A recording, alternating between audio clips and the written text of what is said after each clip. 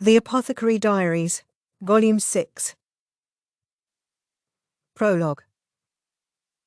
Jinshi stared at the crackling brazier. It was going to be another cold night. Basen put some more coals on the fire. It got bitterly cold in the western capital after the sun went down. The whiplash change from the heat of the day might be enough to make some people take ill. Not Jinshi. He wasn't used to nights in this sandy region exactly, but at the moment he preferred the chill. Jinshi was resting on a couch, a melancholy expression on his face. On the table in front of him, a cup of citrus and honey cut with hot water sat untouched. He was thirsty, but he couldn't bring himself to drink it. He didn't want to relinquish the sensation that still lingered on his lips. He let his fingers brush across his mouth, as if to confirm for himself what had touched them just an hour before. His body was possessed by a combination of heat and gloom that wouldn't seem to go away. He could still see it when he closed his eyes, her face looking down at him, the stars above the only light. He hadn't been able to see her well, and yet it seemed to him he could remember her so clearly. Her eyes, usually languid, were dim, but her mouth glistened warm and moist. A thread dangled from the moistness, and then fell away. It was over, Jinshi saw with a combination of disappointment and relief, and then the regret. His partner was well within her comfort zone. She never blushed, nor looked away in embarrassment, only stared calmly, coldly down at the man beneath her, then licked her lips, sucking in the thread of saliva. She wasn't savouring the afterglow, but simply eliminating all traces, as if it had never happened. Her small body bestrode Jinshi's, easily twice her size, her hand placed over his heart. She could feel his heartbeat, but he couldn't feel hers. What did she think, feeling the way it raced and pounded? It was obvious at a glance. The wind caught her hair, sending ripples through it. Her eyes narrowed, and she looked at him. Her alluring lips arched. My, done already?" she seemed to ask, although she said nothing. Her smile made clear how much she still had left in her. It meant he had lost. Jinshi's shoulders slumped at the memory. He had tried to make some repast, but the apothecary girl had simply said, "Pardon me," and left as if nothing had happened. She claimed she heard her cousin calling. It was like she had nothing more to do here. She would have been more emotional about a dog bite, or a mosquito bite. Jinshi heaved a sigh as he returned to reality. "I knew it, sir. You're not feeling well, are you?" said his attendant, Basen. If Jinshi said he was feeling fine, Basen would only press him about whether something had happened. And if he said he was indeed feeling unwell, Basen would probably take it upon himself to nurse Jinshi back to health and never leave the room. There were moments when Jinshi wished to be alone. He always wondered why Basen hadn't inherited his father Gaoshen's intuition for that.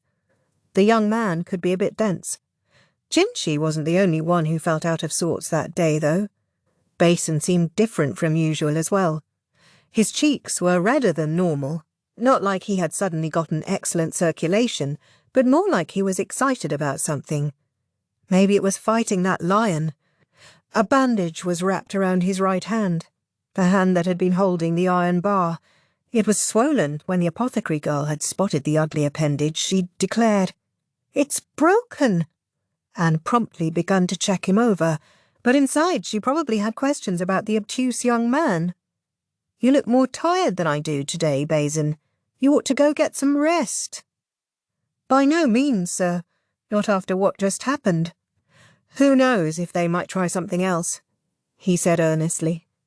Jinshi really wished he would take a hint. Jinshi picked up the honey water, but didn't drink it, just let it warm his hands. Even if he'd changed into his sleepwear and gone to bed, Basen probably still wouldn't have left. There was another couch in the room with a cushion that could double as a pillow if need be. Jinshi couldn't sleep, and it seemed Basen couldn't either. Was it the adrenaline of fighting a large animal? Or was it something else entirely? It was more than just the customary furrow in his brow. Basen's lips were twisted into a frown. Some memory seemed to flit into his mind, and each time he would blink, then shake his head suddenly as if to get rid of it. It was very suspicious. One of the strange things about humans is how they become calm when someone else is struggling worse than they are. Junshi let out another deep sigh. He couldn't go on like this. The night's banquet might have been over, but there were still more meetings tomorrow. He resolved to find some equilibrium. He recognized, though, that being alone would not be the best way to get his thoughts together. Instead, he said, "Basen." "Yes, Master Junshi." Basen replied, using Junshi's assumed name. That was easiest for Junshi. If Basen wasn't going to call him by his true name, as he had when they were children, then this was the next best thing. "Have you ever succeeded in bringing someone around?" Frankly, Basen was not a very good choice to talk to about such matters, but Junshi wasn't looking for a serious response. He could answer his own questions. He just wanted to talk out loud so he didn't sit there with his mind going in circles.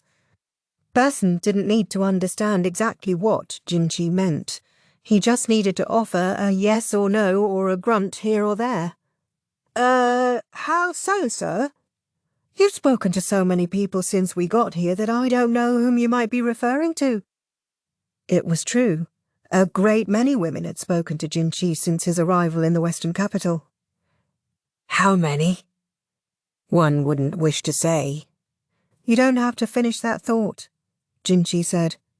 Basen's brow wrinkled. "I'm not in your position, sir, and I don't have much experience in such matters. Though in the future I may find I gain some, whether I want to or not."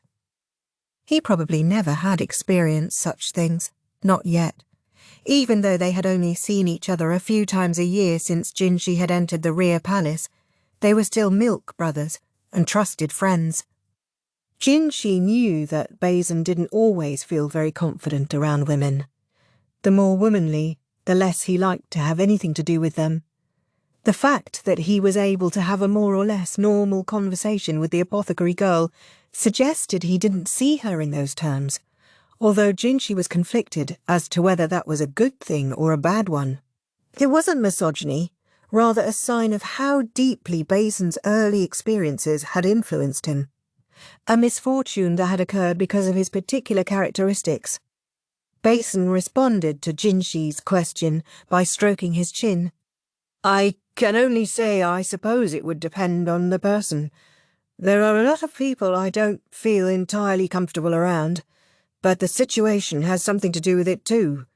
How confident and competent the other person is can affect the flow, and vice versa. And you have to deal with so many people at once, Master Junshi. Isn't it a strain?" "So many at once? I think you're overestimating me." Junshi hadn't expected quite such a direct answer. He smiled sardonically to hear himself described as if he were crazed with lust. Come to think of it, Basen had been going to the pleasure district in Garshen's place a lot lately. Had he managed to gain some experience? Junshi knew what a cunning saleswoman the madam of that brothel could be. She might well have tried to give Basen the hard sell. Junshi looked at Basen, conflicted. The Verdigris house was a high-class brothel with excellent courtesans, and Basen idealized women, even if he wasn't very good at talking to them. The educated and very firm-handed ladies at the Verdigris house might be surprisingly congenial for him.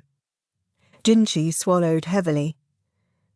"Basen, did something happen at the Verdigris house?" "What's this all of a sudden?" Basen asked, startled. The man was a bad liar. Quite frankly, he was a less than ideal adjutant when it came to politics. But that aspect of his personality was exactly what allowed Junshi to relax around him. "Nothing happened," Basen insisted.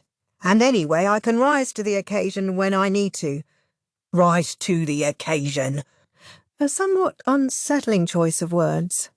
But yes, Basen could indeed do what he had to do, when he had to do it. Jinshi was willing to acknowledge that much. He swallowed again, realizing he would have to rethink how he saw his milk brother once more. "What brings this on, Master Jinshi? Did something happen with you?" "No. It's simply that there's someone I would very much like to triumph over," Jinshi said, although he had to struggle to get the words out. He was nowhere near smooth enough to handle so many women at once, and he wanted to avoid inflating Basen's opinion of his abilities any further. He went on, "I'd gotten the idea that I knew how to play this game. This someone can be rather elegant, but in practice I'm supposed to be the superior, and perhaps I trusted too much to that. That illusion was thoroughly shattered tonight, and it's left me feeling quite pathetic. He might not always have a great deal of confidence, but he'd at least had some. He couldn't count how many women had come on to him in his 6 years at the Rear Palace, and it had given him the more than a little conceited belief that he could make them dance in his palm." Basen was looking at him with a hint of amazement. "This person must be quite skilled, sir, to make you say that." "Yes!" At least Basen didn't seem to realize whom Jinshi was talking about. "Thankfully, we fought over something minor," he said. "I started a fight, and I lost it." Basen looked puzzled for a second, but then he said, "Ah," as if it all made sense to him. "You lost, sir? Ah, so that's what you mean. A sparring partner, sir. What a bore they must be." He could be perceptive at the most surprising moments. Perhaps it would sound insulting to suggest Jinshi was startled to realize Basen even knew what it really meant to be rivals in love. But that Rigason, that was his name, right? He might look like just another pretty face, but he wasn't to be underestimated. He was a direct subordinate of the strategist, Lacan.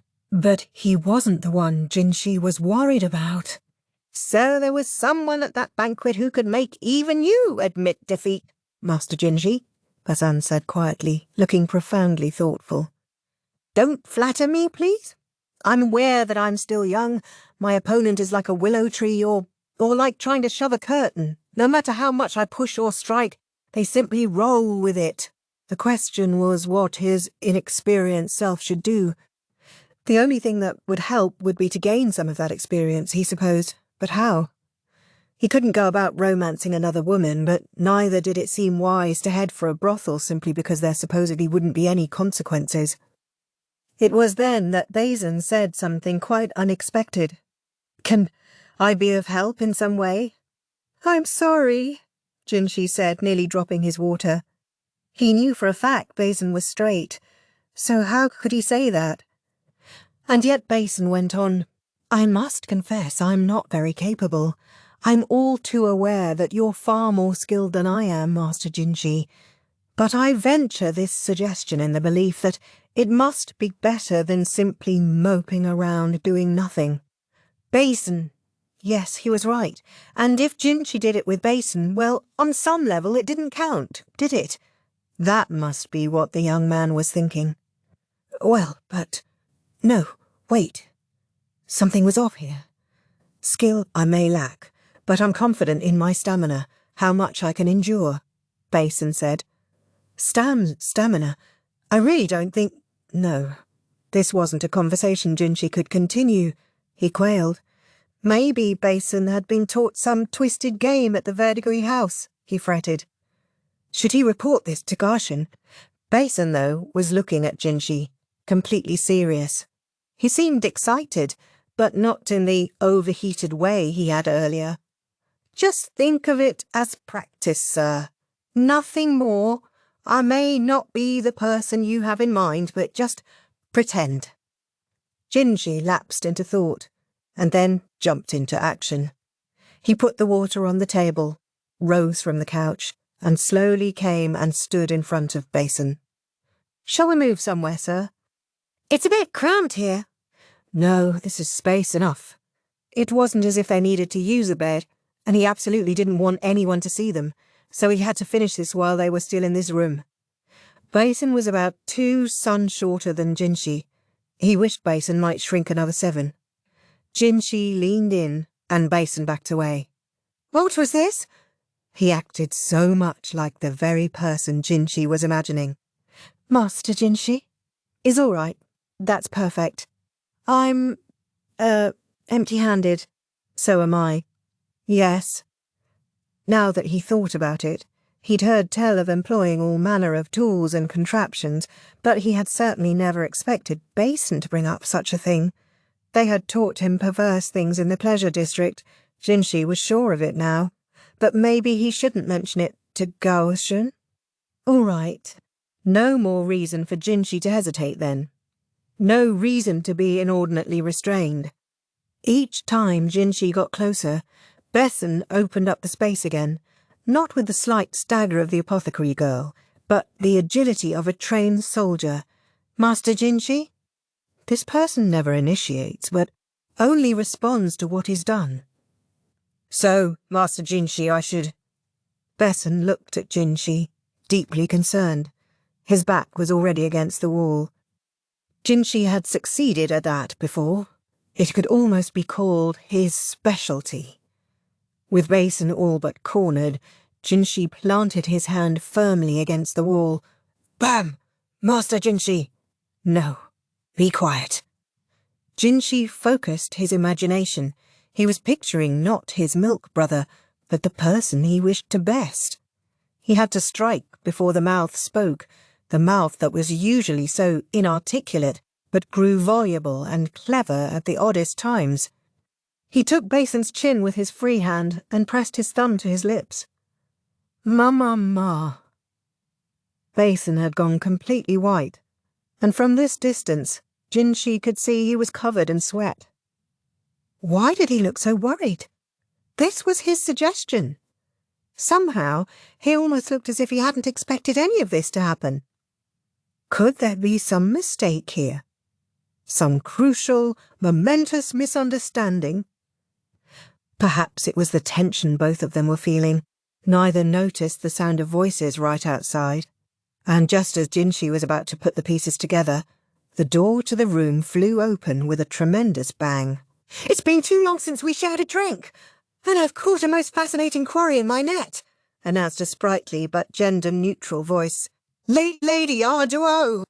Cried a guard outside, but the lovely person in men's garb was already pushing past him into the room. The odour of alcohol came with her. She seemed to have been sharing a drink with herself before she'd thought to invite Jinshi. She'd been like this ever since the rear palace, always trying to get him to drink with her. Maybe she was a little soused, because the way she entered the room was, well, forceful at best, and the moment she had chosen was an awkward one. Jinshi was almost on top of Basen, who was pinned against the wall with Jinshi's fingers brushing his lips in what was unmistakably a lover's caress. Basen was sweating, and his face was completely bloodless. The two guards who had come in trying to restrain Arduo covered their eyes with their hands and peeked out between their fingers. As for Arduo, her eyes went wide and her mouth dropped open. Ah, she said. That's right. You don't have to choose a flower. I guess I was mistaken. With that, she backed out of the room and politely shut the door. Neither Jinshi nor Basen said anything, but after a moment of silence, the darkened Yu manor was filled with the sounds of two men shouting at each other. Chapter 1. The Western Capital, Day 4. The sunlight that got past the curtains pried open Maomao's heavy eyelids. The bed complete with fancy canopy, the bright, clear air and the elaborate furnishings reminded her once again that she was not in her house at the capital. Want more sleep. She sat up, rubbing her eyes. Nights were so cold that she slept under several heavy blankets and some sort of pelt, but once the sun rose, it got awfully hot. Already one of the layers was on the ground, and Maomao's feet were kicked out from under the covers. She thought she'd heard shouting in the middle of the night.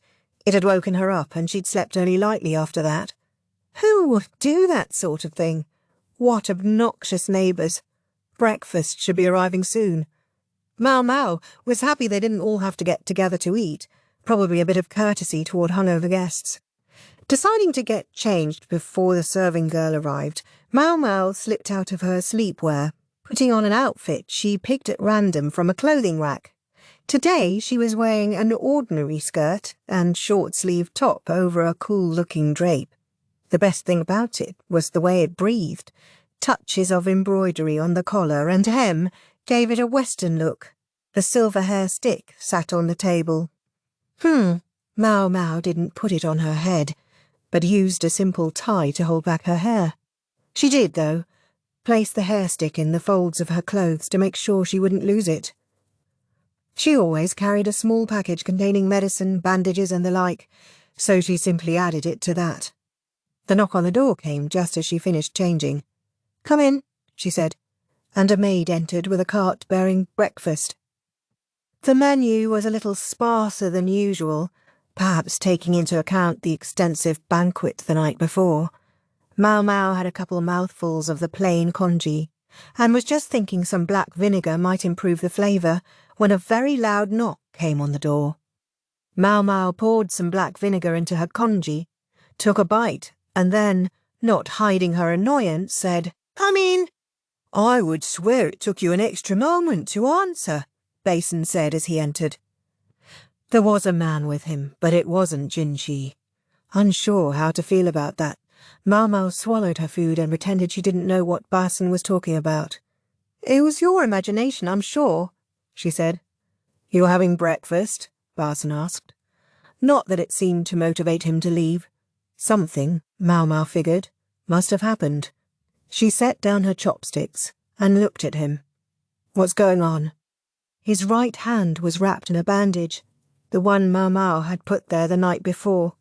He had been so full of adrenaline that even the swelling and the fact that the bone was broken hadn't seemed to bother him. There was dents, and then there was dents. Basen took a breath, then produced a cloth package from the folds of his robe. He set it on the table and opened it to reveal another package, this one of oil paper. No sooner had he unwrapped it than Maomao's nose prickled and she started back. The offensive odour came from a ceramic jar in the packet. "Is that perfume, by any chance?" she asked. She'd smelled it before. It was the stuff that had been spilled all over Consort Lishu at the banquet. "Where did you get this?" "Funny you should ask," Basen said. His expression was conflicted. He was obviously suppressing a flash of anger. "Lady Arduo brought it to us." "And where did she get it?" "She said one of her bodyguards found it, late last night. A serving woman of Consort Lishu's half-sister had it. She was out walking when for some reason a stray dog attacked her, and the guard happened to help her." "Just happened to, eh? What were the chances the guards being there had really been coincidence? Even so far from the capital, why would a serving woman be out and about by herself? The logical inference would be that, in fact, the guard had been sent to tail her because Arduo was suspicious of her. But there was no reason to specifically say that out loud. The mongrel seemed inordinately excited, and despite the presence of other people, it completely ignored them. It made a beeline for this serving woman. "You're saying this perfume was the reason for that?" Maomao pressed a cloth over her nose and picked up the jar. Ceramic ware wasn't that unusual.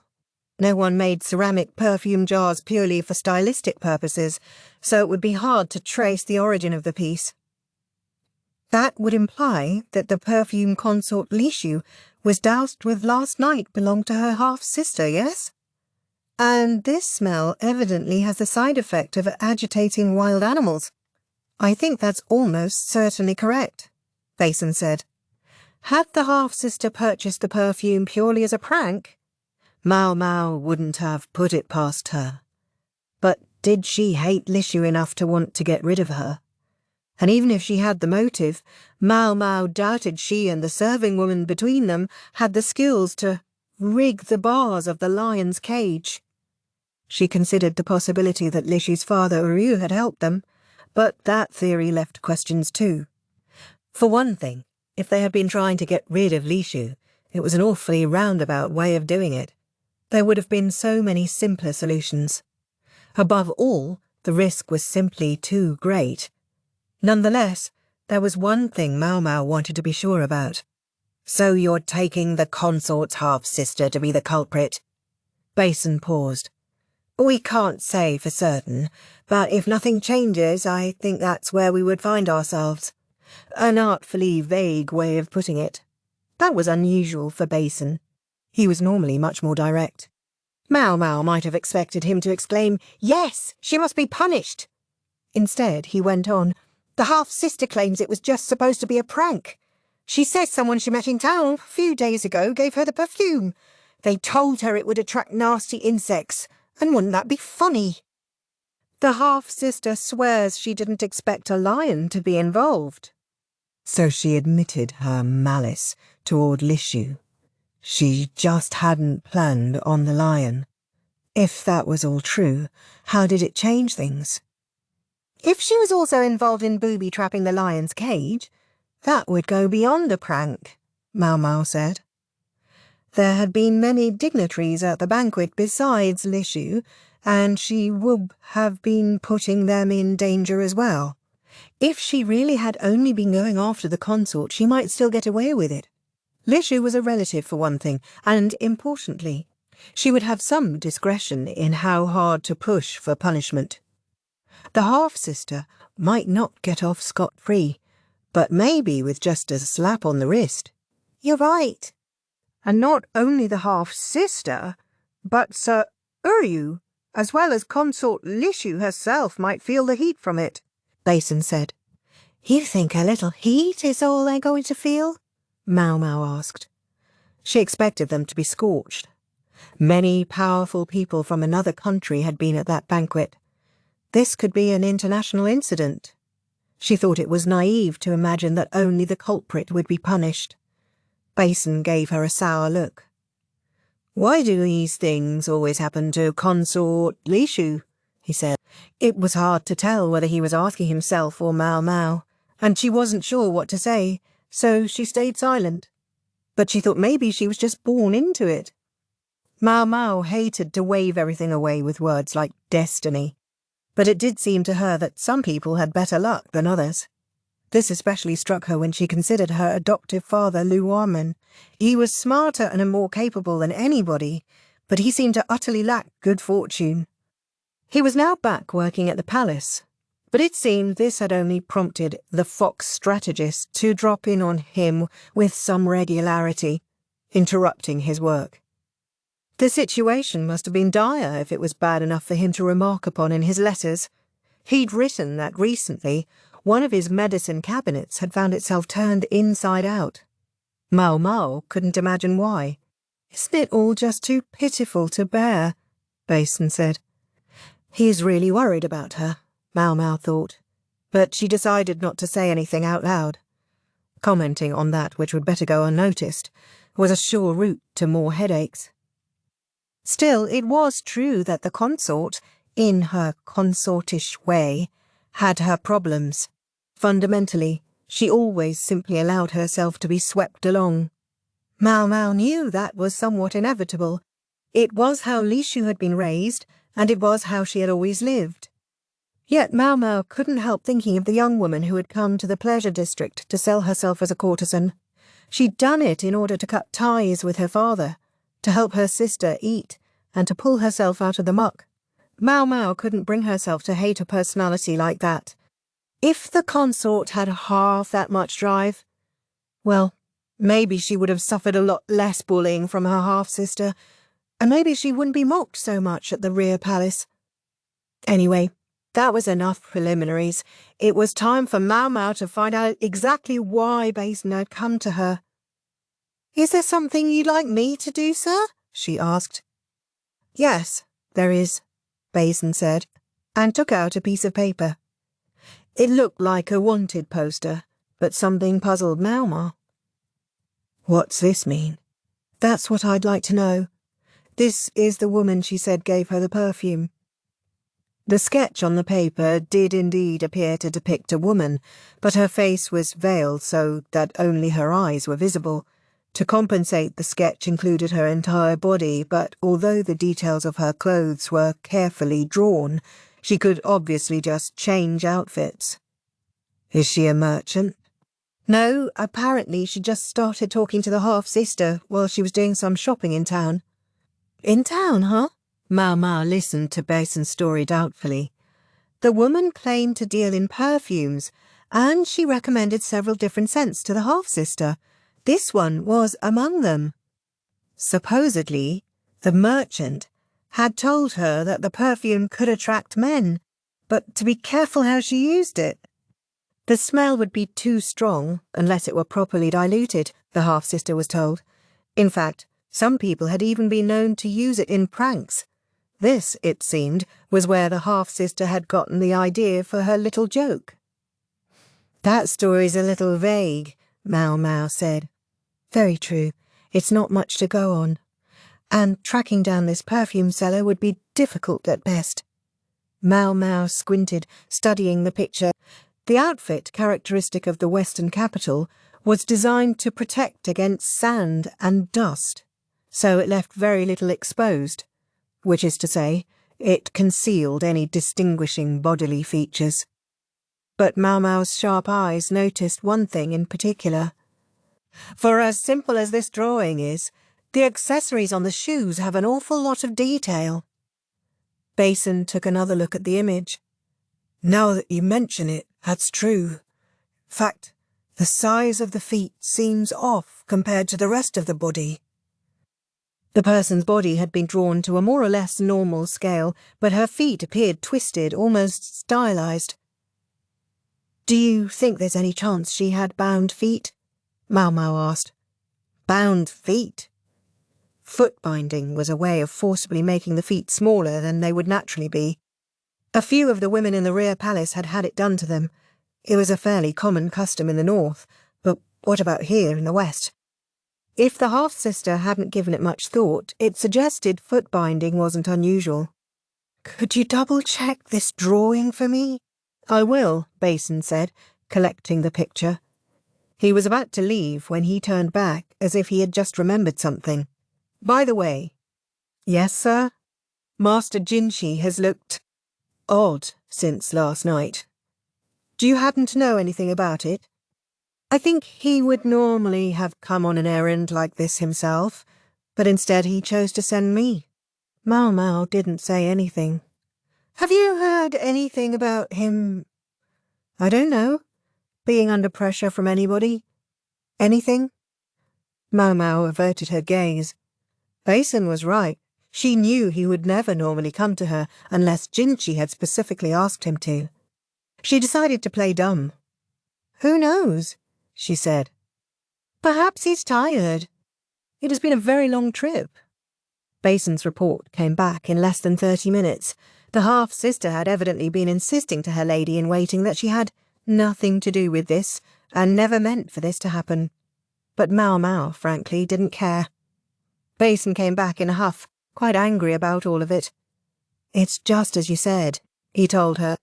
The woman had indeed had bound feet, and had been wearing special shoes because of it, a distinctive detail that stuck in the mind, and which the half-sister had subconsciously emphasized as she described the woman for the artist, even if she never specifically said that the woman had bound feet.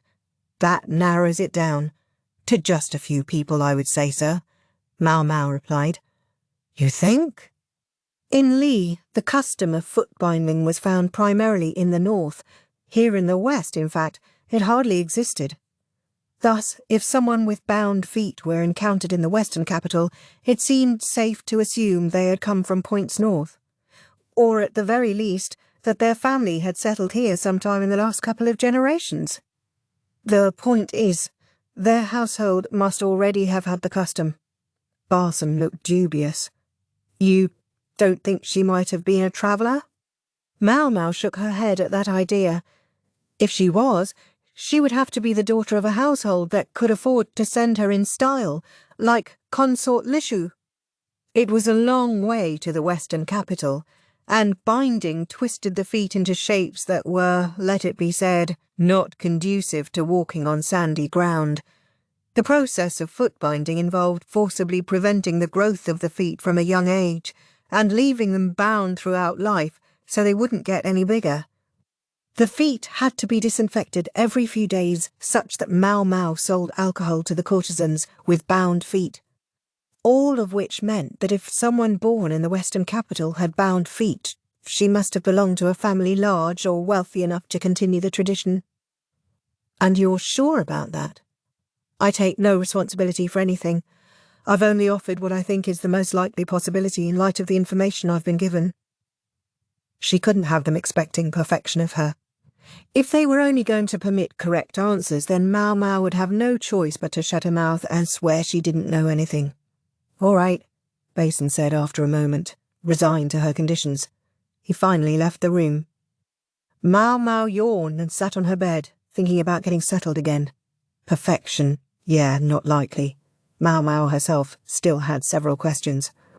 Would Lishu's high-handed half-sister deign to speak to someone she had only just met, let alone buy something from them? And how had this mysterious seller known about the half-sister? It was a little too neat for mere coincidence. Whatever. Maomao decided to go ahead and get some sleep. She was so tired, she could barely make her brain work. She lay down, but the hair stick at her chest nudged against her.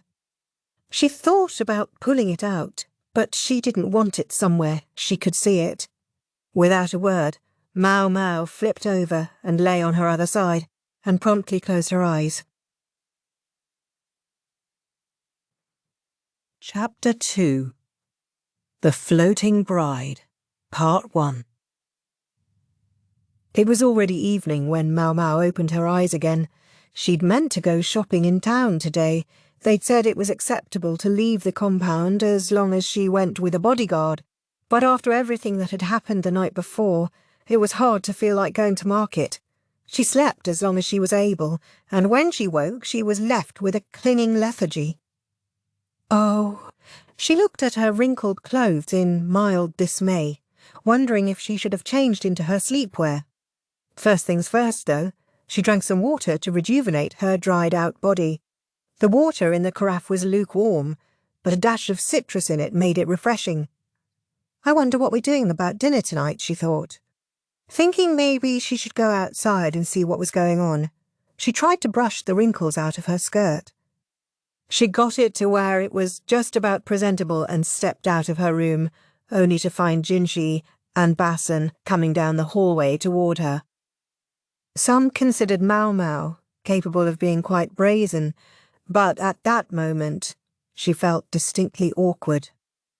The night before, having done what she'd done to Jinshi, she then excused herself on the pretext that she heard Lahan calling her, but that didn't mean she could try to hide back in her room now.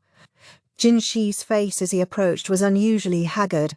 He had a furrow in his brow worthy of Gautam, and his gaze was fixed. On Maomao, it seemed. The look lasted only for an instant, before his usual calm expression returned. Basen, though, was looking at Jinshi with distress. So something was up. Jinshi came toward her with footsteps that sounded inordinately loud. What do I do here? Maomao wondered, but there was no time to think about it. The most she could do was to treat him normally. She bobbed her head in a polite nod and said, "Is something the matter, sir?" Typically the appropriate thing for a serving woman would be to speak only after Jinshi had spoken to her, but Maomao judged that it might be best for her to talk first at this moment. Jinshi's mouth twisted, a conflicted look passing across his face, but it was hard to say if anyone else noticed it. "I know it's sudden, but I want you to change and come with me," was all he said, and then he swept past her. Behind him came several serving women, holding up a box with a change of clothes and bowing their heads deeply. "Yes, sir," Maomao replied. Under the circumstances, it was the only thing she could say. After she'd changed, she was hustled into a carriage. Jinshi and Basen, also in fresh outfits, were already inside. Maomao glanced around. She'd spent most of her time here in Lahan's company. Was it all right for her to act on her own with Jinshi and Basen? "It was I who called you here, you see," Jinshi said. Considering that our schedules were aligned for this very purpose, we could hardly not go. However he might be feeling about her, he at least had the wherewithal to talk normally to her. She was glad he was adult enough for that, but she couldn't help feeling there was something lurking behind his "it was I." "And where are we going, sir?" "To a wedding banquet for a certain household." Another banquet. Well, apparently this was part of the job. I had intended to refuse, but the host insisted, this being such a joyous occasion. "And besides—" "Yes, sir?" Junshi gave Basen a significant look, and he pulled out the wanted poster he'd shown Maomao earlier. "I gather that the family of the young woman to be married originally came from the north. They were one of the houses charged with ruling this area after the destruction of the Yi clan. The Yi clan had governed these lands once, until they were exterminated in the time of the Empress Regnant. That would mean this family had been transplanted here several decades before. The young lady's feet are bound, Junshi informed her, as she'd suspected. Was there no one besides this young lady? That was something Maomao wanted to be particularly sure about. She couldn't go accusing people of being criminals on nothing more than an assumption. "Several," Junshi said. "One of the young woman's ladies in waiting, for example. The real issue is whom the woman is getting married to. They say he's from Shao." "I see. It was a delegation from Shao that had brought the lion, and perhaps who had rigged the cage to break. Most importantly of all, the young woman is to set out on a journey tomorrow. Today, they would hold the marriage feast, and then the next day she would set out for her husband's country. That seems rather hasty, or rather deliberate." So apparently they wanted Maomao to find some kind of proof of wrongdoing. "And if I'm unable to find anything, we'll have to come up with another way. My stay here may be extended." The desire to avoid that was written on Junshi's face. He'd already been away from the capital for close to a month, and the work the Emperor's younger brother had to do would have been piling up all that time, yet they had to find this culprit. This could also adversely affect the Yu clan, and I'd like to avoid that. "I'm not confident I'll find anything," Maomao said. She wanted to be clear about that much. "I understand." Junshi turned to gaze out the window and didn't look at her again for the rest of the ride. They arrived at another mansion built near an oasis. The style was rather different from that of Empress Gyokyo's family home. This building looked more like something that might be found back east. The building itself, and the garden it boasted, wouldn't have looked out of place in the capital. As they went to the gate and proceeded down a flagstone path, they found water flowing by on both sides. Willow trees swayed gently, making the place look refreshing, while open-air pavilions with vermilion posts and yellow roofs dotted the estate. There was a large pond in which lotus leaves floated. The surface of the water rippled occasionally, and each time a pebble fell into a canal, there was a splashing of fish. Carp? Carp were a hardy species, but Maomao was impressed the household was able to keep them in such a desiccated environment. Was this house left behind by the Yi clan? Junshi wondered aloud. If these people had been sent to replace an annihilated clan who'd lived in the lap of luxury, they might understandably have simply moved into the extant mansion. It was certainly an opulent place, but there was something sad about it too. Empress Gyokyo's home, Gyokuen's mansion, was lively and bustling. This residence felt subdued. As they crossed the bridge over the lake, they saw someone coming the other direction, bowing obsequiously. "My apologies for being so late in greeting you," the person said. He must have been the master of the house. He was plump, his hairline beginning to recede. Behind him was a woman they took to be his wife. Her feet were small, and her shoes strangely shaped. "I'm sure my daughter will be overjoyed to receive the congratulations of the Night Prince." The Night Prince? Mama wondered. She surmised the term referred to Junshi. Not many people in this land could refer to him by his actual name, but it seemed to involve the character for Moon, hence perhaps this nickname. "If I may welcome you in, then," the man continued, ushering them toward the building. A carpet had been laid out in the pavilion, and a small boat and lanterns floated on the lake. It was only dusk now, but when darkness fell, it would look eerie. "Hey, this way," Basen called to Maomao. Jinshi was seated beside the master, while next in line sat Gyeokuan, apparently also an invited guest of the wedding. "We pushed the matter a little to get you here," Basen explained, apropos of the seating. "That's really where Consort Lishu should have been. That's why you're a ways off. I'll have a lady-in-waiting assigned to you. Use her if you need anything." So that was why Maomao's seat appeared to have been prepared in haste. A woman who certainly did look like a lady-in-waiting appeared from behind Basen as if it were the most natural thing in the world. There were several other women there besides Maomao, but all of them had large, healthy feet. One of the seats of honour was occupied by a middle-aged man with hair that almost shone and sharp, angular facial features. A foreigner. In the other seat was a young woman wearing a veil over her head. Dressed all in white, she sat as still and silent as a doll. "Is that her?" Maomao thought. She looked pliant enough, but it could be an act. Resisting the urge to go for the alcohol, Maomao drank some juice. It was somewhat unusual to hold a banquet like this outside at night, but the food and the music all seemed basically familiar. Maomao was frankly tired of banquets, and she didn't feel the need to appraise this one very thoroughly. She was just going to enjoy some good food and keep an eye on the bride. Oh, what's going on here? Since they'd brought Maomao along, she did feel she ought to find something for them, but so far she hadn't had a single chance to act. First one person had spoken to her a little while before, and then it was like the dam had burst. People wouldn't stop talking to her. Why? Because she was Jinshi's companion, she surmised. Everyone was smiling and sipping wine, but deep in their eyes the emotions burned. Ambition in the eyes of the men, jealousy in those of the women. It wasn't lost on Maomao that this could be why Jinshi had brought her along, to show her what it was like to attend a function with the Emperor's younger brother, and not as his serving lady, as she'd done before. Ugh, no. Was it selfish of her to wish he would just act normal, not let the events of the previous night change how he treated her?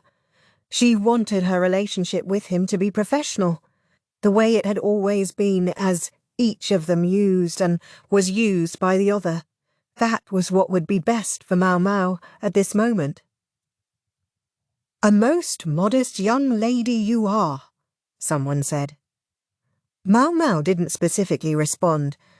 A veil covered most of her face, and she did a lot of her talking through the serving woman who had been assigned to her to help ensure she didn't say anything untoward. The nasty edge of pleasure district talk had re-entered her speech lately, after all. If that's how it looks to you, fine, she thought. She let her gaze wander to the seats at the centre of the banquet, to discover that somewhere along the line, the bride had disappeared. Maomao's lady-in-waiting seemed to sense where her attention had gone, for she whispered in her ear, "I gather she's gone to freshen her makeup." Maomao got up, thinking she might use the restroom herself, but she was trapped, surrounded by people who couldn't seem to take a hint. She glanced over at Jinshi and Basen, who appeared to be in the same situation. Basen was glumly receiving pours of alcohol from various women. Perhaps it would have been ungenerous to press him about whether his face was red from the drinks or for some other reason. As Maomao was busy trying to think of a suitable excuse to get out of there was a great boom. She turned to find everyone around her looking toward the source of the noise. The lantern-laden boat on the lake was shining brighter than ever. Fireworks were flying across the water, obviously the source of the noise. So the evening had been set to include fireworks. "Ah, gorgeous! I love it!" a drunken man proclaimed, working his way unsteadily out of the pavilion. He waded into the pond, What was he thinking? And grabbed one of the carp with both hands. Gorgeous! I love it! I wish this were snapper, but I won't carp about it. It was a terrible joke, but in any event he gave the fish to a friend and said, "Would you have this cooked up for me?" The servant obviously wasn't sure how to respond to that particular request, but was rescued by the head of the house, the father of the bride. "Hey, you," he said. "I know this is a joyous occasion for your niece, but that's no excuse to go making an ass of yourself. Everyone's looking." "Hello, elder brother. No, it's all good." The Night Prince must be appalled. Jinshi, the one who had suddenly been invoked, was smiling. Merely a polite smile, no doubt, but it was enough to enrapture all those around him who, despite his injury, still felt he reminded them of a celestial nymph. I do pity that poor fish. Why not put it back?" he said. The party had become a free-for-all, notwithstanding the presence of the Emperor's younger brother. Such a scene would have been unthinkable in the capital. Everyone was smiling and laughing at the exchange. The carp was returned to the pond and somehow escaped without being cooked that evening. Still, it couldn't have been easy for the fish.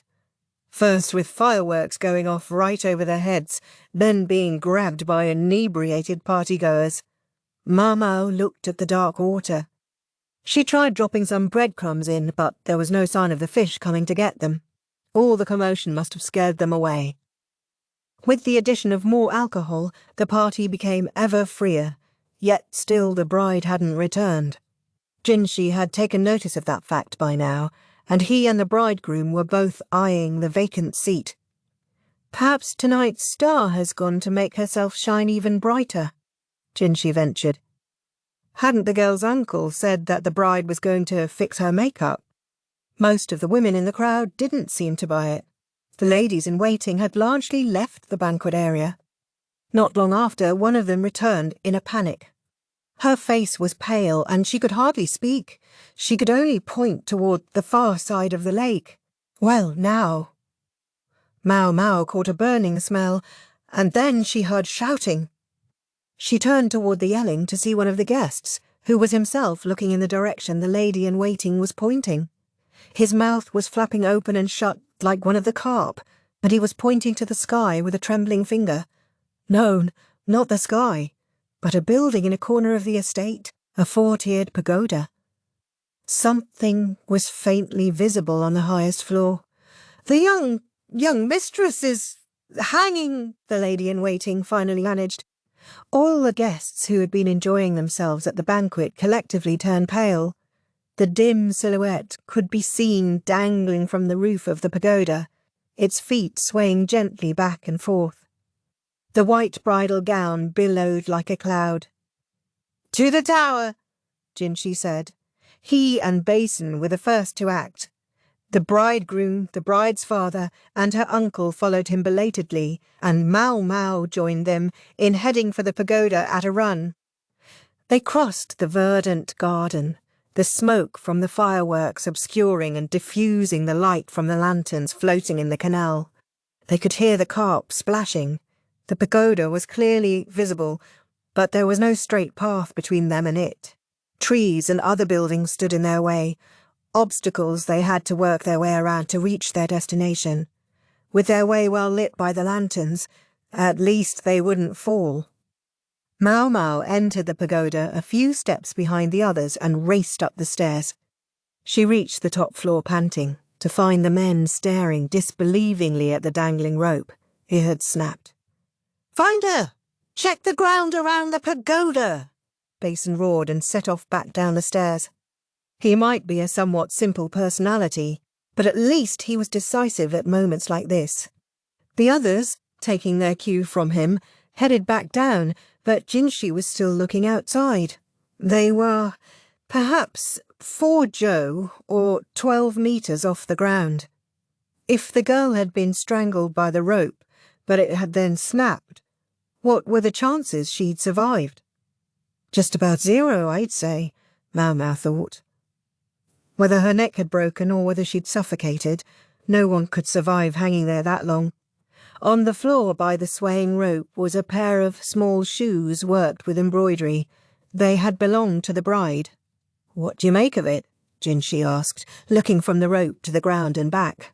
The rope was tied under the eaves, and the other end had snapped off. Looking down, they could see the roofs overlapping.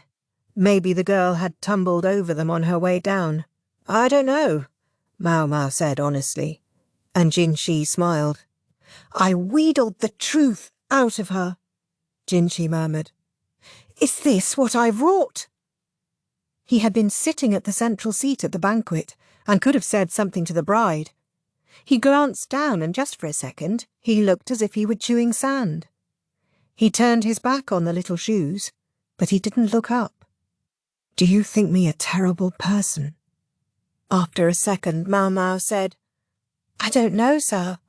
Jinshi had only done his job. Somebody would have had to sooner or later, or the culprit would have fled to the west, and they had to avoid that. Unable to think of anything else to say, Maomao remained silent. Finally, Jinshi said, "Let's go," and his voice was cold. "Yes, sir." Maomao descended the steps slowly, nursing a question as she worked her way down the steep staircase. It wasn't long before they found the bride, but she was in no shape to be seen. Her white robe was singed. Her arms and legs, bent at unsettling angles, were likewise blackened, and her head had been broken open. But they found the rope around her neck and recognized her small, misshapen feet. "Little sad in the form." She had been soaked in lantern oil that had then been set alight. It was more than enough to make the intoxicated guests feel very sober indeed. Chapter 3. The Floating Bride, Part 2. "If it's not one problem, it's another, isn't it?" Duo said darkly. Originally, she and Maomao had planned to go shopping today, but after the events of the previous night, this would be another day with no sightseeing. Maomao had been looking forward to discovering what unusual things were on offer in the western capital, but it was not to be. Instead, she was dressed in sombre clothing. Of all the things she'd thought might happen on this trip, she had never imagined she would be attending a funeral. "I have to admit, I'm not sorry that it means no banquet tonight, but I wish it were under other circumstances," Duo said, sipping her tea. So it wasn't just Maomao who'd been feeling the strain of the nightly parties. Only she, Duo, and Suirei were in the room at the moment, which was why Duo could make a somewhat indiscreet comment like that. Suirei was permitted to go without her minder while in Duo's company, but Maomao doubted the reserved young woman found it exactly relaxing. Duo, for one, loved amusements, entertainments, and interesting things, so she was probably forever teasing the eternally serious Suirei. Cornered until she felt the only way out was to kill herself.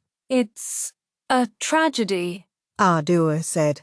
"Suicide." That had been the official conclusion. A note had been found in the young woman's personal chamber, stating that the reason for her death was distress at the idea of moving to a faraway foreign land. The boisterous mood at the banquet had chilled immediately, and the groom was beside himself when he saw the note.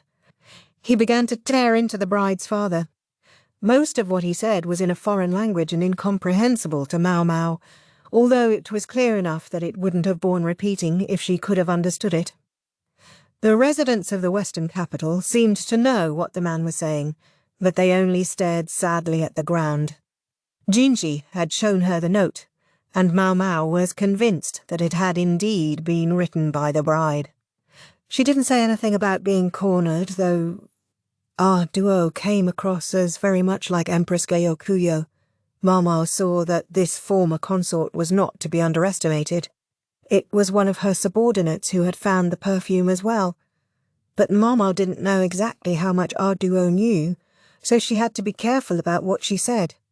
Here was how it looked, distraught by her marriage.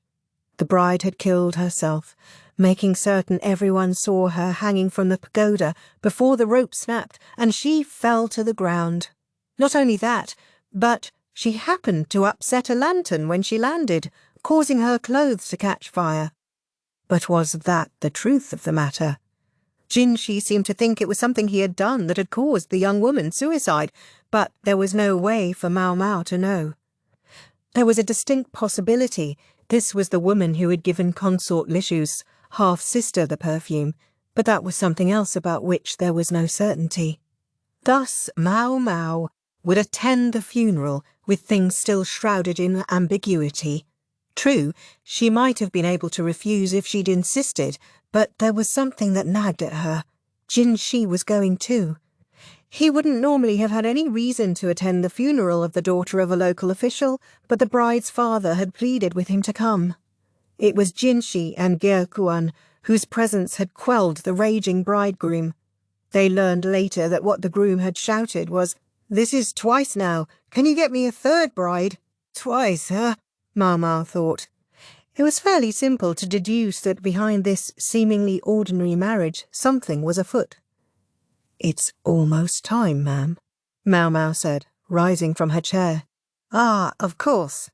Duo set down her tea and glanced at Maomao. "Incidentally, if you'll forgive me." "Yes, ma'am." Maomao looked back at her with curiosity. It was an unusually reserved way for Duo to speak. "If the Night Prince is going, I suppose that attendant of his will be with him, yes?" "I should think so." They were referring to Jinshi's aide and bodyguard Basen. He'd broken the fingers of his right hand when he struck the lion, but at the time he had been so totally worked up that even the fact that his fingers were pointing in unnatural directions couldn't overcome his frenzy. "Are we sure about him? I've heard he's Gao Shun's son. What's your read on him?" After a second, Maomao said, "I believe that's for Master Jinshi to decide, and not my place to comment on." Basen's physical prowess certainly left nothing to be desired, but personally he still had some growing to do. Though admittedly Maomao's opinion of him in that respect might have been coloured by having seen Gao Shun at work. Anyway, she tried to be optimistic. It wasn't like Basen was Jinshi's only bodyguard or personal aide. So it would be fine, right? You really don't feel you're in a position to say anything? Duo looked grim. Suire poured fresh hot water into Duo's empty cup. "No, Mom. It's not something I have any influence over." "Understood." Mama left the room, casting a mystified glance at Duo as she went. This was the sort of thing a family might usually have wished to handle quietly, but with the young lady's death having been such a public affair, the funeral could hardly be a private one. As the family's estate came into view, they could see a river of white-clad women streaming into it. Wailing women, to judge by their veils. "Quite a few of them," Maomao observed. "There were wreaths of flowers all over, as well as servants coming out with heads bowed to meet the guests." Maomao wasn't certain that the custom of wailing women existed here in the Western Reaches, but the family had bound the young woman's feet, so they might well observe funerary customs in the manner of the capital as well. At the reception desk, the number of wailing women was confirmed, and they were given wooden tags that served as identification. "Come on this way. Let's go," a servant said, and the women followed him. This time, Lahan had joined Maomao and the others. Their baggage included money and household goods made of paper. "Don't they use the real thing?" Maomao asked. "Maybe if you're new money," Lahan sniffed. Well then. He hadn't prepared paper items simply because he was a skinflint. It was customary for attendees at a funeral to give money and daily sundries made of paper, which would be burned to ensure the deceased could lead a comfortable existence, even in the next life. Even one stay in hell, it was often said, could be shortened by an infusion of cash. Lahan had grumbled about being left out of the banquet, and only dragged to the funeral, but it was what it was.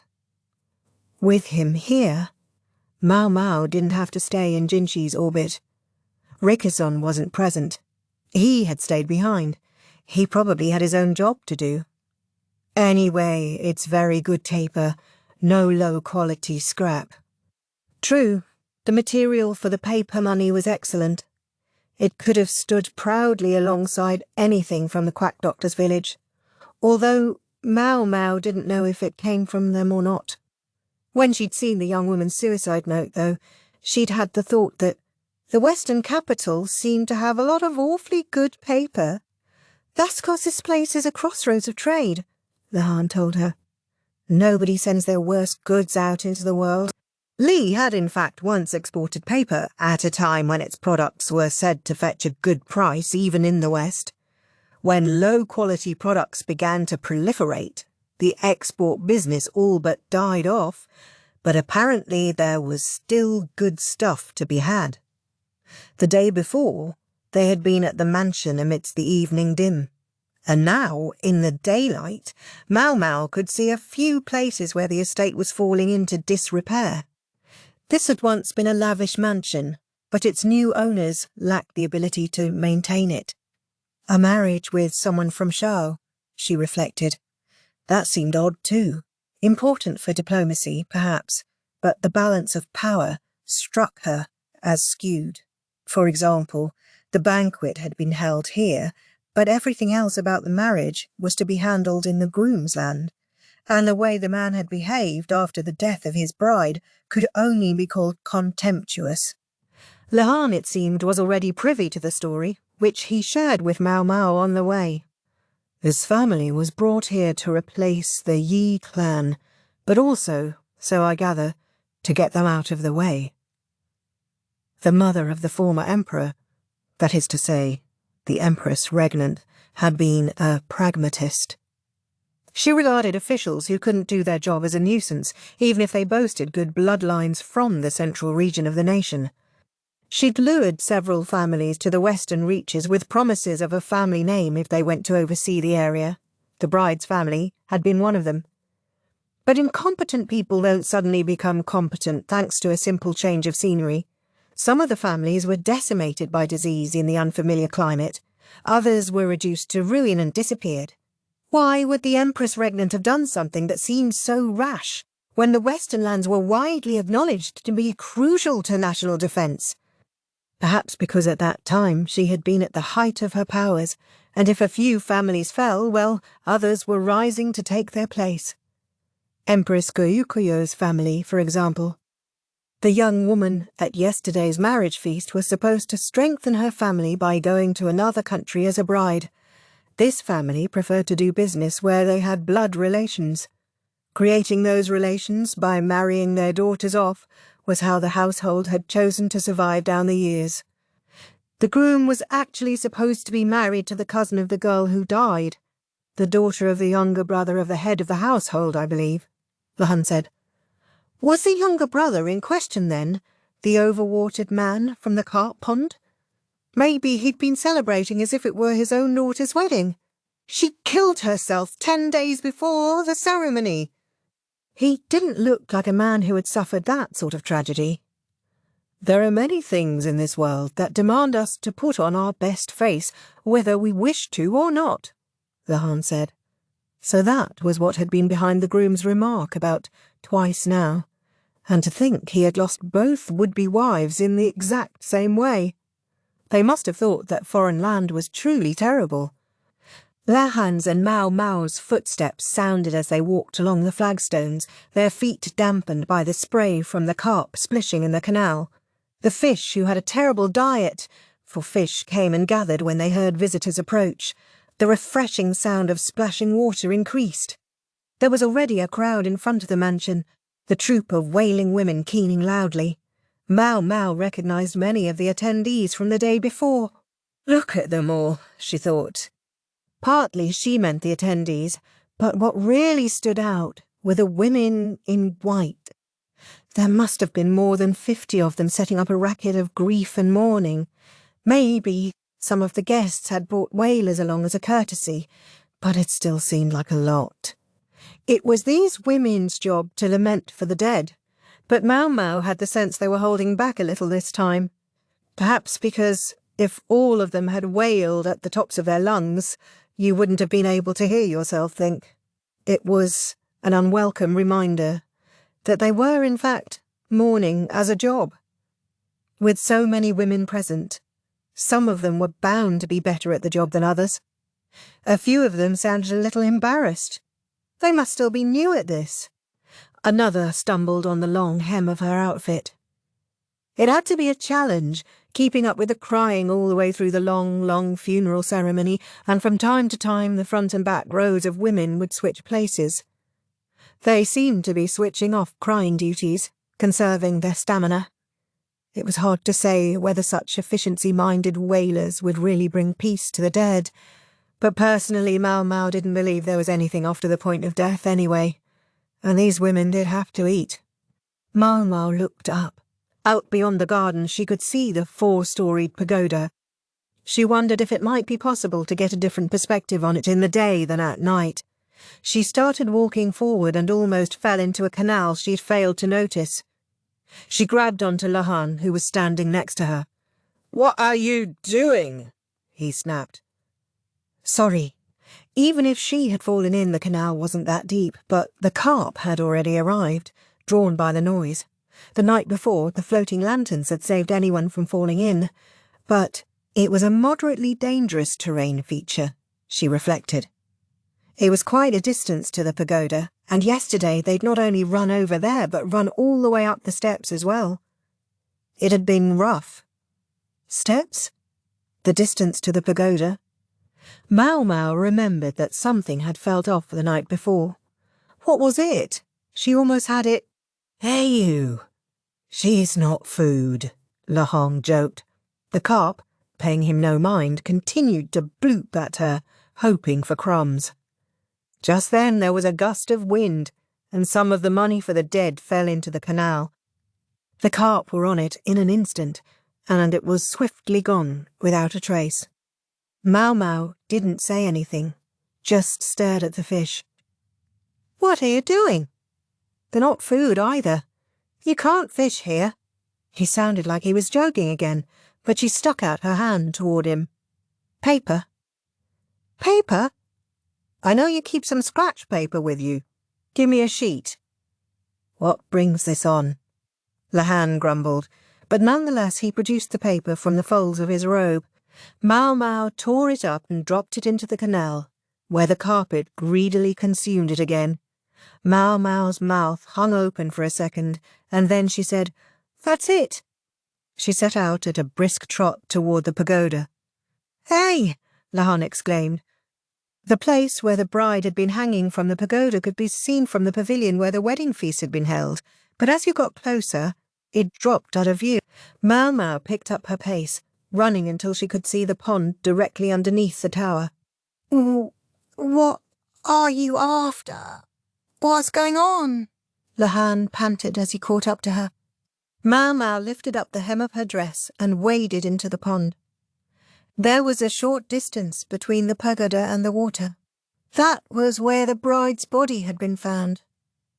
"When a person falls out of a window, Lahan, where do they drop?" she asked. "Down, usually," he said. "Yes, and that was where they'd found the charred corpse.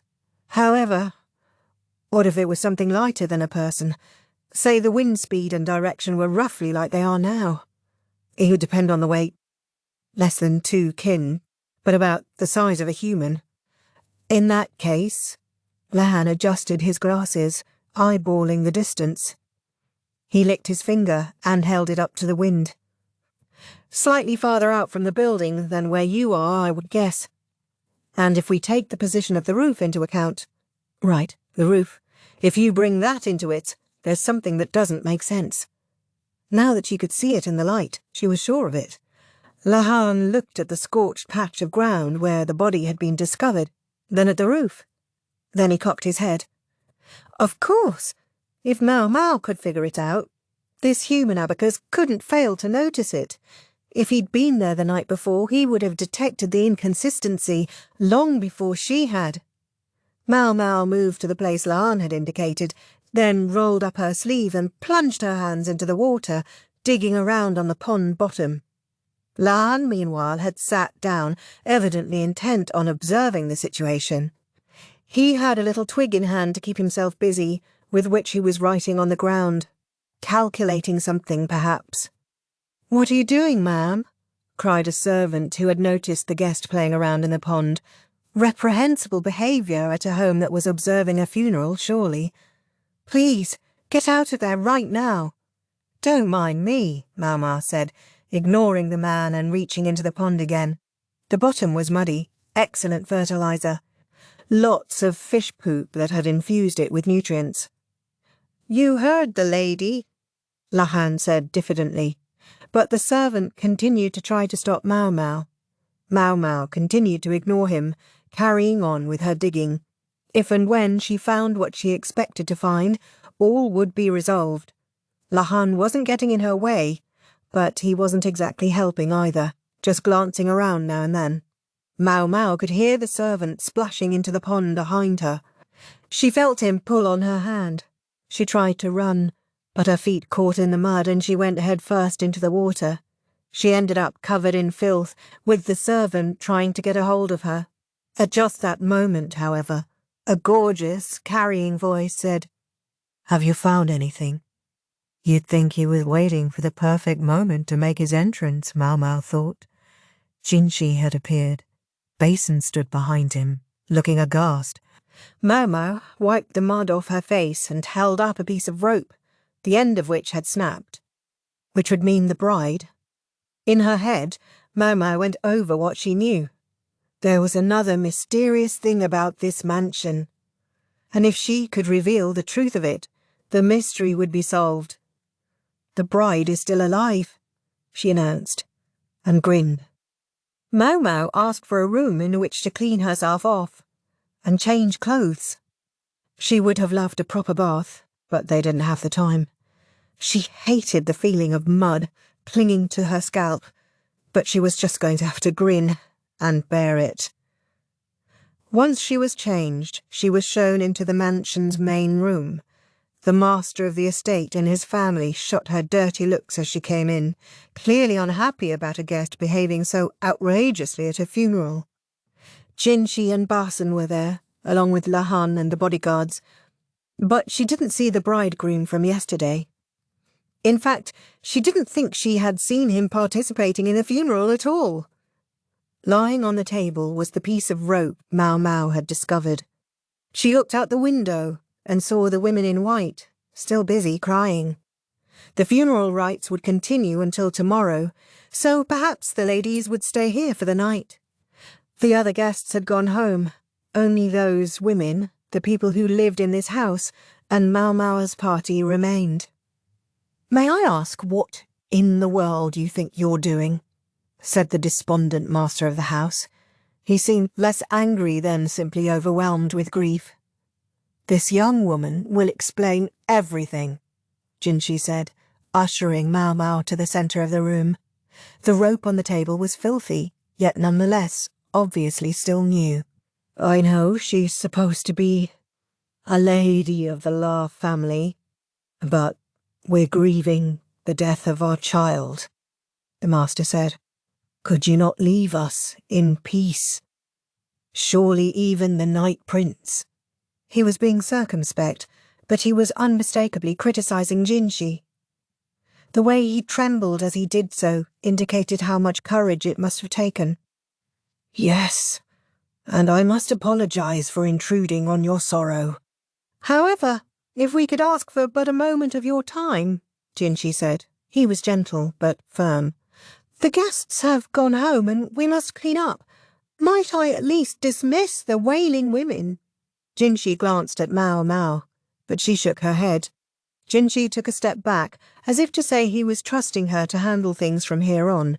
Maomao said, "I would feel the same way you do if the bride had really died." Then she picked up the rope and went outside. "Come with me." "What's this all about?" the host fumed. But Maomao ignored him and went and stood in front of the women in white. The others watched her, perplexed, as she crouched down. "With a hiya!" She grabbed two of the wailing women's robes, flipping them up. The spectators' jaws practically fell on the ground. The sun was strong in these parts, and people kept their legs hidden, safe from its light, so the limbs Maomao revealed were suitably pale. Growing ever hungrier for daikon, she went along, flipping up the ladies' skirts, the women shouting and shrieking. This brings back memories, Maomao thought. There had once been a merchant with questionable taste who had assembled 10 or so courtesans and spent an entire night flipping their skirts up.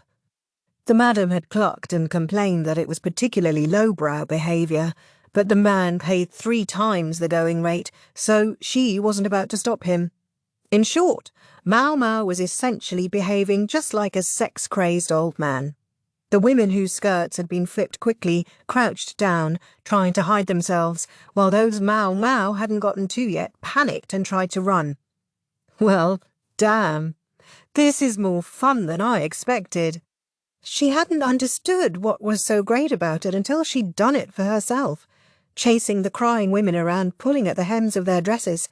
She finally started to understand what that lustful old man had been feeling. Well, that wasn't good. One of the wailing women stood out as not very athletic. She tried to escape but couldn't run, instead tripping and stumbling. Maomao showed no mercy, standing in front of her and flexing her fingers. The woman's shouts echoed around the yard, but Maomao grabbed her skirt.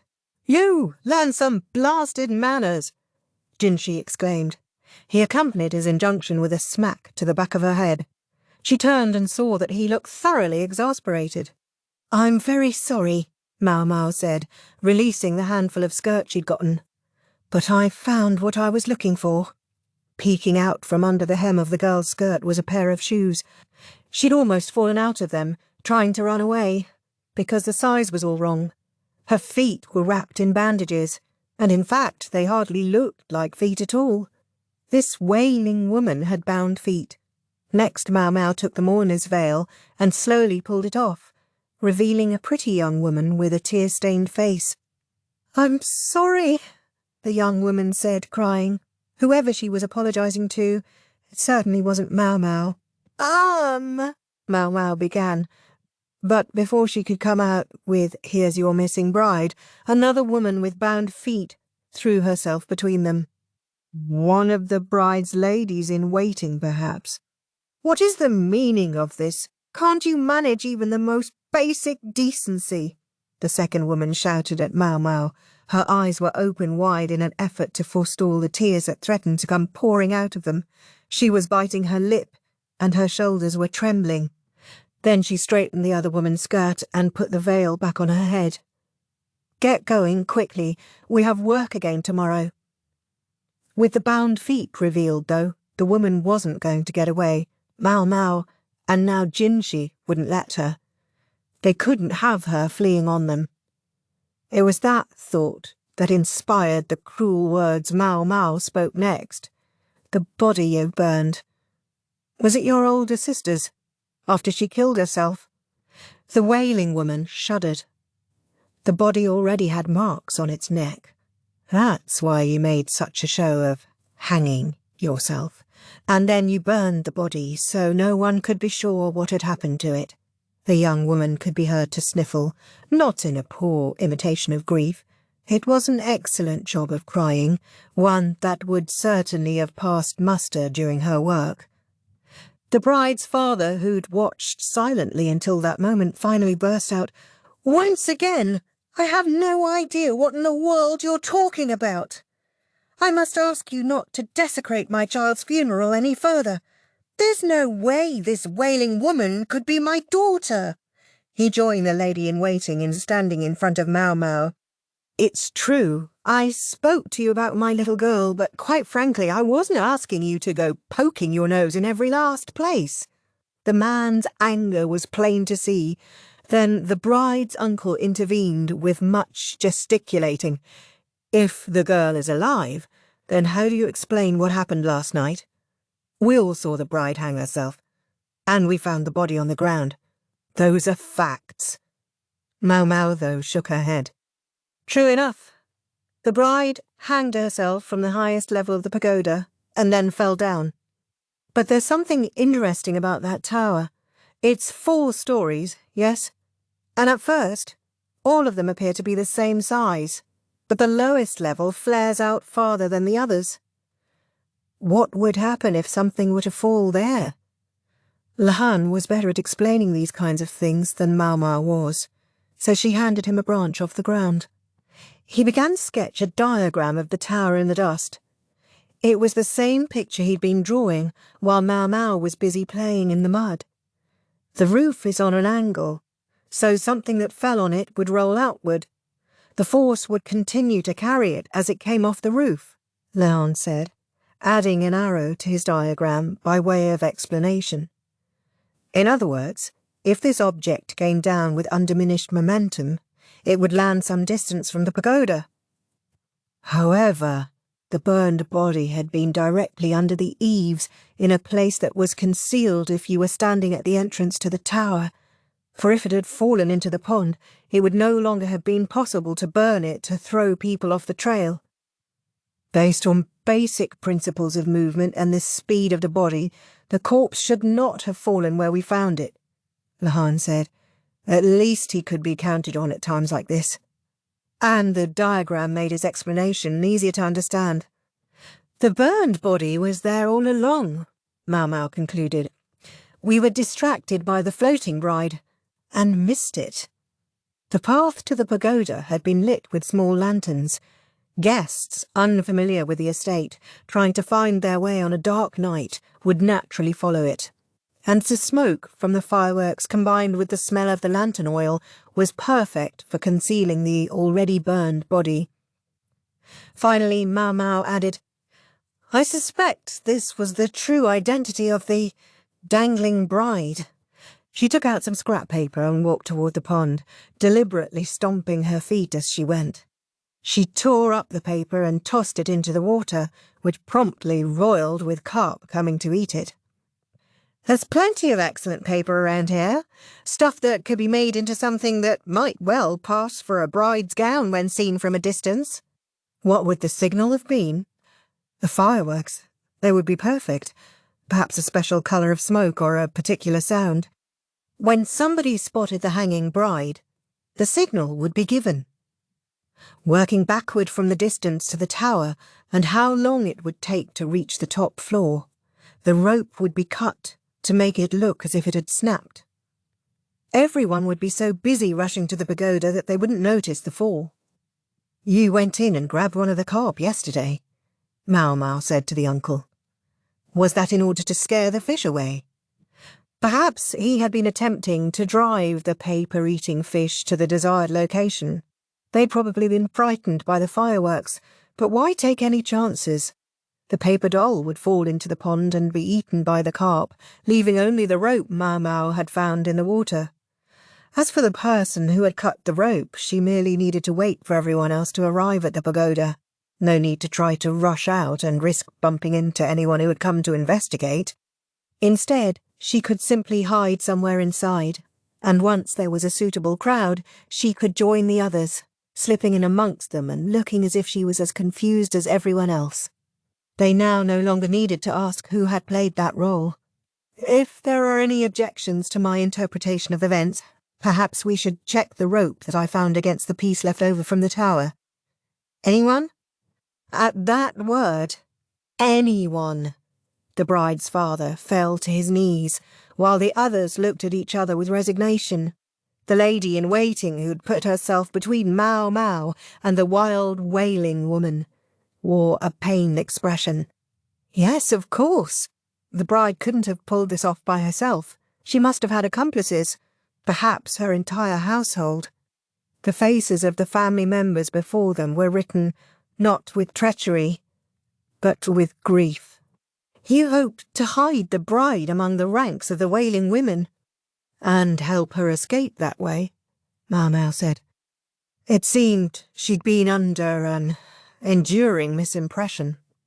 Namely, she'd been wrong that the incident with the lion had been targeting Consort Lishu. Sometimes, what another person was thinking didn't always line up with what you imagined. All this to help her get away from that foreign groom. She'd heard it was the would-be groom who had brought the lion, and if the cage were to break and the lion were to get loose, the blame would fall on him. The family simply had to tamper with the bars of the cage and get the lion agitating perfume among the attendees of the banquet. It must have been simple chance that one of the people they had chosen happened to be Lishu's half-sister. Normally, blame for the incident with the lion would have been quickly assigned, and it would have fallen most heavily on the groom. But Jinshi and Gyokwon were more thoroughgoing than the family had expected. Rather than immediately escalate things, they had focused on gathering evidence. The groom, understandably concerned, had decided to leave the country post-haste, planning to depart after the banquet that had been planned for the next day. That was why he wasn't here now. He was already on his way home. If things had been allowed to go on unhampered, the young woman would now be on her way to live as the man's wife in a foreign country. The family, frantic, decided to stage the young woman's death. They were so set on protecting the young lady that they were even willing to use the corpse of her older sister, who had already died. "Why did you feel it was necessary to go so far?" Jinshi asked. "Ha ha! You have no idea how abominably my daughter was treated," replied the bride's uncle, the father of the dead woman. "Those people see our family's women as nothing but slaves. Do you know what they do on their first night together? They brand the bride. Like an animal. Marriages weren't always equal. In fact, more often than not, the balance of power leaned in one direction or the other. If you didn't have the power, then the only thing you could do was bow and scrape. This family had already offered up one daughter as such a sacrifice. It was the same with these feet of mine," the bride dressed as a wailing woman said, brushing her hand along her own small feet. "This is what that man wanted. He said he wanted me to look like a girl from the East. I doubt he saw me as anything more than a commodity." The lady-in-waiting watched her with agony on her face. Perhaps the bride and even her lady-in-waiting had had their feet bound as potential backups in case the older sister didn't pan out. The expression disappeared from Jinshi's face, but he seemed privately disturbed. "I am incompetent. This was the only path open to me. Do you think perhaps if I'd had more talent or skill, I might have been able to see my daughter become one of the roses in the garden?" the girl's father asked. Perhaps he was thinking of another family, also from the Western capital, who had seen their own daughter rise to become empress. "If the Empress Regnant had been pleased with us," the father continued, "do you think we might have escaped being sent to these backwaters?" Jinshi turned away from the tragic family. They had committed a serious crime. Their attempt to protect their own daughter could have sacrificed many more lives. "Do you think we might have been able to save our household? It wouldn't be possible to let them off with a slap on the wrist." The one thing Maomao didn't know was whether Jinshi had grown up enough to accept that. That being said, she couldn't help thinking she saw things differently than they did. "Is a household something that must be saved?" she said quietly, approaching the two bound-footed women as they clung to each other. Despite all the claims of incompetence, something bothered her. "May I ask you something?" she said to the women. They didn't say anything, and she took their silence as assent. "I believe that among those to whom you gave the perfume there was one woman with an arrogant attitude and a mouthful of bad teeth. How did you get to know her?" The lady-in-waiting looked at the ground. She must have been the one who had made contact with Lishu's half-sister. It was strange. She hadn't seemed like the type to be that friendly with someone she'd just met. "I don't remember exactly, but she was 18 or 19 years old with a somewhat plump behind. Her butt measures 3 shaku and 1 sun around," Lehan interjected. "Why?" Maomao assumed the number was an educated guess, that he was just eyeballing it. But she silently crushed his toes nonetheless. "I urge you to tell us," Maomao said. "It would be better for everyone." After a moment, the lady-in-waiting said, "The fortune-teller told me." "Fortune-teller?" The other woman nodded, still looking at the ground. "She's been all the talk in the Western capital. Everyone's been going to see her." At first, the lady-in-waiting said, she'd thought it was all just talk. But the fortune-teller's words had shown an uncanny insight into the young woman and her friends, and she'd been drawn deeper and deeper in. The dearly departed young mistress used to go to her for advice. "I'm impressed she was able," Maomao said. "She wasn't trying to attack the young woman. It was just a simple doubt that emerged in her mind." The subject of the advice wasn't something you could talk about with just anyone. The lady-in-waiting pointed toward town. They would talk in the chapel. It was a place much like the building on Gyokuen's premises, dedicated to a foreign religion. There were places within where one could have a private conversation, and the fortune-teller used them to ply her trade. These nooks and crannies were originally, it seemed, for monks of the foreign faith to listen to people, but with the appropriate donation they might be available for private, personal conversations as well. The lady-in-waiting had tried not to be overly specific about her name and identity, but an industrious snoop could find out whom they were talking to. This fortune-teller appeared to have taken advantage of that. "I was the one who accepted the perfume! And I accepted the advice to tamper with the cage! It was all me!" The lady-in-waiting let her head droop. She'd felt she couldn't let there be any more dead young women simply because they wouldn't listen to the fortune-teller. She looked up at Maomao pleadingly, but Maomao wasn't the one who would hand down judgment. The fortune-teller had also told her whom to target. She was vague when it came to the names or characteristics of some of the marks, but there were others, like Lishu's half-sister, whom the lady-in-waiting was told about in detail. Ultimately, she sold perfume to around 3 people. The guilt doesn't fall on this young woman alone.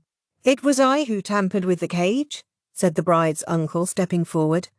He had found the lady-in-waiting in a sombre mood and questioned her.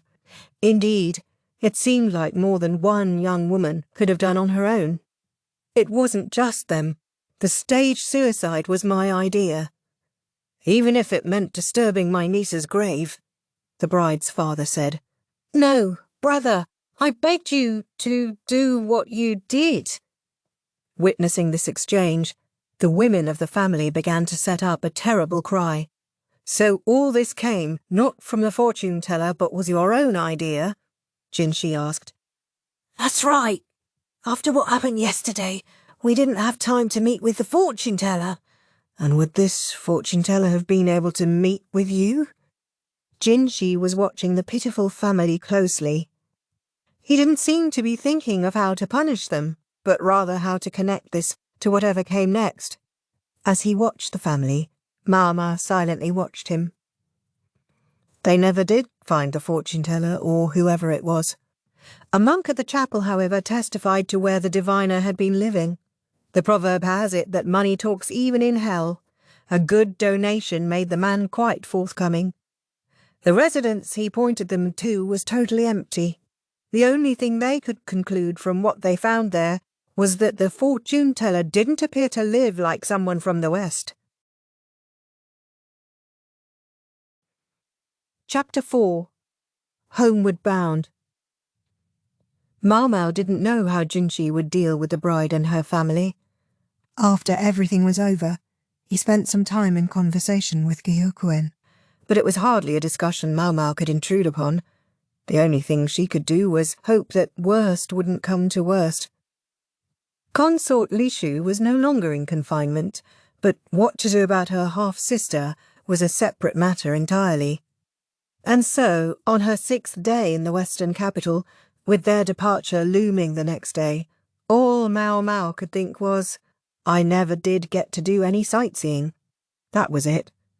It might sound cold, but it wasn't in Maomao's temperament to ruminate on negative thoughts. Instead, she'd been hoping to get out and do something to refresh herself, only to be told it was time to get ready to go home. Thus she found herself in the cactus garden, the fatigue written on her face. She had no idea if the plants would survive in the capital's climate, but she wanted to at least ask for some seeds or a small clipping to take with her. Gyokuen went one step further, being kind enough to call the merchant for them, so she was grateful for that much. On that note, her stay in the western capital came to an end. What in the world is this? Lahan asked. They were in the carriage on the way home, and he was indicating a bird feather, sharpened and blackened at one end. Supposedly they didn't use brushes in the West. Instead, they used metal pens or feathers like this one. Maomao cocked her head. I think they found it in that fortune-teller's house.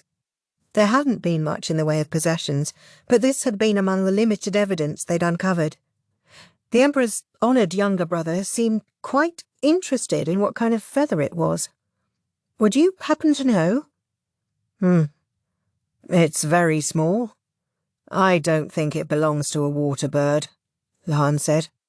The feather was grey in colour and didn't actually look very suited to being a writing instrument. It was probably a random feather someone had grabbed for a backup in case it was needed. At length, Lahan said, You don't think it might belong to a dove? How prosaic. Many people ate dove meat, and there was a custom of releasing the birds on celebratory occasions.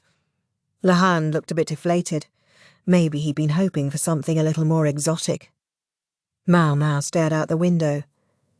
They said we'd be taking a boat home, right? That's right, Lahan replied. Beside him, Rickerson was smiling broadly. Not obliged to attend either the wedding or the funeral, he at least had been able to tour around a little, and he gave Maomao a piece of silk cloth he'd gotten. She was happy enough to take whatever she was given, but something about it all felt a bit unfair to her, and she couldn't help giving him a modestly dirty look. Why couldn't you have attended instead? She muttered. Oh, I would never have fit in at that household, he said. It sounded humble, at least, and he was smiling, but she had no idea whether he was telling the whole truth. Our duo and Consort Lishu were riding in a separate carriage and would make the journey home together. Certainly there was no sense in them staying in the western capital any longer. Lishu's father, Uryu, had apparently said he would bring Lishu home, but our duo had turned him down. To suddenly develop a soft spot for the daughter he'd ignored for the last 15 years was, well, convenient to say the least. We'll have to change vessels a few times, but we should make it back in half the time it took to get here. And the wind should be with us at this time of year, Lahan said.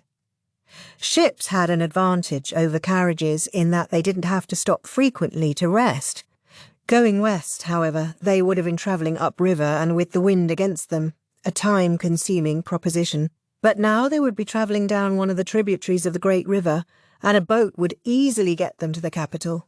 Jinshi and Basen, meanwhile, were still in the western capital. They had been unavoidably detained to conclude the business they had put off.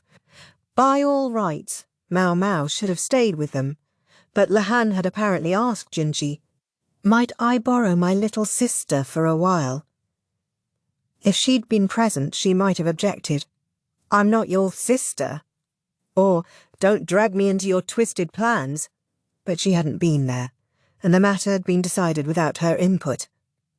From what she heard, Jinshi had been about to refuse, but then had changed his mind and agreed. She hadn't had a proper opportunity to talk to him since the night of the banquet. Maomao admittedly felt awkward around him and, in her own way, was glad to be rescued from the situation. As happy as I am to be going home early. She was also anxious. She mulled over whether she should go sleep with our duo, rather than anywhere near Lahan, as she packed her clothing into a wrapping to make a pillow. After all that work she'd done to make a cosy sleeping place in the carriage, now she had to start all over again. How about some modesty, little sister?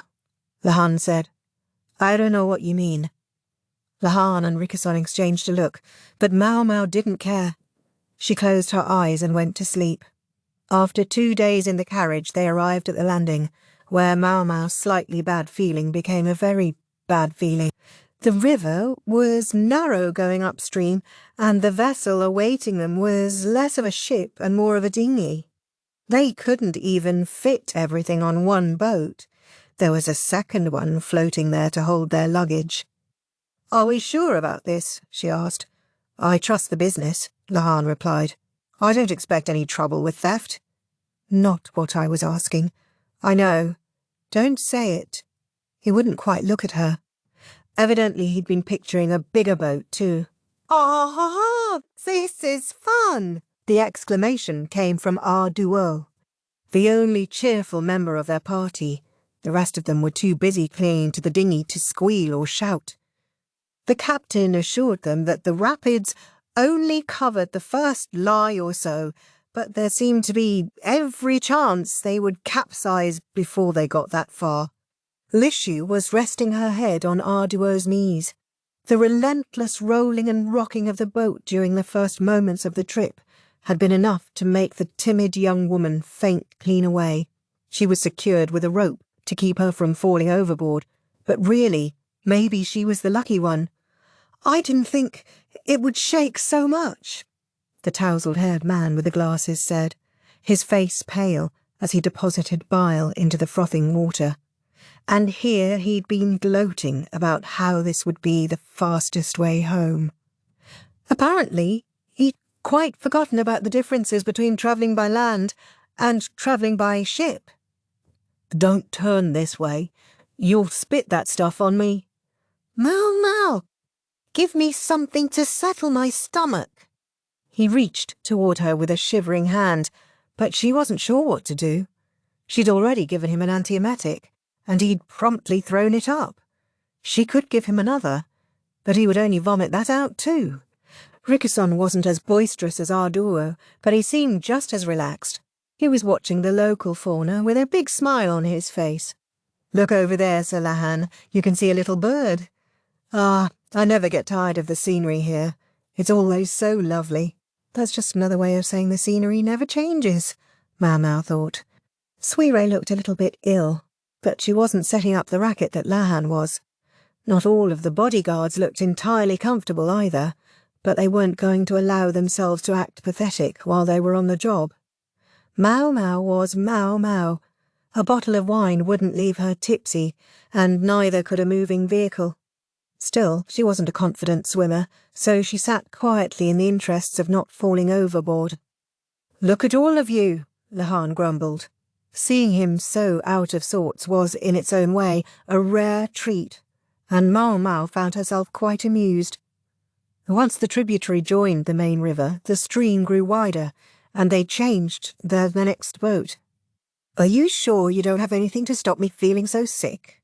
Lahan asked. He was clinging to a bucket, his face bloodless. It seemed he wasn't feeling much better despite the larger vessel, although he was actively throwing up less often, so there was that. They were in a small cabin, of which the ship had just 2. This room was for the women of the party.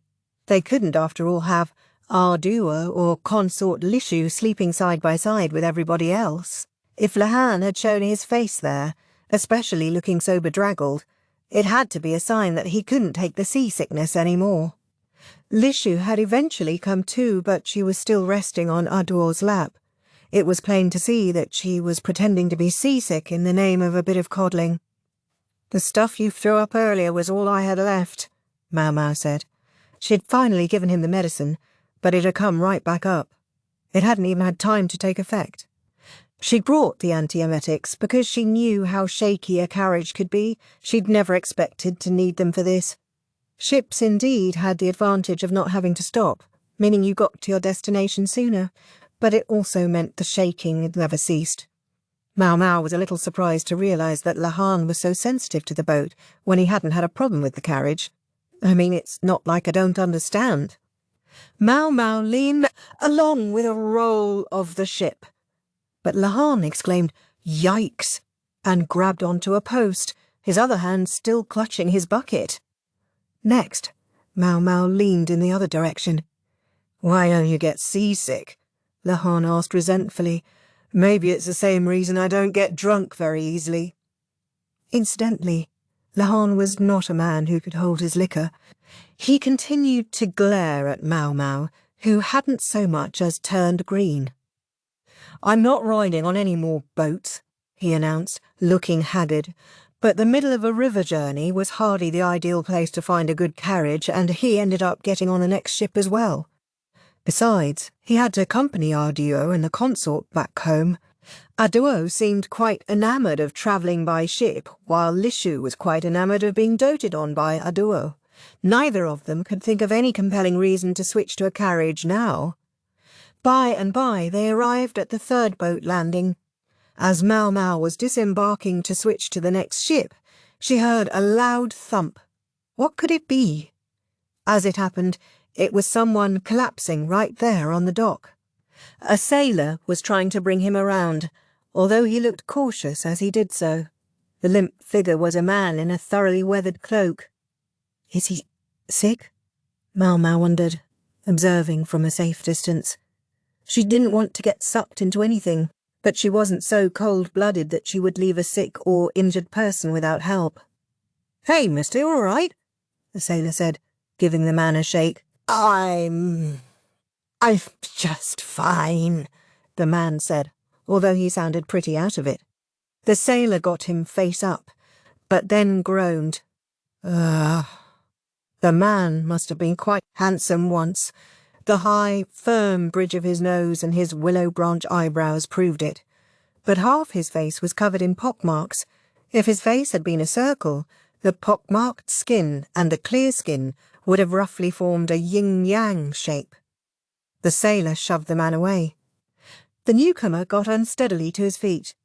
"Excuse me, sir. Could I hitch a ride on your boat?" There was a smile on his hideous face, and Maomao could see a pouch of small coins in his outstretched hand. He was still young, maybe in his mid-20s. "Hold on, you. You don't have some weird sickness, do you?" cried the sailor who'd helped him up, brushing furiously at anything that had come into contact with the man. Still smiling, the man touched his ravaged face. "Oops." He nodded to himself, as if it all made sense. A scarf lay on the ground at his feet. It must have fallen off when he collapsed. He picked it up and folded it in half, forming it into a triangle. He then used it to cover half his face. At a glance, it almost looked like a bandage. "I know! It's smallpox! That's what that is, isn't it?" Smallpox was a terrible disease that covered the entire body in pustules. It was an extremely infectious illness that, it was said, could devastate an entire nation. Even the cough or sneeze of a sick person could be enough to pass it to someone else. The man gave a dumb smile and scratched his cheek. It's okay. These are just scars. I did have smallpox once, but now I'm fit as a fiddle. Just look." "Like hell! You collapsed not 5 minutes ago." "Stay back. Back, I say. I only collapsed because I got a little hungry. You've got to believe me." The conversation inspired everyone else near the man to give him a little extra room. Maomao narrowed her eyes. If he wasn't sick, then she wasn't needed here. "What seems to be the matter?" asked Rikosen, who had been transferring their luggage to the next boat. He seemed very fastidious. Maomao privately decided to dub him Gao Shun too. "That man with the bandage on his face wants to board the ship, but the sailor won't let him," she explained briefly. Said Rikosen, studying the young man. With his pockmarks covered, he really was downright handsome, and he sounded rather light-hearted. "What's the problem? Is he trying to freeload?" "No, he has the money, but he's got pockmarks on his face, and the sailor's worried he might be sick. But it's a moot point, since the ship is full anyway." Consort Lishu was on board, which meant there would be bodyguards. They couldn't have some random stranger getting on board too. Rikuson squinted at the man. "Is he really sick?" "Good question." From this distance it was hard to be sure, but from what Maomao could see, the man had pockmarks but no pustules. He was probably telling the truth. He had been sick once, but it had been a long time ago. So why didn't Maomao simply say that to the sailor? "Because it's only going to be a headache for me getting involved." It was just that simple. The young man showed no sign of giving up on the boat, though. He practically clung to the sailor. "I'm begging you, let me on board. How can you be so cruel? Let go of me. Stop, I'll catch your pox." Usually, handsome men with scars on their faces had a dark mood to match, but evidently not this guy. He clung to the sailor's bulky feet and wouldn't let go. The other sailors wished they could help their shipmate, but, frightened of possibly catching some awful disease, they stood helplessly at a distance. Something had to be done about this man, or the ship was never going to leave. Rickerson must have guessed what Maomao was thinking from her expression, because he grinned. "I wish the ship would hurry up and go, don't you?" She didn't say anything. What, was he trying to tell her to do something about it? Looking thoroughly put upon, Maomao got off the boat and went over to the sailor, who by now looked deeply troubled, and the young man, who by now had snot coming out of his nose. "Pardon me," she said. "Yes?" the young man replied. It wasn't exactly consent, but she grabbed scarf off Snotman's face anyway. One look at the ugly marks was enough for her to confirm that he'd gotten them years ago. She looked at the eye on the pockmarked side of his face. It appeared hazy and unfocused. His pupils were different sizes as well. Chances were he was blind in the one. "This person is not sick," she announced. "He has scars, but there's no chance of him spreading the disease to anybody else. Not smallpox, anyway. As to any other diseases he might have, she didn't know, and disclaimed all responsibility." With a look of total revulsion, the sailor gingerly picked up the coin purse the man had dropped. He turned it upside down, small change tumbling musically out of it. "And where are you going, sir?" "To the capital. I want to go to the capital." The capital? He clenched his hands into fists and shook them with excitement. He couldn't have seemed more like a country bumpkin headed for the big city if he'd tried. "And once I'm there, I'm going to make so many medicines." "Medicines?" Maomao's ears perked up. "Yeah! I may not look like much, but I'm kind of a big deal." The man pulled a large bag from somewhere under his cape, and when he opened it, a distinctive odour wafted out. Maomao took the clay pot from the bag and opened the lid to find it was full of ointment. She had no idea if it was effective, but it had been made very scrupulously, with thoroughly powdered medicinal herbs blended to the perfect consistency. Such care in preparation was even more vital to the quality of the final product than exactly which herbs were used. Maomao looked at the man afresh. He was grinning widely and said to the sailor, "Want some? Works on seasickness." But of course, no sailor was going to buy a medicine like that. Tightwad. Why not just buy some? "Oh, actually, forget about buying anything. Can I get on the boat?" "Yes, the boat." "No, this ship is rented out. You'll have to wait for the next one." "What? Seriously? I have to wait?" The man looked less than thrilled, but seemed to accept it. Then he looked at Maomao and grinned again. "Thanks, you are a big help." "To show my gratitude, let me give you some of this seasickness medicine." The way he talked made him sound very, well, young, but he seemed to be more grown-up than he acted. He at least appeared to be older than Maomao. "No, thanks. I don't get seasick," Maomao said. "No. Shame, that." The man was just about to put the medicine away when from behind Maomao someone bellowed, "Hold it!" Lahan came veritably flying off the ship. "The medicine. Give it to me," he said, breathing hard. I'm impressed he was able to hear us, Maomao thought. He'd been quite a ways away and not looking his best. Maomao entertained herself with such thoughts as she got on the boat. "Phew! You really saved my neck. Not only did you explain about my illness, you even got me onto this boat." The man with the bandage turned out to be named Kokuya. He was a traveller, as Maomao might have guessed from his grimy apparel. He was also a doctor, or at least so he claimed. When Lahan heard that Kokuya had all kinds of medicine with him, he became quite insistent that the traveller should join them on their ship. And since it was Lahan who had made the travel arrangements to begin with, that was his prerogative, so long as the newcomer didn't seem likely to do any harm to Consort Lishu or anyone else. However, Kokuyo wasn't guaranteed to get to the capital, but rather only to the next landing, where Lahan would be getting off. Kokuyu was a bit of an odd character, and quite a talker too. He jabbered on about himself as he mixed up some medicine. Long story short, they drove me out. You're cursed. Get out of here. Gra! How cruel, am I right? Kokuyu said, although he certainly didn't sound like he thought it was. There was no grim edge to his tone. He chattered away like an old lady gossiping at the village well. Maomao watched him closely, understandably doubtful about whether a medicine concocted by a smallpox-stricken man of uncertain origin would really work. His anti-emetic didn't seem to have anything special in it either. Lahan, in much better spirits, had called Kokuyu to his personal cabin, and Maomao had come along, thinking that since he claimed to be a doctor, it might be worth hearing what Kokuyu had to say.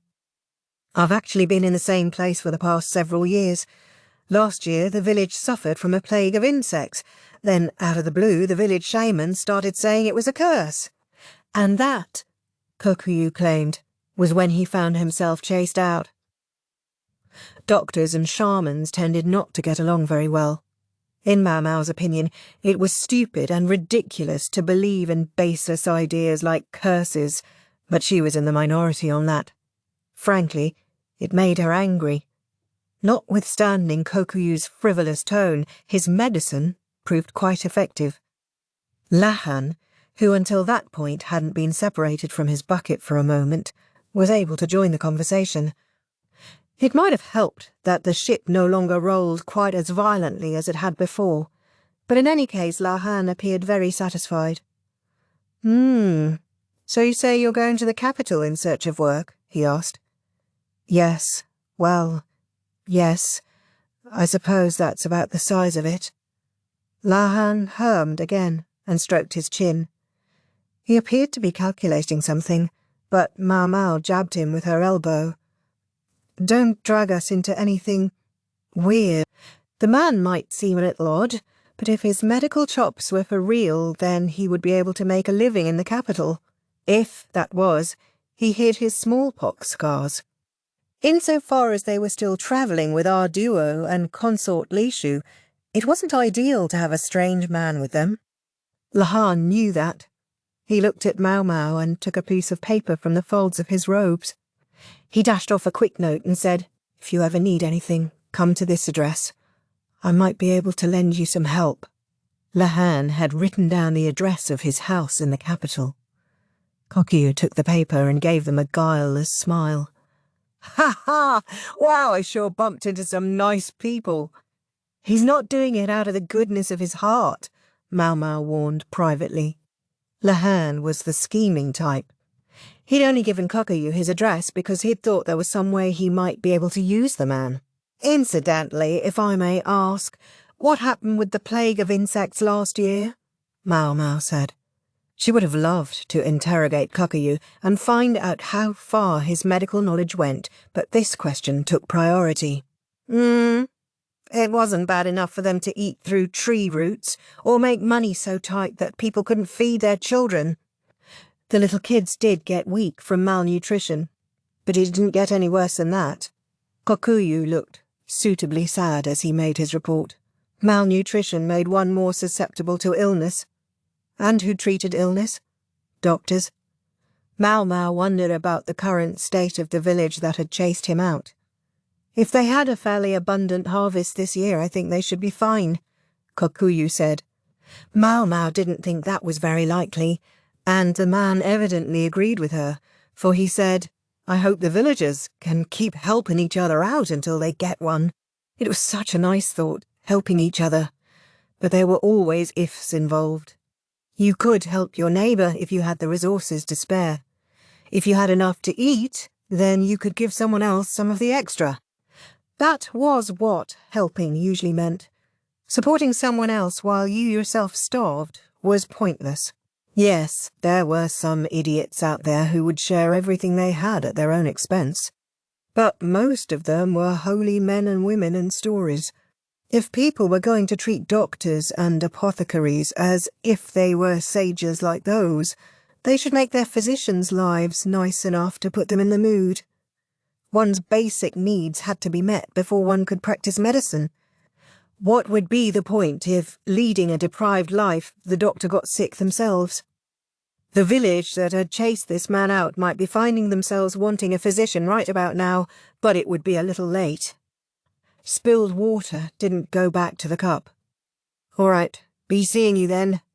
Kokuyu delicately folded the piece of paper with the address on it and put it into his own robes.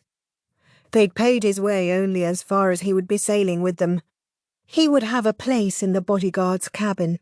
It doubled as a way of keeping an eye on him. Now that I think about it...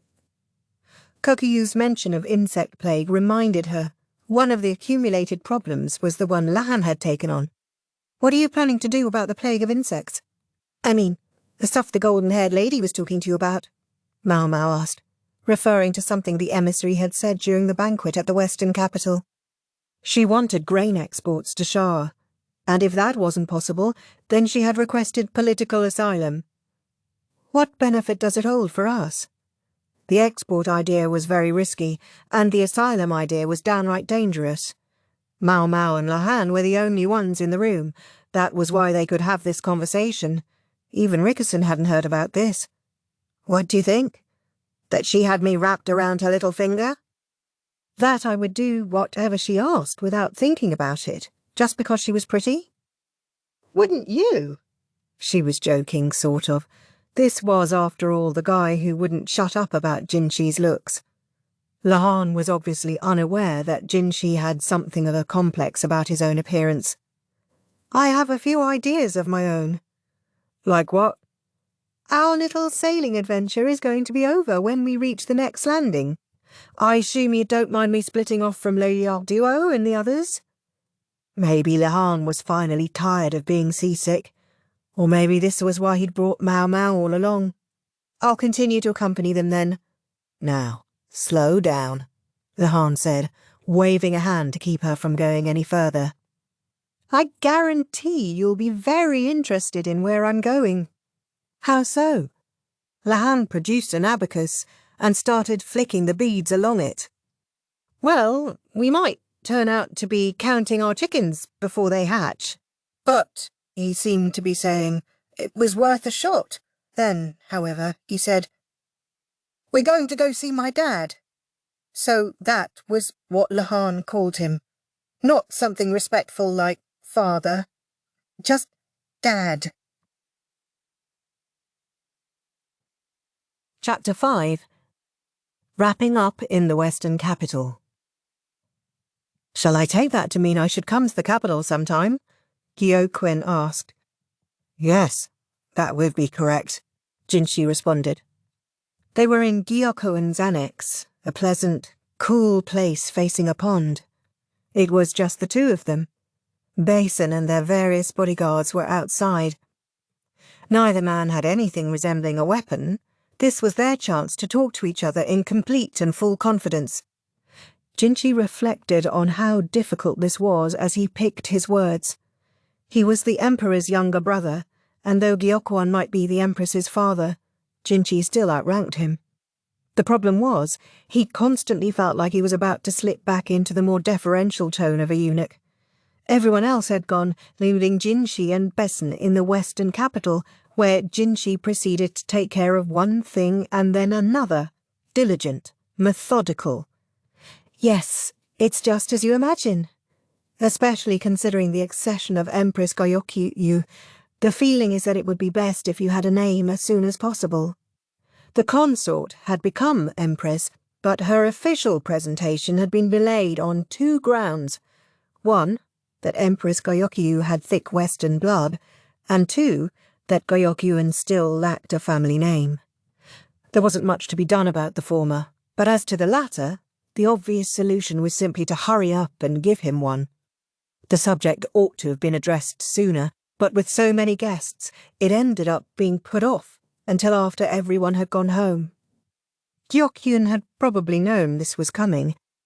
The idea had been in the air, and the more perceptive might have guessed Jinshi would do something like this. Jinshi had wondered if Uryu might try to object. But the incident with his own daughter had left him without a leg to stand on.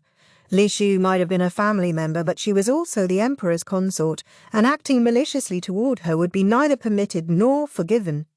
Worse was his transparent attempt to destroy the evidence, and this when Consort Lishu's ladies-in-waiting at the rear palace still played pranks on her on a regular basis.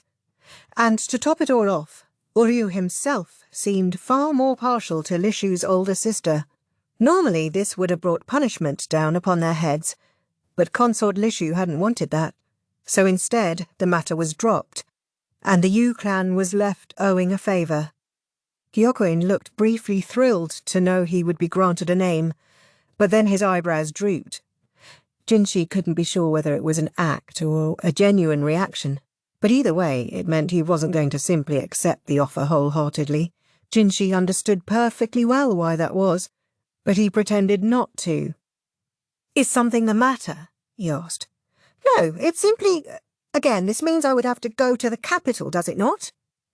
"Yes, it does. Even the most urgent trip from the western reaches to the capital and back would take at least a month. A difficult prospect for the Gyokuin, who was supposed to be governing this area. Yet he also understood that he didn't have the option of turning this offer down. Gyokuin had a son, a man substantially older than Empress Gyokuyu by another woman. Although, unlike the Yu children, Gyokuyu and her brother seemed to get along. "I do have a son, and if all seems quiet, he shouldn't have any trouble here in my stead." Yes, if all seemed quiet. There was the rub. It was very clear why Gyokuyu had been made Empress. The Emperor wished to focus on what was happening in the west. Beyond the western capital was the land of Shah. Shah was not such an issue in and of itself.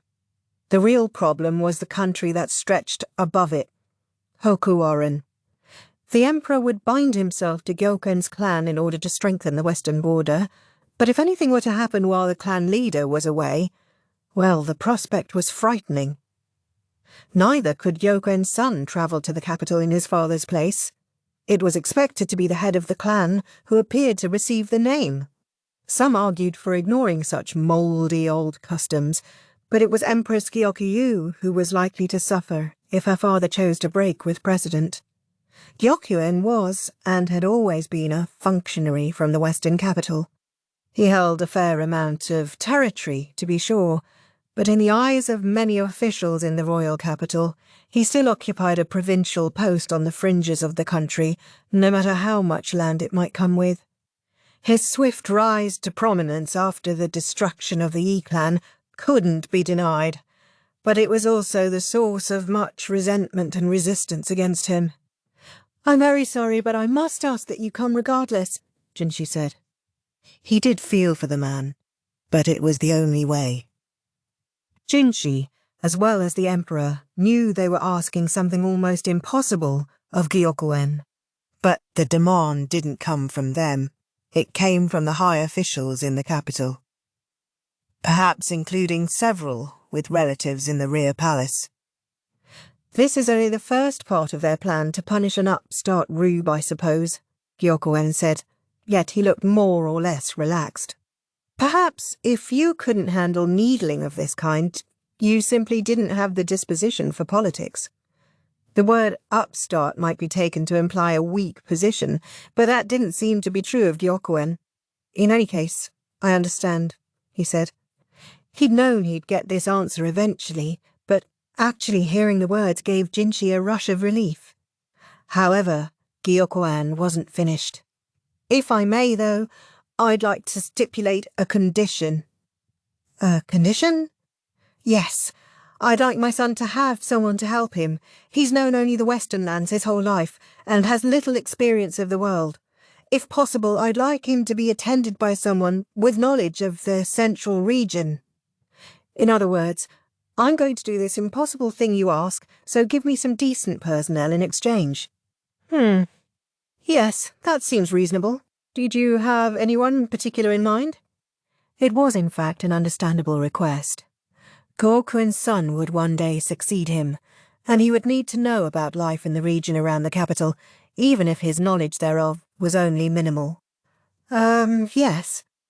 During the banquet, young Basen seemed like an entirely different person when he threw himself in front of that lion. Ah, him. If Gyukuin had his eye on Basen, that could be a problem. He might not look like much, but he was very important to Jinshi, someone who could speak frankly to him, and around whom Jinshi could relax. Please don't misunderstand me, that's not what I'm asking. I would never seek something so far beyond my station as to have a member of the Ma clan attend upon my son, Gyokuen said quickly, grasping the import of Jinshi's reaction. The Ma were one of the named clans, and yet they never became ministers or occupied other high offices. Instead, they existed to serve the imperial family. The matter might have been open had Basen come from a family with no name, but as a member of the Ma clan, he was assured that he would somehow be involved with the imperial family, and not with anyone else. Gyokuen was quick to deny that he was asking for a member of Basen's clan to help him, because to do so would have been to claim that his family was co-equal with the emperor's, a claim that would have bordered on treasonous. I was merely impressed, Gyokuen continued.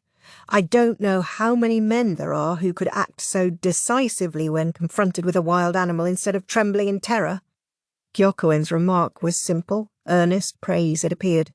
It felt somewhat strange to hear someone laud Basen so unreservedly, but Jinshi agreed with him, for as easily as he got out of sorts under most circumstances, when push came to shove, Basen showed remarkable composure. He'd acted quickly as well. The more dangerous a situation, the more one acted not on thought, but on instinct. And Basen's instincts had not steered him wrong. He deserved a good word. Truth be told, in martial training, Jinshi and Basen were roughly on equal footing. Jinshi had more refined technique, so in formal contests he was often the victor. If they were ever in an actual fight, though, he had no confidence he could best Basen. This also explained why Gyoshin had assigned Basen to Jinshi despite his inexperience. It would certainly put a person's mind at ease to have someone so capable guarding them. Gyokuen, who wasn't privy to Basen's idiosyncrasies, was full of praise. Oh, I'll have to be sure to let Basen know, was all Jinshi said, and then he began thinking about possible candidates. If Gyokuen had come to him personally, he must have at least had someone in mind. Now then, what sort of person were you hoping to have attend your son? Openly and directly, that was the way to handle this situation. Gyokuen nodded slowly. I was hoping I might ask for someone in the capital. Oh, and who might that be? Did Gyokuen have some acquaintance in the capital city, or had Empress Gyokuyo put in a good word for somebody? The Empress was a sharp-eyed woman, and it wouldn't have surprised Jinshi if she'd found some good help and was trying to send them back to her home. Gyokuen smiled, and then said something unbelievable. Perhaps you could prevail upon Sir Lacan in this matter. It was all Jinshi could do to keep the dismay off his face. After he parted ways with Gyokuen, Jinshi returned to his guest room and slumped on the couch. That should be the last of it, he said. Yes, sir. If Gulshan had been there, Jinshi might have taken the opportunity to get a wide variety of complaints off his chest, but no. Only Basen was present. He, too, seemed on edge, sighing audibly. The capital could be suffocating in its own way, but it was better than being stuck here. Jinshi at least felt a little easier having sent Consort Lishu and the others on ahead. His one miscalculation had been allowing the apothecary girl to be taken away just because someone had played the older brother card. Admittedly, her absence was a relief in one way, but at the same time it unsettled him. Yet he could practically see what the girl, almost a full shaku shorter than him, would do to him if he hurried now. He would have to make the most of this situation. Would you like some fruit juice, sir? Basen asked. Yes, thank you. Basen falteringly got the juice ready. While Jinshi was away, Servants came in to make the bed and take care of other sundry tasks, but when he was in the room, Jinshi preferred servants not to enter unless absolutely necessary. It wasn't that he didn't trust the staff of Gyokyuen's house. He'd simply had enough unpleasant experiences in the past that he preferred to avoid the presence of servants. Perhaps Gyokuen had found this out via Empress Gyokuyu, for no member of the household staff appeared at Jinshi's door unless he summoned them. As far as testing his food for poison, the bodyguard outside would take a mouthful, and Basen would have another. It was largely for form's sake. Against a slow-acting poison, the exercise would be pointless.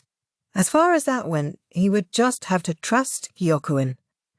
Jinshi let the sour juice sit on his tongue as he vacantly contemplated the next day. He would finally be able to return to the capital, and going back should be a much quicker trip than coming out here had been.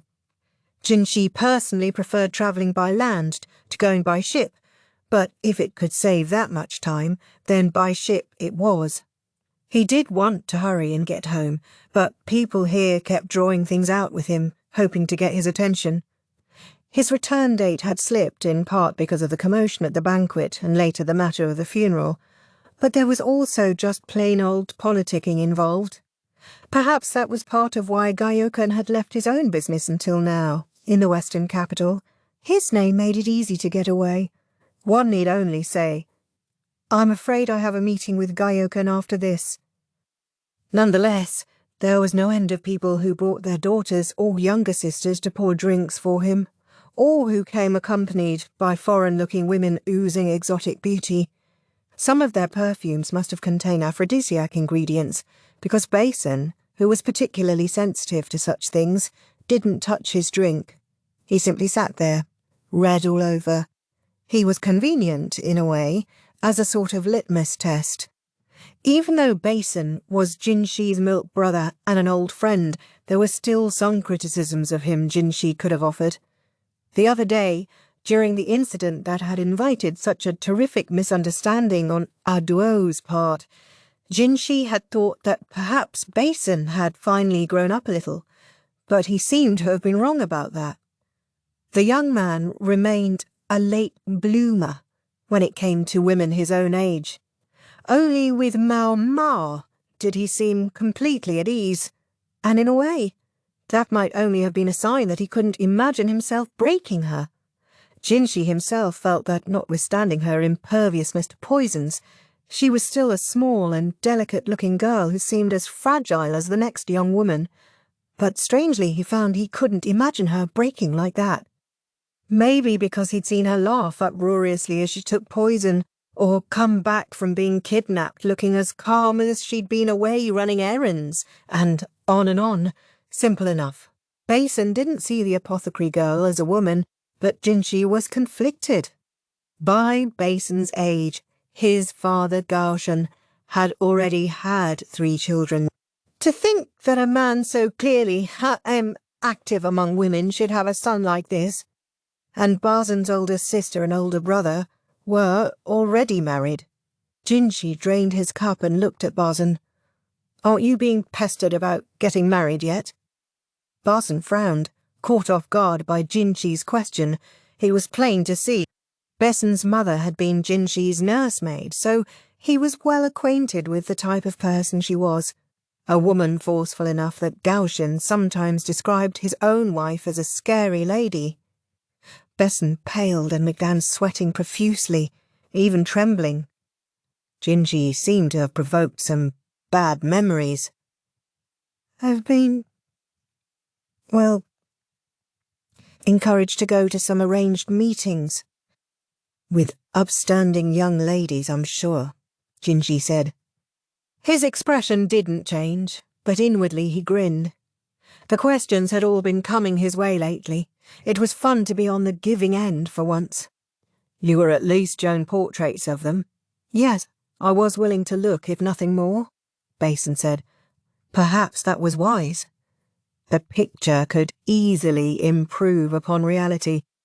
One could very well be talked into a meeting on false pretenses, after which the other side might try to claim Basen was committed, and Basen being who he was so hard-headed that once a relationship like that had been established, he would probably feel responsible to the woman for the rest of his life. Basen's brow furrowed, and he looked conflicted. He cast his eyes down and stared at his bandaged right hand. After a long moment he said, "I'm still so inexperienced. I think it may be a little soon for me to be thinking about women." It was a truly pathetic pronouncement, but as Jinshi watched Basen, he regretted teasing his friend. "Is that still bothering you?" he asked. Basen didn't say anything. Jinshi knew Basen's discomfort around women had something to do with his mother and his older sister, and, in a way, Jinshi as well.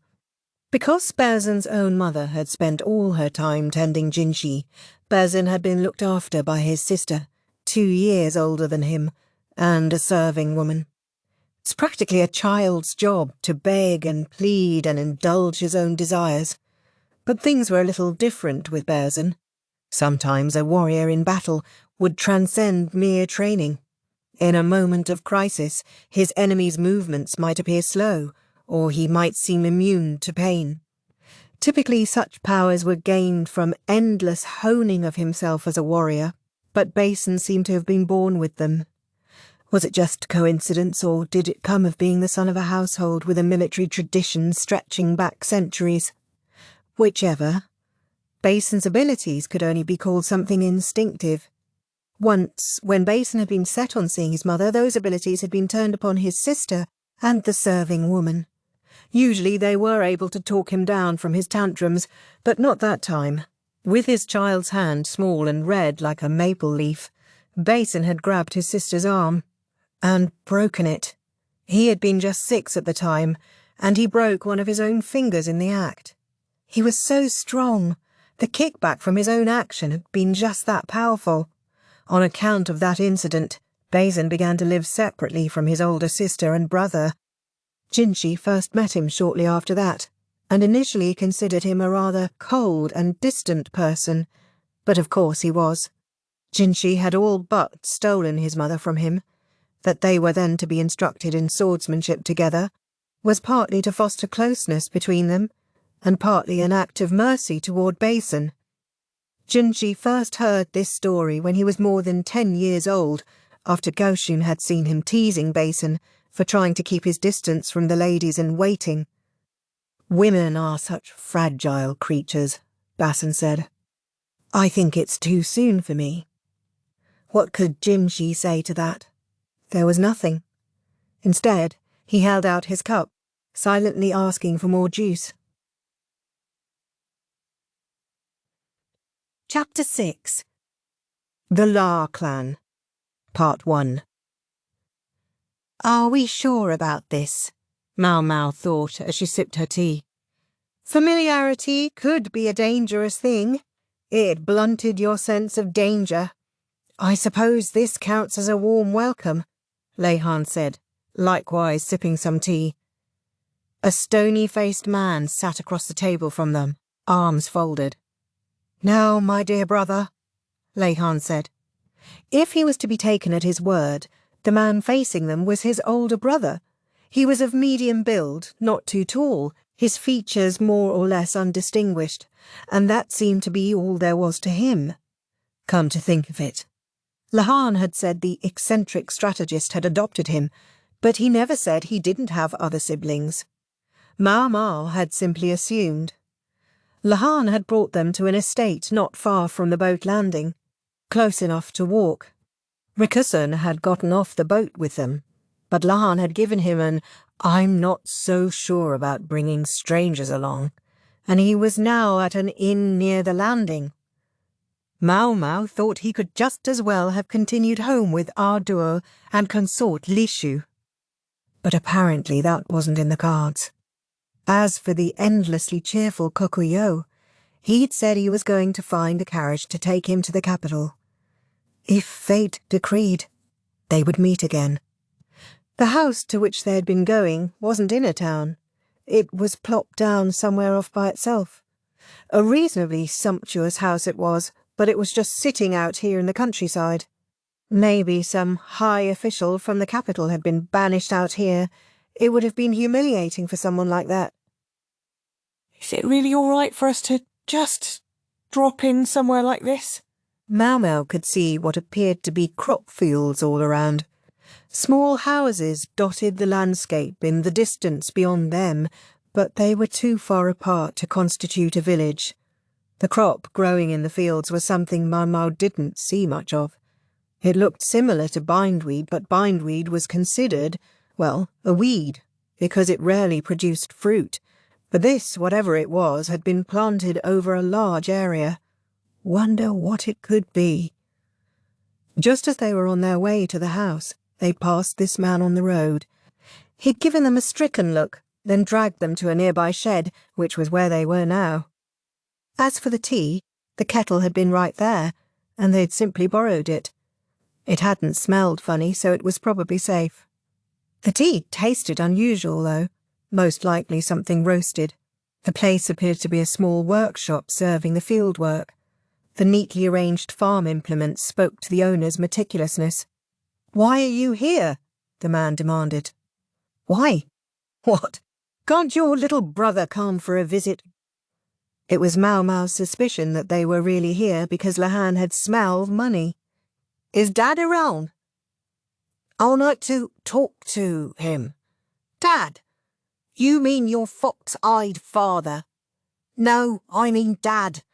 My honoured adoptive father is in the capital, for your information."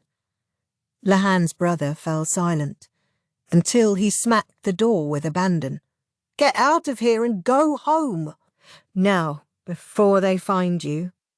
"You're terrible. It's been ages since you saw your little brother. You're not my father's son anymore." The conversation sounded vaguely absurd. Maomao opened the lid of the teapot and looked inside to find not tea leaves, but roasted barley. Yes, she thought, impressed. That was one way to use it. So Lahan nonchalantly sipped his drink while his brother raged and ordered him to go home. Maomao, meanwhile, inspected a vine lying in a corner of the small building. It appeared to be the same thing that was planted in the fields outside. The vine had been clipped off and put in a bucket. A good, hard look revealed what appeared to be roots. So they were planning to replant it. The leaves really did resemble bindweed, but apparently it was something else. Maomao started going through the shelves. Something about the fields had her attention and wouldn't let go. On the shelves she found nothing but buckets and rags, so she looked outside through the window. Although the little shed cast a shadow in that direction, she saw pots with young morning glories in them. But it's not a morning glory either. There were lots of morning glories out behind the shed. Were they purely ornamental? Or perhaps the family made medicine from them? Morning glory seeds were known as cheer-nyudzi and were used as a laxative and diuretic. They could be quite toxic, though, and had to be dealt with carefully. When Lahan's brother saw Maomao peering out the window, he slammed it shut. "What are you doing?" "Nothing. Just curious about the morning glories." "Who the hell are you, anyway?" A little late for that question. "She's my younger sister, dear brother. I'm a complete stranger, sir." "Which is it?" Lahan's brother clenched his fists. Maomao and Lahan looked at each other. Then Maomao said, "He certainly is easy to get a rise out of." "Right? They don't make many like him. He'll actually throw out a comeback when you want one." "Stop it! I don't understand a word either of you is saying." Lahan's brother stamped his feet. It really was fun to tweak him. Lahan poured more tea from the teapot and offered it to the other man, who drank it down in a single gulp, then flung the cup away. The drink must have been really hot. Maomao went and retrieved the wooden drinking vessel. "Excellent reaction. Inspiringly by the book," she said. "Right? You'd think the likes of him would be everywhere, but they're surprisingly rare, his type." "God damn it, I don't understand one word," the brother exclaimed, his tongue popping out of his mouth. "Okay, enough fun at brother's expense. Time to get back to the subject. You seem to be intent on chasing us out. Might I ask why? Maomao said.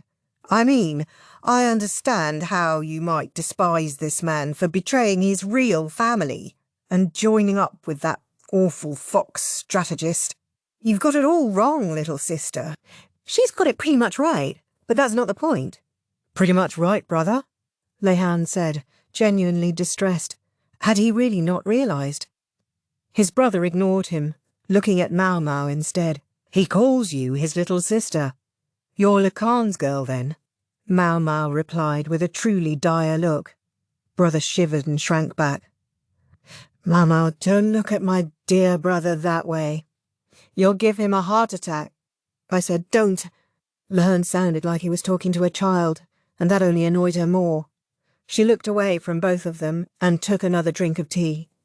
Lehan's brother sat down, his face drawn, and took a few deep breaths to steady himself. He opened his mouth, but Maomao glared at him. He put a hand to his forehead and chose his words carefully. Look, it doesn't really matter who you are. You should get out of here, as fast as you can. And if you are who Lehan claims you are, all the more reason. I take it from your tone that this is no small matter, Lehan said. If you understand that, then stop quibbling and go. Being treated like that, though, could only pique a person's curiosity. Lehan's spectacles flashed. Brother, what has happened? It's safest if you don't ask. We just want to know what's going on. Then we'll be good and go home. If I tell you, there will be no escape.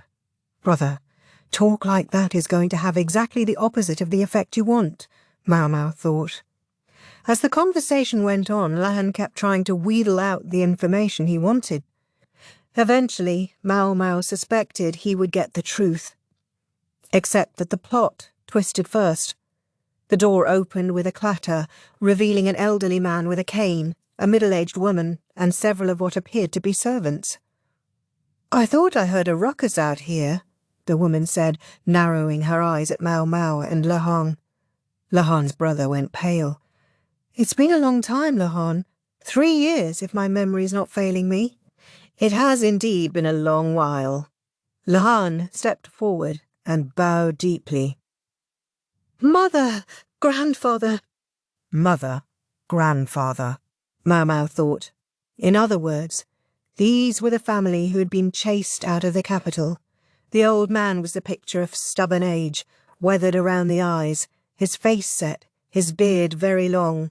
As for the woman, she had a lovely face, but her narrowed eyes made Maomao think of a predator. She looked like the woman from the Shi clan, Lulan's mother. In short, she was intimidating. Her outfit was a bit, well, loud, and she wore a white bracelet around her wrist. Maybe she hadn't quite caught up with the current fashions yet. I see you've brought some scruffy little waif with you. Who's this? Your maid? The woman said. It seemed to be practically obligatory for new acquaintances to ridicule Maomao, and she was used to it by now. She stayed quiet and kept her eyes on the ground. Oh, heavens, mother, this is my little sister. Laha, older brother started to cry out, but slapped his hands over his mouth. Little sister, Lacan's daughter, are you? The old man interjected. Maomao continued to look at the ground, but her face contorted into a scowl. There was one person there who looked at least as offended by the name as Maomao did, and it was Lehan's mother. Maomao could even hear her grinding her teeth. Yes, that's right, Lehan volunteered. Even his brother had him fixed with a staggering glare. So this was why he'd been so intent on getting Lehan and Maomao out of there undiscovered. He hadn't wanted his mother or grandfather to find them. In that much, Maomao agreed with him. It looked like life would have been easier if they'd never met these people. The old man made a muffled sound. It confused Maomao for a second before she realised it seemed to be laughter. Ha ha ha! How did you hear about it? Lehan looked perplexed. How did we... What's he talking about? Maomao wondered. wearing an expression of confusion similar to Lehan's. The others didn't seem to notice, perhaps because she and Lehan both had relatively minimal facial expressions. Unconcerned, the old man continued, "If you're here about Lacan, forget it. He's an empty shell of a man. Didn't even resist when we put him in confinement. He just keeps muttering to himself. Frankly, it's unsettling." "Wait. Confinement?" Maomao and Lehan looked at each other. Lehan's brother put a hand to his brow and let out a long sigh. "Grandfather, what in the world are you talking about?" Lehan asked. "Oh, don't play dumb. Your foster father may be an eccentric, but even you would start to suspect something when he didn't come back for 10 whole days. That's why you're here, isn't it?" Maomao didn't understand exactly what was going on, but she understood that it sounded like a pain in the neck. And if this old man, Lehan's grandfather, was to be believed, that freak was in confinement somewhere. Not that she could believe it. 10 whole days doesn't mean much to us, grandfather. Maomao and I have both been away from the capital for more than a month now," Lehan said, scratching the back of his neck. The old man slowly turned to look at Maomao. "You're kidding." Maomao brought out a small box from their luggage, which she opened to reveal a pot with a most unusual plant in it. It was the little cactus she'd received. "You won't find these around here, at least not yet," she said. They also had gooseberry jam and a few other things, but she figured a formless lump of food wouldn't be as communicative. "We also have furs and silks," she added. Lehan's mother and grandfather stared at the plant, the likes of which they'd never seen before. Yes, it was something that convincingly said, "Souvenir from the West." "You're kidding," grandfather repeated. "Why should we lie to you?" Lehan said. "We brought cigars too. Want some?" He, too, opened some of the luggage.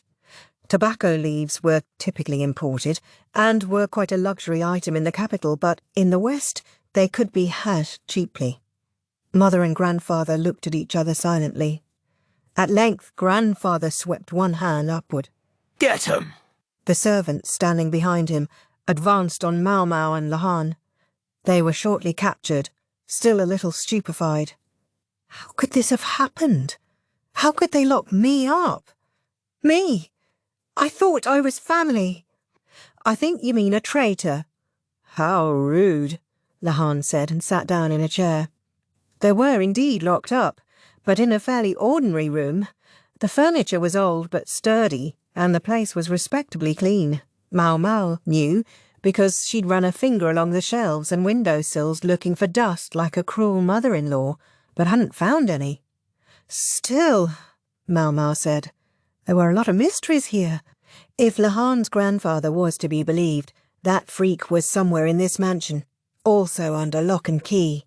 He might be lackadaisical to a fault, but Maomao wasn't sure he would have let himself be apprehended that easily." "You think that old fart is telling the truth?" Maomao asked. Lehan scratched at his tousled hair. "Can't be sure he isn't. And the old guy. Maomao, there's something I haven't told you," Lehan said rather abruptly. "The courtesan he bought from the Verdigris house last year, she wasn't in the best of health." "I imagine not." The woman had already looked as if she might die at any moment. And who should buy this expiring wisp of a courtesan but the eccentric strategist? That's why my honoured foster father didn't come on this trip. Was that why Rickerson had been so insistent that Maomao should go to the strategist's place? Maomao leaned on the windowsill. The window had wooden bars on it and didn't appear to offer much chance of escape. Past the bars, she could see farmers working in the fields. What in the world were they growing out there? Father rarely regarded people as, well, people, but after he welcomed that courtesan into his home, he changed dramatically. It was embarrassing to see, quite frankly. Oh? They would play Go and Shogi every day. Go more often, I suppose. Which was bad news when he had to go out to work.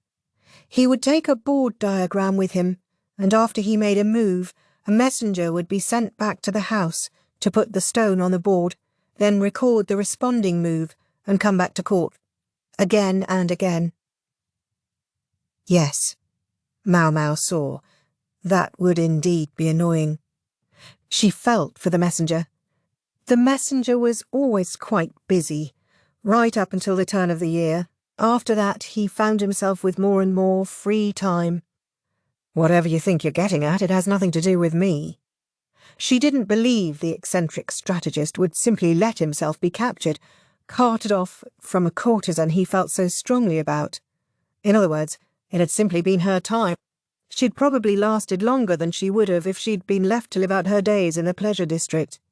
Perhaps it was that thought which enabled Maomao to seem so calm. To others, she might even have appeared cold, but when you were involved in medicine, you ended up being confronted with people dying on a regular basis. If you spent all your time weeping about it, you'd never get to the next patient. Although there are some who shed tears every time, she thought. Some who, although they might do better just to get used to it, never did. Some who never learned to simply accept it. Some like her adoptive father. She thought it was inept, stupid, but that was exactly why she respected him so much. Nothing to do with you? Don't be so bleak. If that courtesan did die, I don't believe even my honoured foster father could endure the shock. And you think they used that opportunity to bring him here? It was a ridiculous idea. In spite of it all, the old freak was a high official. If he were to go missing for 10 whole days, one could expect consternation from a lot more people than just his adopted son. When Maomao voiced this objection, however, Lahan responded. When he brought out his courtesan, he ended up taking off work for 2 weeks, and when he got back, there was still hardly any work waiting for him. He needs to earn his dumb living. Or everyone else needed to admit that they didn't actually need him after all. The point is this, as long as everyone else is doing their jobs, then short of an outright crisis, they could probably continue to function for a good 6 months before anyone noticed he was gone. Honestly, why doesn't the Emperor just fire him? Maomao started to worry that maybe the strategist had some sort of leverage over the ruler. Or maybe it was simply because the freak was so good at picking talented subordinates. Sounds a little half-assed to me. Our courtier's just a lazier, sloppier bunch than I thought. All I can say to that is, well, he's my father. Maomao heaved a sigh. If I had to guess, I would say grandfather and the others have locked father up in hopes of causing the family headship to appear vacant, and thereby get it given to them. Lahan said, family politics aren't really my thing. How do they decide who gets to be head of the clan? She'd heard that the old freak had stolen the family headship from Lahan's grandfather, but she didn't understand the specifics. Maybe there was some kind of paperwork involved, something that showed who owned what. Typically, among the named clans, there's an object that's passed down along with the name. Whoever possesses it is head of the clan, and they bring it with them when they present themselves at the palace. Obviously, of course, they aren't at the palace every day, just on special occasions. Usually the heirloom would be kept somewhere safe. When the head of the family changes, the former head accompanies the new one when they formally greet the Emperor. I know they say father stole the family headship, but in reality that procedure was still observed. How did he manage that? Judging by what she'd seen of Lahan's grandfather, he didn't seem like the type to give up his office quietly. Would he really have just politely gone with, well, you know who, to see the Emperor? It was quite simple. Grandfather was forced out. He was never one for beautiful numbers, you see. Let me guess, you found the proof. She wondered if it would have been inappropriate to ask aloud how old he'd been at the time. What grandfather was up to was, well, no more than petty, so he himself would be the only one punished. Grandfather said the revelation would tarnish the family name, but father hardly cared about such things. So grandfather was to be dragged down from his height, and he could choose either to do it as a criminal or to surrender the headship, and it was none other than his grandson who had helped put him in that position. Beautiful numbers indeed. Lahan had probably enjoyed helping the old freak, doing all that research. I suddenly understand why they don't treat you like family around here. I'm sorry. What an odd change of subject. And the man himself didn't even see it. Yes, he was that freak's nephew, all right. Okay, but they've spent all this time living quietly out here in the boonies, right? Why would they decide to act now? I can think of a few reasons they might. Lahan started counting on his fingers. 1. Public documents in this country are disposed of after 10 years. Or, I guess you could say they wear away. Anything that isn't extremely important just isn't preserved carefully. The proof I found of the pocket change my grandfather stole would only mean anything if they could compare it to those papers. He held up another finger. 2. They might have found some sort of leverage over him, something they could threaten him and protect themselves with if need be, though they'd be risking his wrath, of course. He turned toward Maomao, and she backed away from him uneasily. Of course, at the moment, the wrath would come not on account of Maomao, but the courtesan. You think they could get information like that way out here? She asked. Well, hold on. Let me finish, Lahan said, and held up a third finger. 3. Someone gave them that information. Oh. The situation suddenly started to sound familiar. You think that's what's happening here too? Here too. Both the bandits who had attacked Consort Lishu and the story about the fortune-teller in the western capital had made her think of the white immortal. The MO was similar in both cases. I'm only floating a possibility, but one that can't be ruled out. Yes, he was right. They couldn't be sure about anything, but they should work on the assumption that it was possible. That, however, left Maomao with a question. If all these incidents are related, then one thing bothers me. What? She couldn't shake the sense that the shadow of the White Lady hung over the succession of mysterious events lately, and several things about this one smelled of the same perpetrator. But she wondered. We've had cases in both the East and the West that could seem to involve the immortal. Do you think she's actually connected to them all somehow? She would have to be extremely fleet-footed. Even if we assume it's not the lady herself, but her agents doing the work, information would seem to travel too quickly. True. The fortune-teller in the western capital might have acted a lot like the White Lady, but how would she have heard of the half-sister of Consort Lishu, who was far away in the east? If they were sharing information, how were they doing it? The question remained unanswered. What if the White Lady had a co-conspirator in the capital? Lahan asked. Then she would be able to find out who would be travelling west. How do we explain the very existence of the fortune-teller then? She was already there, at least 10 days ago. That's exactly it. Seems impossible, Lahan groaned. Still, Maomao murmured, gazing out the window. Still what? Lahan asked. I can't help wondering if they're going to feed us, she said, looking at the fields. The farmers were still working industriously. Maomao's fears turned out to be unfounded. They were given a meal, and it wasn't bad. Decent ingredients, meat and fish. The fish was a little salty. The farther inland one went, the more frequently one encountered salted seafood. Fish in the capital was taken fresh from the sea and rushed to diners by swift horse, so one never saw pickled seafood there. What turned out to be surprisingly tasty were the sesame buns. They were filled, not with sesame paste, but with crushed chestnuts or red beans or something. The filling was thick and sweet. Maybe they'd used honey or syrup to give it that consistency. No, wait. Is this sweet potato? She wondered, chewing the food thoughtfully.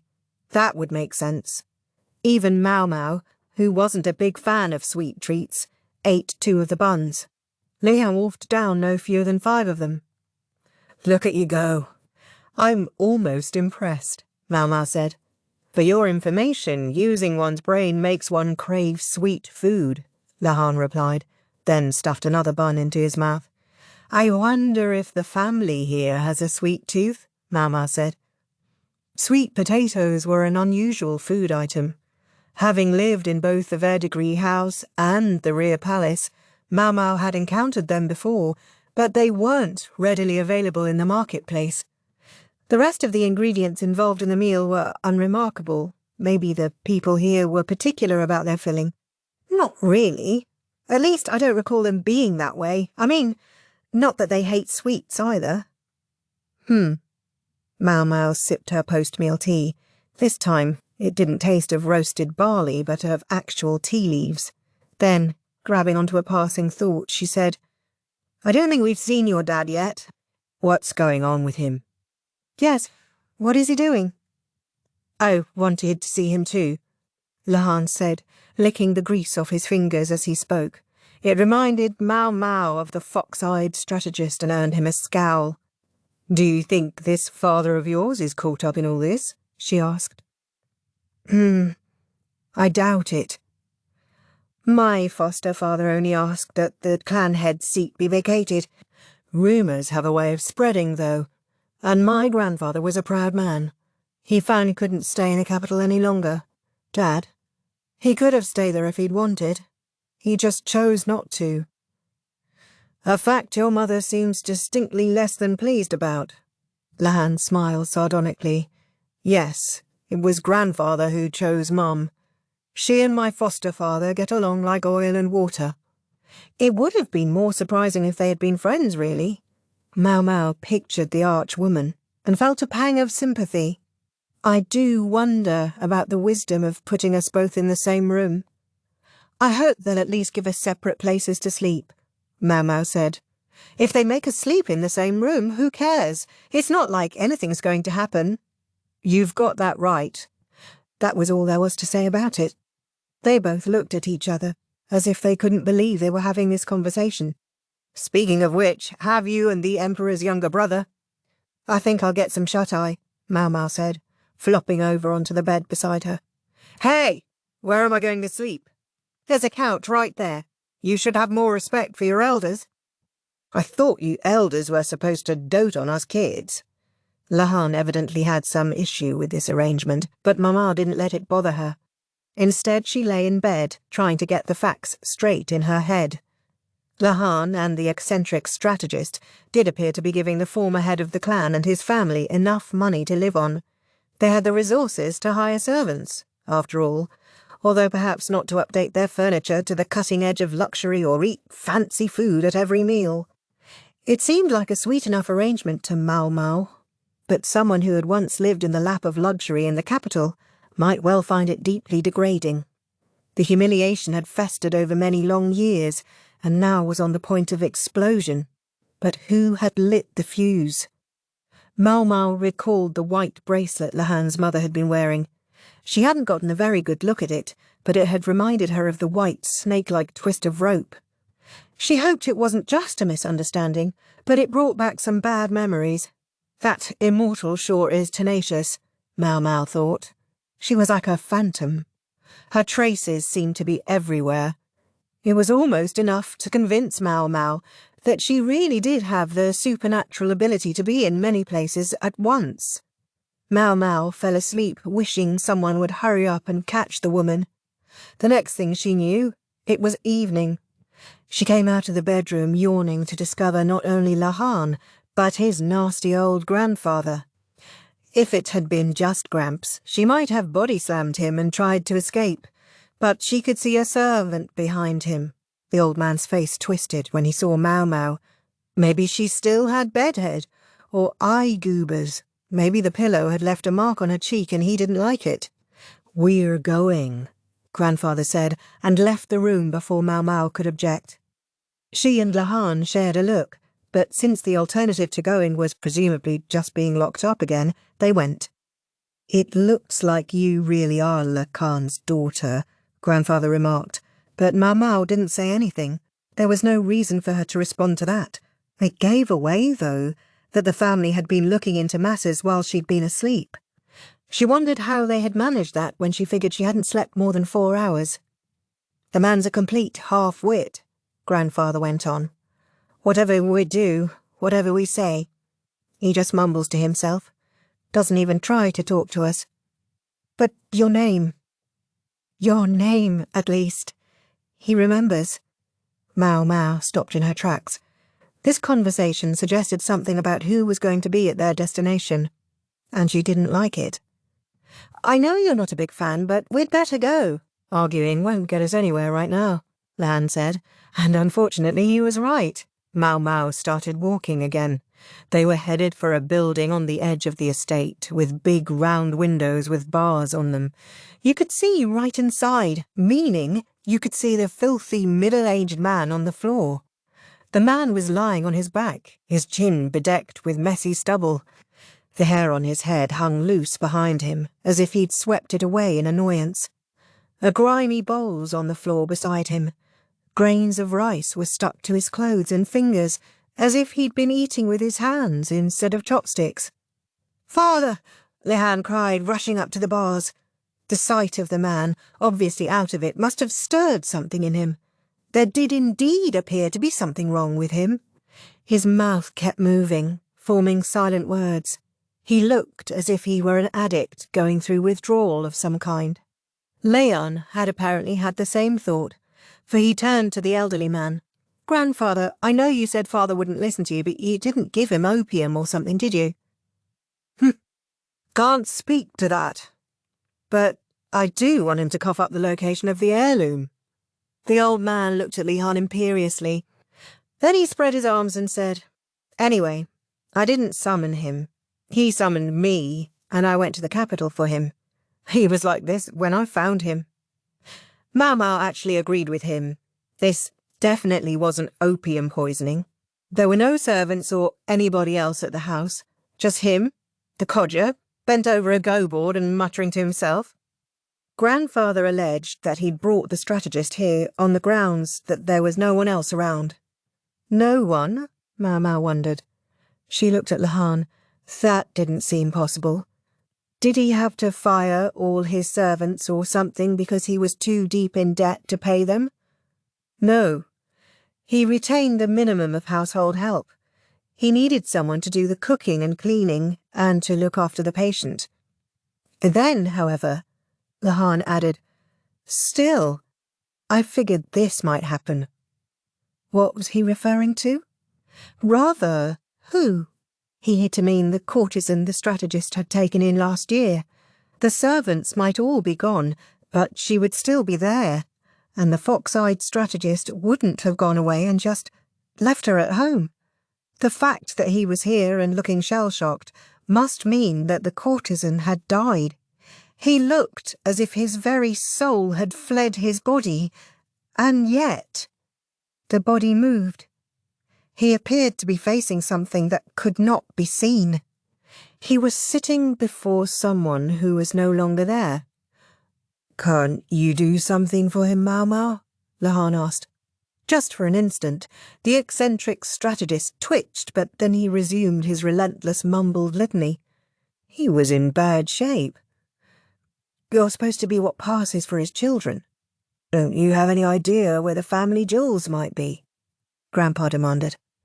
"I'm afraid you can yell all you want, sir, but," Lihan said, shaking his head. "Maomao was more direct. I have no idea." She, too, shook her head. "Then maybe you remember this." The old man took a sheaf of papers from the folds of his robes. They were covered with numbers of some kind. Lacan had this on him. "This sort of thing is your specialty, Lihan. These numbers must reveal a hidden location or something." The old man was evidently under the impression that the numbers were some kind of code. Lihan took the paper and squinted at it. Maomao peeked over his shoulder. They both saw what it was immediately. The paper had 2 numbers on it side by side, and there were dozens of pages. They also knew that the sheaf didn't contain the answer the old man was looking for, but under the circumstances, there was no reason to tell him that right away. Instead, they felt they needed to do something about the deflated freak. Frankly, Maomao would have been just as happy not to have anything to do with him, but sooner begun was sooner done. "Do you have a go-board in this house?" she asked. "The hell does that have to do with anything?" "Do you have one?" she repeated, not changing her tone. The old man clucked and called for a servant, who brought a go-board and stones. They entered the strategist's room. When the board was placed in front of him, his shoulders shivered. Maomao sat across from him, on the other side of the board. She took the black stones, while Lahan placed the white ones where the strategist could reach them. Maomao picked up a black stone and placed it on the board, following the numbers written on the paper. In response, the freak took a white stone and set it on the board with a click. She believed the papers were notes kept by the messenger while the strategist and his courtesan played Go. In addition to the two numbers, running numbers had been carefully inscribed along the upper right. Maomao simply played according to the numbers, and the strategist responded. Maomao wasn't a particularly good Go player. She knew that the opening part of the game involved something called joseki, sequences of moves that were largely set. Thus, she could expect the strategist to make the same moves he had in the actual game. She just kept turning the pages, playing and turning the pages again, until she was down to the last 3 sheets. Lahan, watching, cocked his head. That was a bad move. He was referring to the stone Maomao had just placed, but she'd played it exactly according to the paper. The strategist narrowed his eyes for a moment, and then, click, he made another move. Putting the stone there, it would have to be a sacrificed play. But why? Why would she do it that way? Lahan muttered. Maomao didn't know much about Go, but Lahan had some acquaintance with it. Whatever, she just kept playing the way the paper said. When they reached the end of the paper, though, they were still in the middle game. "No, you'd never make a mistake like that," the monocled freak murmured. There were grains of rice stuck to his stubble, and Maomao had to fight down the urge to tell him to wash his damn face. "You know I would never miss it. So why?" The strategist didn't move to play the white stone in his hand. He just stared at the board. After a silent moment, Maomao grumbled, maybe she was just sick of normal moves? She didn't know much about Go, but over the many, many years of its existence, common wisdom had been established. With such and such a board situation, this is how you should play. Then the other player would likewise respond in a particular way. "It's certainly true, you'd normally do this in this situation. Then the response is here, and then black moves here." Monocle kept mumbling to himself, fretting with a white stone in his fingers, but then he seemed to come to some kind of realization. Click! The stone went on the board. "But that," Lahan said, his expression darkening. Apparently, it wasn't a very good move either. Without the paper to guide her, Maomao no longer knew where to play, so instead she slid the bowl of black stones toward the strategist. He picked one up and clicked it down on the board. Lahan, who obviously knew more about Go than Maomao did, folded his arms and watched. At first he looked sceptical, but one of the ensuing moves seemed to spark something in his mind, and his eyes widened. "Hey! This is no time to sit around playing games!" Gramps burst out. "Hurry up and—" "Hush," Lahan said. "It's just getting good." He watched the board with a studious expression. Getting good? The freak was playing himself. Then again, in his own mind, it seemed to be someone else holding the black stones. The colour gradually returned to his formerly ghostly pallor. The only sound was the click-click of stones on the board, move after move after move. Finally, the freak stopped. "We're down to the endgame." He set down his hand as if to indicate he was through playing. Then he squinted at the board. "The outcome is pretty well obvious. including 5.5 points Comey. Black wins by 1.5 points. Lahan looked at the board too. He's right, he said. Evidently he was just as quick at reading territory and go as he was at every other kind of calculation. The strategist pulled his knees to his chest and rested his chin on them. He rolled a go stone across his fingers, still staring at the board. I had to wonder. I just kept asking myself, how could you go before our last game was finished? You always hated to lose. I was sure you wouldn't leave before it was over. The words seemed to tumble out of his mouth, and I wondered, why would you make a move like that one? It had to be a mistake, I was sure, even though I knew you would never make a mistake. He was talking to himself. What he was saying wasn't directed at any of them. He was interrupted by the old man. "Hey, Lacan! Where are the family jewels? I want that treasure now!" He shoved Lahan aside and loomed in front of the eccentric strategist. The strategist looked up at him balefully for a second and muttered, "You're a rather noisy go-stone." But then he clapped his hands and said, "Ah, Father, is that you? Father, is that you? Pff, don't you remember your own parents' face?" It wasn't a matter of remembering, though. The man simply couldn't distinguish one face from another. "Parent?" "Ah, yes. Yes, that reminds me." He sounded completely out of it, but he took a cloth-wrapped package from his robe. "I'm afraid I'm telling you this rather, belatedly, but I've taken a wife." Inside the package was hair, about 5 sun in length, tied with a hair tie. Maomao knew whom it belonged to. Grandfather turned beet red and aimed a blow of the cane in his hand at the strategist's temple. "Father!"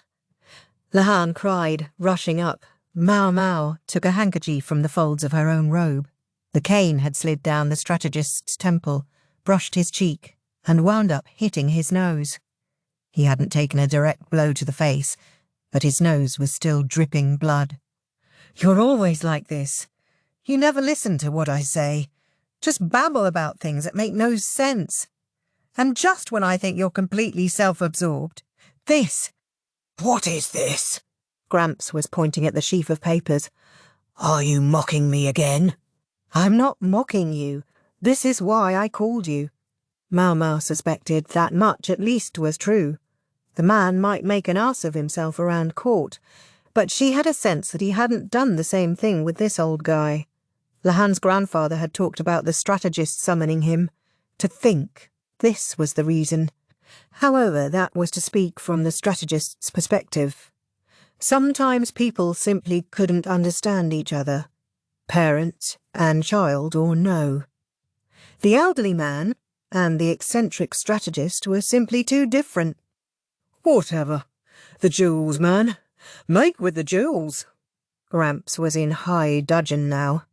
He grabbed his cane again, and a blade emerged from within it. It was a sword cane. "You know what'll happen to you if you hold out on me, right?" The strategist looked up, but not at the blade. His eyes were fixed on something else. "Maomao, what are you doing here?" So he had noticed her at last. Maybe he would never have been so pliant if he hadn't. It just went to show how intent he had been on his game. "So you've come to see your daddy?" "No." Maomao wished he would focus on the situation they were in. Sensing danger, she moved to the wall. "Ah, Maomao is here." "Today we must have a feast," the strategist said, clutching the hair clipping. Then he turned the hand toward Maomao. "Won't you say anything? Just a word. To your mother." He looked at her with the strangest of expressions. With his haggard face and filthy beard, he suddenly looked many years older. Normally, Maomao might have simply ignored him, but now, surprisingly, she dipped her head respectfully in the direction of the hair. No, she had nothing to say, but she could do that much. "Don't ignore me, damn it," the infuriated old man bellowed, brandishing his sword cane. Age had taken its toll on him, but he had been a soldier once, and he was still sturdier than they might have expected. Facing him were a strategist who was a soldier who left all the real work to his subordinates, a dyed-in-the-wool civil official whose weapon of choice was the abacus, and Maomao, who had no confidence that she would be of any help in a fight. The three wusses scattered, and it was all they could do to escape the old man and his flailing cane. Servants stood behind Grandfather, but obviously weren't going to help anyone. Maomao, seeking any kind of safety, hid behind a post. Then, though, they heard a slow, calm voice. "Put that away. It's dangerous. What if you actually hit somebody with it?" Maomao looked to see the old man floating in mid-air, his legs kicking. He dangled from weathered hands that gripped his arms. Holding him was a man with sun-darkened skin and a handkerchief around his neck. His clothes marked him out as a farmer, maybe the one Maomao had seen from the window of her room. He was tall, broad-shouldered and very well built, but his eyes were gentle and serene. Hey, what are you doing? Let me go. Yes, yes, as soon as you give me that sword, the burly farmer said, plucking the weapon away from the old man and putting it back in its cane. When did you find the time to make this? He murmured. The servants, rather than trying to help Grandfather, looked downright relieved to see the farmer. "Who's this?" Maomao thought, but her question was promptly answered. "It's been too long, Dad," Lahan said, bowing his head. "Ah, you look well. Despite the somewhat dire straits I found you in. That girl there, is it my niece?" The farmer tossed the sword cane to one of the servants, and his already gentle face softened even more. The man looked like a bear, yet his presence was warm, comforting. "May I take that to be my little brother who's just come in?" the eccentric strategist said, smiling. "You may, although I might wish you would learn to know who I was one of these days," Lahan's father said, smiling sardonically. He still hadn't let go of the old man, who continued to kick. "I'm doing this for you, blast it!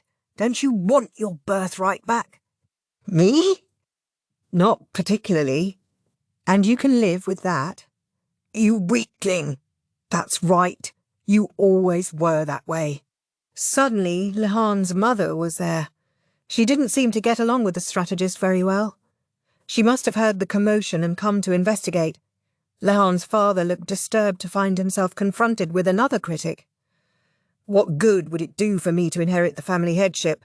A buffoon running the household could only embarrass everyone."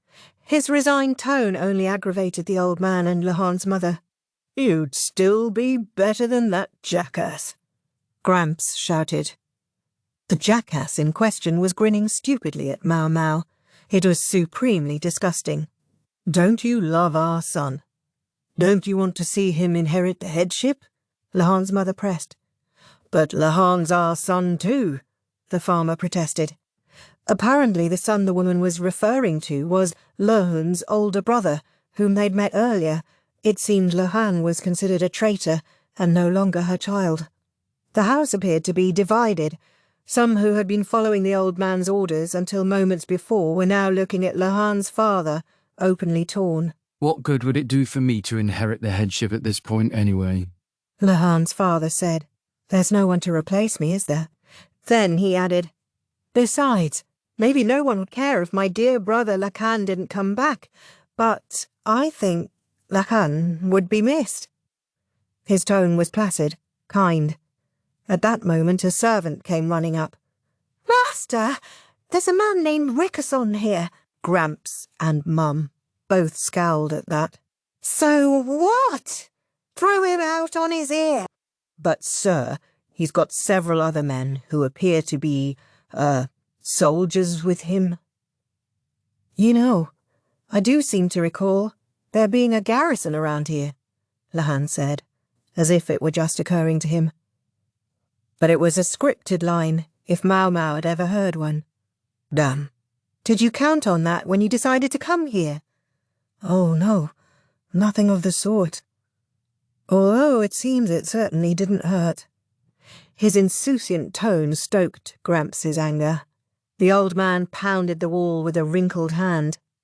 I'm surrounded by idiots, incompetents. My whole family is an embarrassment. Now he was stomping on the ground so hard it seemed like he might put a foot clear through the floor. I've got one son who never has any idea who he's talking to, and another who thinks he's a farmer. Curse the womb that bore them both. I should have had another son. Maybe that one would have come out right. The old man's fury showed no sign of abating. His listeners refused to look at him. With what he was saying, even Lahan's mother found her lip curling. And then there's Luoman. Never could use a sword, and then he got himself mutilated. Is there even one person worth my time around here? Maomao was suddenly in motion. She darted out from behind the post, grabbing the bowl on the ground, the strategist's leftover soup. The next moment she was in front of Gramps, and then she dumped the rotten stuff all over the old man. What the hell are you doing? Gramps raged. He slapped Maomao with an open palm, leaving her cheek burning. Maomao stumbled backward. Maomao, the strategist cried. He tried to catch her, but she dodged him deftly. The old man's hand she hadn't been able to avoid, but the strategist she could easily escape from. I just didn't like your tone, Maomao said in a quiet voice. It was the wrong thing to do, so if she got hit for it, she would just have to live with it. But she had wanted to stop the old man from ridiculing her old man. I won't hear you say another word against my adoptive father. What I'm saying is, please, shut up. You mouthy little trollop. Just who do you think I am? Who? Maomao thought. In her opinion, it was the old man who didn't understand who he was. Without that heirloom, you're just a frail old man who doesn't know how to have confidence in himself, Maomao said with a smile. Her lip was split, but that was a minor detail. The old man's face went tight, and Lahan's mother blanched as well. Forget the family name. Forget the headship. What have you done with your own two hands to be proud of? Maomao asked. Listen to this scrawny whelp. The fact that he responded not with an actual reply, but with inarticulate cruelty was answer enough. He'd coasted along on the family headship, committing a series of minor offences. She didn't know whether his failure to push into the territory of serious corruption was down to a genuine rational streak or simple cowardice. Maomao had a few more things she would have liked to say to the old man, but then someone was standing between the two of them. I'm sorry, young lady, but please, that's enough. The owner of the kind voice was Lahan's father, his eyebrows furrowed in concern. I know you cherish your uncle, but please do remember that this man is my father. His face, with its hint of sorrow, reminded her of her own old man, Luomen. With an effort, she swallowed what she had been about to say. Chapter 7. The La Clan, Part 2. I wondered what was going on. Rikaisen heaved a sigh. He had eventually made his way into the mansion, and Gramps and Lahan's mother were now sequestered in a separate room. Rikaisen had made the call within moments of seeing the strategist's beleaguered state. Truly, he was another of the fine subordinates the freak had found for himself. I'm very sorry. If my brother Lakan had regained his sanity sooner, this could all have been over much quicker, Lahan's father said, sounding tired. Maomao felt a strange affinity for him, perhaps because he so much resembled Luomen. Not in his appearance, but in something less tangible. Figuring the prison room wasn't exactly congenial, they'd moved to another part of the house. At the moment, Lahan, his father, Maomao, Rikason, and the strategist were all together, along with several men Rikason had brought with him. Maomao felt a little bad for them having come all this way when ultimately they hadn't been needed. Rikason would give only his official story, namely that they'd come to bring their superior officer back home, but there was no question the men were intended to intimidate. Maomao, meanwhile, didn't want to be in the same room as the freak strategist, but she knew she couldn't be pushy about it just then. In the blink of an eye, though, he was beside her and jabbering about something. She wished he would shut up. She knew she ought to take pity on him in his weakened state, but she discovered she just wasn't able. Maomao, we should go have a dress made for you sometime. We'll get lots of the finest fabric, and boy can have a hair stick made too, the strategist said. Maomao didn't say anything. And then we should get all dressed up and we can go see a show. Yes, let's do that. Maomao didn't say anything. You like books, don't you, Maomao? I've got an idea.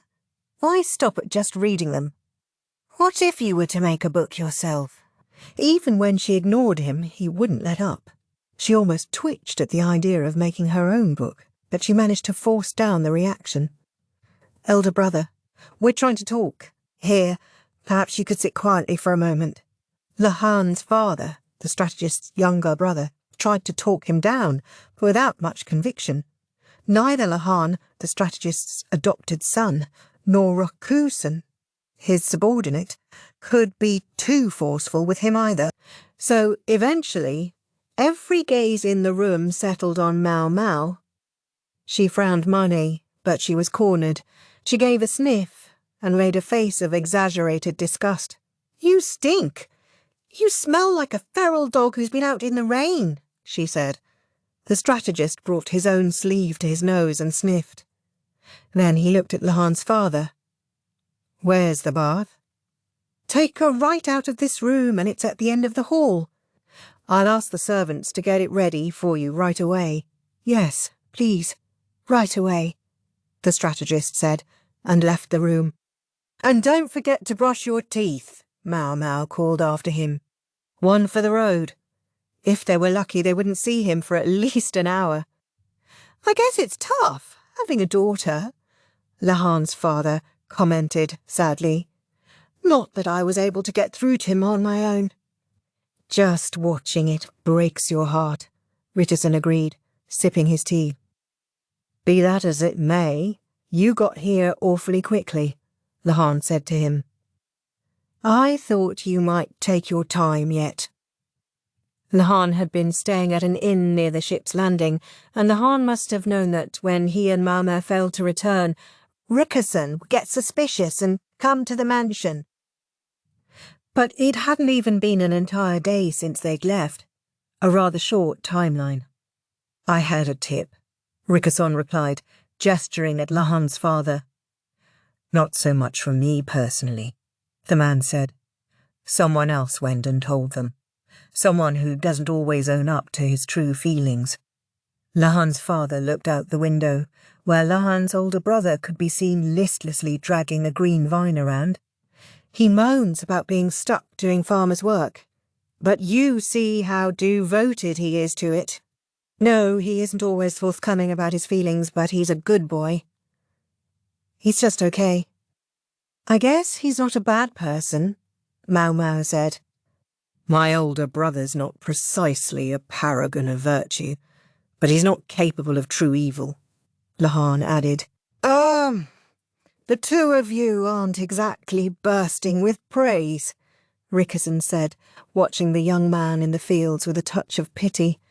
They say the father exists for his son and his grandson, but it doesn't seem like that to me. That boy's even less cut out for politics than I am, Lahan's father said. With his tanned skin and hulking body, he looked like he could have made a very capable soldier, but ultimately one had to reckon with personality. Sometimes a person was more suited to the hoe than the sword or the spear. This man looked every inch the farmer. I do have to wonder, Lahan said, cocking his head. Why would they bring all this up now? If they were waiting for the evidence of grandfather's corruption to be expunged, I would have expected them to move sooner. Maomao wasn't sure that was such a smart thing to say with Rickerson sitting right there, but apparently it was all right. A fair question. Lakan called for your grandfather on account of his new bride. And that was fine, as far as it went. Normally I think my father would simply have ignored him and not gone to the capital. Except, Lahan's father took a piece of braided rope from the folds of his robes. Although his earth-stained fingers had darkened it, it was clear that it had originally been white. It was much like the one Lahan's mother had worn around her wrist, I am so sick of those things, Maomao said, pointedly looking away from it. I haven't said anything about it yet, Lahan's father said, appearing bemused. You don't have to. Let me guess, your wife fell under the sway of some fortune-teller or something. That's exactly right. And he asked how that freak was doing. I don't know for certain, but we learned there was no one around him. The freak's adopted son Lahan and his close attendant Rickerson were both in the western capital. Even if the strategist were to disappear, the two people most likely to notice weren't around. Frustrated, Maomao picked up something on the table. The servant had evidently brought it to accompany the tea. It looked sort of like a dry, flat daikon with white powder on top. The fact that it was on a plate meant it was presumably food. It was sweet yet chewy. It was stringy, but not unpleasant. Is this sweet potato? Maomao had eaten processed sweet potato before, but almost always stuff that had been steamed and turned into a paste. This one appeared to have been cooked and dehydrated. This is pretty good. Am I right that this is sweet potato? She asked. Oh, Lahan exclaimed, leaning forward as if he had suddenly remembered something. That's right. Dad, you said something about an interesting potato. Potato? Oh, yes, I suppose so. Lahan grabbed some of the snack off Maomao's plate. You said you thought you might have an idea. Did you mean this? It's steamed and dried potato. No sugar, no honey. But it's sweeter than chestnuts or pumpkin, isn't it? He gestured out the window as if to say, There it is. Maomao had wondered what was in the fields. It was these potatoes. Lahan squinted and adjusted his glasses. How much are you growing? We're trying to expand as much as we can. Wouldn't want any of the fields to go to waste. You seem to lack sufficient help. Some of the farmers in the area come and help us out. We've got more potatoes than we know what to do with. They seemed happy to help in exchange for all the potatoes they could get. Oh, but don't worry. We haven't sold them in the open market, just like you said, Lahan. When we do sell them, we make sure it's only product, not raw potatoes. That's fine, then. Maomao found herself perplexed by the conversation. Were Lahan and his father trying to corner the market on sweet potatoes? Was it Lahan's fault that Maomao had only ever seen sweet potatoes as an ingredient, not raw? She would have gladly grown some sweet potatoes for herself if she could have gotten her hands on a raw one. It's such a waste, though, Lahan's father said. We've got more potatoes than we could ever need. The storehouse is full. Well, the pigs are pretty happy to have them for slop, I admit. I think it's improved their meat, too. If they had so many sweet potatoes, wouldn't they just stop growing them? Last year, 1 tan yielded 200 shin, 750 kilograms of sweet potatoes, Lahan's father said. 200 shin, Maomao exclaimed. 4 times as much as an ordinary rice yield, Lahan said. Partly thanks to Dad's tinkering, I'm sure. But even so, incredible, right? Is the crop unique to this region? Maomao demanded, leaning toward Lahan's father. Not at all. A long time ago I bought a sprout that I thought was an expensive but interesting-looking morning glory, but it was from the south. It turned out to be a different plant, although one that looked similar, something you grow with rootstock, not seeds. I didn't have any luck getting it to flower, and I became bent on trying to get a blossom out of it. He gazed out the window. After we came here, we had plenty of space in the fields. I knew flowers sometimes only bloom under specific conditions, but at times they also produce unusual byproducts. Like this. He plucked off a piece of the dried potato. Intrigued, he had started to play around with processing his rootstock in various ways. When I looked into it, I discovered this was a tuber called a sweet potato, sweeter than chestnuts, and able to grow even in poor soil. I think I might be the only person in the whole country growing these things. Lahan told me not to let any seed potatoes out of the village, and that's what I've been doing." By now, Maomao was starting to get a pretty good idea of what Lahan had wanted from his father. It had to do with what the emissary from Shao had said.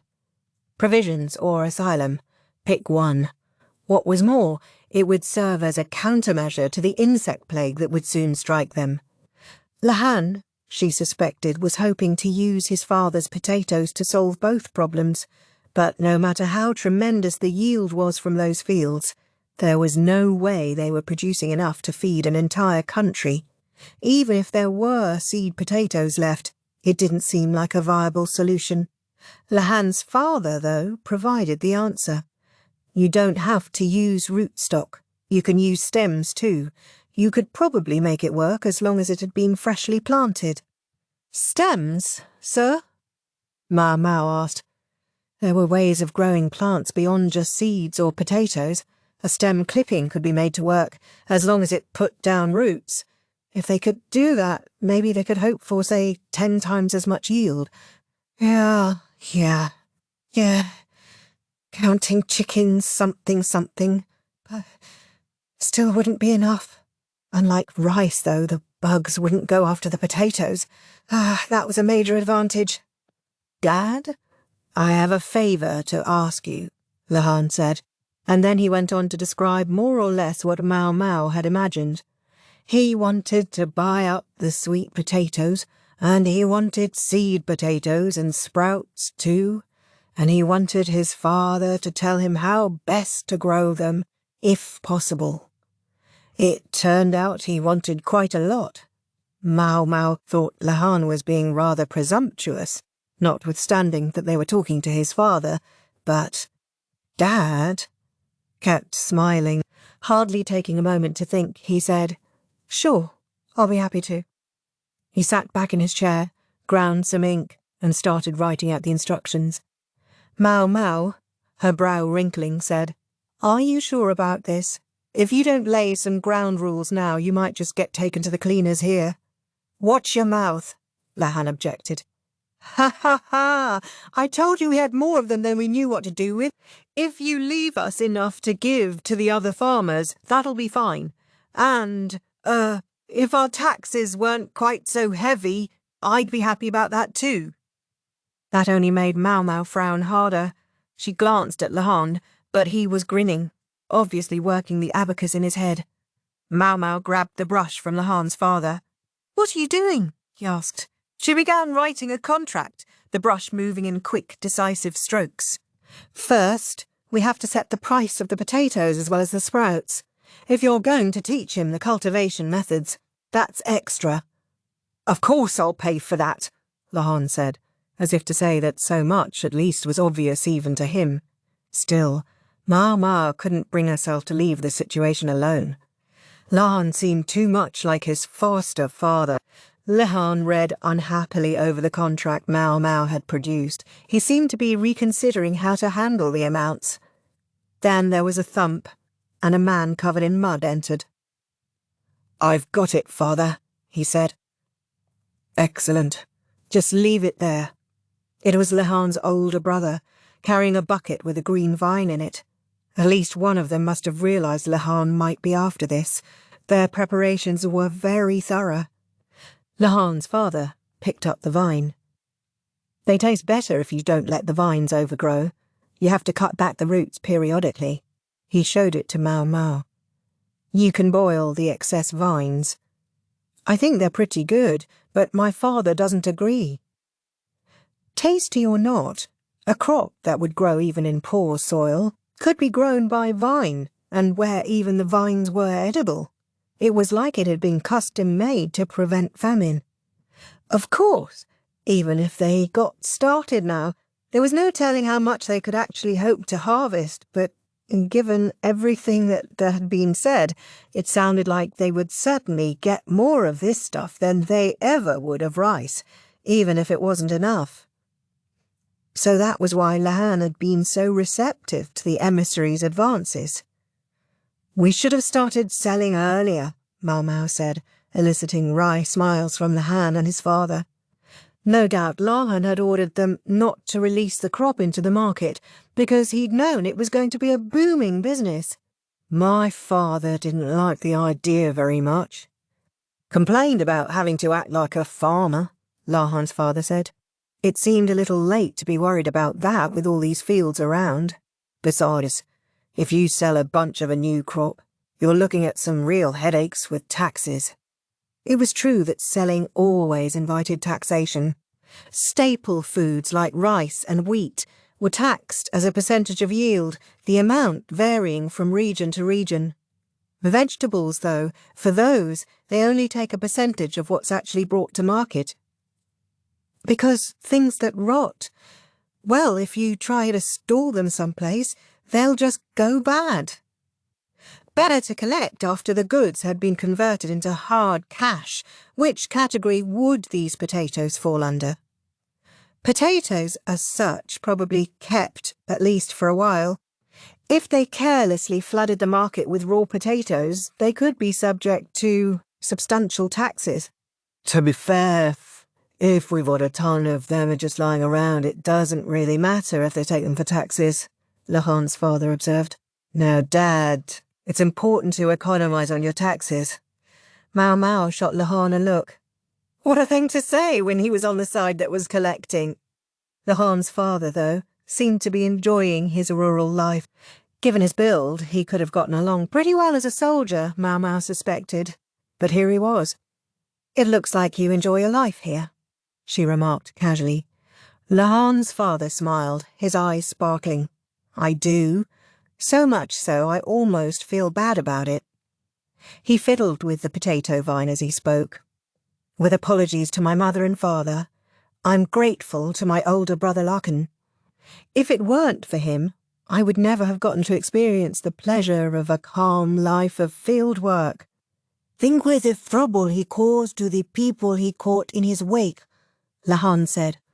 The eccentric strategist had driven his father, the clan head, and his younger half-brother, who would have been next in line, from the capital in order to claim the family headship. Then he'd adopted his nephew Lahan. That was as much as Maomao knew about the situation, but she trusted that it was true. It turned out, however, that for Lahan's father, that eviction from the capital had been a blessing in disguise. I like it here, he said. The more you cultivate, the more you can grow. Back in the capital, about the most you could hope to grow was potted plants. His smile made him look much younger than his years. If what we're doing here can save people from starvation, then I'd say, take as much as you need. Let the whole country grow potatoes. He was really getting into this. I don't think Grandfather is going to share your positivity, Lahan said. Well, there's not much we can do about that. 10 years in exile hasn't softened his pride at all. His life will just go on the way it has been, painfully boring, as far as he's concerned. There was a startling glint of coldness in the man's eyes. He always did like to accumulate unbeautiful numbers, Lahan said. He was calculating the size of the field and how many potato sprouts he could plant. The vine cutting would last several days if kept in water. The reality was that even if they started a field right now, there were no guarantees they would be able to harvest this year. Just as there was no cure-all medicine, there were no perfect answers in politics. You simply had to weigh the pros against the cons and decide what would be most advantageous. Just as they were thinking about what they would do, the door slammed open. Maomao! I've taken my bath. In came the strategist, buck naked except for a minimal layer of underwear. Forget eccentric, this was downright sick. He didn't even seem to have taken the time to dry himself completely. His skin and hair were still dripping. Not bothering to hide her annoyance, Maomao poured some of the now cold tea into a cup, then took a small bottle from her robes and added several drops of its contents to the drink. She held it out to the strategist. Maomao, you're serving me tea. Please, have some. The strategist's eyes brimmed with tears of emotion as he took the cup and downed it in a single gulp. There was a brief moment of silence. No sooner had he drunk the tea than a shudder passed through his body, and then he collapsed to the floor. You poison him, Lahan exclaimed. It's just alcohol, Maomao replied. The strategist was as vulnerable to liquor as he had always been. If anything, she thought he seemed even less able to hold his drink than before. Thoroughly not interested in seeing any more of the man's naked body, she brought a blanket from the bedroom and draped it over him. Lahan and Rikasan carried the freak to the couch with looks of exasperation. "Maybe I was lucky I only have sons," Lahan's father said with a droll smile. The freak was grinning in a most distressing way. Ah, he mumbled, slurring in his sleep. "What's that you said, sir?" Rikasan asked, leaning closer. "I'll make her a go." Rikasan looked stricken. "He wants to make a go book for some reason," he said, looking like he didn't really understand. Maomao, though, glanced at the table. Lahan had preserved the earlier match as a game record. There were, supposedly, many more records of many more games between the freak and his courtesan, enough to fill a book. The sleeping strategist looked very peaceful. Maomao had expected him to be more depressed about things, but it seemed not. He gave no hint of being weighed down by grief, but was his usual freakish self driving ahead. Normally, when one buys a courtesan, one makes her a mistress. Then one doesn't need any approval from one's parents, which would have been convenient considering the relationship between my honoured adoptive father and my grandfather, Lahan told Maomao. Yeah, so? Even then, he seems to have wanted to make formal introductions to the point of calling for my grandfather, whom he'd left here for so long. "This woman is my wife," he'd wanted to say, clearly, unambiguously. Lakan always was a romantic, Lahan's father said. "Yeah, great."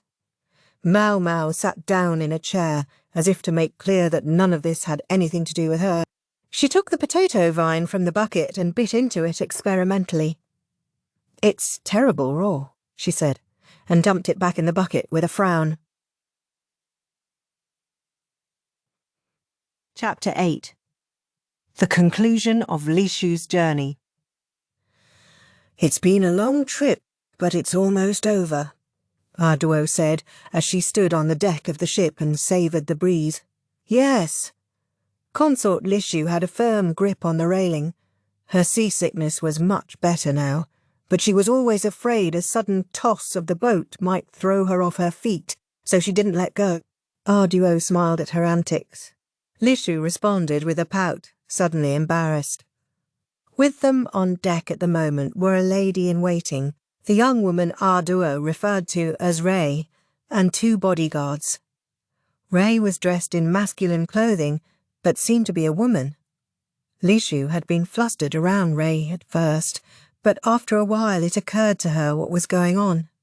Since Arduo wore men's clothing too, the 2 of them made a lovely picture together.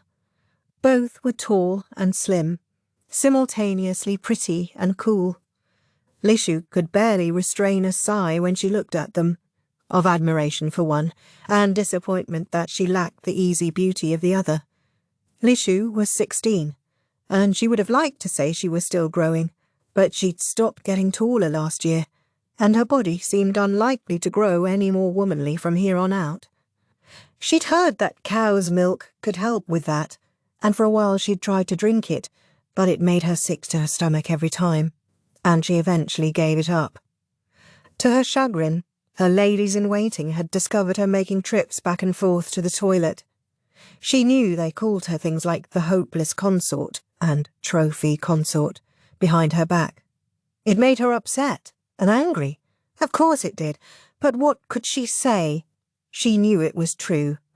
At least she was aware of the nicknames now.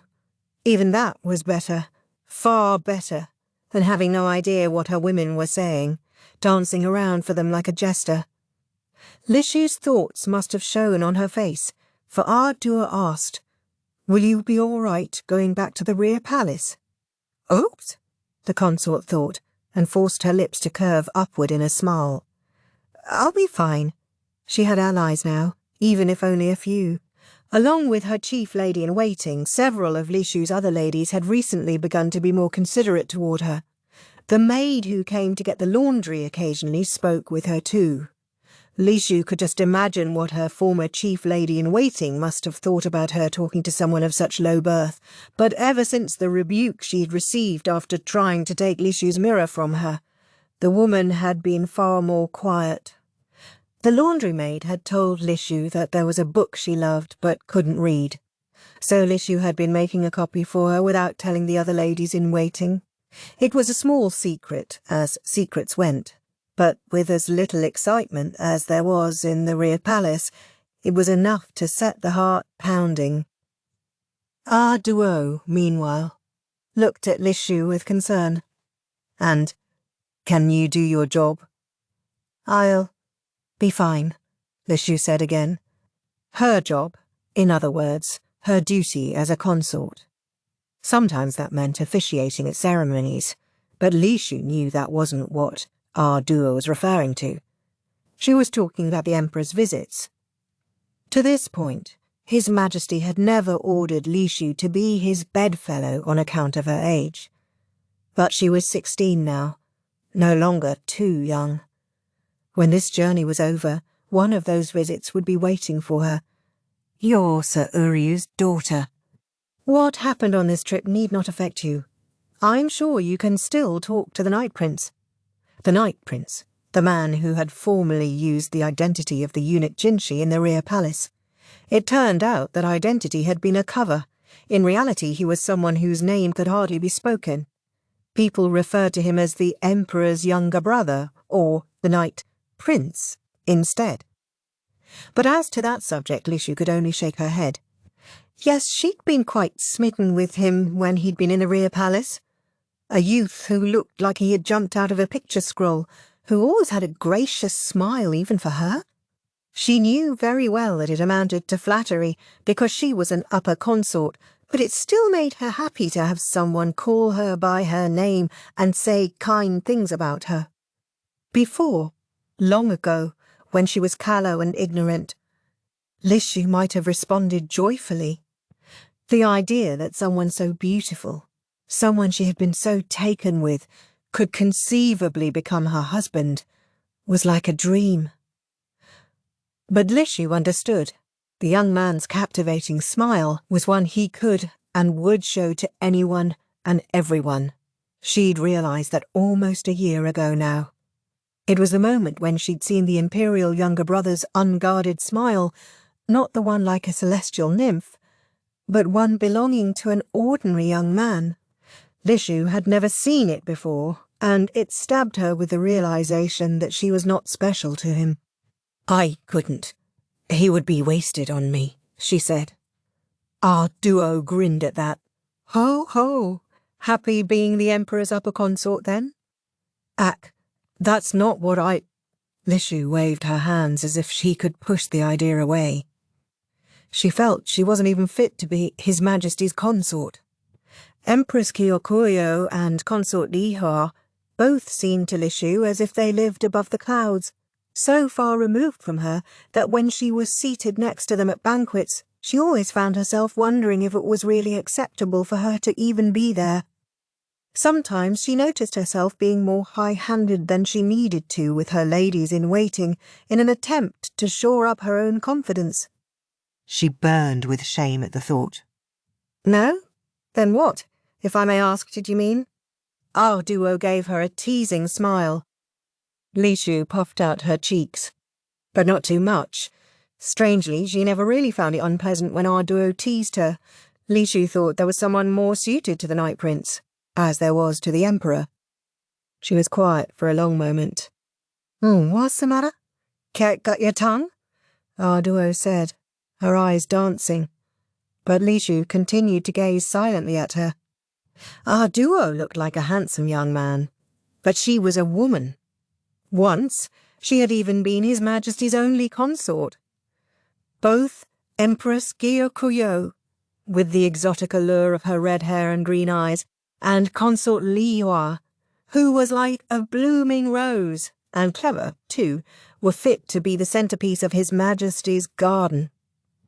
But when Lishu asked herself who was most suited of all to stand alongside the Emperor, Her mind went back to when His Majesty was still the heir apparent, how he would occasionally pop his head in to steal a snack when Arduo and Lishu were taking tea together and would bounce Lishu on his knee. She was an ignorant child then, and called him Uncle Beardy. It would bring a wry smile to His Majesty's face, while Arduo held her sides, laughing. Now it seemed unimaginable. Lishu would munch on some sweet treat and watch them, thinking, "So this is what a husband and wife look like." She thought they went together better than any couple in the world. Maybe that was why she couldn't bring herself to accept this, even if she knew it was inevitable. Knew it had been inevitable from the moment she became a consort. Lishu was, and would be, one more obstacle between Arduo and the Emperor. She knew that love in real life was never as beautiful as it was in the picture scrolls, that this was what she had been born to. Yet she worried that Arduo, whom she adored, would come to despise her because of this. She thought, in fact, that Arduo might still be a consort if Lishu hadn't come to the rear palace. In her mind, though, neither did that mean she should become the Night Prince's wife. Ultimately, she found herself simply swept along by life, not knowing what she really wanted. She knew love, or perhaps love, from her scrolls and novels, but she didn't understand what it really was. "You can just see the capital," Arduo said. Though still hazy in the distance, it was possible to make out the vast outer wall surrounding the palace. "I'll head back to our quarters. I want to get my things in order." Arduo kept only a minimum of serving women. She largely looked after herself. It made her extremely impressive in Lishu's eyes. Me too? Lishu let go of the railing and made to follow Arduo. Ow! She exclaimed. The wood of the railing was somewhat rough, it seemed, for a splinter had pierced her palm. She tried to press her palm with her finger to draw it out, but all she succeeded in doing was making herself bleed. Frustrated by the shock of pain, she found another memory bubbling to mind.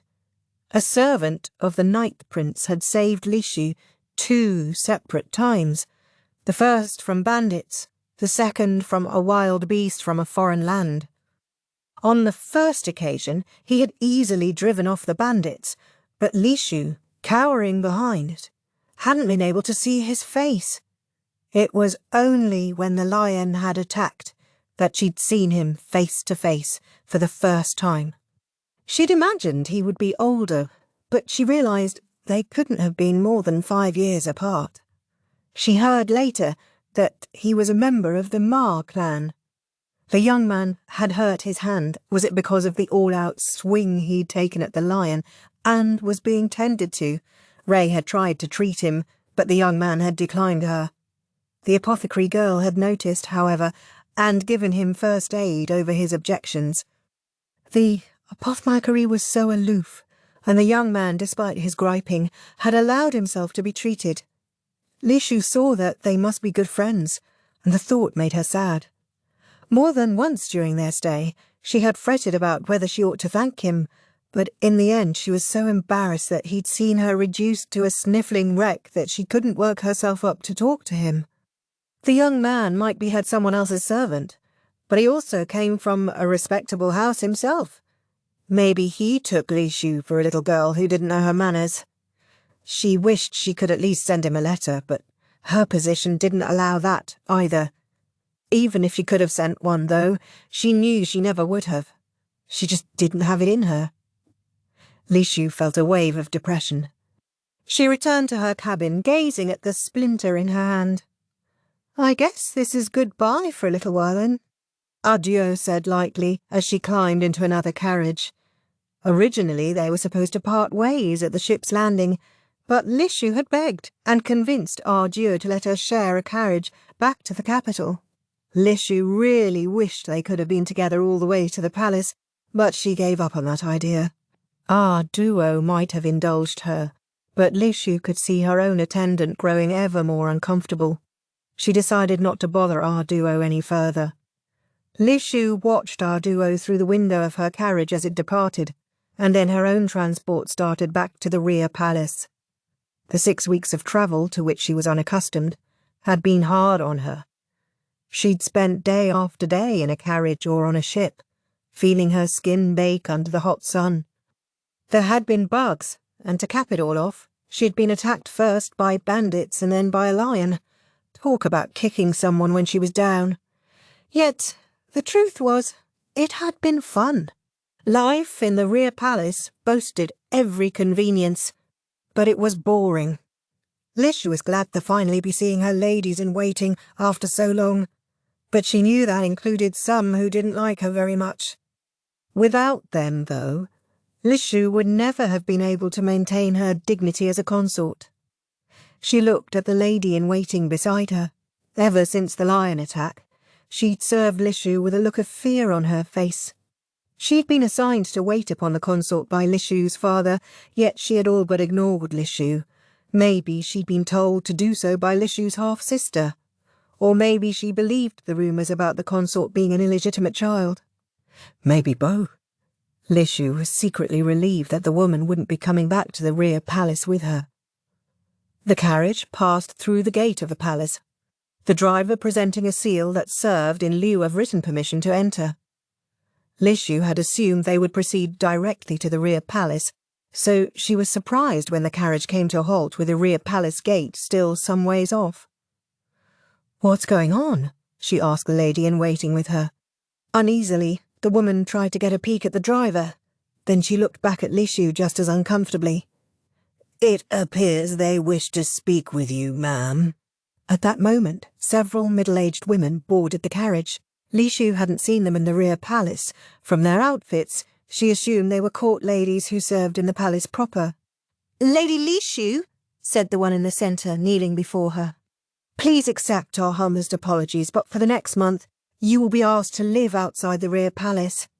She lifted her head and looked Lishu in the eye.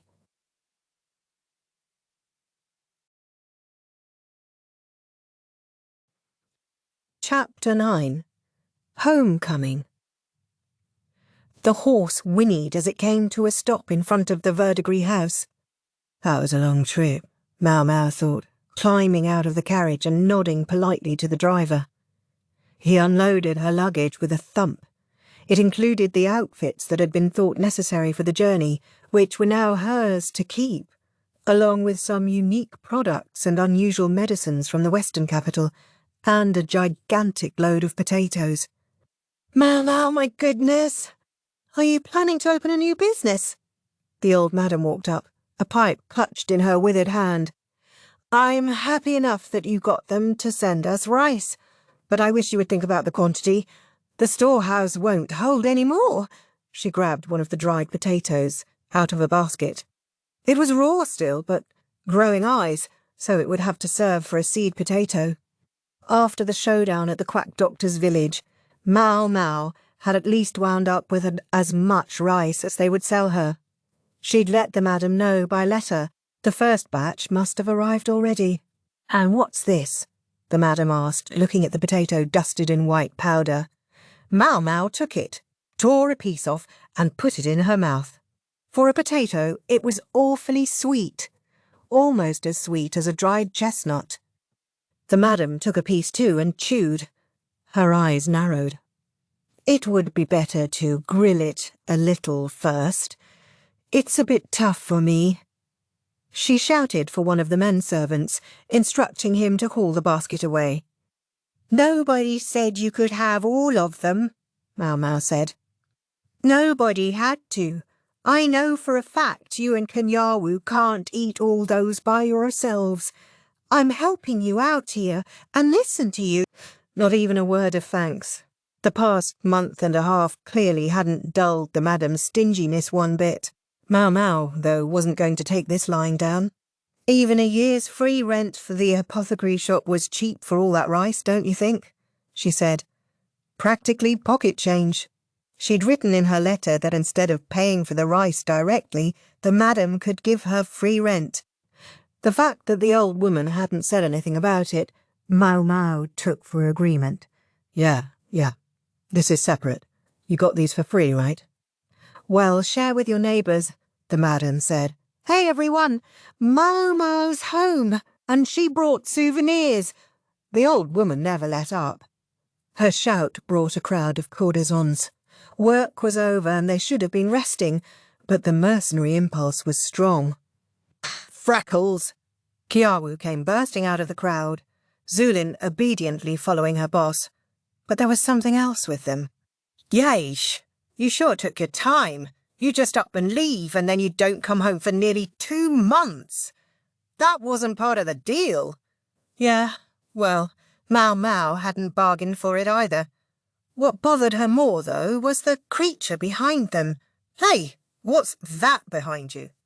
she demanded of Kiawu. "Don't tell me you forgot about Zulin. What a jerk." "That's not what I'm talking about." Behind her. Maomao pointed at a calico cat sitting and grooming herself. "What, you don't remember Maomao?" "Man, that's cold," Kiawu said. "Oh, believe me, I remember her," Maomao said. "But the furball was supposed to be at the Quack's village." What was she doing here in the pleasure district? What I want to know is, why is she here? It was the madam who answered. She was in with the rice. They couldn't exactly send the cat back by herself, could they? "Anyway," she added, "I just spotted some mice in the storehouse, so I think she can stay for a while. And she's friendly, makes her popular with the customers. We have to do something about her habit of stealing side dishes at dinner, though." The madam was a practical woman. She would never keep a pet, but an animal who could make itself useful, that was all right. Maomao, the girl, gave Maomao the cat a dark look. The furball narrowed her eyes, yawned a little, and said, "Meow." At that moment, someone stumbled out of the apothecary's shop. "You're home?" asked the man, Sazen. Mao had tasked him with running the shop while she was away. He'd never been the most robust-looking person, but now he appeared haggard, as he had an unkempt beard on his face. He stumbled over to Maomao and promptly collapsed on the ground. "The shop? It's all yours," he managed, and then he was out cold. Kiawu poked at him with a stick he'd gotten somewhere. "Stop that," the madam said, ordering a manservant to get Sazen out of the way. "People were coming down with colds left, right and centre while you were away, Freckles. We used up the medicine you made before you left." "But people kept begging us for more," Kiawu told Maomao. She nodded. It made sense. People often got sick as the seasons changed, so there hadn't been enough medicine even though she'd made more than she had expected to need. Very few people in the pleasure district could afford to go to the doctor for proper treatment. Taking some medicine was the most they could do, and a lot of them wouldn't even do that. "Some of them were really pushy," Kiawu added. "One even stole some medicine because he said he'd gotten it for free last year. Maomao's old man had probably given it to the guy, a bad habit of his. He would hand out treatments gratis to anyone who came weeping and crying, and once you'd given away medicine one time, everybody wanted it for free.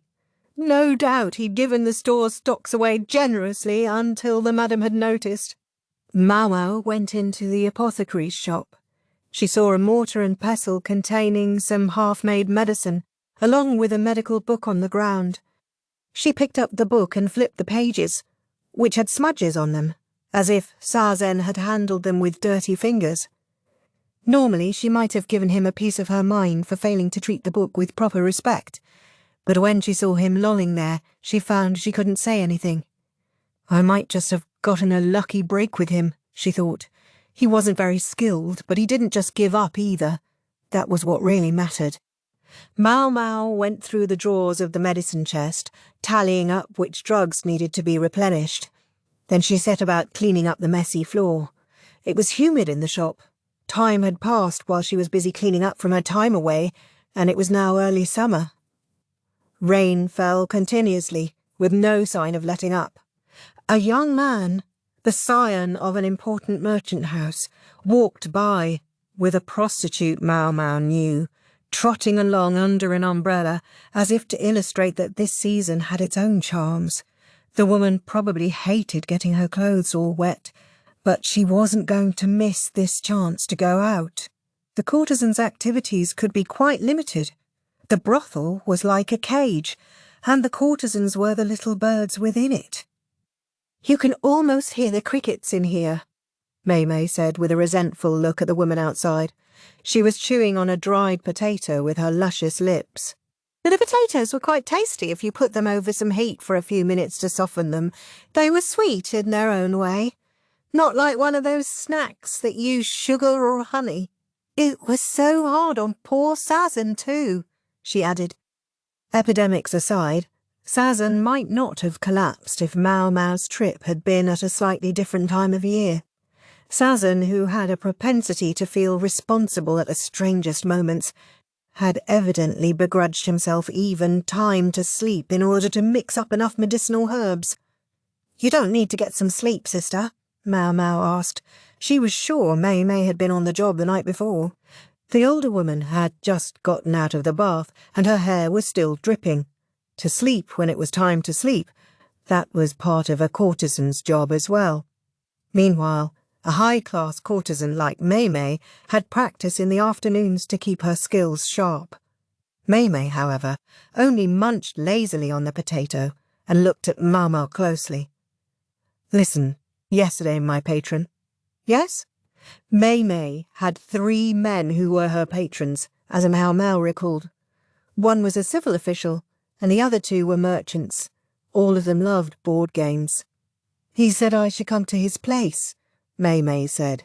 "Come to his place." In other words, he wanted to take Maomao home with him. If he was talking like that, he wasn't just asking her to go for a little walk with him. "He wants to buy you out?" That's what it comes down to. For a courtesan, being bought out was akin to getting married. It was an opportunity to be freed from the cage of the brothel. Maomao, though, didn't look happy about it. Maomao could understand. Her taste in men was extraordinarily poor. "He's bad news, this customer?" Maomao asked. "No, I wouldn't say that." "Is the madam opposed?" "Oh, she loves the idea." That might seem to make everything simple, but this decision would influence the rest of Maomao's life. Maomao could well imagine she wouldn't want to make it too lightly. It was not a choice that could be easily undone once it had been made. Maomao was still a popular courtesan, but who knew how long that would last? Age was the unavoidable barrier for some in her line of work, and most women would have retired from the profession long ago. "This guy, his wife has passed away, but he's got kids," Maomao explained. Maomao didn't sound particularly interested. She hadn't meant to respond so apathetically, but she'd suddenly found herself picturing the freak strategist. In the end, she'd given him an alcoholic drink to knock him out, and then made her escape before he woke up. Lohan had come with her, keen to get back to the capital so he could coordinate about the potatoes. Rikerson had effectively drawn the short straw and had to stay behind. The strategist had been muttering in his sleep again about making a book, and at the moment he was probably ignoring all his work to focus on that task. Maomao wondered if Maomao still had feelings for the likes of him. Did she know there was no longer a bought courtesan at his house? Maomao briefly wondered if she should tell her older sister about it, but the information seemed as likely to make Maomao's life more difficult as easier, so she stayed quiet. "Kids don't tend to like me very much," Maomao said. "Can't you just ignore them?" Maomao replied. Interesting idea. For some reason she seemed to be studying Maomao. She'd finished the potato and was wiping the grease from her fingers with a handkerchief. "Speaking of kids, where's that naughty tyke of yours?" she asked, attempting a change of subject. "Ukiyo-wu? No idea. Probably with Ukyo or Sazen. There's something I'd like him to draw for me." "Porno?" Maomao grinned and gave Maomao an affectionate pinch of the cheek. Maomao regretted the question. She realised that sort of joke was more parents' thing. "I thought for sure everyone would be sick of him by now, but his popularity seems surprisingly enduring," Maomao said, rubbing her reddened cheek. Kaya-wu had been doing booming business drawing portraits of the courtesans and men servants, but Maomao had assumed the interest was mainly driven by novelty. "Sure, that boy, he's talented." Maomao ducked out of the apothecary's shop and went for the clerk's desk, where she picked up a folding fan. The bamboo frame was covered with quality paper and decorated with a picture of a cat playing with a ball. The animal was a calico. Maybe Kayaru had taken Maomao for his model, and despite the paucity of lines used to depict it, the creature seemed startlingly alive. Just at that moment, almost as if she knew what they were talking about, Maomao the cat came by. Her tail stood up and she let out a meow. When his portrait business started running out of steam, the boy began coming up with things like this, Maomao said.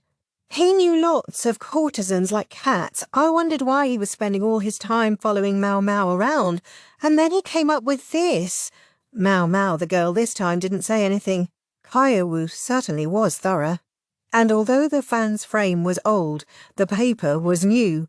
He'd refreshed it with stuff presumably sent from the Quack's village. So the paper had been given to him, and he'd refurbished the frame. In other words, the materials had been free. Maomao had to admit that Kiaru's drawing ability appeared to have improved substantially. Maybe it just had to do with how quickly children grew and matured. She was sure that before his drawings had been more superficial. Oh, that's right. The boy's learning from a painter, I think, Maomao said. That's news to me. Maomao frowned. You were away in the West for so long. A customer from a big merchant house brought this guy along. A cutting-edge painter or so, he said. Ah, Maomao replied. It was a familiar story. Rich people bought painting or ceramics all the time. It was sort of a sport for them. When that wasn't enough, they would surround themselves with the artists who created works they particularly liked. It was an expensive hobby, one only the rich could indulge in. Believe it or not, he said he'd introduce the guy to Yoka, Maomao added. Yikes! Joka was one of the 3 princesses of the Verdigris house, but she despised men. Civil officials or students might at least be able to talk to her about poetry or the civil examinations, but painting wasn't exactly her wheelhouse. That's not all, Maomao said. This painter, it turns out he specialises in portraits of beautiful women. Her gloom of moments before was gone, replaced by a grin and excited, gossipy waves of the hand. I'm guessing our dear sister didn't take it well, Maomao said. Oh, no, she didn't. She was so angry. And you know what she does when she gets angry? She writes poetry. Then some ignorant rookie courtesan copied one of Joker's poems exactly and sent it to a customer. There was a ruckus. Yoka was a specialist at poems and lyrics, but one had to take care with anything she wrote in anger. The verses might look beautiful at first glance, but they were soaked with venom. She couldn't be allowed to write to customers when she was in a bad mood. The madam would make sure to check Joker's outgoing mail at moments like that. While Perrin's appetite for men could make her hard to handle, Yoka was at the other end of the scale, and was equally troublesome. Maomao the cat wove around Mei's legs and mewed for a treat. Mei picked her up and put her on her knees, scratching her under the chin. So this is the painter Kiaru has been learning from? Maomao, not the cat, asked. Joker was hell-bent on sending that nasty letter, and she used Kiaru as her messenger. Mr. Merchant, it seemed, desperately wanted Mr. Painter to create a picture of Joker. The intention had been for the man to do a rough sketch when he met the courtesan, and then complete his final draft later. Nice and easy. But Joker wasn't about to sit there and let him study her. Instead, she conducted the entire meeting from behind a folding screen. Rude, but effective.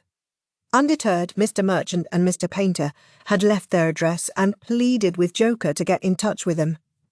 Normally, a letter would be delivered by an apprentice courtesan, accompanied by a manservant, but a young girl couldn't be asked to deliver a missive of such vitriol, so Joker called for Kiaru instead. A neat way to skirt the madam's vetting process. Kiaru delivered the letter, all well and good, but he also took a liking to Mr. Painter's pictures and started spending time with him. "He might even be over there today," Maomao said. "And after I warned him not to go out," Maomao grumbled. She wished everyone else would think about what watching out for Kaiawu meant. He still dragged one leg. If anything happened to him, he would be hard-pressed to react. "Hey, Maomao!" She heard Ukyo call. Maomao stood up, ignoring the cat, who had rolled over on her back and was begging for food. "What's wrong?" she called back. Ukyo looked distressed. "It's Kaiawu." What's he done this time? Maomao scowled, looking as if she was not at all surprised by this development. "Please, just come with me," Ukyo said, taking her hand. "Some friend of his is dying." Chapter 10. The Bad Dumplings. Ukyu brought Maomao to a mansion in the middle of the city.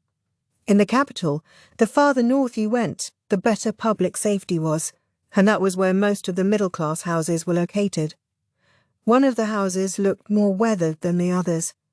It must have once been resplendent in its own way, but now some of the roof tiles were missing, and the clay wall had given way in places, revealing the bamboo frame underneath. It looked less like age and more like that the owner didn't keep up with maintenance.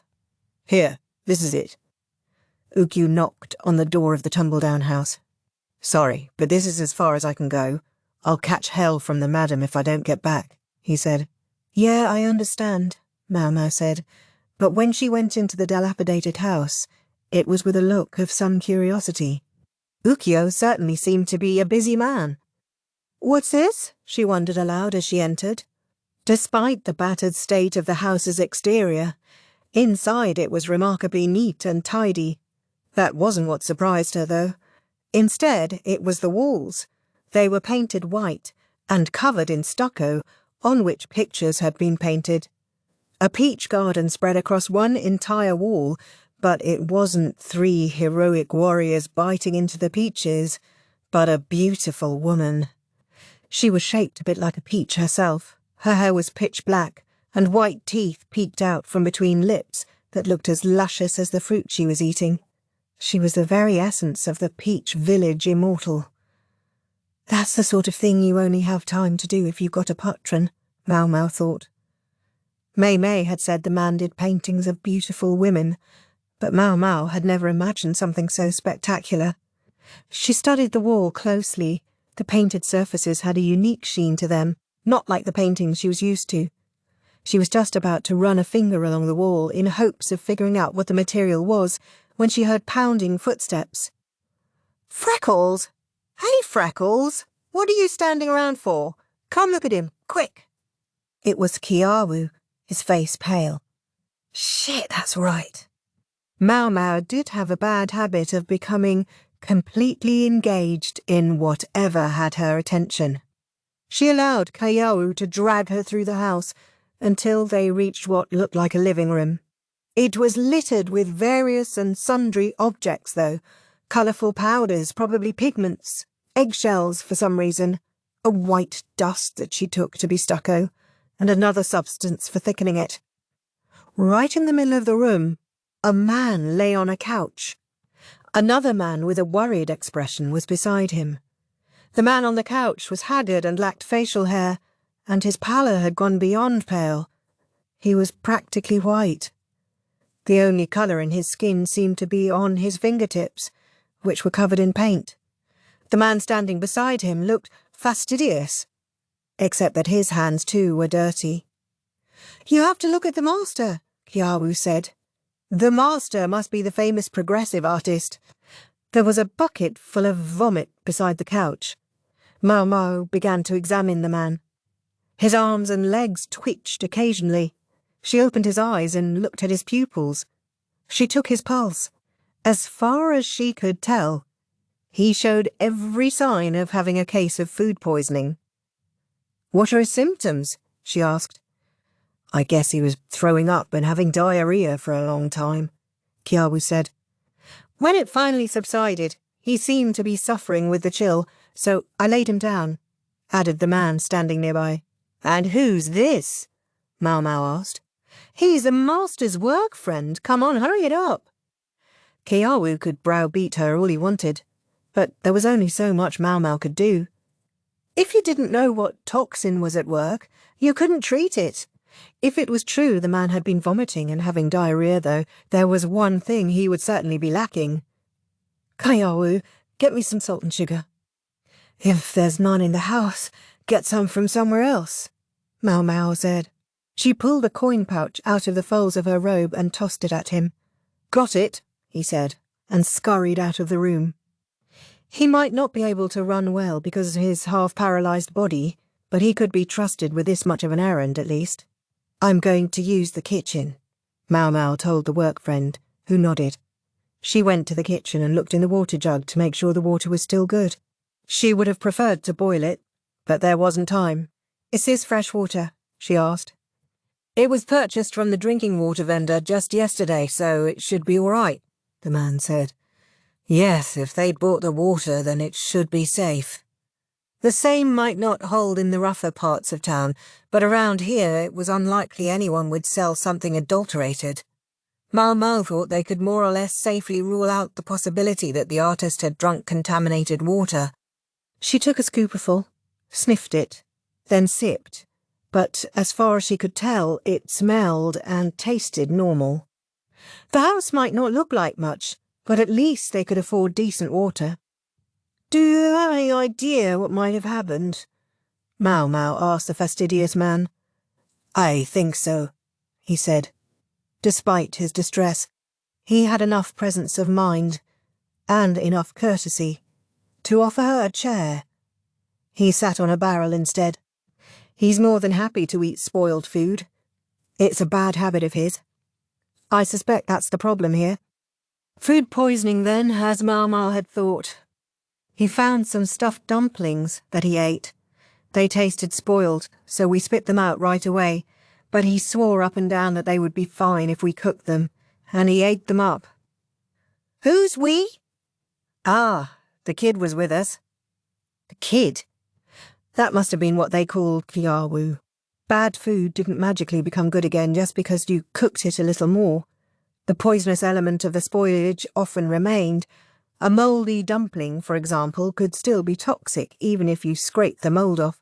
Not many people worried about it, though. Sometimes they didn't have the luxury to worry about a touch of poison when they were facing a choice between eating bad food and not eating at all. What am I going to do? Even if he gets back to work on the painting, it won't be done in time. The man brushed his fingers across a large board resting against one wall. It was painted white and bore a sketch, a faint outline of a woman. No doubt the next step would be to colour her in, the picture growing ever more lifelike as the colours became more vivid. He promised it would be done 10 days from now. 10 days? So there was some sort of deadline involved. "I'm back," Kiawu said, coming in with sugar and salt, which he handed to Maomao. She put them in the water she'd prepared, mixing them in, then taking some cotton she had with her and dipping it in the water. She let the water drip from the cloth into the man's mouth, administering fluid several times. She was torn about whether to keep him warm or induce a fever. If nothing else, the filthy clothes he was wearing now wouldn't be able to absorb his sweat. She had them change the artist into a cotton overgarment that could soak up the perspiration. It couldn't be doing him much good lying on a couch either. She got a proper bed ready, and then set about preparing stomach medicine. The man vomited 2 more times while she was doing all this, but there wasn't much to bring up. Only the acrid smell of stomach acid pervaded the room. Maybe keeping the sweat off him and giving him liquids was having an effect, because by night time he seemed calmer and his spasming had stopped. Maomao, Kiawu, and the man's partner were all exhausted. There was nothing in this house except painting supplies, and even getting the bedroom in a usable state had required asking for help from the neighbours. The mattress had been as hard as an old rice cracker and just as mouldy. What kind of life had this man been living? Maomao and Kiawu were each slumped in a chair. The couch on which the master of the house had been lying was now open, but quite honestly, nobody was interested in using it until it had been thoroughly cleaned. "You think he'll make it, Freckles?" Kayawi asked, concern in his voice. "Probably," she said. It was impossible to be certain, but assuming nothing unexpected happened, she thought the man would regain consciousness. They would have to try to keep him still for a while and give him food that would aid his digestion. The house didn't even have enough rice to make thin rice gruel, though. They would have to go and get some. For that matter, there weren't any decent pots to cook in either. Adroitly reading the situation, the other man said, "I'll go get some rice and a clay pot from my place."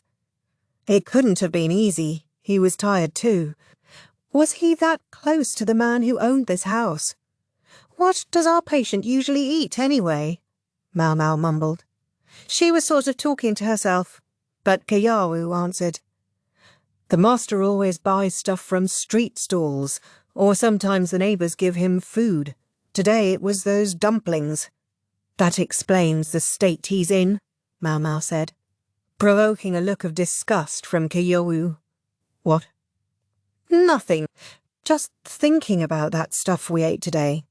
The other guy and I both shared the dumplings with the master, but they were so disgusting we spat them out. I thought they were weird before I tasted them, though. One thing that was strange about them, for example, was the way the master had said, 'I don't remember seeing these around here,' when he saw the dumplings on the table. That might seem like a red flag, but the artist had nonetheless offered them to his guests. I guess I appreciate that he was trying to be hospitable and all, but I feel like there's a lot of stuff around here that maybe he shouldn't be eating." Kayawu sounded unimpressed. One always heard that there were plenty of weirdos among artists, and it seemed to be true. Maomao leaned her elbows on the armrest and put her chin in her hands. "I'm surprised you were even able to put something like that in your mouth. I mean, the other guy said he would eat one too, and they did look good." The other guy, in other words, the work friend from earlier. Kayawu was always hungry, so he was apt to eat anything that seemed remotely edible. It was enough to make one wonder if he had ever really been the son of a fancy household. But it was so bitter. "I think maybe the bean filling had gone bad or something," he said. "Bitter?" Maomao asked. "Yeah, just awful. I was like, ugh, and spat it out. So did the other guy.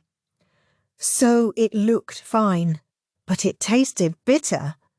Maomao crossed her arms and cocked her head. "Was it really bitter? Not more like sour?" "Yeah, it was bitter. Sour isn't the word I would use. And the filling didn't smell funny at all. If it had, I probably wouldn't have eaten it." Kayawu had taken off his shoes and was kicking his feet. They had the window open to change the air in the room, and it had gotten humid inside. Night had fallen. Maomao found a lamp lying around and lit it. It was an unusual-looking light.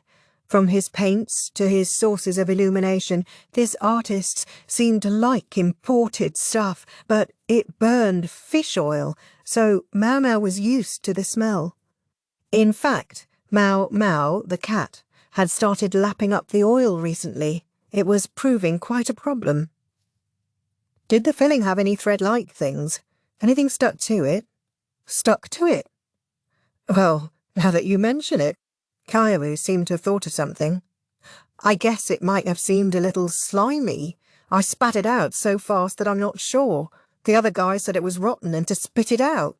We washed our mouths with water and didn't swallow any of it." Maomao was perplexed.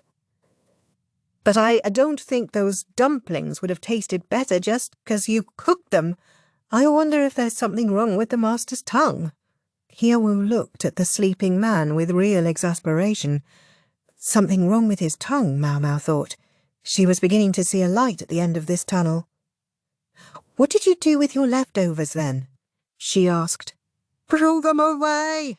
They're in the trash bin outside. The master was all upset about us wasting food, but at least he didn't go try to take them out of the trash." No sooner had Maomao heard that Then she grabbed the lamp and went outside, where she located the wooden box for the trash. A disgusting odour emanated from it. The garbage was still inside. Right on top were 2 half-eaten dumplings. Maomao was glad she'd made it before the men came to take the trash away to be slop for pigs. Yikes! What are you doing? That's gross! Kaiyawu said when he saw her digging through the garbage. But Maomao had no compunctions about picking up a mangled dumpling with her bare hands. She looked at the filling and discovered minced pork and several kinds of vegetable. She pulled the dumpling apart, trying to figure out exactly what was inside. Kaiyawu watched her. "Freckles, please stop grinning while you pour through raw garbage. It's super scary." A smile must have come over her face without her even realizing it. If she was smiling, it was from excitement. She couldn't ignore the rush. "Is this what your master, or whoever cooked and ate?" "Yeah, I guarantee he's got no sense of taste or something. It tasted awful, but he kept saying how delicious it was." A hypothesis was beginning to solidify in Maomao's mind. What about that other guy? What did he come here for today? Probably to stop the master, I guess. The master swore that when he finished the job he was doing, he was going to leave on a trip immediately. Kaiyawu looked down, dejected. What kind of trip? Well, he said he studied painting in the West once, way back when. He saw this beautiful woman there, and he never forgot her. That's why he only ever paints pictures of women, he says. The West. It reminded her of the lamp, the paints. Everything had had a strong whiff of the exotic about it. The other guy keeps trying to tell him that there's no way a woman he saw decades ago is still around, but he's desperate to find her again. The flow of time was not merciful, no matter how beautiful. No woman could ward off the effects of age. Even a lady who once wept tears of pearl could end up as a withered, greedy old hag. If there were such a thing as a woman who didn't age, she would have to be an immortal or a fairy or something. What in the world are you doing? Ah, speak of the devil. The other guy had returned with rice in a pot. He was so shocked that he dropped the pot and came running over. In the darkness, covered in garbage, Maomao must have looked a fright. She still hadn't wiped the unsettling grin off her face either. Even she found it weird to be smiling so hard. But she couldn't stop. Instead, she grinned at the man, clutching handfuls of trash in both hands. Then she looked at Kaiyawu. "Kaiyawu, you can go home. One of the men servants should be coming for you soon." She assumed Ukyo, thoughtful as he was, would show up to see what was going on now that the sun had gone down. He could ask someone to cover for him at work. What?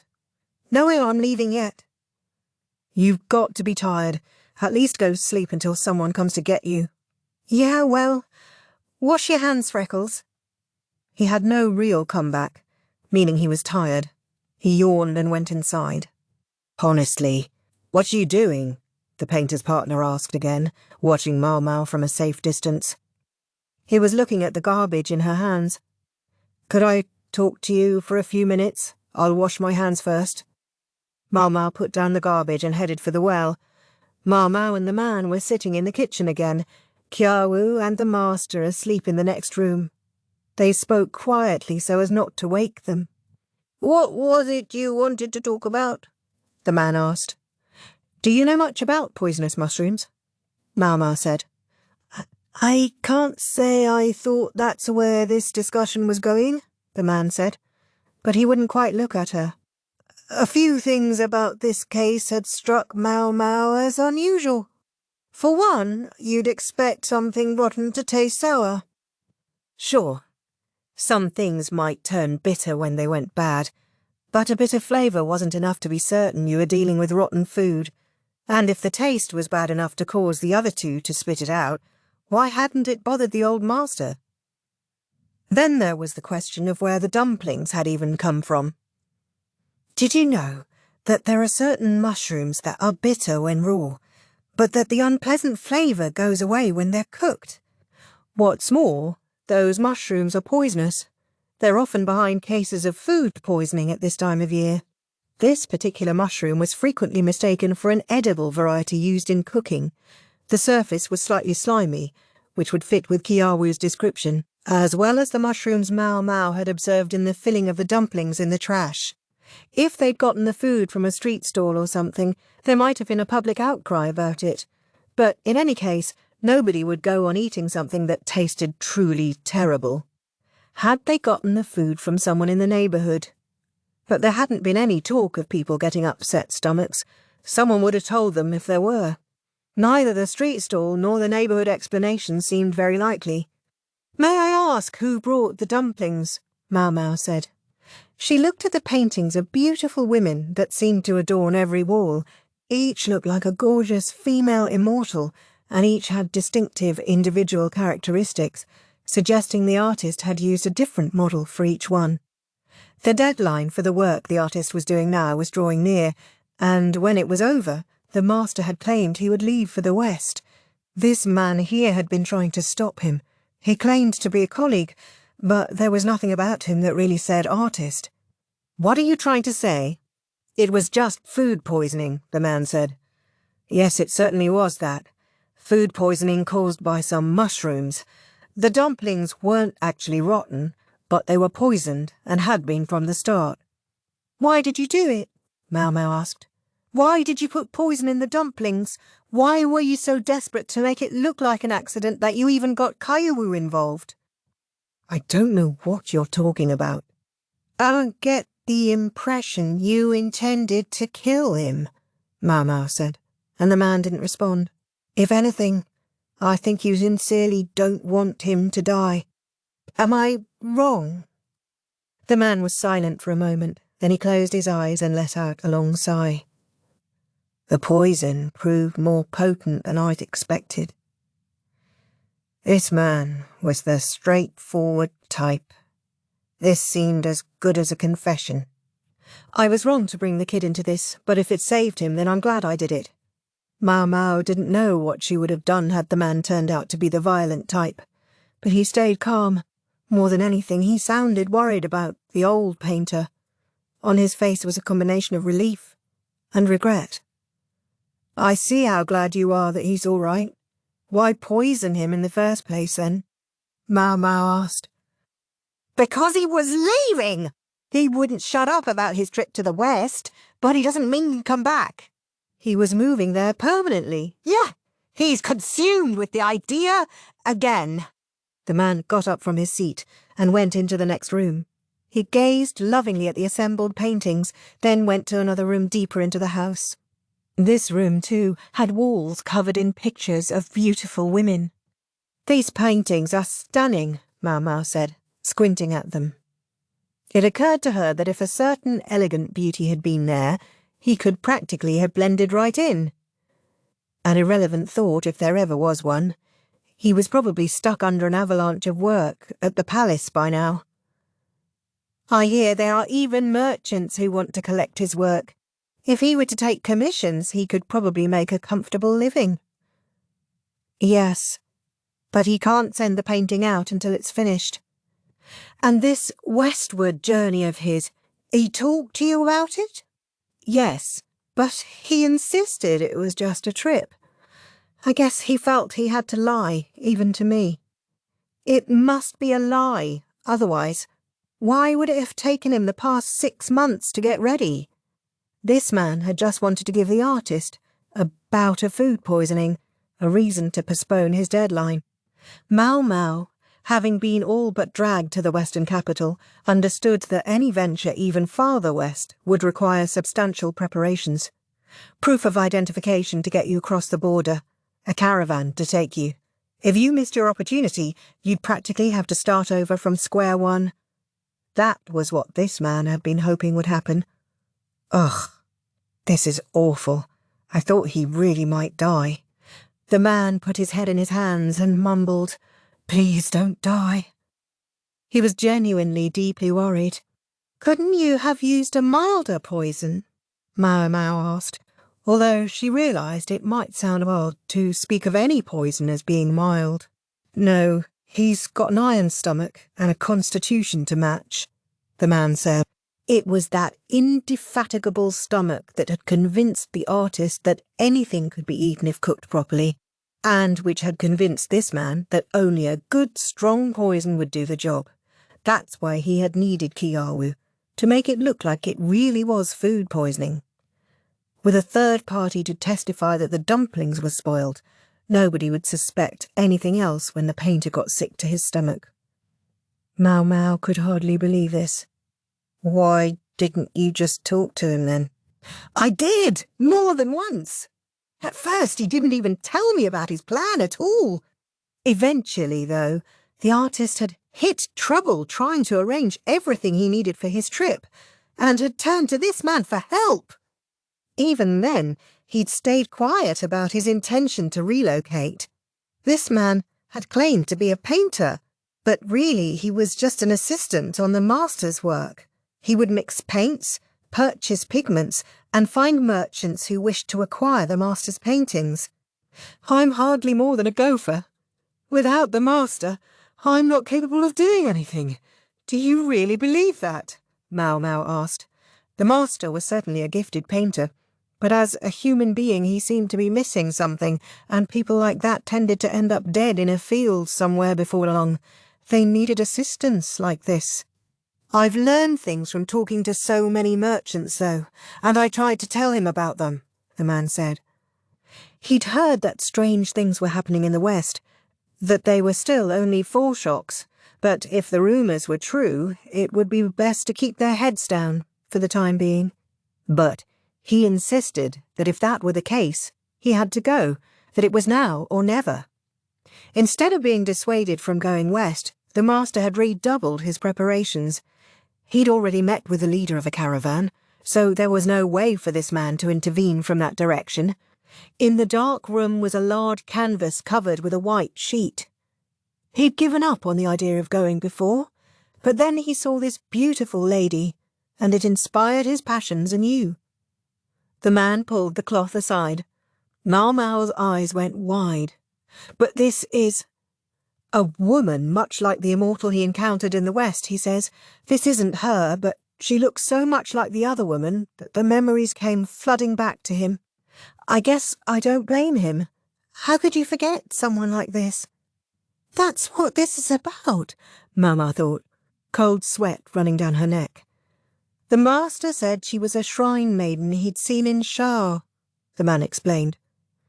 The painting depicted a woman with white hair and red eyes.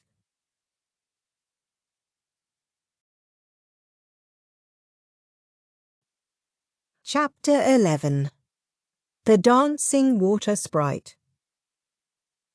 What am I even doing this for? Maomao asked herself, pouting as she prepared the cloth-wrapped package. It was the sort of thing she used when purchasing medicinal herbs. She didn't grow and harvest everything herself after all. Sometimes she turned to a specialist, the same way one would get one's mochi from a place that made nothing but pounded rice cakes. Maomao looked for Sazen and found him listlessly sweeping the foyer of the verdigris house. He'd slept for several days straight after Maomao had gotten home, but as he started to look healthier, the madam began to work him harder again, and meanwhile Maomao was making him study apothecary's work in his spare time. "Could you watch the shop for me? I'm just going to the next village. I'll be back this evening," she said, leaning out the window. Sazen flinched and rested his chin on the end of the broom. "You mean it? And is watching the shop all I have to do?" Under Maomao's relentless tutelage, Sazen had become a pretty competent worker, but it seemed he was still leery of having to take over for very long. "Take down any of the herbs hanging from the ceiling that have dried and powder them. Preserve them just like we always do." "Yeah, sure thing." Sazen leaned the broom against the wall, then reached under his shirt and scratched his belly, which Maomao rewarded with a glower. She could see the dirt getting underneath his fingernails. "And make sure you wash your hands," she added. "Don't have to tell me twice. Under your fingernails too."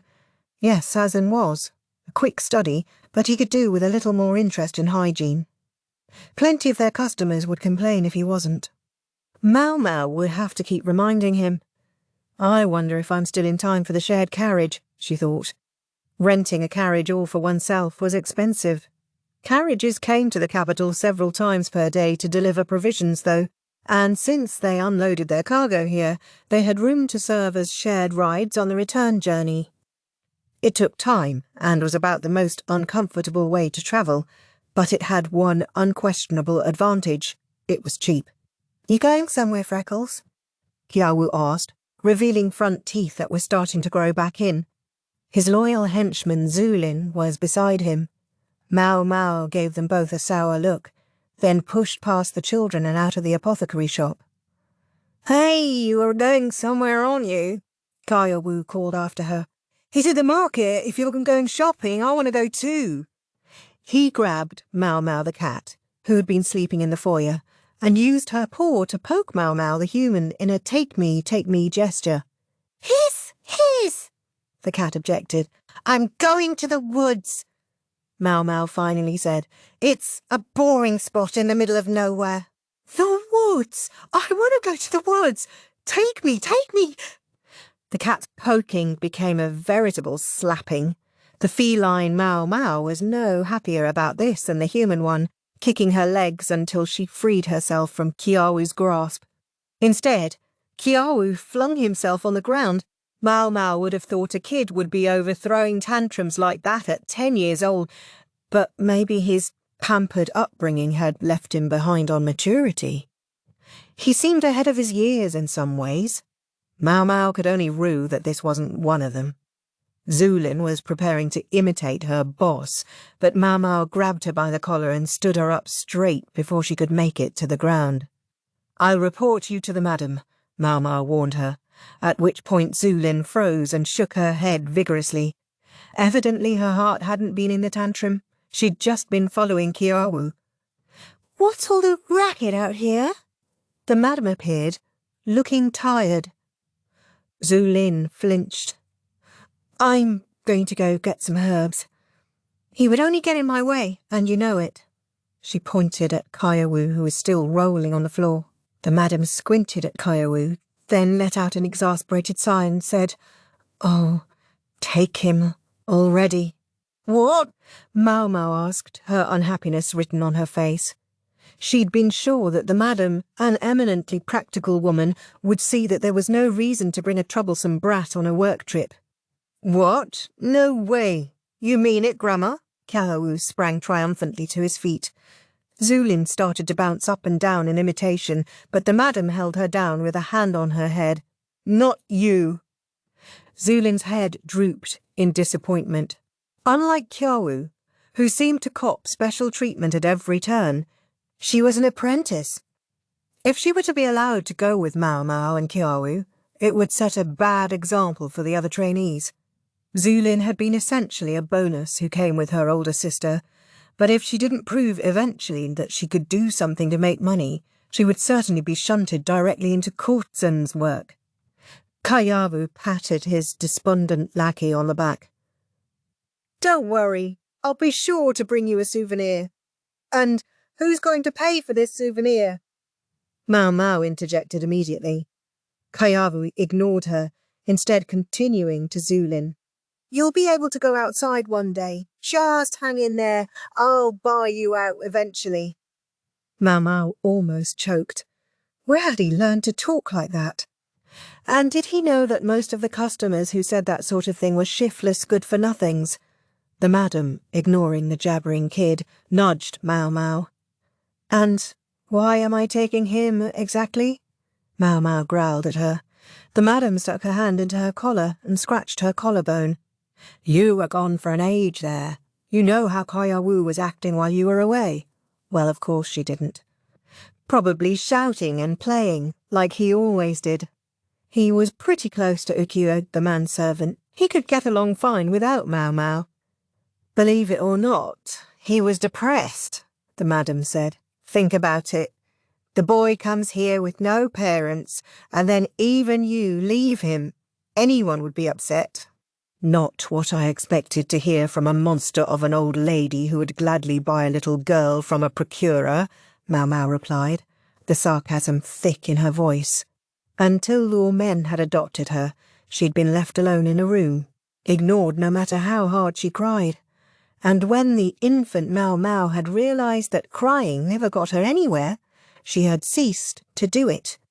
It might have been one reason her emotional expression seemed so subdued. She didn't specifically resent anyone for that.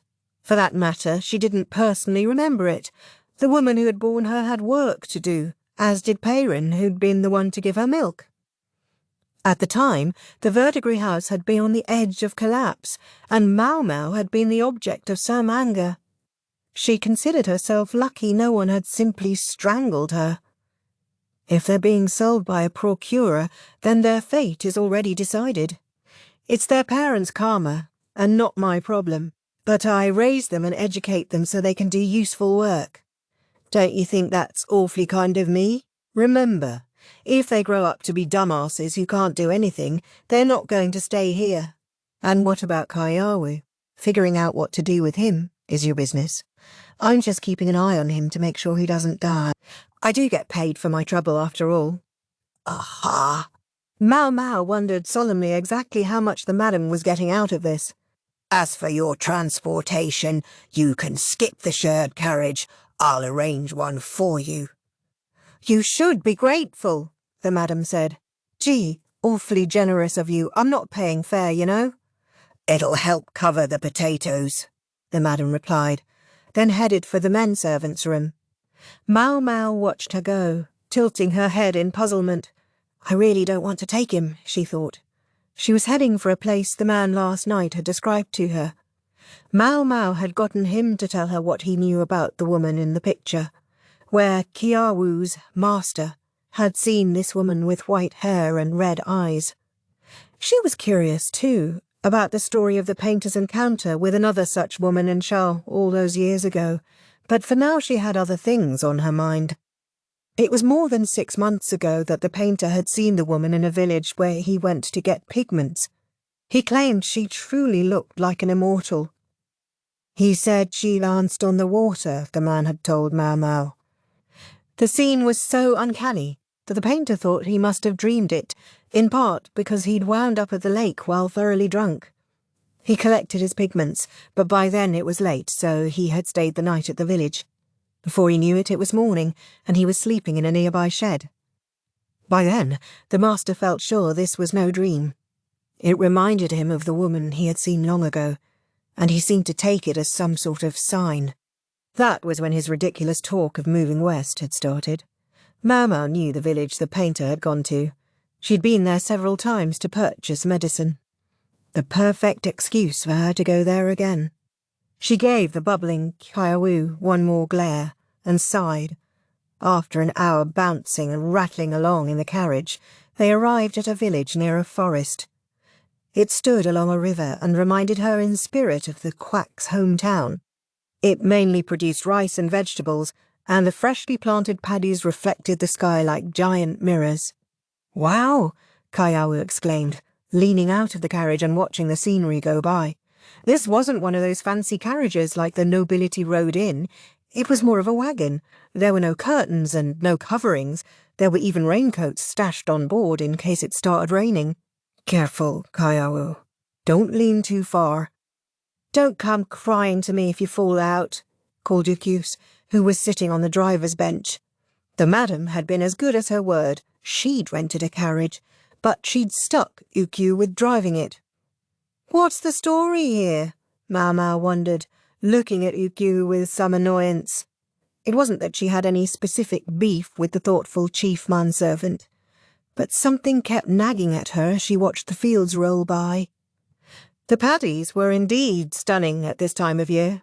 The sky was blue, with no hint of rain. The land looked as sapphire as the sky, and there was something mysterious and intriguing about the blue-clad world. Kaiawu tugged on Maomao's sleeve. "Hey, Freckles, what's that?" He pointed to a couple of small hills of sand. In each stood a stick connected to each other by a braid of twisted rope. They appeared to stand by the path of the river that ran alongside the rice paddies. I think it's intended to mark off sacred space," Maomao said. She didn't know much about it herself, but she knew it had something to do with some sort of folk religion. It was supposed to create a barrier to keep bad things out. The shape of the rope was a little unusual, though. Maybe a local variation on the superstition. Then, though, Maomao leaned out herself to get a better look. Huh?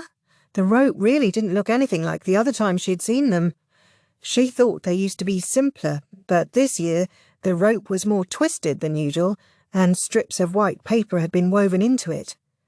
It struck her as a bit more sophisticated than before, but she also knew you didn't just go changing the shape of cultic objects on a whim. "We're here," Ukyo said. Maomao hopped off the carriage and looked into the woods. "I'll hang around the village," Ukyo informed them, pointing to what appeared to be the only place in town for some refreshment. They probably at least had some moonshine on hand. "What do you want to do, Kyowu?" Kyowu glanced back and forth between Maomao and Ukyo, then trotted over to Maomao. Ukyo chuckled. "I think I'll go knock back around then." He headed for the drinking establishment. Kyowu was clutching Maomao's robe for some reason. She was afraid he would pull her belt clean off, so she took his hand instead and pulled him toward the village chief's house. "This place sure is empty," Kyowu said after a quiet moment. It was true, there was really nothing there. But there was also no need to say so out loud, and Maomao gave him a rap on the head. They headed for the last house in the village, a tumble-down place with vegetables dangling from the eaves. They were probably drying them out to preserve them. A fine idea, but at this time of year you had to be careful, or mould would start growing on the vegetables before you knew it. Next to the vegetables was a braided rope, like a smaller version of the one they had seen earlier. Maomao figured it had been 3 years since she'd been here last. Her service in the rear palace had kept her away for a long time, and she hoped the village chief still remembered her. "Hello," she called, knocking on the door. Kyowu imitated her with a solid thump, and Maomao shoved down his head angrily, just as a young woman emerged from inside. "Yes? Who is it?" the woman said. She was quite pretty for someone so far out in the country, and she was dressed in an outfit that looked plain but durable. "I'd like to see the chief, if I may." "Tell him the disciple of Luomen the apothecary is here," Maomao said, identifying herself not by her own name, but by her father's. Most people would hardly believe her if she claimed to be an apothecary. Getting a few years older might help with that, but Maomao felt she had no reason to boast of being an apothecary, so she stuck with a name the chief was more likely to recognize. The young woman called into the house, and a middle-aged man emerged, the chief's son, as Maomao remembered. He must have remembered her too, for he said, "Ah, yes," and nodded. "I'm afraid my father caught a severe cold last year, and had died of it, sadly." "I see," Maomao said. Far be it from her to ridicule him, to say it was only a cold. Left unchecked, a cold could quickly get worse and become pneumonia. Her recollection was that the former village chief never took medicine. He was a gregarious personality who was fond of saying that anything could be cured with a good drink and a good sleep. His philosophy had made him a bad customer, but Maomao nonetheless had never disliked him. "I insisted he should see a doctor, but, well, it's a moot point now," the son said. Then, "Sorry, that's enough sentiment. You're here to go into the woods." "Yes, sir." Maomao gave him the amount she always paid, but he shook his head. "Keep it. You'd better get in there before the sun goes down." "I'm certainly grateful, sir." Maomao couldn't help wondering, though, what had inspired this change of heart. She was about to put the coins back in the folds of her robe, but Kyowu stuck out his hand. "Freckles! You should use that to buy me candy instead. Come on, do it." "You've got your own income," she said, stashing the coins safely where they belonged and turning toward the forest. "Lots of snakes this time of year." "Be careful," the new chief said. "Of course, I know that, and they make excellent ingredients. Not these snakes," the chief replied, pinching the rope that dangled from the eaves between his fingers. When Maomao looked closer, she saw that each end of the rope was shaped a little differently. It narrowed at one end, while at the other it got thicker, and the end was split. It almost reminded her of a snake. In fact, it looked very familiar. "If you kill a snake, the villagers might attack you," the chief said. "Attack me? What in the world for?" The idea was virtually incomprehensible to Maomao, whose first thought on seeing a snake was usually how tasty it would be grilled up with a nice soy sauce glaze. For that matter, once before when she had captured several snakes here, they'd actually thanked her for taking care of the pests. The new chief gave her a tired smile. "It was my father's last will, you see. Just before he died, when he was very weak, he summoned a shaman. He should have just called a doctor. This shaman had given the former chief an incense that would ease his pain, but in exchange he was instructed to disseminate a teaching in the village. That, Maomao realized, was where the unusual sacred ropes must have come from. See, long ago, a snake god used to be worshipped around here. That was the reasoning," the current chief said, still smiling sheepishly. His expression suggested that you couldn't argue with an old faith, but his smile was strained. "What do you do with the venomous snakes, then?" Maomao asked. Vipers were the farmer's natural enemy. If one of them bit a person, they were all but done for. Still smiling that strained smile, the chief whispered, "I've been killing them, secretly. I know some of the faithful wouldn't approve, but what am I supposed to do?" The chief had appearances to maintain. The young woman, probably his wife, was eyeballing the visitors. It couldn't feel good to watch her husband have a private conversation right in front of her. Maomao had the permission she wanted, though, so she had no further business here. She decided it was time to make herself scarce. "Come on, let's go," she said. "Yep," Kiawe said. "Ah, there's one more thing you should know," the chief said. "It's not just snakes. Apparently birds are off limits too. Not that you could probably catch one without a bow and arrow." "This shaman sounds pretty demanding. You couldn't even slaughter a chicken with a rule like that." "The prohibition is only on flying birds." Maomao spread her hands and shrugged. It made no sense to her. Instead, she headed for the woods, with Kaiawu right behind her. "Aren't you done yet, Freckles?" Kaiawu asked, sitting on a stump with his legs dangling. "This is why I didn't want him here. Brats like him got bored so quickly." The trip over was all well and good, but it had been obvious that Kiawu would be dead weight sooner rather than later. Maomao felt sure that the old lady had forced her to take him with her so the little rat wouldn't get in the way of the men servants doing their work. Lonely, her arse. Maomao ignored Kiaowu's chattering, instead clipping some grass growing by the root of a tree. These were unusual, and she couldn't resist grabbing them. She only needed the fresh buds, but she would worry about the details later. "Hey, Freckles!" "Pipe down. You're the one who wanted to tag along," Maomao said, as she shoved some herbs into her bag. Kaiawu braced himself on his hands and leaned forward, looking at Maomao in annoyance.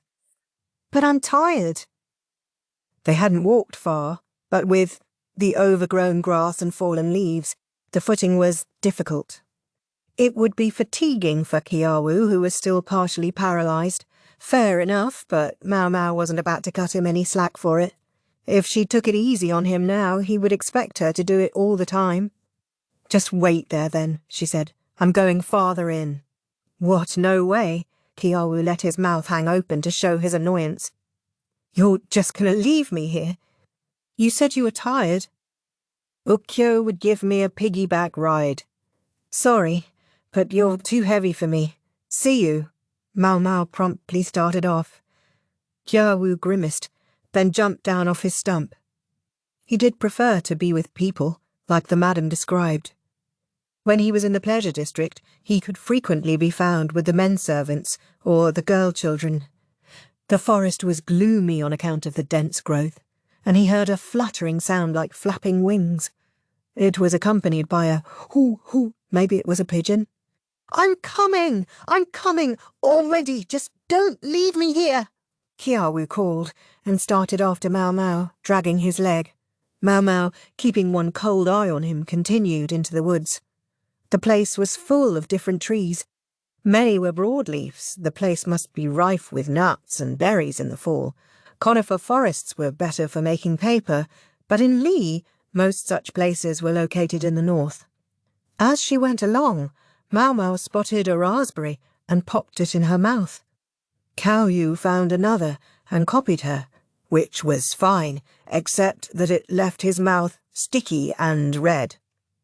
Maomao swallowed her annoyance and wiped his lips, knowing that if he wiped them on his sleeve, the colour would never come out. With each raspberry he ate, Kiawu smiled ruefully. "These are sour," he announced. "That's because they're not ripe yet," Maomao said. It evidently wasn't going to stop him from eating them. "Hey, Freckles, can you eat these mushrooms?" he asked, pointing to some small fungi growing on a desiccated tree trunk. "Are they, eatable?" "They're not very good, I'm afraid, and they're not even poisonous." In other words, they were of no interest to Maomao. Kiawu's shoulders slumped disappointedly. They sounded light-hearted, but Maomao hadn't forgotten why she was here. Eventually she found a marsh, along the way to which she discovered some bracket fungus, which made her very happy. Cattails grew along the banks. The pollen of these plants, known as pehuang, had medicinal properties and could be used to aid clotting and as a diuretic. There was an island in the middle of the marsh, and meanwhile a series of the sacred poles and ropes were set up at the border between the trees and the marsh, for places with water had long been said to be gateways to the other world. That might also explain why there was a small shrine on the island in the lake. The lord of the lake lived there. Maomao had heard that it took the form of a large snake. There was a hut on the edge of the marsh for the person tasked with tending to the shrine, and that was where Maomao and Kiawu headed. The hut was built on stilts, to keep it clear of the water when there was a heavy rain, but in recent years the marsh had begun to recede. Marks could be seen on the stilts where the water had been. Maomao had heard that even the spot where this small house stood had once been part of the marsh, which might have explained why the ground was soft and muddy and difficult to traverse. They took advantage of a succession of stepping stones to make the journey easier. Beside the shack was an even smaller structure from which cooing could be heard. Pigeons, Maomao suspected. At first she thought maybe they were being kept for food, but then she remembered what the chief had said. If his words were to be believed, it was forbidden to eat them. In which case, maybe they were pets. Kiawu was inspecting the high water marks with interest. Maomao went up the stairs that led to the hut and peeked inside. The person inside noticed her too, for a hirsute old man shortly emerged from the house. Maomao had dealt with him before, and he seemed to remember her as well. "Haven't seen you for ages. Thought maybe you'd gone off somewhere and got married," the old man said. "Sorry, not yet." "And yet that's quite the young lad you've got there." The old man hadn't grown any more delicate or civil while she was away, Maomao saw. He was an old acquaintance of Maomao's adoptive father, Luomen. They had been doctors together once in the capital, long ago. This man was supposed to be quite skilled, but his somewhat unorthodox personality, combined with a misanthropic streak, now saw him living a hermit's life out here in the boondocks. He claimed to spend his time picking herbs and looking after the shrine, but his duties didn't seem to extend very far. There was no boat in the water, suggesting he didn't get over to the island much. They went inside, where the old man took some dried herbs down off the wall and laid them on his crude table. "Here, take what you need, but what you see is what I've got." When Maomao needed an herb that was out of season or some unusual plant, it was quickest to buy it from this old man. He even had pu huang, laid out on a mat made of cattail leaves. The man settled himself into a chair with a hoop and leaned forward. Maomao had heard that he was more than 10 years older than Luomen, and he hadn't gotten any younger in the 3 years since she'd seen him last. He still knew how to dry herbs, though, and to a good quality. In good quantities, too, despite his dotage. "I'm impressed you were able to gather so much," Maomao said. Here I was glad just to find you hadn't gone senile. "Ah, spinsters always have the sharpest tongues." "No worse than yours," Maomao replied, earning a guffaw from Kiawu. She glared at him as she wrapped the herbs she kneaded in a cloth. "It's not all that surprising. I've had help lately," the old man said. "What, one of the village brats? Pretty good work for a kid." Maomao deliberately looked at Kiawu as she said it. He stuck out his lip at her in a "what" gesture. Nah, someone I picked up in the capital a bit back. Very capable. Look, speak of the devil." They heard footsteps coming up the stairs. "Hey, Gramps, I got the stuff you wanted." "Huh? Guests?"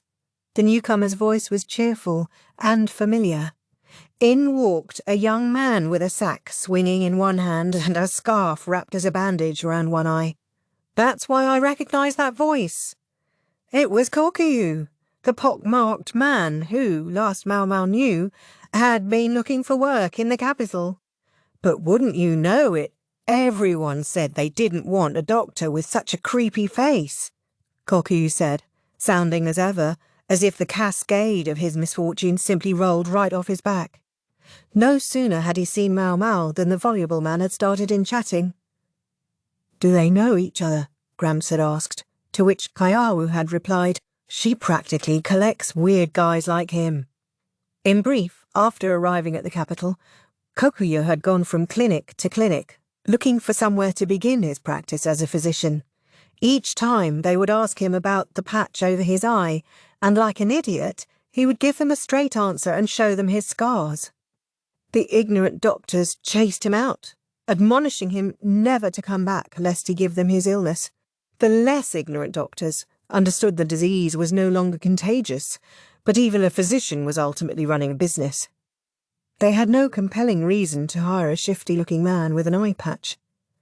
Gramps had been whipping his old bones into town to deliver some herbs a doctor had ordered from him, and it just so happened that at that very moment Kokiyo was being chased out of the same clinic. Gramps might have been a misanthrope, but he had an eye for medical talent. As age gradually slowed him down, he'd been thinking about finding a helper. He quizzed Kokuyo on his medical knowledge and was surprised to discover the man knew more than Gramps would have expected. And so here he was. A man with an eye patch would be less conspicuous here than in the capital, and anyway, the elderly physician had explained things to the village chief. Ha ha. Life can sure be tough, huh? But anyway, at least I get to eat. Gramps got a good helper, and Kokiyu, well, he was Kokiyu. Both of them seemed happy enough. If I'd realized, maybe I would have asked him to join me, Maomao thought with a twinge of regret, but she couldn't go back in time. Even if she had brought him to the shop with her, the madam would only have worked him like a dog, the way she had Luomen. Maybe Kokuyo was better off here. Besides, Seizen was finally starting to get his feet under him, and Maomao didn't want to dent his confidence. Kokuyo put his herbs on the table. "Fresh from the forest," he grinned. Kayao peered up at him, then made a face like a particularly dumb-looking squirrel and stuck out his hand. "What's under the eye patch, mister?" "You want to see?" Kokuyo said, and then with a word of warning, "It's pretty gross." He lifted the eye patch. "Oh, yuck," Kayao exclaimed. Politeness was not his strong suit and pounded Kokuyo on the shoulder. "Too bad for you, mister. You could have been pretty popular with customers if it weren't for that." "You said it, and here I like to think I'm good with people," Kokuyo replied. "Our girls might have liked your face too. Darn shame." Our girls. Nice, Maomao thought, but otherwise she ignored their chatter, instead taking an appraising look at the herbs. She squinted at one of them, a large leaf she didn't recognise. "What's this?" she asked. Kokio broke away from bantering with Kayao long enough to say, "That's an incense leaf."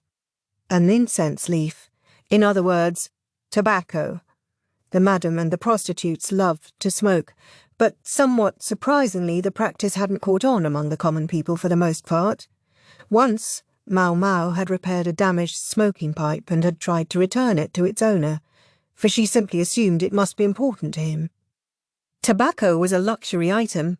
It was addiction that kept the otherwise stingy madam smoking. Luomen informed Maomao that too much smoking was bad for your health.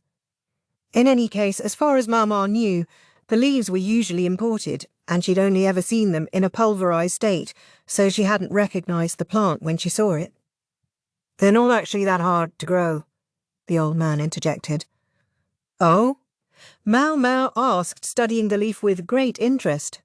She was thinking that if she could get this to grow in their garden, it might prove a profitable side business. She doubted, though, that these two would simply cough up some seeds for her.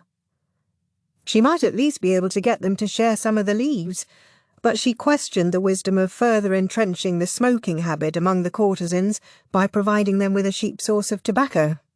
It couldn't hurt just to float the idea, she figured. She asked, "How much would you sell these for?" "They're not for sale," the old man said, picking up the leaves and bundling several of them together before hanging them under the eaves. For his own use, Maomao wondered. But she hadn't seen any smoking paraphernalia in the house, and she'd never seen the old man smoking.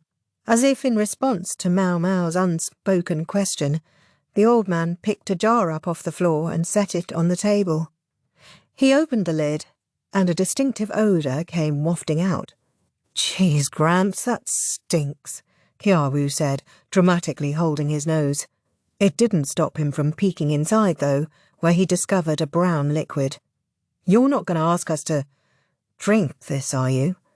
"No, and you'd better not. It'd kill you dead. It's got incense leaves steeped in it." "Ugh. Why would you have something like that around?" Kayawu asked, sitting back down on a wooden box on the floor. "We use it to keep the snakes away," the old man said. Maomao clapped her hands. Tobacco leaves were poisonous if eaten, and she knew the toxin affected insects. For the first time, it occurred to her that it might also work on snakes.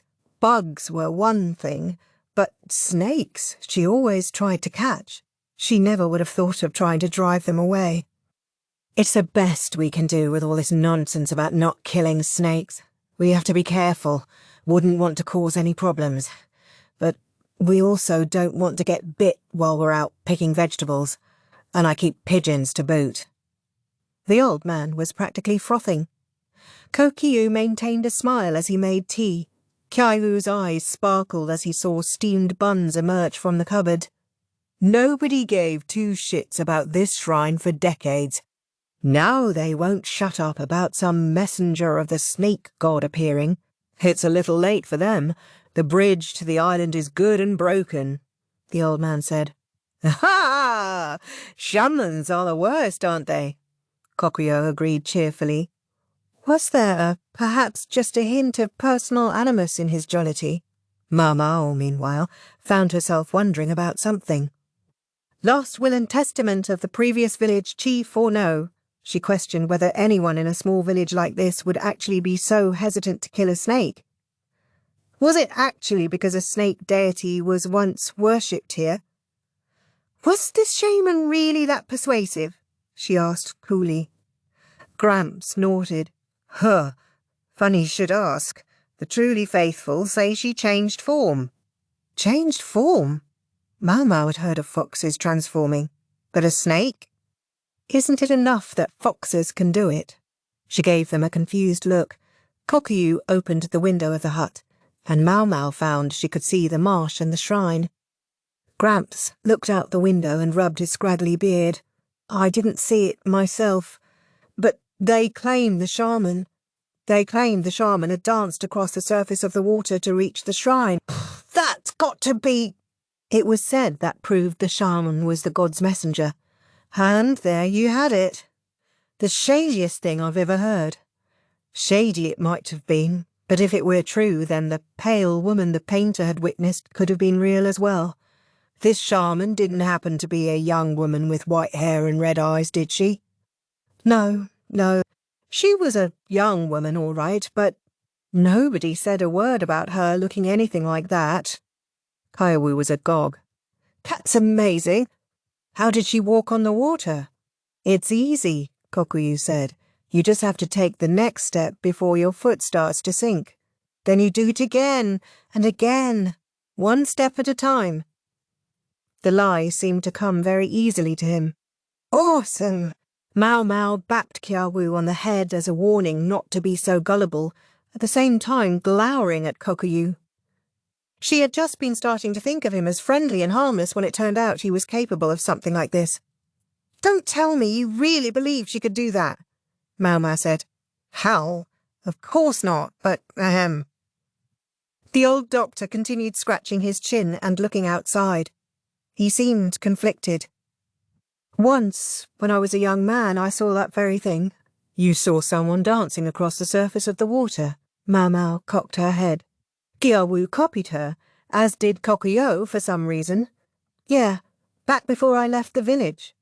You know, it used to be the duty of the shrine maiden to serve the snake god. The old man's family were in fact distant relations of the village chief, and the young women who served at the shrine were of the same bloodline. Gramps had just said that the shrine had been all but abandoned for decades. But there was an explanation for that. They came hunting for girls for the Imperial Palace, and then there weren't any young women around here anymore. What could one say? It was as simple as that. With that, rituals that had been passed down by word of mouth for generations disappeared, and the shrine fell into disuse. It was just about then that the previous village chief had taken over. Since the chief before him had been a man of scant faith, he allowed the shrine to sit unused until it became decrepit, and even the bridge to the shrine's island rotted and collapsed. Then Gramps returned to the village and became the keeper of the shrine, even if only nominally, living here in this hut. Didn't the shrine maiden come back to the village after completing her tenure at the Imperial Palace? Maomao asked. She always was a good-natured girl. Why should she come back to a place like this? Fair enough, Maomao thought, picturing Xiaolan, who had been her friend at the Imperial Palace. Xiaolan's parents had sold her into service so as to have one less mouth to feed. She'd understood the reality, and had known that even if she went home there would be no place for her. Instead, after leaving the Imperial Palace, she had found work to support herself. A young woman with a half-decent head on her shoulders could probably have found any number of ways to earn a better living than the one she'd had in a village like this. There was more than way in which the Imperial Palace could be said to give its women a leg up in life. The former chief was all laments before he died, but my feeling was that if he was going to complain so much, he should have asked a doctor for help, Gramps said. Ha ha, that's funny. Yeah, some people are that way, huh? Kokuyu chortled, but the old man gave him a gentle jab to the head. It wasn't that funny. Maomao gazed outside. I don't see a boat. How do you get across? I assume you have to check the condition of the shrine periodically. Gramps drew a circle on the table. Boats anger the deity, evidently.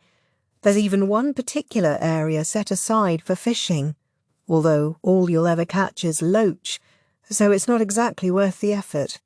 So the shrine just goes unattended. You're welcome to go see it if you're interested, just not by boat. What is this, some kind of riddle? Maomao asked. How was she supposed to get to the island without using a boat? Did he think she could walk on water? What, you thought it would be easy to get to a sacred place? Nonsense spouting old man. Kokuyu, you take them. There should be a better view of the island on the far bank than here. And weed the fields while you're at it. Oh, what a chore, Kokuyu said. but he grabbed a hand scythe nonetheless. The tobacco grows over there. You can't have any leaves, but if there are some seeds you can take a few. Your payment for doing the weeding. Maomao scowled at the old man, who seemed intent on turning the screw at every opportunity, but she also picked up a scythe. Maomao's little band headed around to the far side of the marsh. Something that looked like lotus leaves floated on the surface of the water. Kaiawu had been scared of Kokio's scars at first, but demonstrating that he had considerable adaptability if nothing else, he and Kokio were already fast friends. Kaiawu was even wheedling piggyback rides out of the young doctor, although, unlike the men servants, Kokio swayed a little under Kaiawu's weight, and it looked dangerous. Maybe only being able to see out of one eye threw off his sense of balance. "There it is, over there," Kokuyu said, as a bridge connecting the bank to the backside of the small island came into view. The bridge was rotten, though, and there wasn't much of it left. Maomao looked at it in disbelief. Even the foundation was coming apart. It hardly looked like it could support a wooden board. Kokuyu, evidently much on the same page as Maomao, produced a wooden board from somewhere. "Here we go," he said, placing it across the rickety foundation. "Is that safe?" Maomao asked, feeling a growing sense of unease as she watched him. "Ha ha, sure it is. You'd be surprised how sturdy this thing is." To demonstrate, he jumped up onto the board, which promptly gave way, dumping him into the marsh with an "Oops! What are you doing, man?" Kawu said, reaching out to help pull Kokio to his feet. With a glorp, though, Kokio sank deeper. A thrill of fear ran through the group. "I don't suppose this is one of those bottomless swamps, do you?" Kokio asked, still smiling. For a second, neither Maomao nor Kawu said anything, but after the instant of silence, everyone burst into activity. The more Kokio struggled, however, the deeper he sank. Just as he was up to his neck in marsh water, Maomao managed to find a robust-looking vine in the woods and drag it out so the man could use it to pull himself free. "You're going to give me a heart attack, mister," Kaiawu said. "Ha ha ha ha. Sorry about that," Kokuyu replied, scratching the back of his head with a muddy hand. Thus the one remaining clean part of him got as dirty as the rest. Maomao grabbed a bucket of irrigation water from the nearby field and brought it over, after which she took the path of least resistance, namely, dumping it over his head. Kokuyo shook himself off like a wet dog. "Oh yeah, the old guy told me that it was around this marsh where they say kids get spirited away," Kokuyo said. "Yikes!" Kaiawu said, not looking pleased. There was no telling how many people were buried down in the muck. Maomao looked at the decaying bridge. They really didn't take any care of it. Maintenance costs money. I guess there's something about the composition of the mud here that does more damage than ordinary water. The marsh might not be bottomless, strictly speaking, but it was certainly deeper than Kokuyu was tall. Replacing the foundation regularly would have been nothing short of a problem. Elements of the foundation could be seen extending well beyond the marsh, implying that the marsh had once occupied that entire area. A panoply of wild plants grew all around the shrine on the small island.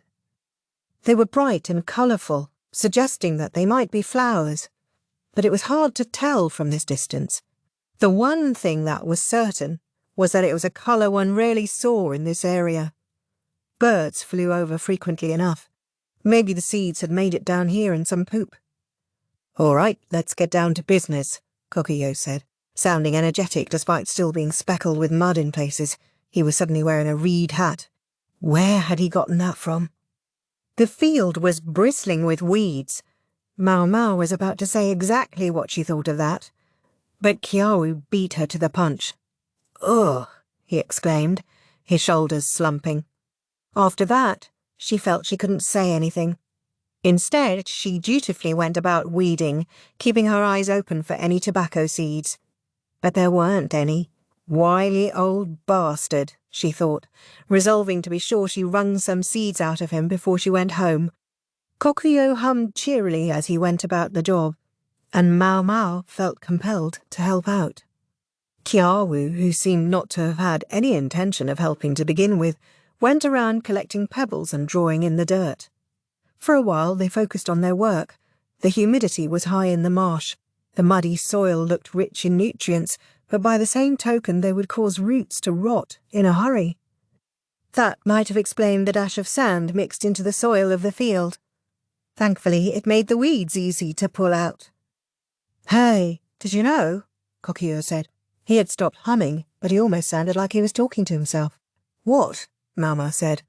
"About the shrine maidens they used to have in this village." Maomao gave him a perplexed look. "How would she know anything about that?"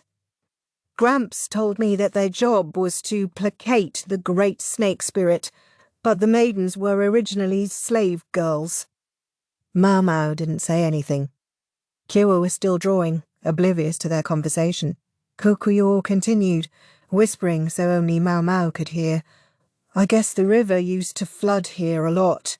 Until they developed flood control, the fields used to get inundated every year. Even the houses were underwater sometimes." What did people do in those olden times when they were powerless in the face of catastrophic natural disasters? They engaged in meaningless behaviours. It's said they bought slaves to use as sacrifices. That was when there was money to spare, of course. When there wasn't, they probably chose some poor village girl. So, shrine maiden was just a pleasant epithet for a human sacrifice.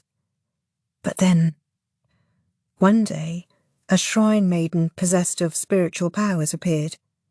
She even, so it was said, danced across the water in the sight of all the villagers. Gramps has really opened up to this guy, Maomao thought. All these stories were new to her.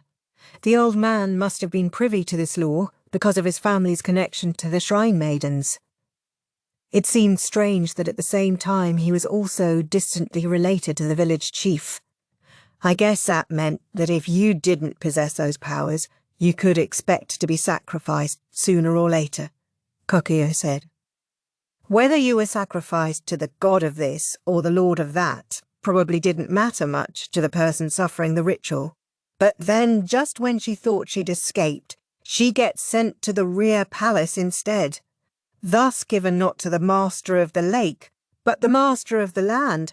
No wonder she didn't want to come back. Maomao saw now why the young woman had never returned, as the old man had told her. Who could blame her if, indeed, she felt some anger at her hometown? Maomao gazed distantly at the water. The surface rippled, but to judge by Kokuyu's state after falling in, it was mostly mud down there.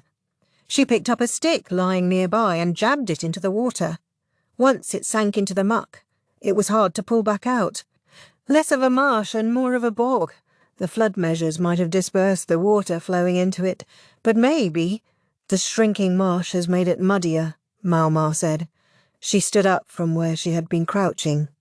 Do you know when the marsh started shrinking? I guess I don't.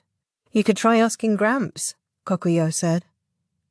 Maomao scratched her chin and stirred the mud as best she was able. She suddenly discovered Koyawu was standing beside her, also stirring. You dropped something? He asked. No, Maomao said. It rained a lot at this time of year. The water level probably wasn't at its peak yet. That meant the marsh would only be even more muddy during the dry season. Suddenly, Maomao jumped to her feet. What's the matter, Freckles? Koyawu asked, looking at her, but she ignored him and ran off. Hey, Freckles! Huh? What's going on? Kokuyu asked. Maomao didn't answer him. She made a beeline for the hut where the old man lived. She didn't want to stand and chat with the two of them. She was desperate to test the idea she'd had as soon as possible. Even as she ran, a smile came over Maomao's face. Boy, where did that come from? What's she think she's doing? Kaiowu grumbled, but he and Kokuyo followed along just the same. Kaiowu must have gotten tired of running part way there because when they arrived at the shack, Kokuyo was carrying him on his back. Maomao vaulted up the stairs and knocked on the door. No sooner had the old man opened it than she burst out. Give me some tobacco seeds. Gramps was slurping some noodles, looking almost as if he were eating his own beard. Is that what you're here about? There weren't any seeds in the field. Too bad. He began to chew his mouthful of noodles noisily. Maomao had been expecting something like this, but she had an idea. What if I told you I could identify the notorious shaman? She whispered. The man's unpleasant chewing stopped, and he set down his chopsticks. Kakuya, come here. Take this and go entertain the kid. He pulled a ball off the shelf and tossed it to Kokuyo, who failed to catch it and had to run outside after it. Xiaowu trotting behind him. With the interlopers cleared out, the old man motioned Maomao to sit. She seated herself in a chair and looked out the window at the marsh. Let me venture a guess. When this shaman appeared, it was the time of year when the water level was dropping. The painter had seen the white-haired, red-eyed woman about 6 months ago, give or take. That would be the season of little rain. Less water in the marsh would mean more bog. That's right, Gramps said. And the shrine maiden did her dance at roughly the same time of year, am I right? I don't see what that has to do with anything. Maomao moistened her finger in the water jug, then started sketching a map on the tabletop, a circle representing the lake, after which she added the little island and the bridge. Gramps must have found it hard to see the water map because he offered her a brush and paper. Crude materials, but still easier to see. Maomao started writing. She pointed to the bank nearest the island, the farthest point from the river that fed into the marsh. Was that about where the rain dance was performed?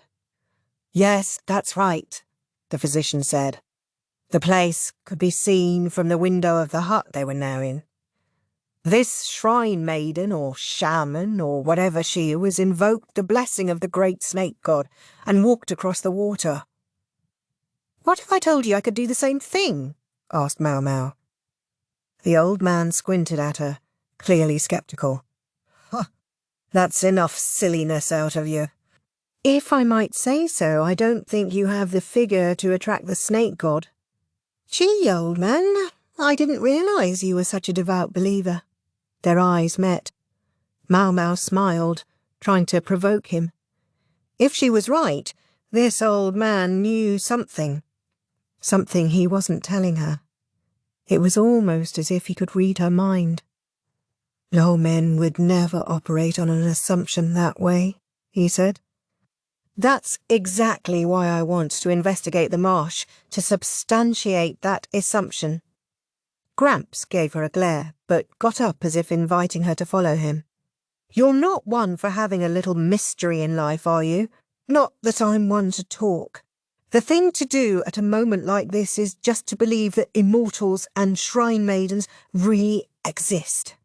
The old man almost spat the words out, but then he called to the pair playing with a ball outside. Go buy something that'll pass for dinner. He gave Kokuyu some change. Evidently he didn't think the ball would distract them for long enough. Now listen, kid. This schlub is always getting ripped off. Sorry, but do you think you could go with and keep an eye on him? Sure. Just leave it to me, Kaoru said, and went after Kokuyo again. Maomao and the old physician stayed where they were until the other two were out of sight. Then the doctor said, Let's go. He brought her to an area of the marsh that had been fenced off. Floating plants grew on the surface of the water. Maomao frowned at the boggy ground, taking off her shoes and holding up her skirt as they went. Gramps, for his part, hiked up the legs of his trousers. The water was dark and cloudy. The shrine maiden walked from here to the island.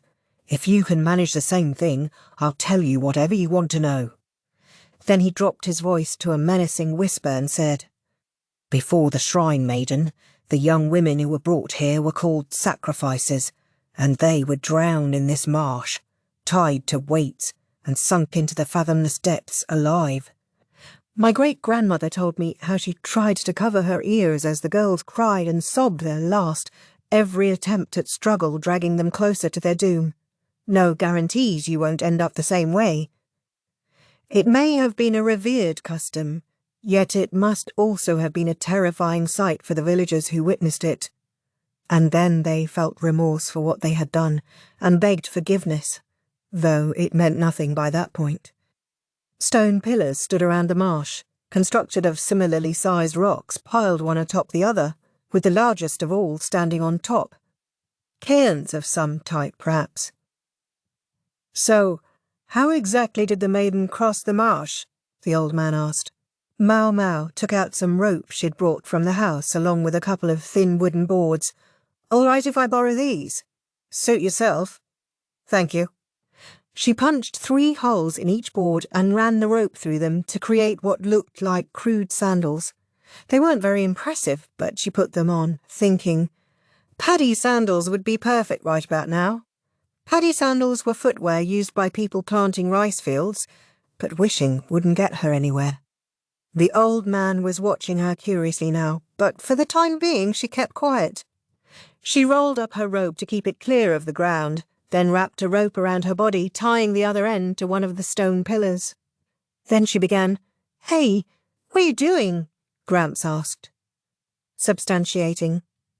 Maomao put a foot in the marsh, or more properly, she almost kicked against it, the impact causing her foot to bounce back. The old man was startled, but Maomao was already taking her next step, kicking forcefully. She did this again and again, working her way across the bog. She was, indeed, walking on water. It wasn't quite the way Kokuyu had suggested, but she took each step before her foot could sink, then repeated the process. It was enough to keep her on the surface. "How's that? I can walk on the water." Maomao grinned. Full of confidence, the old man touched his beard, astonished. "That's something special, I'll give you that." He picked up a long stick lying nearby, took a step into the marsh, and plunged it into the water. There was a hard, sharp sound.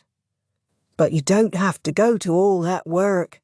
There are more of those cairns in the marsh." He struck the large stone pillar again. "What?" Maomao said, flabbergasted. In her amazement, she stopped moving her feet, which promptly sank into the bog. Gramps ended up having to pull her out. "How'd you do that, anyway?" Gramps asked the mud-covered Maomao after he'd extricated her. Maomao took off her shoes and looked at the marsh. "Tired. When you've got something that's not quite liquid and not quite solid, it has some special properties," she said. It might have been easiest to demonstrate if she'd had some potato starch on hand. Mix that into water at a specific ratio, and you could pick it up with your hand, but it would soon flow out between your fingers. This marsh was very similar. That was why Maomao had asked Gramps what time of year it had been when the maiden danced across the water. And Maomao had put on her improvised footwear because she judged there was a little too much water in the mix to do otherwise. She'd figured that some of the sacrifices had noticed that when the marsh shrank and the ratio of mud to water changed, you could walk over it, but she hadn't been quite right. "A gimmick like this? That's not very fair," she said. "The stone pillars sunk in the marsh are grave markers for the dead sacrifices," the old man replied firmly. "They were buried such that even in the dry season they weren't visible. 10 of them, or maybe a little more, intimating the number of women who had been drowned. Long ago, when the time for the next sacrifice was decided, the son of the village chief told the unfortunate girl about the grave markers. Then it was the young woman who had the Lord of the Lake on her side, and she became the shrine maiden. That was more than 50 years ago now. The previous village chief evidently hadn't known about the stones. It looked to Maomao as if the only one who was aware of them was this man here. She glared at him. He'd known all along, and he'd kept quiet about it. Why would he do that? Except perhaps if there was something he felt guilty about. "Was the shaman a woman with white hair?" Maomao asked again. But again the doctor shook his head. "Haven't had anyone like that around here." However, he did have something else to add.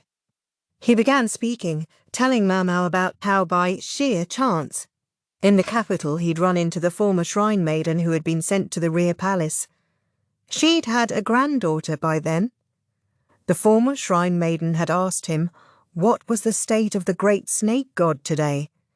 The physician explained that even without a shrine maiden, improvements in flood control technology meant that the river and the marsh no longer overflowed their banks.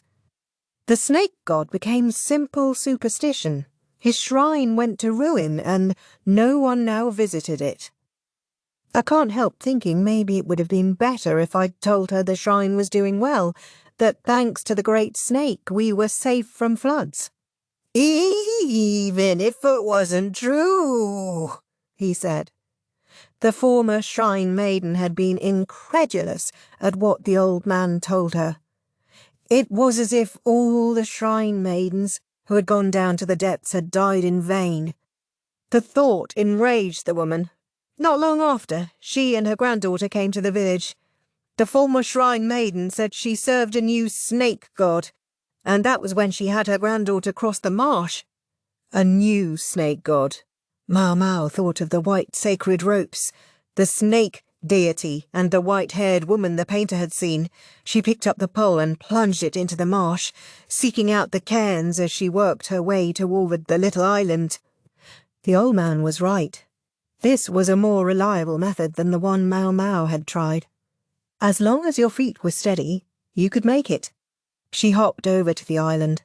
It was home to the dilapidated shrine, rampant wild grasses, and flowers with small red petals blowing in the wind. These flowers didn't live long. Some of the petals were already dropping, leaving bald plants behind. Had they been planted here, or had some seeds just happened to drop in the area? All Maomao knew was that the plants should not have been here. "Poppies," she heard the old man say, and from his tone she could tell he was discovering them for the first time. Maybe he hadn't been over to the island before, even though he knew how to get there. "May I ask you another question?" Maomao said. "Go ahead. I'll tell you anything now. How is it you know about the grave markers?" Gramps smiled. "You know I'm related to the shrine maidens, which means I'm a slave's son.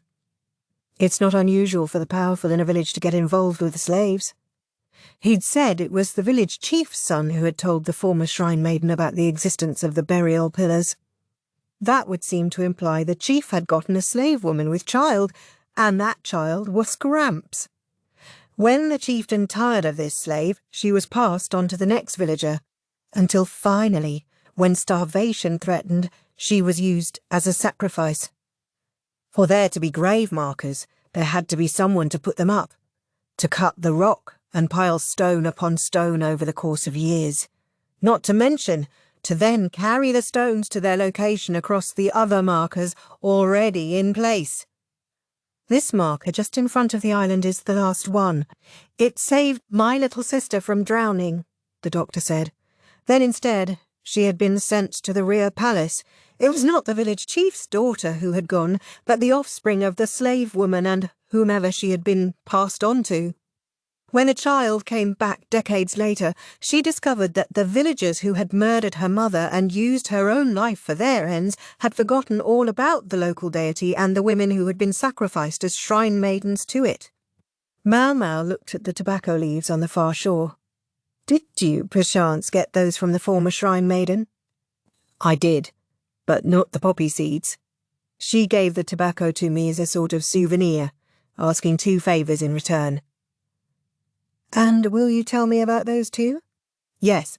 It's time I told someone. The water level's still high right now, so they've stayed hidden. But when the autumn comes, the tops of the grave markers will peek out. I was able to keep everyone off the trail until last year, but I don't think I can manage it anymore. The shaman would be revealed as a fraud. The first favour was this, that I stay quiet, even knowing what I knew. The injunctions against the villagers killing snakes or birds were probably the shaman's small form of revenge. This old man might object to her methods, but he chose to look the other way. The other. The elderly physician looked at his stilt hut. The other was that I give her free use of my pigeon coop, Pigeon coop? What in the world did she want with that? Maomao asked, tilting her head in confusion. Come to think of it, she'd heard pigeons cooing in the village too. Did they normally keep free-range birds? Don't kill flying birds. Compared to the rule about snakes, this admonition almost seemed like an afterthought. Maomao worked her way back across the grave markers toward the hut. Several times she almost slipped on the slick stone, but she was in a hurry to get to the pigeon coop. As she approached, her nose prickled at its distinctive odour. Inside there were several dozen birds with dark greenish feathers. They flapped excitedly, surprised by Maomao's sudden arrival, but she ignored their reaction. Instead, she grabbed each one and tossed it aside in turn. "Hey, leave the poor birds alone," Gramps sputtered. So he thought of them as something more than food, but that was also immaterial to Maomao at that moment. Finally, she found what she was looking for. She grabbed one bird around the back and flipped it over, plucking off the thing attached to its leg, a piece of twisted white string. It was grimy in places.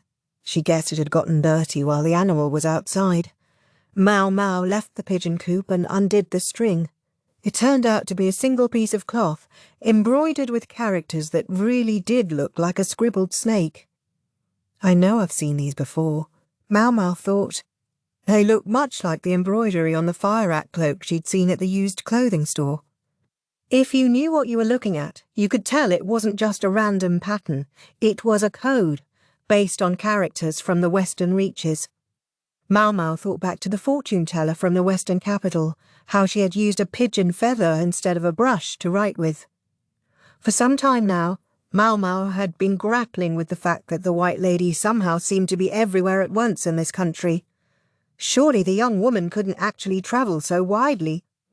Her albino appearance might make her seem uncanny, but she couldn't actually use magic like the immortals were said to do. Practically the reverse, in fact. With skin so sensitive to sunlight, she wouldn't be able to spend much time outside in bright regions. So it wouldn't be the White Lady herself who moved about. Maomao assumed she directed confederates instead. The problem with that hypothesis was information. In order to release the lion from its cage, or make contact with Consort Lishu's half-sister, the White Lady would need a way to exchange information quickly between the Western capital and the Imperial capital in the central region. Even the fastest horse would take more than 10 days to reach the west from the capital, and coming back would take nearly as long, even if one went by boat. How had she solved that conundrum? These pigeons! Hey, Gramps, does the former shrine maiden herself come to visit the pigeon coop? Her granddaughter does. She took a few of them with her, said she was going to use them for a curse or something. Aren't you eventually going to run out of pigeons? No, they come right back to this coop when I release them, unless an animal, or a human, gets them first. In other words, she could communicate, taking advantage of these pigeons' aptitude. Maomao closed her eyes, thought for a second about what she should do, and then looked at the old man. It was possible harm would come to the former shrine maiden and her granddaughter. They seemed like they might be connected to the White Lady. Maomao clicked her tongue. Want to work with me this time, Gramps? What? What are you talking about? Maomao wasn't entirely bereft of decency. She could just go straight to Jinji without saying another word to the old man, but she chose not to. Instead, she began to negotiate, feeling out how far he would go, where in the middle he would meet her. Chapter 12. The Trials of Consort Lishu. Jinji got a letter from Maomao the day after his informal meeting with the messenger from the west. I found a clue about the White Lady in a village called Golden Lake. It was most convenient for him, or perhaps most inconvenient. The messenger from the west was one of the emissaries from Shaowu who had visited Li the year before, a woman named Ailin. She and her companion had looked so much alike that they might have been twins, but the other woman, Ayla, well, matters turned out to be complicated. When last she had visited, Ayla wore a red hairband and Aylin a blue one. This time, Aylin's entire garment was blue. Because of the covert nature of her mission, she wore nothing conspicuous, but rather a keju shenyi, a robe with a curved hem that was quite common in Li. In truth, she was not someone with whom Jinshi ought to have been meeting too personally. The last time she'd seen him, he'd been dressed up as a woman and she had, embarrassingly, taken him for the moon spirit. Besides, he was busy. He wondered what she would talk about at this moment, whose guidance she was under, but it turned out to be Lahan's. Jinshi had thought he'd seemed to be up to something in the western capital, but he felt certain Lahan, of all people, wouldn't be doing anything sketchy, and had let the matter slide. It wasn't that he trusted Lahan so much as that he had a certain understanding of the other man's psychology. Lahan had some sort of fixation on beautiful numbers and beautiful numbers. And although Jinshi couldn't claim to quite understand it, he gathered that Lahan wouldn't do anything that violated his standards of beauty. Jinshi had expected about half of what Aylin said to him. The other half had been unexpected, but none of it was completely unreasonable. Lahan was already privy to the 2 points Aylin had brought up, and he hadn't shown any particular reaction. One thing she said did make Jinshi's head hurt: food exports or political asylum. Lahan had already talked to Jinshi about exports in the form of a root vegetable called sweet potatoes. It was a promising crop, one that could be grown even in poor soil and yielded a harvest many times that of rice. The fact that Lahan could come to him with such an idea immediately upon his return to the capital reminded him afresh that the La clan was nothing to sneeze at. The result was that Jinshi had spent the 2 weeks since his return working virtually without sleep. Just catching up was bad enough, but now there was even more to be done. His concerns at the rear palace were not over either. Another headache-inducing situation had arisen. He would have to find a way to justify exports to Shah, to the bureaucracy, and it was unlikely that claiming they were a hedge against insect plague would do it. All the various measures Jinshi had already taken against plague had seemed like enough. Any preventative moves the members of the bureaucracy made would be to forestall a catastrophe they foresaw falling upon their own heads. They didn't want to give themselves more work to do because of some groundless anxiety. That was the reality of it, so Jinshi had come up with a pretext. The forced labour to which the criminals captured during the Shi clan rebellion would be agricultural work. No one would object to the opening of new lands for that purpose. And when it came to land, there was plenty of it in the former Shi clan domain of Shihikoshu. With the Shi stranglehold over the region broken, negotiations were likely to be easier than before, and there were lots of former farmers among the criminals. Their livelihoods would have gone back to how they had been before the clan had hired them. It might even be a little harder than it had been before. Jinshi wouldn't even have to put the plan into motion himself. He had somebody to handle things on his behalf. Specifically, a high official put in charge of Shihoku-shu after the destruction of the Shi clan. Someone who had been born and raised in the area, in fact, and had worked their way up the ranks as a regional official.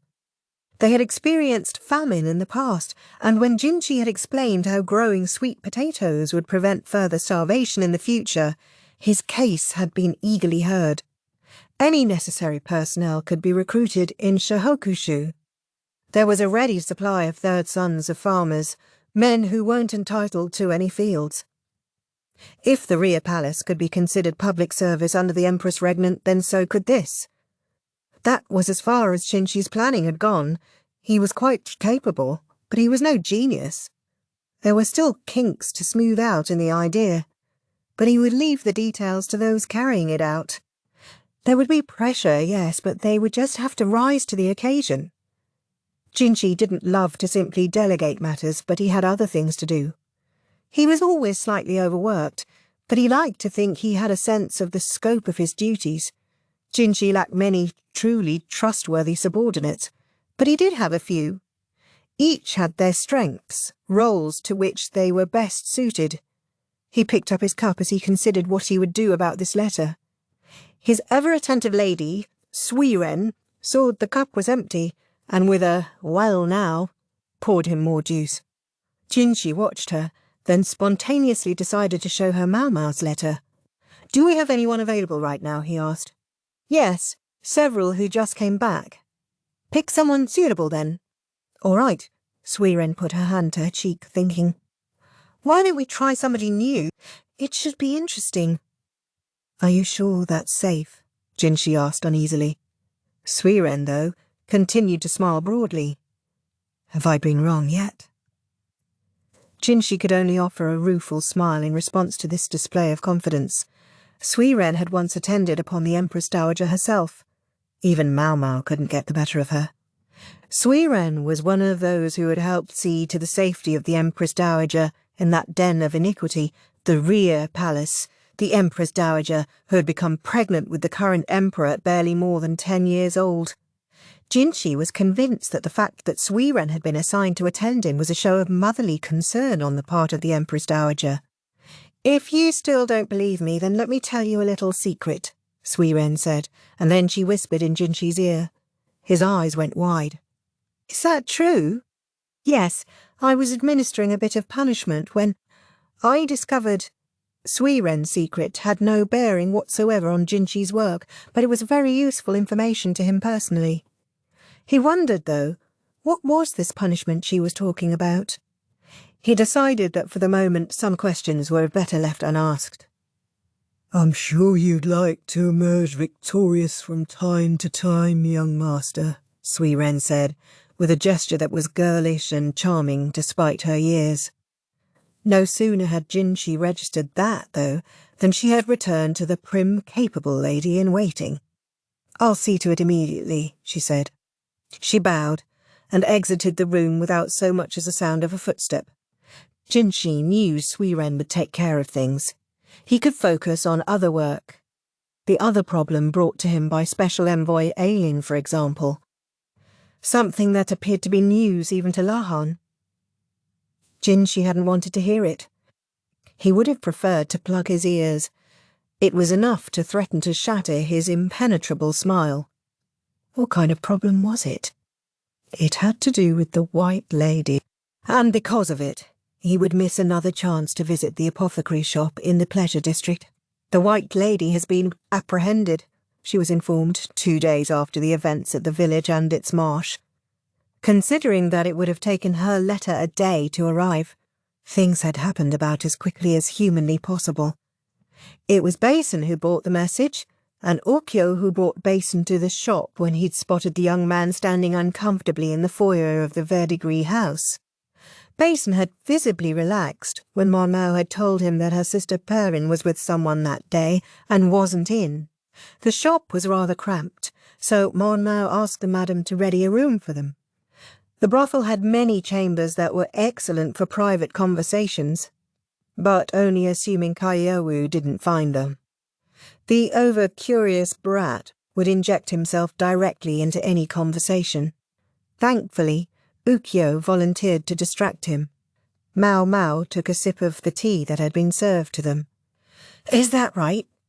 "I expected more enthusiasm," Basen said. "I assure you, I'm quite shocked." Basen, it seemed, still wasn't accustomed to reading Maomao's expressions. Jinshi or Gaoshen would certainly have registered the slight furrow in her brow. After the discovery that the White Lady was using pigeons to facilitate her information network, they had quickly turned the setup against her. Maomao had assumed they could read one of the letters, snatch the person who came to get it, and probably learn something. But she'd never imagined it would go quite so easily. What really made the difference was that she was able to bring in help. With that help, Maomao had gone to the old man who worshipped the great snake. She believed he had the interests of his somewhat duplicitous sister and her granddaughter at heart, and she knew that somehow or other, to a greater extent or a lesser, they were connected with the White Lady. The man could stay quiet, but it wouldn't save the women from punishment. So, Maomao urged him. He should defect. Call it blackmail if you must. We staked out the pigeon coop, and when we detained the person who visited it, they led us to the villa of a particular bureaucrat, Basen said. They had asked the old man's younger sister and her granddaughter whether they could identify the official in question, and the women said they knew him. They also identified several other bureaucrats who were friends with this man. One of them, it transpired, was harbouring the White Lady. Kind of anticlimactic. I can't help wondering, though. Why would anyone go so far to protect her? Maomao said. The bureaucrats were passionate cannabis smokers, and traces of what's thought to be opium were also found in the house. Oh, but of course, once someone was hooked on narcotics, they might do anything to get them. Getting such a drug out of your life took considerable resolve as well. Just goes to show one shouldn't fool around with dangerous drugs, I guess. You're one to talk, Basen said. She ignored his profoundly doubtful look, instead thinking about what medicine she would mix up today.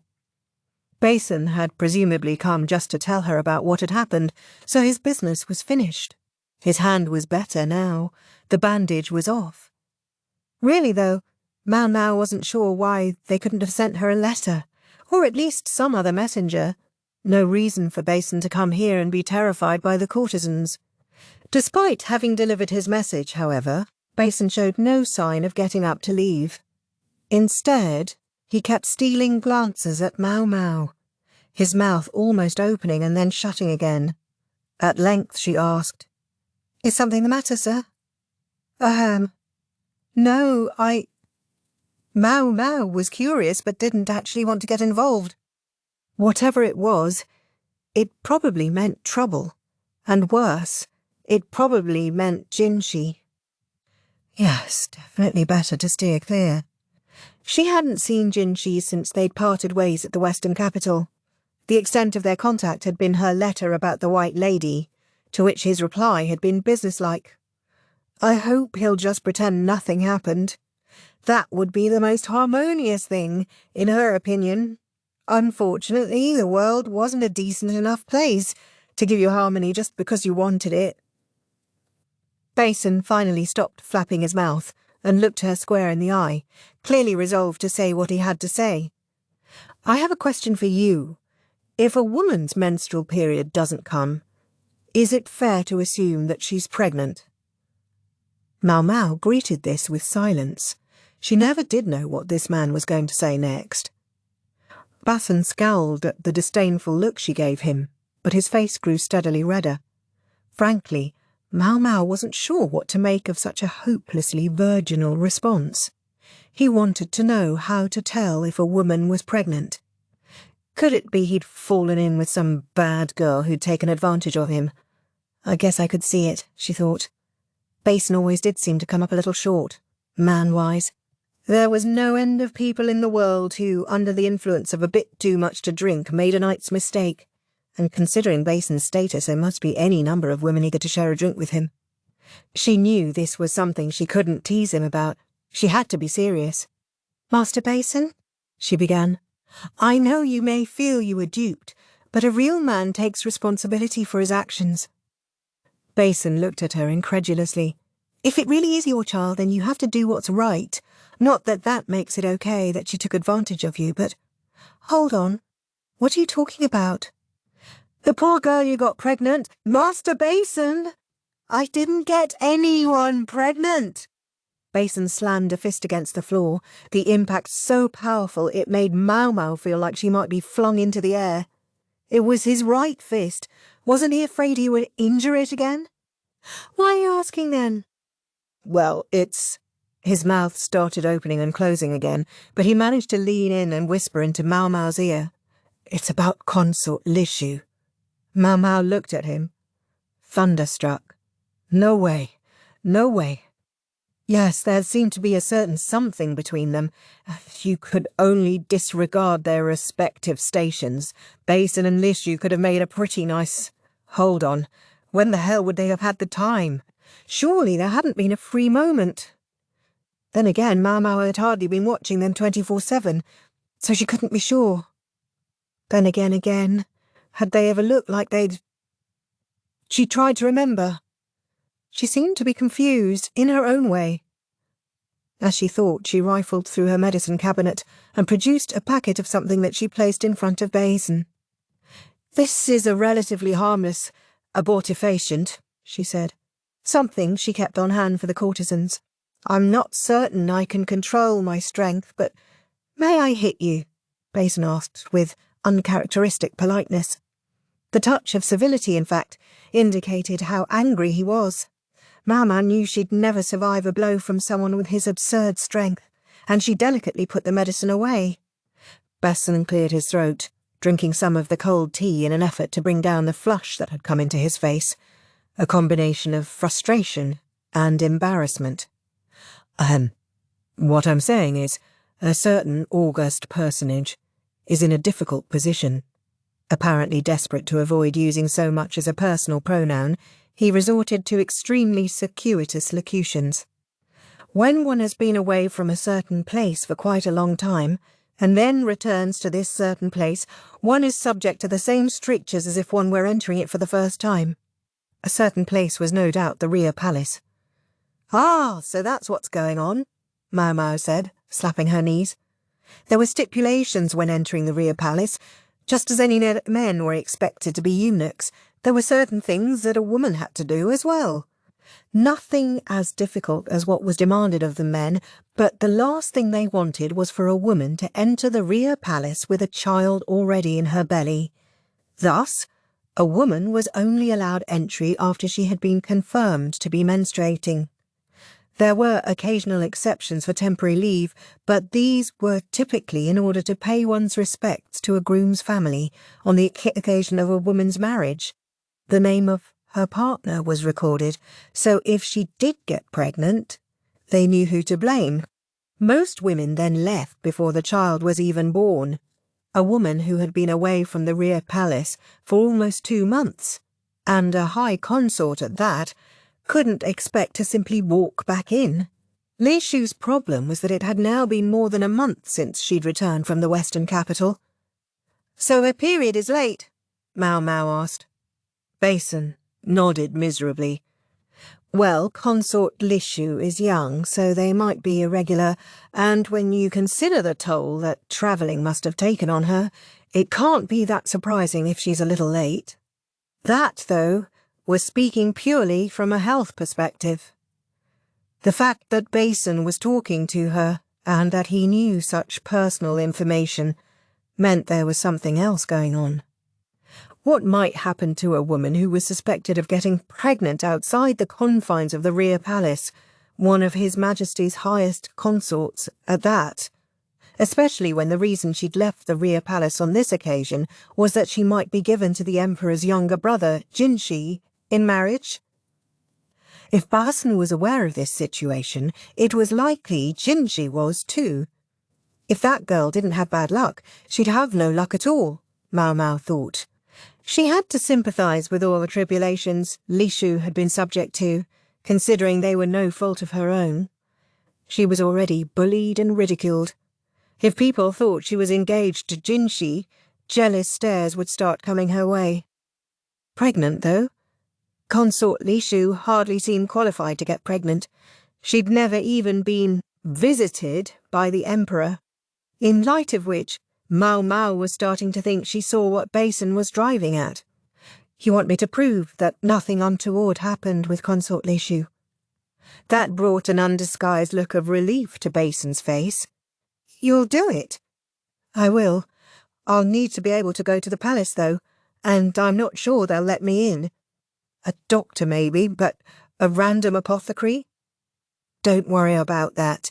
I've already spoken to the head of the medical office, and Sir Luoman has kindly agreed to come as well. That made things easy."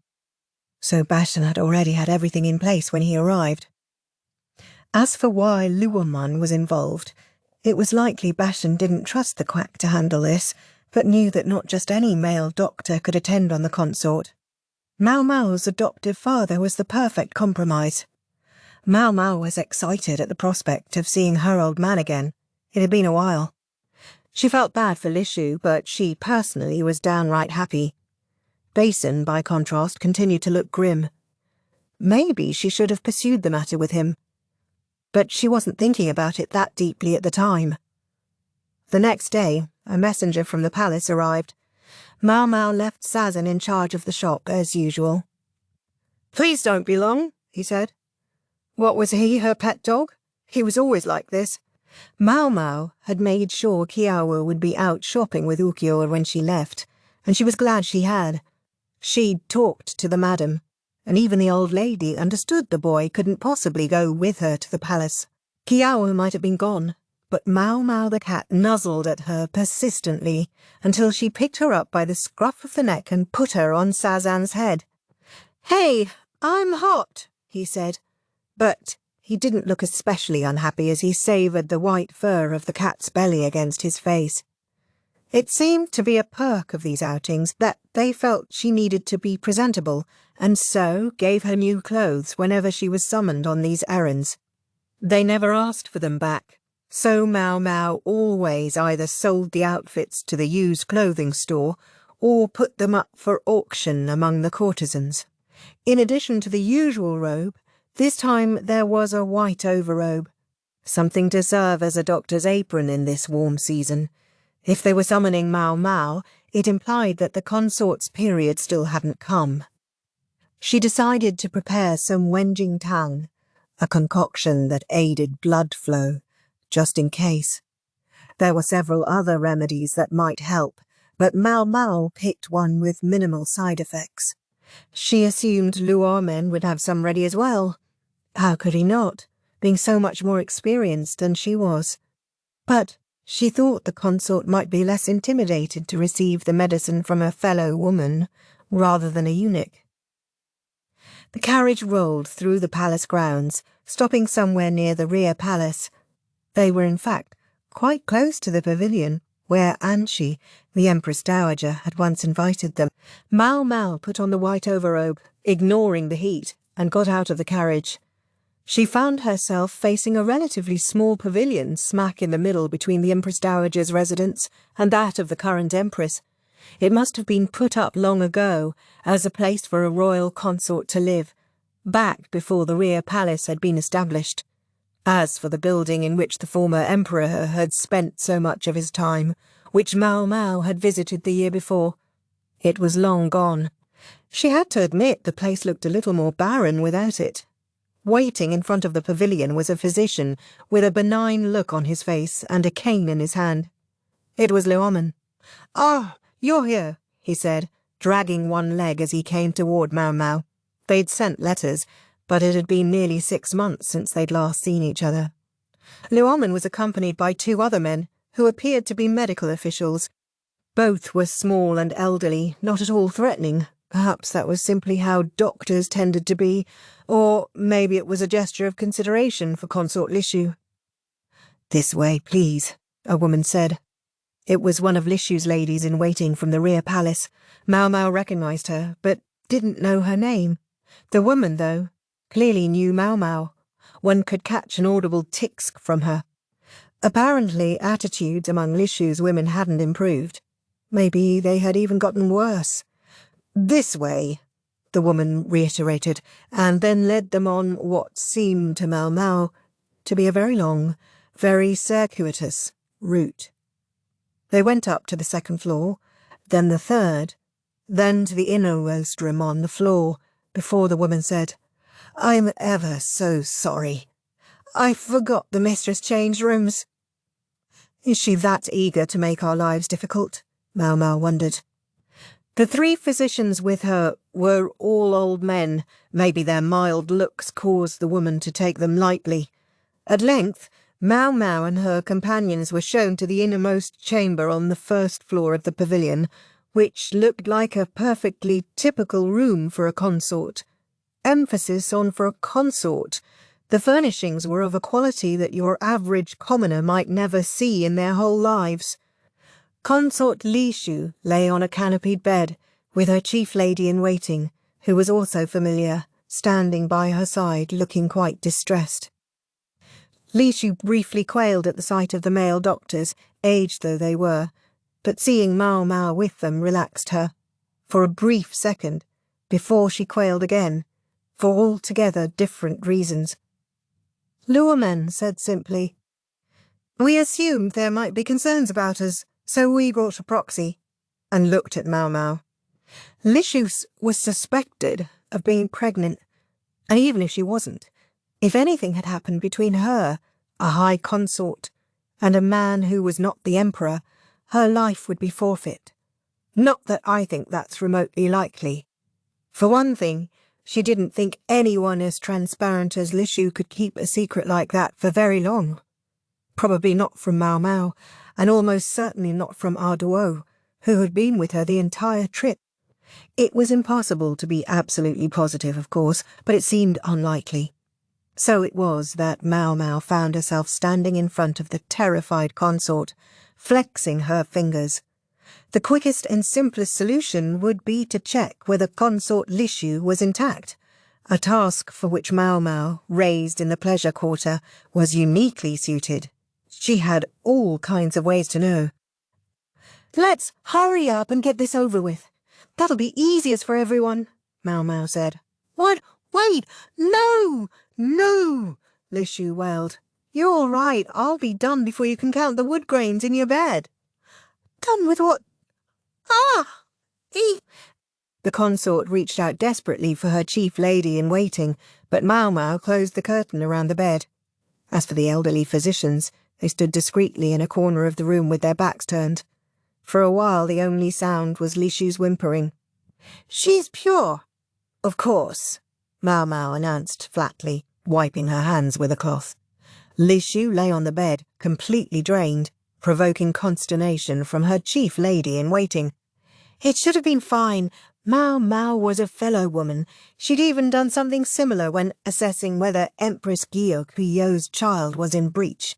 But evidently Maomao had been wrong to think a complete virgin would take the exam the same way as a woman who had already given birth." Lishu looked even more exhausted than the time they'd plucked out her hair in the bath. "Maomao, you could stand to be more gentle," Luomen said, although it was a little late for that. The other two physicians wore strained expressions as well.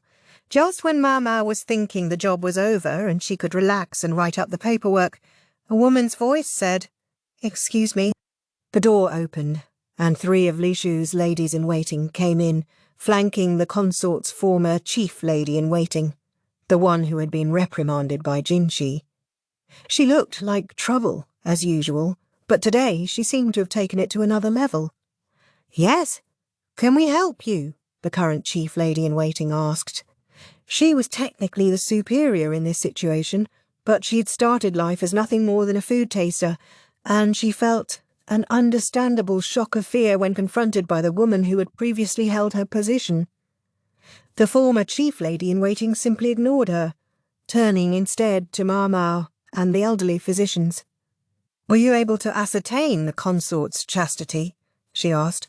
"Yes, we've just finished the examination," Luomen said, whereupon the woman glanced toward Maomao. "But you didn't perform the examination, did you? It was that woman there, a known acquaintance of the consort. Don't you see a problem here?" She seemed to be suggesting that Maomao might lie to protect Lishu, an attitude Maomao rightfully found irritating. "Perhaps you'd like to join me in conducting a re-examination then," she said. "Maybe we should call a midwife too, just to be extra safe." Her idea provoked looks of distress from Lishu and her chief lady-in-waiting. The consort looked like she might die of embarrassment if she was subjected to any more such humiliations. The former chief lady-in-waiting, for her part, simply shook her head. It was almost like she thought she was the one in charge here. She'd certainly gotten more self-important since Maomao had seen her last. Before, at least she'd been willing to pretend to be deferential to the consort. The reason for her arrogance soon became clear. She was holding it in her hand. "I must say, I dearly hoped it wouldn't come to this, but I found this and felt honour bound to bring it to your collective attention." She put a piece of paper on the table. Maomao couldn't help noticing how crumpled it was. I confess, I couldn't believe the consort would write such a thing. The woman leaned dramatically, almost theatrically against the table. When Maomao saw what was written on the page, she could only frown. A love letter, the former chief lady in waiting announced, to someone who is not His Majesty. The page was covered in pretty, girlish characters, and a plenitude of sweet nothings and proclamations of love. So that's why she took us on the scenic route, Maomao thought, finally understanding why the attendant had led them to the wrong room, before finally bringing them to Consort Lishu. She hadn't been playing a nasty little joke, she'd been buying time. The former chief lady in waiting called for an official who was outside the room. Maomao wasn't sure why she would be so eager to do that. The consort's infidelity would have consequences for her ladies in waiting as well. Above all, the question of whether the letter was really Lishu's bothered Maomao, but the handwriting had already been examined and determined to be hers. Maomao and the doctors were shooed out of the building before they had a chance to question the consort. It seemed the former chief lady had wanted to act before Maomao could do her examination, but the delaying tactic hadn't gained enough time for that. Instead, one might say, she'd resorted to force. Maomao and her companions decided to go back to the palace medical office. Maomao was an outsider, while Liumen and his two fellow physicians were none of them forceful personalities. If they were ordered to leave, there was little they could do but leave. Maomao was determined to at least write up a report on her findings. The former chief lady in waiting had insisted that Maomao's word wasn't trustworthy, but that wasn't hers to judge. If nothing else, the doctors with her had seen Lishu's face, and they seemed to believe that Maomao was right. "That was rather brazen," remarked elderly physician number 1. He had a lanky frame that made one think of a barren tree. "Yes, it was almost too much to watch," responded elderly physician number 2, a portly man with fingers like sausages. Liumen was hardly younger than the 2 other doctors, but as the newest member of the office, it was he who served the tea. Maomao got up to help him, but he sat her back down, insisting that she focus on writing. "The Imperial Palace has always had people like her, but it's always disappointing to realise that kind is still alive and well," said the first doctor. "You said it," said the second. "I'm not saying women are evil, just that some of them make a room a darker place. It's the same in the palace at large." Maomao cocked her head, surprised. They talked as if they'd been to the Rear Palace. "You're not eunuchs, are you, sirs?" "No, we're not. We were in the Rear Palace, but we're not castrated. We got out of there before they got us." Back in the day, a doctor didn't have to be a eunuch to go to the Rear Palace, although they did make you take a strange drug any time you visited. "Ah," Maomao remembered. The most notorious scandal in the Rear Palace had taken place decades ago, when a doctor had gotten involved with a woman serving there and made her pregnant. Or at least, that was the story. It had in fact been the doing of the former emperor, but the deed was pinned on the unfortunate physician who was banished along with the child. Problem solved, as far as the bureaucracy was concerned. These days, the old quack was the only doctor in the Rear Palace, but at the time of that incident there had been many physicians serving there, naturally enough, as it hadn't been necessary to give up one's manhood in order to do it. "Well and good for them. I was a little late making my exit, and here I am," Liumen said blandly as he placed teacups on a tray. "It's your own fault, Saomen. You never think anything is urgent enough to rush about," elderly physician number 1 chuckled. "That's right, but you sure helped us," number 2 chortled. They both seemed to be having a good time, while Liumen simply looked a bit bemused. What else could he do? From their attitudes to the affectionate nickname, it was clear they were old friends. Elderly physician number 2 turned to Maomao. "So you're Showman's adopted daughter, miss? So is that eccentric Lacan?" Maomao's face began to contort until it took on an unabashed glare. The portly doctor quickly shut his mouth. Young ladies always have a few subjects they'd prefer to avoid. Let's respect that, the lanky doctor said astutely. Clearly, age had brought him wisdom. Most helpful. Getting back to the subject, so the rear palace has always had plenty of people like her? Maomao asked. Yes. Chaotic elements. When the Empress Regnant had been in power, the women in the rear palace had been engaged in kicking each other down. Officials were selected, and selected frequently, on the basis of ability, and so the rear palace became a microcosm of the tension that pervaded the entire court. And people say there were lots of spies, too. Spies? Evidently, the endless battles amongst the consorts inspired them to start using maids in hopes of scrounging up inside information. Once in a while, even ladies-in-waiting would turn traitor, the physician said. A lady dissatisfied with her situation could easily be talked around, turned into a pawn in someone else's game. Or again, one might lean on the power of one's parents to exploit a weakness of the target's parents, and so the pecking order in the rear palace could change with dizzying speed. It got exceptionally bad when the current Empress Dowager became pregnant. Women driven mad with jealousy even attempted to kill her. That's true. I don't know how she survived until the Empress Regnant took her under her protection, the other doctor said. It was all thanks to the astounding lady-in-waiting she had. She really knew how to handle herself. They say she even got the assassins to turn on their mistresses. What is this? A novel? Maomao thought, sipping her tea and looking unimpressed. Anyway, I haven't seen something so distasteful for a long time, the first doctor said. This brought a question to Maomao's mind, she said. From the way you're talking, it sounds like you think someone else in the rear palace is conspiring to bring down Consort Lishu. You think not? Why else would a person turn so spectacularly against the great lady she serves? It was a fair point.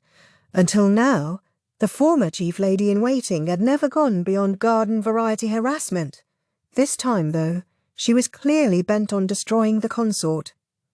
If she was successful, Lishu would be banished from the rear palace, and her ladies-in-waiting would be out of a job.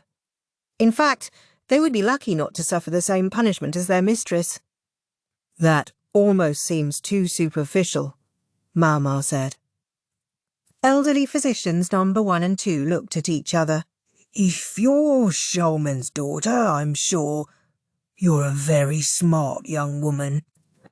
But not everyone is as careful and thoughtful as you, the lanky doctor said patiently.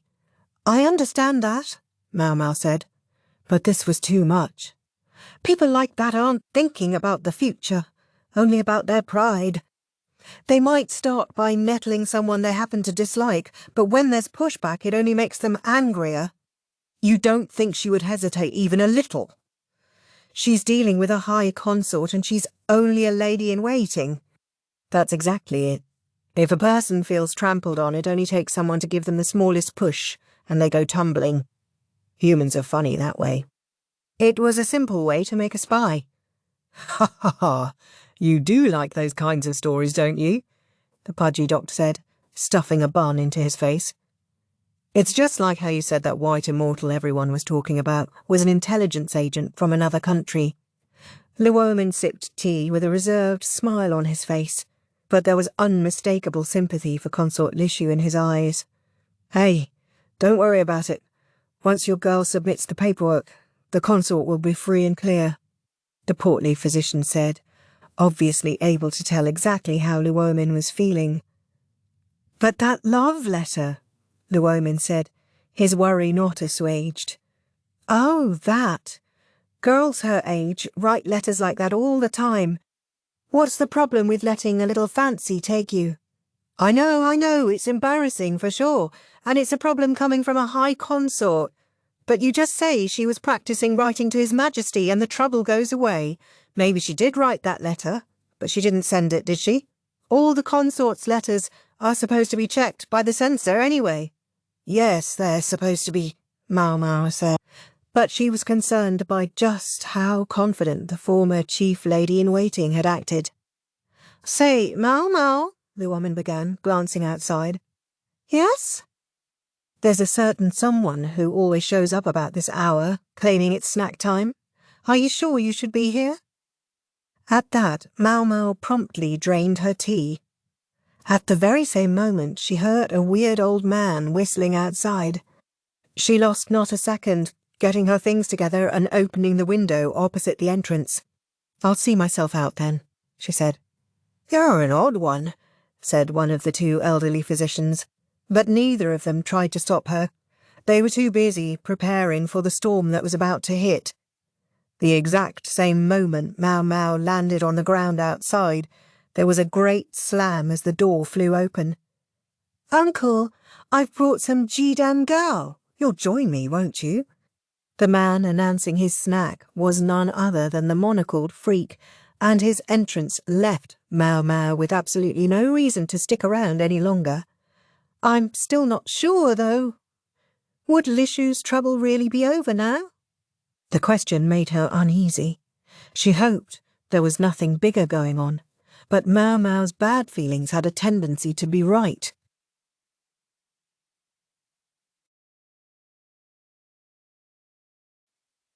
Chapter 13. Scandal. Part 1. Some days later, Sazen came to her with an unsettling story. He appeared at the shop, his face drawn, saying he wanted to talk. Maomao wondered what he could want to talk about, but it turned out to be none other than Consort Lishu. If a rear palace consort had been meeting secretly with a man, would she be put to death? The question came completely out of the blue, and Maomao could only muster a befuddled, "Huh?" Sazen seemed to take her response as vaguely insulting. He stomped on the floor and said, "Would she or wouldn't she? I'm an ignorant bumpkin. Just tell me." His gaze was piercing. Maomao realized her reaction hadn't been ideal. Sazen, she knew, had once served the Ji clan, and while he had no loyalty to his former masters, she suspected he had some attachment to Lulan. I guess that would be sort of unavoidable in cases of infidelity, wouldn't it?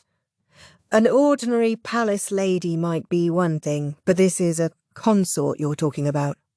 Why are you talking about it, though? What brought this on? Sazen pursed his lips and wouldn't quite look at her. I heard about it at the market. They say the Emperor is preparing to subdue another clan. Is it the Yu clan, by any chance? No idea, but I heard it was because of a high consort who's only 16 years old. Maomao didn't say anything to that, but she wished she could put her head in her hands. If even Sazen had heard about this situation, probably everyone in the capital had. She'd been sure to be explicit in her report that Consort Lishu was innocent. Whatever the consort's former chief lady-in-waiting might be pulling, Maomao had tried to tell herself that it wouldn't amount to much, but it sounded like she'd been wrong. Normally, she might send a letter to Jinshi and simply wait for him to do something about it, but there wasn't time for that now. "Hey!" Sazen cried when she jumped up. "I'm going to need you to watch the shop for a bit." "What, again?" Maomao hurried out toward the northern side of the capital. That was where the palace was, along with a whole district of high-class homes.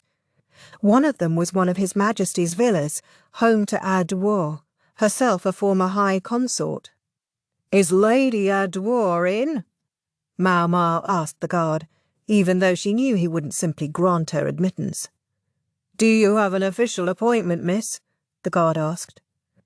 The fact that he was willing to speak so politely to a mere apothecary, and not a particularly well-dressed one at that, was probably because he remembered Maomao from her other visits here. But that wouldn't be enough to gain her admission. "I'm afraid I don't, sir. But I simply must see Lady Arduo." "Sorry, rules are rules. I can't just let you in," the guard said, looking genuinely apologetic. It briefly occurred to Maomao to try to force her way past him while he was busy feeling sorry for her, but she knew all too well that it would only end with her under arrest. "Might I at least ask you to take her a message for me? I'm afraid she's not here right now." Maomao made a face like she had bitten down on something particularly bitter. If she was just going to let herself be sent home, she might as well not have come at all. I wonder if Suirei's here, she thought, but then dismissed the idea. Suirei wasn't officially supposed to exist.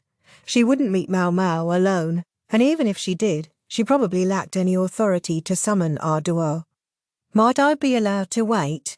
Maomao asked, determined to stay there until Arduo returned. It was something like an hour later that a carriage arrived at the villa. The guard was kind enough to alert Maomao, who was sitting in the shade of a tree as she waited. She jumped to her feet and ran over to the vehicle. Arduo's face appeared in the window. "Well, this is a surprise. I always took you to be a bit cooler-headed than this," Arduo said. And it was true that a few years ago, Maomao probably wouldn't have come personally to Arduo like this. She would have borne in mind that the palace had its own ways of maintaining its equilibrium, and that the emperor seemed especially considerate toward Lishu such that nothing too terrible could happen to her. At that moment, though, in her mind's eye, Lishu seemed to overlap with the lady of the annihilated Shi clan. Maybe that was what had made her uncommonly emotional about this. "Let's talk inside," Arduo said. "I'm sure you must be thirsty after such a long wait out in this heat." "Thank you, milady," Maomao said, bowing deeply, and then they entered the villa. "So there are already rumours in the marketplace. News travelled faster than I expected." Arduo sat with her legs and arms both crossed. On anyone else the posture might have looked imperious, but for her it seemed oddly fitting and not at all offensive. A lady in waiting had served them tea, yet she had disappeared almost without Maomao noticing. Maomao had thought Suirei at least might be present, but there was no sign of her. Hesitantly she said, "May I take it from your tone, milady, that the rumours are true?" "What's true is that at the moment she's confined to a separate pavilion," Arduo said. The consort was not, strictly speaking, being treated as a criminal, but she was still effectively under arrest.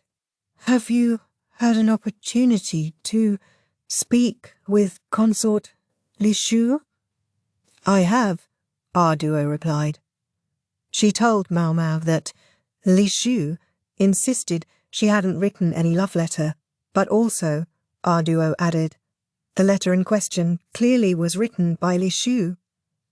That gave Maomao pause. Don't those things contradict each other? They don't. It seems the text in question was copied out of a novel. So that's it. The novels the palace women loved so much were full of tales of romance, parts of which might happen to look just like a love letter if one found them in isolation. The consort was quite shocked. She says she was copying the story for a palace woman she'd recently become friends with. Maomao cast her eyes to the ground. Lishu had believed that slowly but surely she was gaining some allies. A woman who couldn't write was likely a woman of low rank. By writing out the story, Lishu had been trying, in her own somewhat awkward way, to make friends.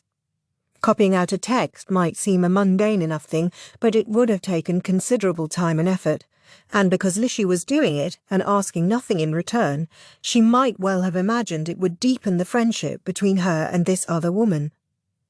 She must have been very happy with the idea, only to find herself betrayed, Maomao thought. Or had the other woman approached the consort with that in mind all along? Whichever, it was all very underhanded. Couldn't you provide a copy of the book she was working from?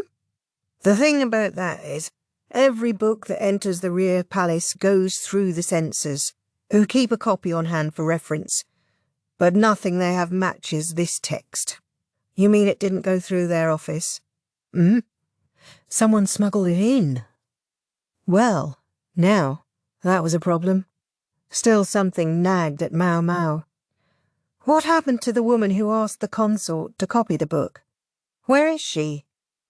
For that matter, how did a woman who can't read get her hands on a book that had bypassed the censors anyway? Supposing the woman is already gone, Duo said. While Consort Lishu had been on her trip, about 100 women had reached the end of their terms of service and left the rear palace. This mystery woman had been one of them. And after she left? We looked, naturally, but we never found her. It's not like she was officially attending upon the consort anyway. They seemed to have gotten to know each other when the woman did odd jobs at the consort's request. Even if we found her, she could just play dumb. She may have been doing everything with one eye on the end of her contract. If this was, in fact, a premeditated crime, it would have been difficult for the woman to pull off on her own. Maomao tried to think over what she knew. One thing was certain. If a high consort like Lishu had started getting friendly with a menial maid, her critics wouldn't have stayed silent about it. Least of all her former chief lady-in-waiting. So a palace lady nearing the end of her term of service had approached Consort Lishu to copy out a romantic text from a book. That book happened to be one the censors hadn't seen or approved, something a lowly, illiterate maid would never normally possess. I'm thinking that some other person used the maid to convince the consort to write out the passage. But what's your opinion, Lady Aduo? Maomao asked. She didn't like to work based entirely on her own assumptions. She hoped Duo could back up her intuition. I agree, Duo said. But then she added, Consort Lishu's lady claimed she found the letter in the consort's room, but it was actually found somewhere else, somewhere outside the rear palace. Had it actually been sent to some lordling somewhere? If it had still been in Lishu's chambers, then it would be easy enough to claim she was going to send it to the Emperor. Problem solved. But if it was already in the possession of some other man, then it was hard to blame them for treating her as unfaithful. Yes, unfortunately. That's why it's such a big issue, and why she's under lock and key now. The man in question is a son of a servant, someone who's met the consort several times throughout her life. He denies any involvement, but the letter was found at his house. The man could protest his innocence all he wanted. Finding evidence like that at his own estate was pretty damning. Apparently, the former chief lady-in-waiting had claimed that there had been something between this man and the consort when she had returned from the nunnery to the rear palace, and she had been most insistent the man be investigated. She had Consort Lishu all tied up with a pretty bow. But that doesn't make any sense. How did she even send the letter? I thought the censors checked everything, even letters home, Maomao said. That was why, on one occasion, someone had tried to use chemicals infused in the wooden writing strips as a code, and why Empress Kyakuya's letters to her family were so roundabout in communicating the information they contained. The letter was folded very small. It must have been tucked among some items she was sending home for the boy to get it first. It wasn't impossible. But something felt off. Maybe Maomao felt so muddled and confused because it was Duo telling her all this. What she really wanted was to hear the story firsthand.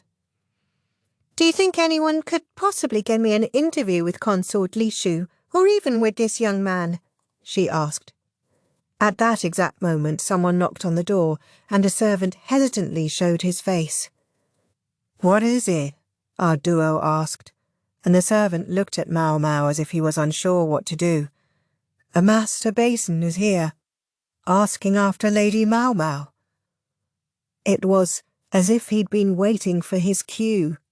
Basen offered only the most perfunctory of greetings to Duo before he dragged Maomao off. If I may ask, sir, what in the world do you think you're doing? Maomao inquired. Basen had come on horseback, begrudging even a carriage, and the two of them stood out like a sore thumb as they worked their way through the city, Maomao clinging on behind him. She did at least have a cloth to cover her face. You heard about Consort Lishu, he said. Yes. Then you must have figured it out. You must have some way to show her innocence."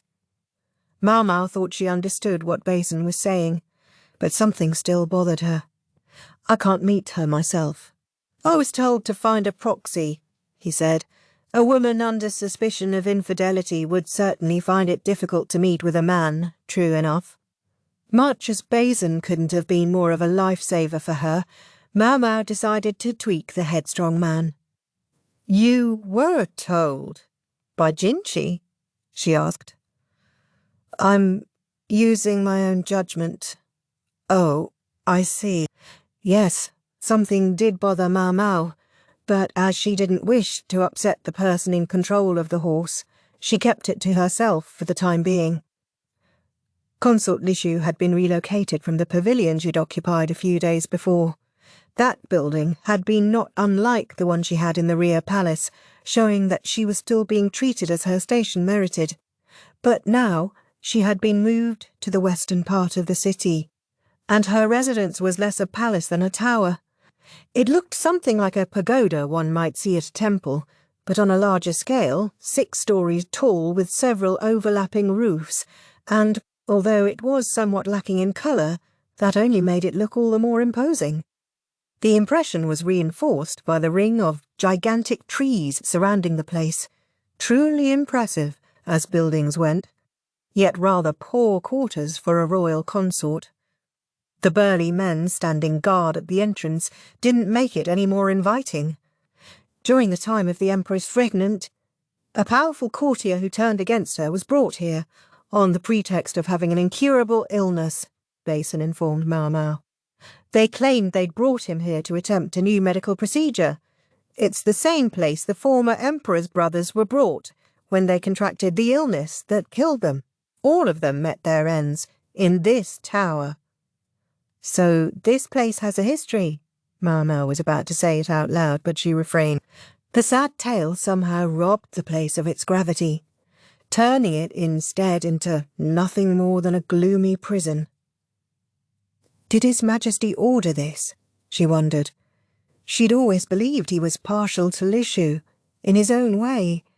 If we can just find a way to undermine their evidence, she could get out of here, Basen said. What he meant was, he wanted Maomao to talk to the consort and find the truth. Luckily for him, Maomao wanted the same thing.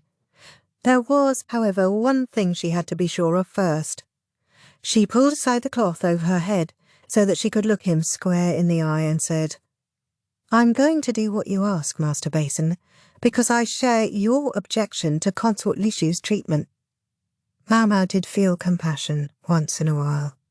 She'd originally taken Lishu for nothing more than an unpleasant little princess, but as she saw misfortune befall the young woman again and again, she had come to sympathise with her. Surely no one could blame Maomao for trying to do a little something to help the consort.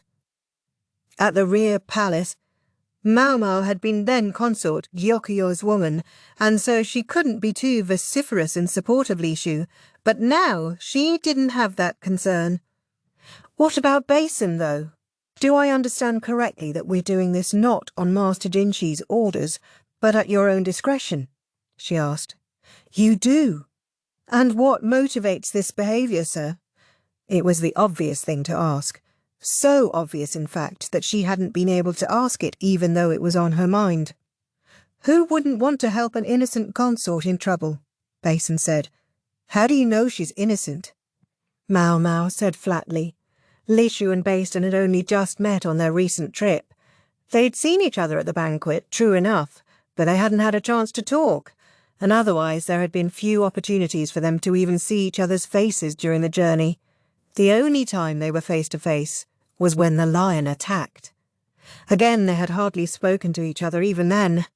For the most part, Basen simply peppered Maomao with questions about Lishu. Now he was acting to help this young woman with no official orders, entirely on his own. Why? I wish he wouldn't. There were people in the world who did something extraordinarily tiresome. Fall in love at first sight. They would completely ignore personality and social status, feeling love well up, as it were, at nothing more than a person's appearance. Maomao was quite certain.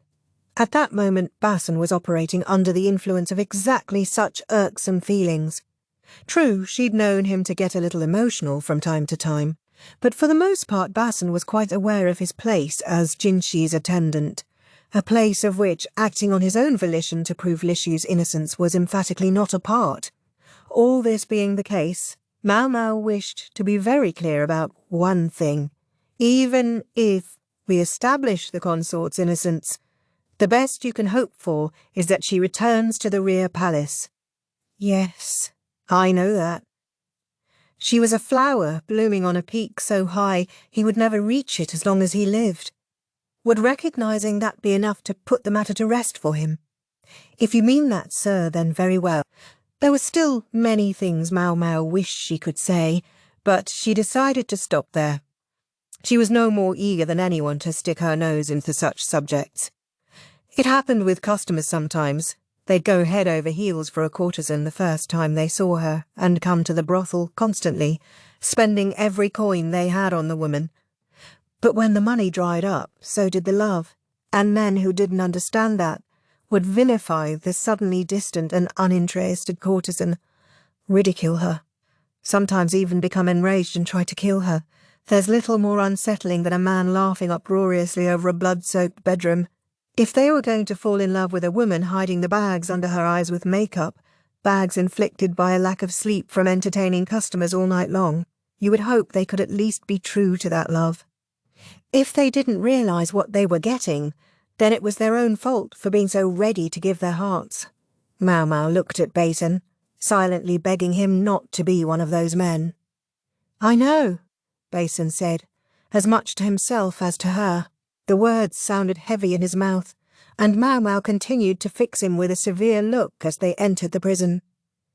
"Are you well, milady?" Maomao asked Consort Lishu, though she knew she couldn't possibly be very well.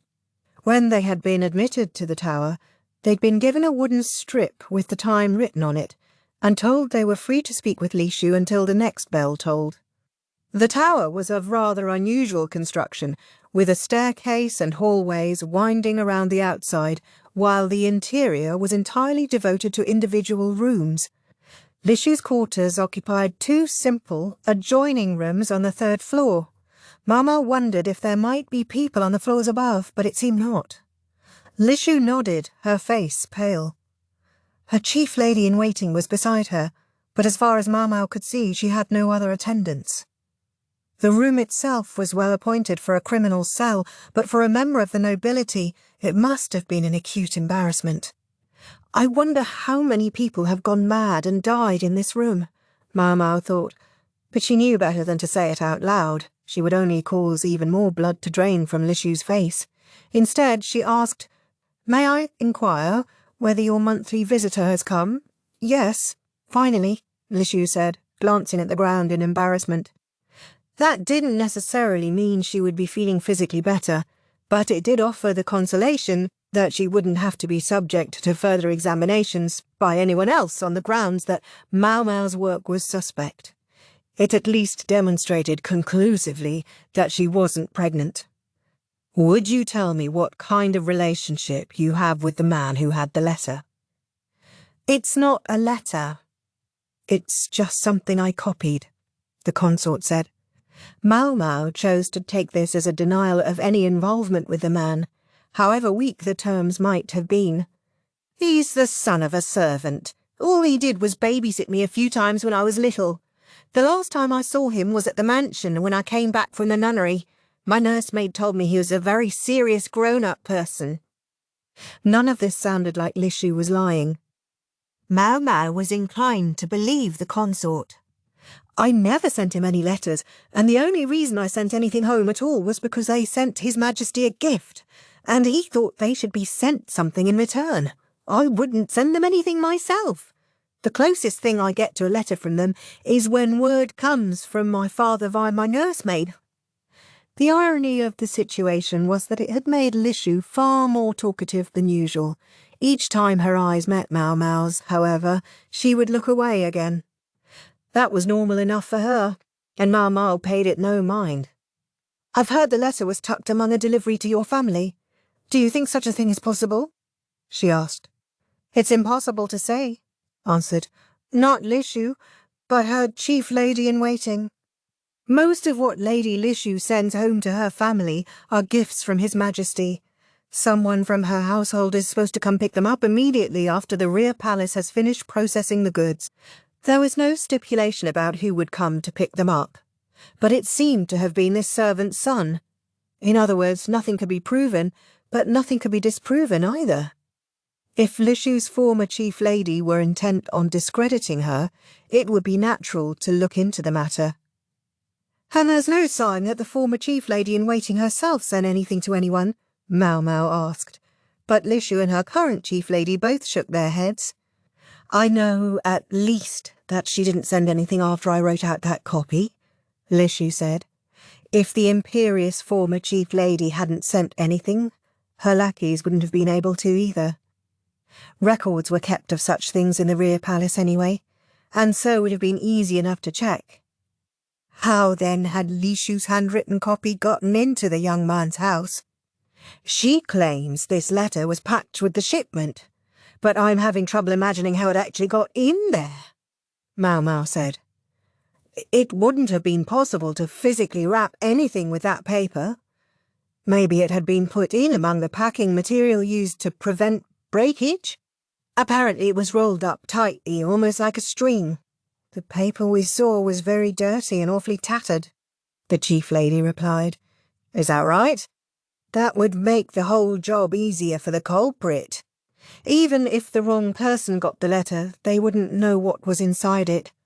They would think it was a piece of string, and treat it accordingly. So what if they threw it away? It would be simple enough to retrieve. In fact, anyone in Consort Lishu's household could reasonably be expected to do so. Did anything change after you wrote that text out? The consort and her chief lady looked at each other. Both cocked their heads quizzically, as if to say, well, yes and no. They couldn't quite remember. Suppose, for the sake of argument, that the former chief lady-in-waiting really was the criminal here. The evidence certainly seemed to be mounting.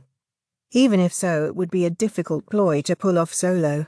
She must have had an accomplice outside the rear palace. How had they communicated with each other? We can worry about that later, Maomao told herself. They were running out of time, and there was something else she wanted to ask. One more thing, then, she said, and pulled out some paper and a portable writing set. This novel the maid asked you to copy. Would you write down as much about it as you remember? She immediately began grinding the ink. Wouldn't you like some tea, Lady Lishu? The consort's chief lady-in-waiting, Canaan, asked. As she had been asking. As she kept asking. But Lishu shook her head. She had nothing to do but drink tea, but she felt like if she drank any more her belly would turn to mush. Canaan was the only lady-in-waiting there with Lishu. One lady was enough, under the circumstances. But the humiliating thing was that Lishu had never specifically been told not to bring her other women. Only Canaan had been willing to follow her here. Lishu had been starting to think she was finally getting a little closer to some of her other ladies in waiting, but apparently that had been a delusion. Particularly so when it came to the maid for whom Lishu had copied out a novel because the girl couldn't read herself, and on whose account Lishu was now considered a criminal. It was enough to make her want to cry, but crying would do nothing but make life harder for Canaan, the one person who had actually stayed with her. Here in her tower, Lishu had no particular amusements, not even any windows, no way to pass the time. Her two choices were eating or sleeping. Virtually no light made it into her room, such that even in the middle of the day it was necessary to light candles to see by, and the constant clinging gloom only made her depression worse. The only people who had come to visit her were the apothecary, the one who had once served in the rear palace herself, and Lishu's father Uriyu, one solitary time. Lishu had been sent to this tower immediately after Arduo had come, so she didn't expect to see the former consort for a while. As for her father, his only question had been, "So you really didn't pull that ridiculous stunt?" "No, sir," Lishu had answered weakly. It had been all she was able to muster. The apothecary had proven that Uryu was in fact her real father, but such long-standing grudges didn't instantly dissipate in real life the way they did in plays. Her father might finally believe she was his daughter, but he had other children. He'd rejected her mother. Why should he suddenly feel any warmth for the daughter he'd had with her? Lishu had known perfectly well that things had been unlikely to change, yet it grieved her to be confronted with the reality. "I'm going to clean these up then, milady," Kanan said, collecting the tea implements and taking them out of the room. There was nowhere to get water in Lishu's chambers, so any washing had to be done on a lower floor. Kanan was allowed some mobility, but Lishu was required to stay on the third floor. If she ever went downstairs, it was only with the permission of her guard. Lishu sighed and stretched out across her table. The old building creaked and cracked every time she moved. The upper levels seemed to be in an even worse state, and Lishu sometimes worried that one day the ceiling might come clean off. It seemed to her that there was someone else locked up here besides her.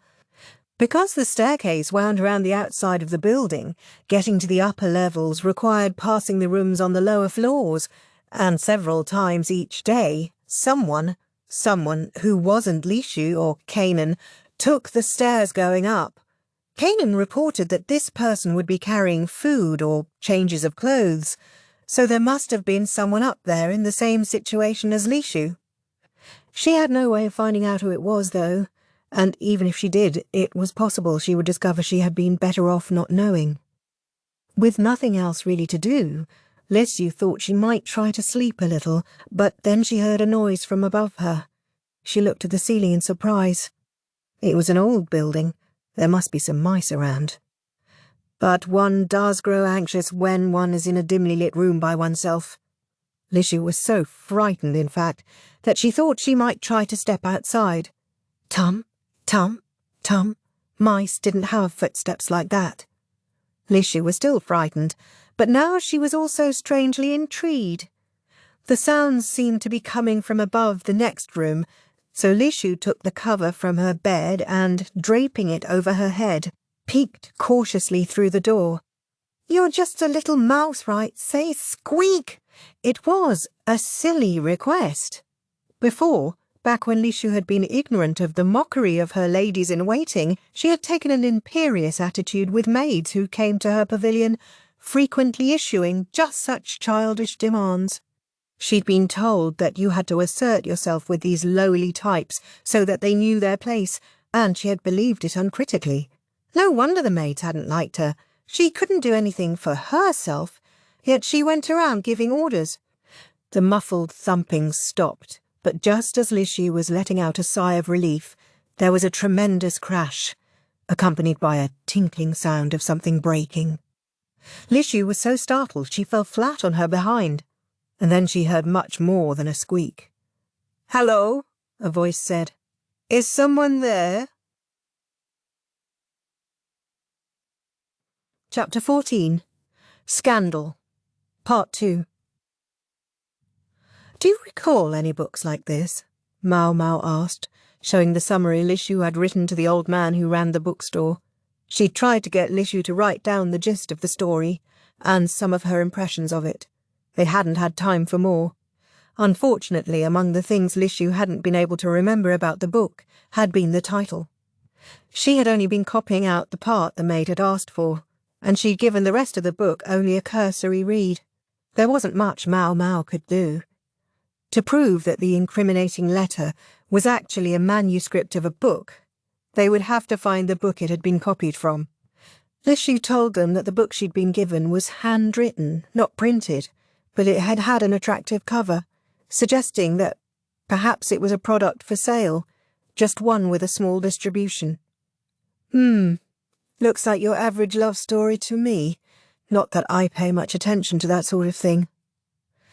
I have to think you at least flip through whatever you stock.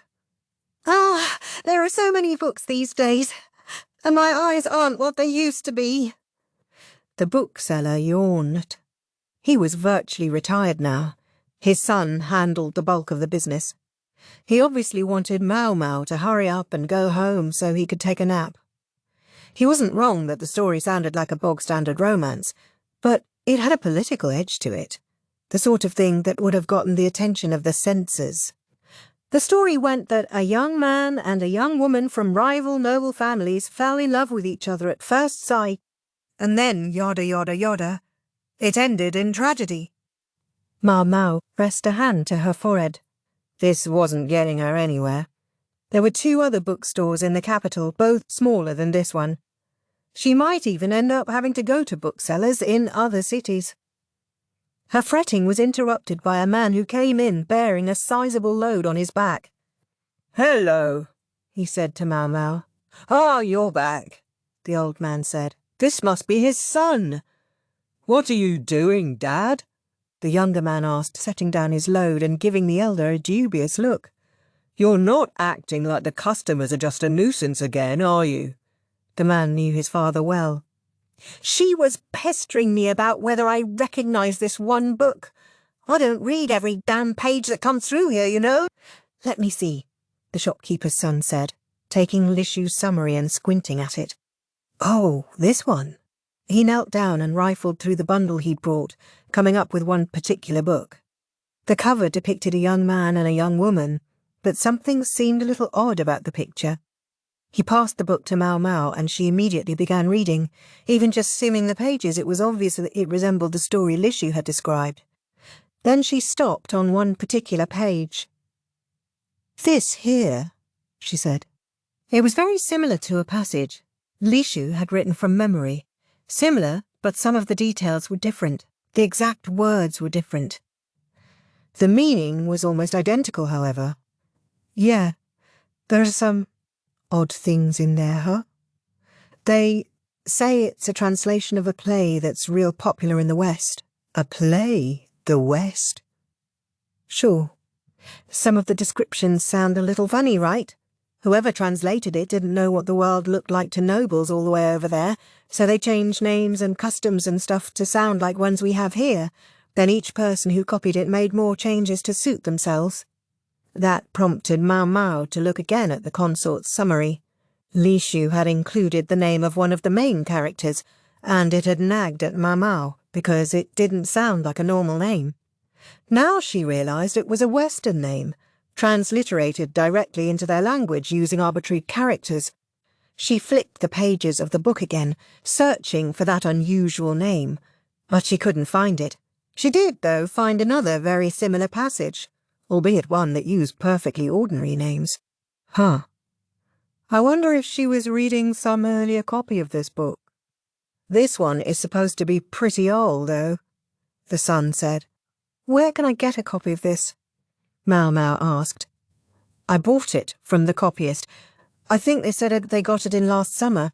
We're hoping to print it, though, so if you're going to go try to buy one now, we'll chase you out." In other words, Consort Lishu had most likely used a copy that had been in circulation prior to the previous summer. Maomao stopped cold. Hadn't something else happened in the rear palace right about then?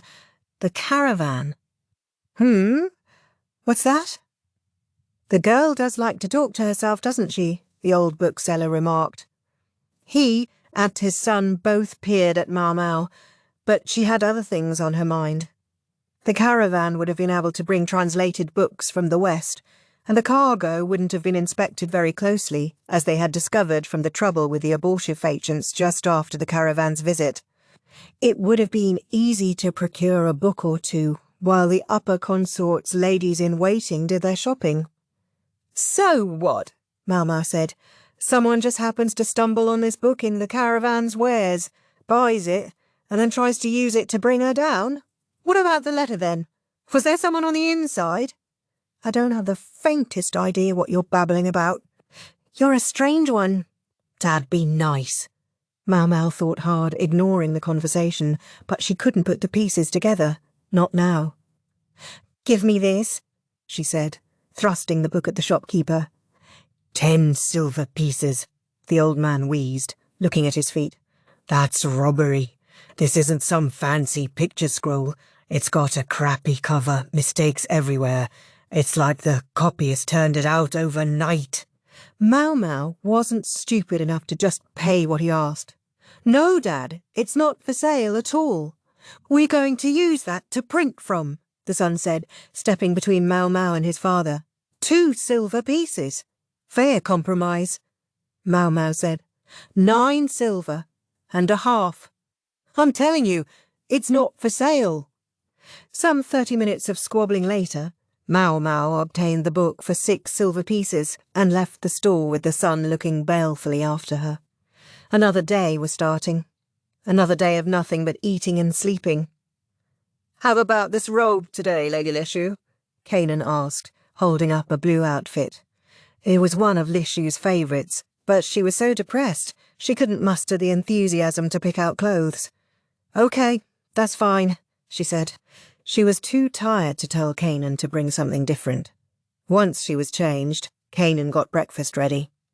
Water was on the floor below Lishu's, but food was prepared in an entirely separate location.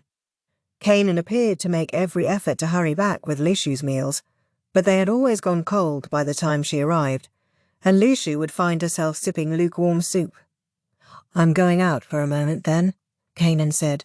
She left the room, and Lishu could hear her going down the stairs. There would be nothing to do until she got back. But these past few days, those moments hadn't felt empty. "Lishu, are you there?" asked the voice from the next room. Lishu, clutching her pillow, went into the other room and sat down, leaning against a chest of drawers. Still holding her pillow, she gazed up at the ceiling. There was a funny little pipe poking through one of the various holes that had developed in the dilapidated woodwork. The halls and stairways through which everyone had to pass were kept in decent condition, but it didn't seem time had been taken to check over every room carefully. "I'm here, Sote," Lishu called. In response, an aroma wafted down through the ceiling, at once sweet and bitter. It was most unusual. At first it had seemed very strange to Lishu, but it had become a source of comfort. No doubt it was some perfume the person above her wore. That person was a young woman, like Lishu, and like Lishu, she was trapped in this tower for reasons beyond her control. She said her name was Sote, and she had first spoken to Lishu a few days earlier. Her voice was wispy and frail, but she'd succeeded in pulling away a rotten part of the floor, breaking through the weakened ceiling and pushing that pipe into Lishu's room. She was obviously a far, far stronger person than Lishu. The consort had been surprised, in fact, terrified, the first time she'd heard the voice from overhead, but once she realized the speaker was neither a mouse nor a ghost, but a young woman her own age, Lishu opened up to her with surprising speed. If there was one thing Lishu had plenty of, it was time to kill. Before she knew what she was doing, she had told Sote her name, but to her relief there had been no particular reaction. Maybe Sote didn't know who Lishu was. "I wonder what they'll serve today," Sote said. "Yesterday was 5-flavour congee, so I hope we get chicken and egg today. I wish they would stop with all the shellfish. It was so strange how, lacking anything else to do, simply eating became an entertainment in its own right. That's right, you can't have seafood, can you? But it's so good. There's some I can have, but I always feel funny about it." Almost equally odd to Consort Lishu was how she never felt lost for words with Sote. Maybe it was because they couldn't actually see each other. Lishu had never specifically asked why Sote was here in the pagoda, but when Lishu said she'd been locked up on vague charges, Sote volunteered that she was in much the same situation. "There's really nothing to do around here, is there? All free time and nothing to fill it," Sote said. "You're telling me I've never been more sensitive to the sound of footsteps in my life." "I know what you mean." "You know who it has to be. It's the sound of your meal arriving. And you act like it." "What buttons?" Lishu said, and she heard giggling in response. "You have very good ears," said he. "You must have heard me down here, that's why you talk to me." Notwithstanding the aging structure, catching a voice from the floor below would have demanded pretty decent hearing. Lishu hardly even heard anything that was going on above her. That's true. I guess my hearing is pretty good. For example, I can tell someone is coming up the stairs right now. Lishu focused and listened, and indeed she heard footsteps approaching. She was sure it must be Kanan, but the steps went straight by her chambers, continuing upward. Hold on a second, Sote said. She left for a moment, and there was some clattering as she came back. Ooh, that's hot. Sorry to break it to you, but it's seafood congee today. Ugh, what's in it? I think this is dried shrimp, and this might be a little bit of pork here. I guess he can eat that stuff. They were hardly her favourites, but she could either eat them or starve to death. If she pitched a fit about the food, she would only make life harder for Kanan. Speaking of Kanan, Lishu thought, she was late. How long did it take to get breakfast? Sote's was already here. In fact, Kanan had seemed to be taking her time the past several days, Lishu had noticed. But when Kanan got back, Lishu's conversations with Sote had to stop, so the consort had been willing to overlook the delays. From the little pipe in the ceiling, Lishu could hear Sote eating. She claimed she didn't have any ladies in waiting to speak of with her, but someone must have brought the food in a hurry if the congee was still hot. Hey, Lishu, want to know something? What? It's about this floor. Lishu was on the 3rd floor of the pagoda, with Sote above her on the 4th. From the outside, it had looked as if the tower might be 10 stories or more. They say nothing above the 4th floor has been used in decades, so it's even more broken down than our levels. You have to go by guards on the way down, but because no one uses those higher floors, there's no one to stop you from going up. Wow, really? Really? Maybe it's because you can't escape from the upper levels. There were windows around the outside of the tower, but even if one could break them and go through, there was still the height to consider. Lishu at least didn't think she could get a ladder to help her climb down, nor did she wish to try. Such a conspicuous breakout attempt would never escape the attention of the guards. The bigger problem, though, was that even if Lishu managed to get out, there was nowhere she could go. She kept waiting and hoping that Lady Arduo might visit her, but the former consort had never come to the tower. It had hardly been a full 10 days since their last meeting, though, and Lishu knew it would be petulant to speak of the issue. Neither had there been any contact from the apothecary or Lishu's father. It was easy enough to say that it hadn't been that long, but every day that passed heightened Lishu's anxiety. If she hadn't had Sote to talk to, she thought she might have lost it already. I got an idea. Want to try going to the upper floors? That suggestion, at that particular moment, sent a shock through Lishu's heart. What? What do you mean the upper floors? The guard between the 3rd and 4th floors is changed 3 times every day. The guard on duty goes down to summon the next person, and for those few minutes there's no one there.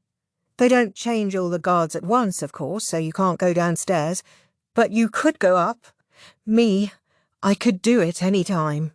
There's no one above the 4th floor. She could go upstairs. We could see the whole capital from up there. Why not take a look? What's the harm? Lishu didn't say anything right away.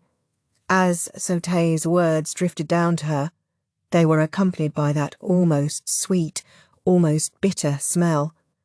Lishu felt she would very much like to see the capital, but as yet she didn't take a single step. I have a lady in waiting with me, she said. If I'd disappeared, she would notice right away. You haven't told her about me. Why's that? Lishu found that question hard to answer. A voice from the ceiling seemed like a tricky thing to explain, and she was afraid Kanan would try to make her stop talking to Sote. Are you worried what she'd think about it? Her, an attendant who leaves you alone while she enjoys being free of this tower? Lishu felt a chill run down her spine, but she couldn't deny what Sote was saying. Lishu knew perfectly well that there was only one of Kanan, her chief lady in waiting, and she couldn't be with Lishu constantly all day, every day. And yet, even at this very moment, wasn't she out there savouring the open air while Lishu languished here? The consort shook her head vigorously, as if she could shake the thought away. That's not what she's doing. No, no, of course not. She's much too nice a lady to leave you here and forget about you, Lishu. Sotei seemed to be trying to walk back her words a little, perhaps out of kindness to Lishu. I just wish you could see the view from up here. I wish I could share it with you. If you ever change your mind, just come on up. Tell your lady-in-waiting to take half a day off. That should be plenty. They changed the guards at... Lishu stared at the ground and listened to Sotei describe the timing of the changes of guard. Then Sotei left to clean up her meal, withdrawing the pipe from the ceiling so Kanan wouldn't notice it. Footsteps came again, and this time it was Kanan, who entered the room saying, "I'm sorry to keep you waiting so long, Lady Lishu." There appeared to be some perspiration on her face, but at some point she'd found time to change clothes, including a new sash. Kanan set Lishu's breakfast on the table, and a consort picked up the bowl, taking a lotus leaf and starting in on the loathed seafood congee. It was stone cold, the gruel like glue in her mouth, thick and sticky and flavourless.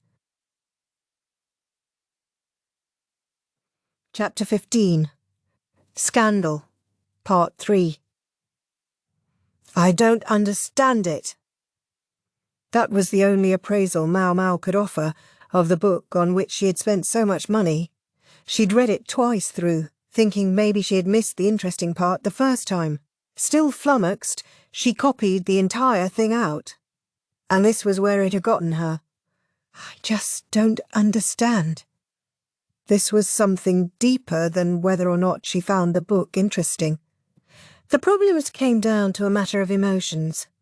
As an experiment, she showed the book to the courtesans at the Verdigris house, and a struggle promptly broke out among the women to read it, all of their eyes glittering. It didn't seem to matter to them that the text was riddled with incorrect characters, or that parts of it had clearly been mistranslated. It seemed to be just that appealing. A boy and a girl from rival houses meet at a banquet and fall in love at first sight. All well and good, until the boy gets in an argument with someone from the girl's family and kills him. That only makes relations between the two households even worse. But it doesn't stop the young lovers, burning with passion, from getting married.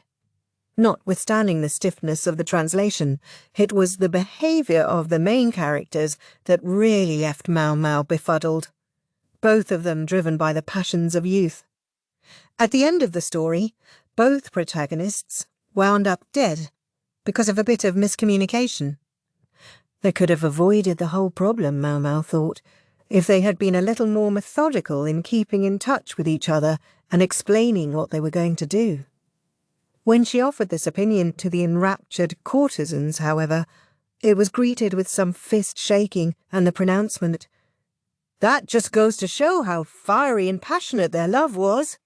Someone else took her by the shoulders and explained, "You see, it's precisely those hiccups of destiny that make tragedy shine so brightly." Maomao did not understand the first damn thing about it. So this was what Consort Lishu had been copying out? Had she seen anything especially attractive in it? Maomao had already sent Jinshi word about the book. The text she had with her now was a copy she'd made in the course of a single night. It had no illustrations, but when tied with a simple string, it did bear a certain resemblance to a real book. She'd had Kyowu help her, though, so the paper wasn't exactly even, and the entire product had, well, let's call it character. "I told you I would do pictures," Kyowu had said. "Maybe next time. Just try to cut the paper straight, will you?" She'd spent all her time in arguments of that sort. Meanwhile, no matter how long she waited, matters surrounding Consort Lishu didn't seem to progress. In fact, nothing much seemed to be happening at all. She did, however, receive word from Lahan.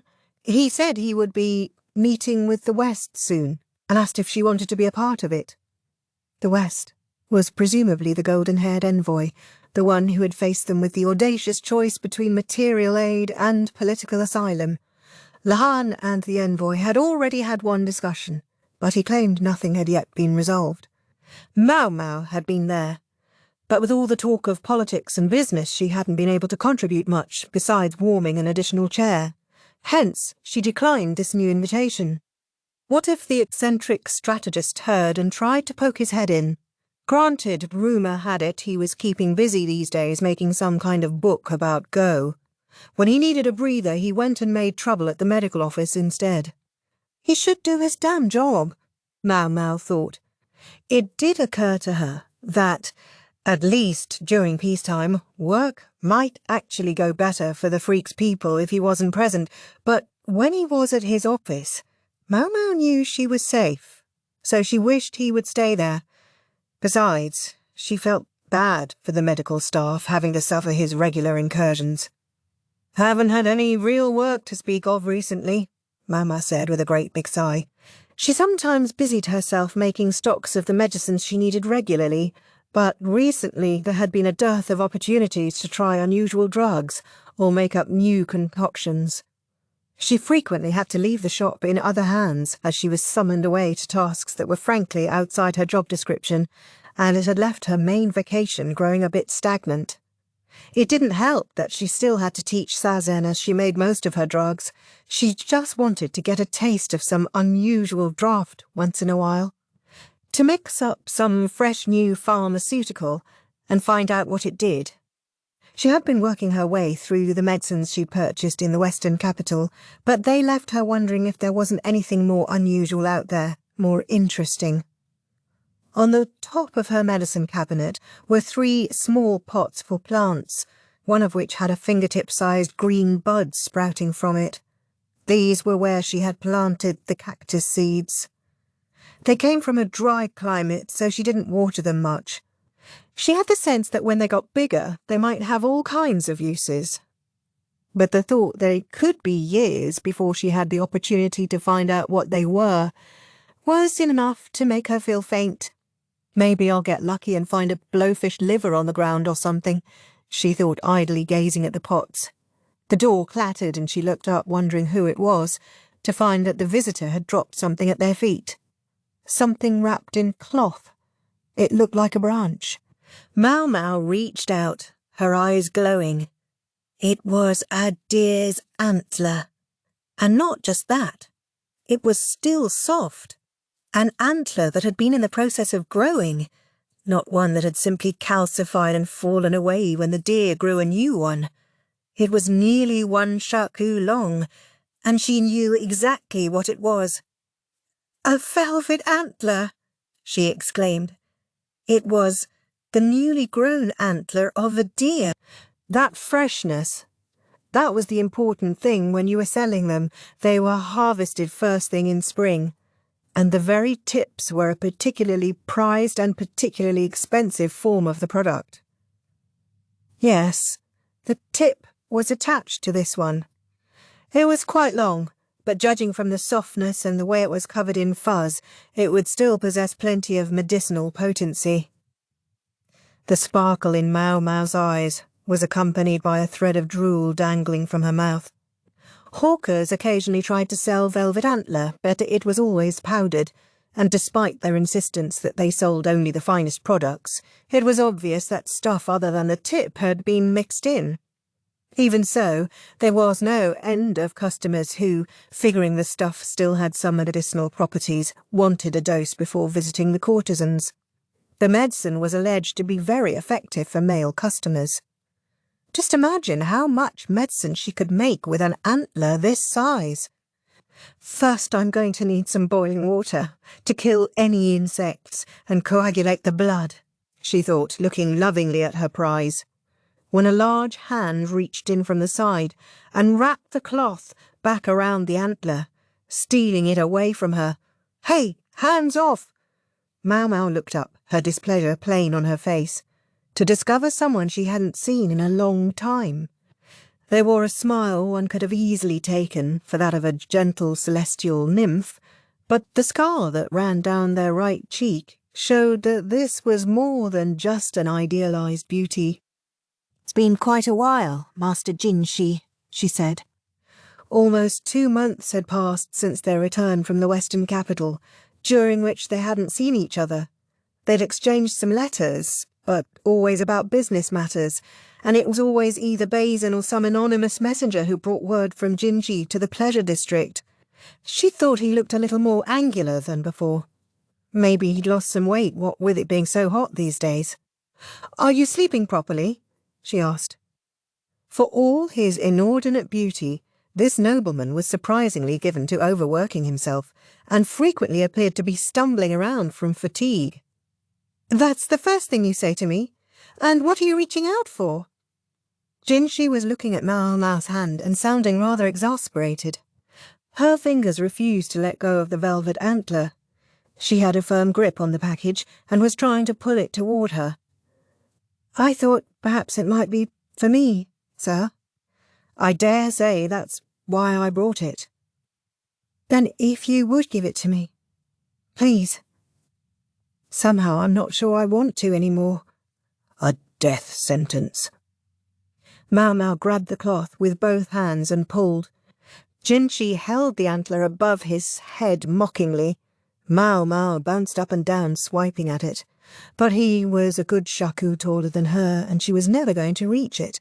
"Son of a—" In spite of her imprecatory internal monologue, she was actually somewhat reassured, for this was the same kind of reward Jinshi had always offered her.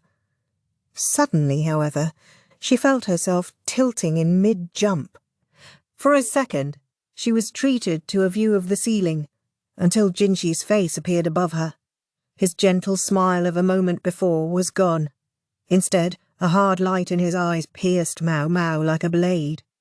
He had swept her feet out from under her as she jumped for the antler and caught her with his free hand.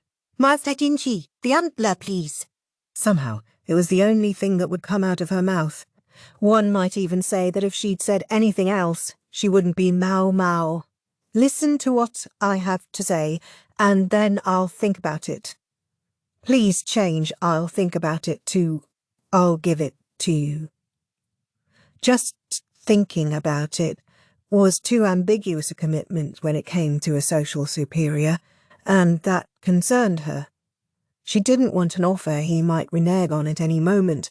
She wanted an assurance. "Fine, I'll give it to you, but listen to what I have to say." "If all I have to do is listen, then okay." He narrowed his eyes at her, but didn't protest, which she somewhat unilaterally took as agreement. "While we're at it, might I ask you to let me go?" she said. "I refuse." No dice there. So she was going to end up hearing him out on an incline, with her back leaned against his knee. She considered trying to look for help, but the door and windows were shut. Even if they'd been open, the other residents of the Verdigris house would probably have just looked on grinning, so maybe it wouldn't have mattered. "Maybe Kyoru will walk in on us," Maomao thought hopefully, but her wonderful, lovable little brat was out today, learning to sketch with his teacher. Ukyo or Sazan, whoever was free, would have taken him there and would pick him up again. The fact that the madam allowed this seemed proof positive that she believed there would be a way to put Kiyawu's pictures to good use in the future. Jinshi continued to look at Maomao with an expression like a wild beast who might bite at any moment, but at least he got right to the point. "Are you ready to take me up on what I proposed?" To be fair, he had never actually proposed anything, but even Maomao wasn't dense enough to miss what he was referring to. The night of the banquet in the Western capital, Jinshi had told Maomao the true reason he'd brought her along. Well, all right, he hadn't actually told her in so many words, but she felt it was correct to understand that he sought to marry her. Life wasn't like those stories. In real life, you didn't have to be madly in love with someone to marry them. Powerful people often got married as a play in their power games, and even commoners might wed in order to support themselves, like a farmer who simply needed more hands to help in the fields. If both parties stood to gain something from the union, or at least if one partner was to the other's liking, then they didn't necessarily both have to have feelings for each other. So long as the proposed match wasn't completely distasteful, it might be best simply to accept. He's got strange tastes, though. Surely Jinshi could have had his pick of beautiful noble women. Who would choose a weed like wood sorrel when he was surrounded by peonies and roses? There must have been someone better suited to him than Maomao, like Consort Lishu. Sure, she was currently under arrest on suspicions of infidelity, but as long as Jinshi knew she was innocent, then where was the problem? People would say whatever nasty things they wanted, but Jinshi surely wasn't the kind to believe them. Yet here he was, urging his suit on her again, the next act of their little drama. She desperately hoped he wouldn't strangle her again. This time, he might finish the job. "Do you hate me so much?" he asked, his face now less like a wild dog and more like a puppy. Love. Hate. Some people wanted the world to be so black and white. Why wouldn't he give her the choice of a grey area? "I suppose I don't hate you as such," she said. She might even think of him favourably. Certainly, she regarded this noble more positively than she had back when they'd first met. Jinshi pursed his lips, not very pleased with this evasive answer. Maybe he was hoping she would come right out and say she loved him, but quite frankly, Maomao wasn't at a point where she could bring those words to her lips. The best she could manage was that she wasn't without a certain affection for him. Instead, she said, "The caterpillar fungus made me very happy. Is that all you're going to say? Also, the ox bezoars were most helpful. And what else? And I want that velvet antler." She reached out for the package, which Jinshi had put behind his back, but he planted a palm on her belly to keep her from sitting up, and she couldn't reach it. She kicked her legs from sheer frustration, and this time he grabbed her ankle. She was just trying to decide what he might be planning when he brushed the tip of his pinky finger along the back of her foot. "Hark!" Maomao choked, squirming. The many experiments she'd conducted throughout her life had made her far less sensitive to pain, and the instruction of her various older sisters had numbed her to matters sexual as well, but even Maomao had her weak points. The back of her foot, and her back as well, were hopelessly vulnerable to a gentle brush of the fingers. "Master Jinshi, that's not fair." "Fair? I don't know what you mean," he said, and slide went his fingers again. How did he know to do that? When had her secret gotten out? Why did Jinshi know Maomao's weak point? "Let me go. You're dirty." "You're the only one here who seems worried about it." She hated the way he pretended indifference. Seriously, how did he know? Only a few people were privy to Maomao's vulnerability. The Madam, Perrin, and... Then she thought of the always-in-control lady-in-waiting in her first flush of old age, and her eyes went wide. Suiren had punished her once by tickling her with a feather duster, but she had just been joking around and had stopped right away. Maomao didn't think she had given away what a vulnerable spot that was. To think Suiren had figured it out from that brief encounter. She was truly terrifying. The tickling had moved down her foot now. She gritted her teeth and twisted, pressing her lips together and trying not to make so much as a sound. She wasn't quite successful. The long fingers worked their way to the arch of her foot, inducing a thrash from her, whereupon they went to her other heel. The tickling kept moving before she could become accustomed to it in any one place, landing on her toes, the top of her foot, her ankle, and even her calf. Jinshi looked down at her with a smile, totally in control of things. He seemed to be savouring the sight of Maomao flopping like a fish, despite her best efforts to control herself. Teasingly, he brushed the top of her foot, which was by now arched like a bow. She'd never imagined he might get even for last time, quite like this. Finally, unable to hold it in any longer, laughter burst out of her. The book on the desk, the one Maomao had been copying, tumbled to the floor. At last, thinking perhaps that he had gone too far, Jinshi let her go. Maomao got her breathing under control, straightened her robe and wiped the tears that had welled up in her eyes. At that, Jinshi swallowed audibly. He looked conflicted and wouldn't meet her eyes. His gaze landed instead on the book, which he picked up. "Have you ever read that, Master Jinshi?" "I have." What did you think of it? There was a wry smile on Jinshi's face. He seemed to feel about the same way Maomao did about the book.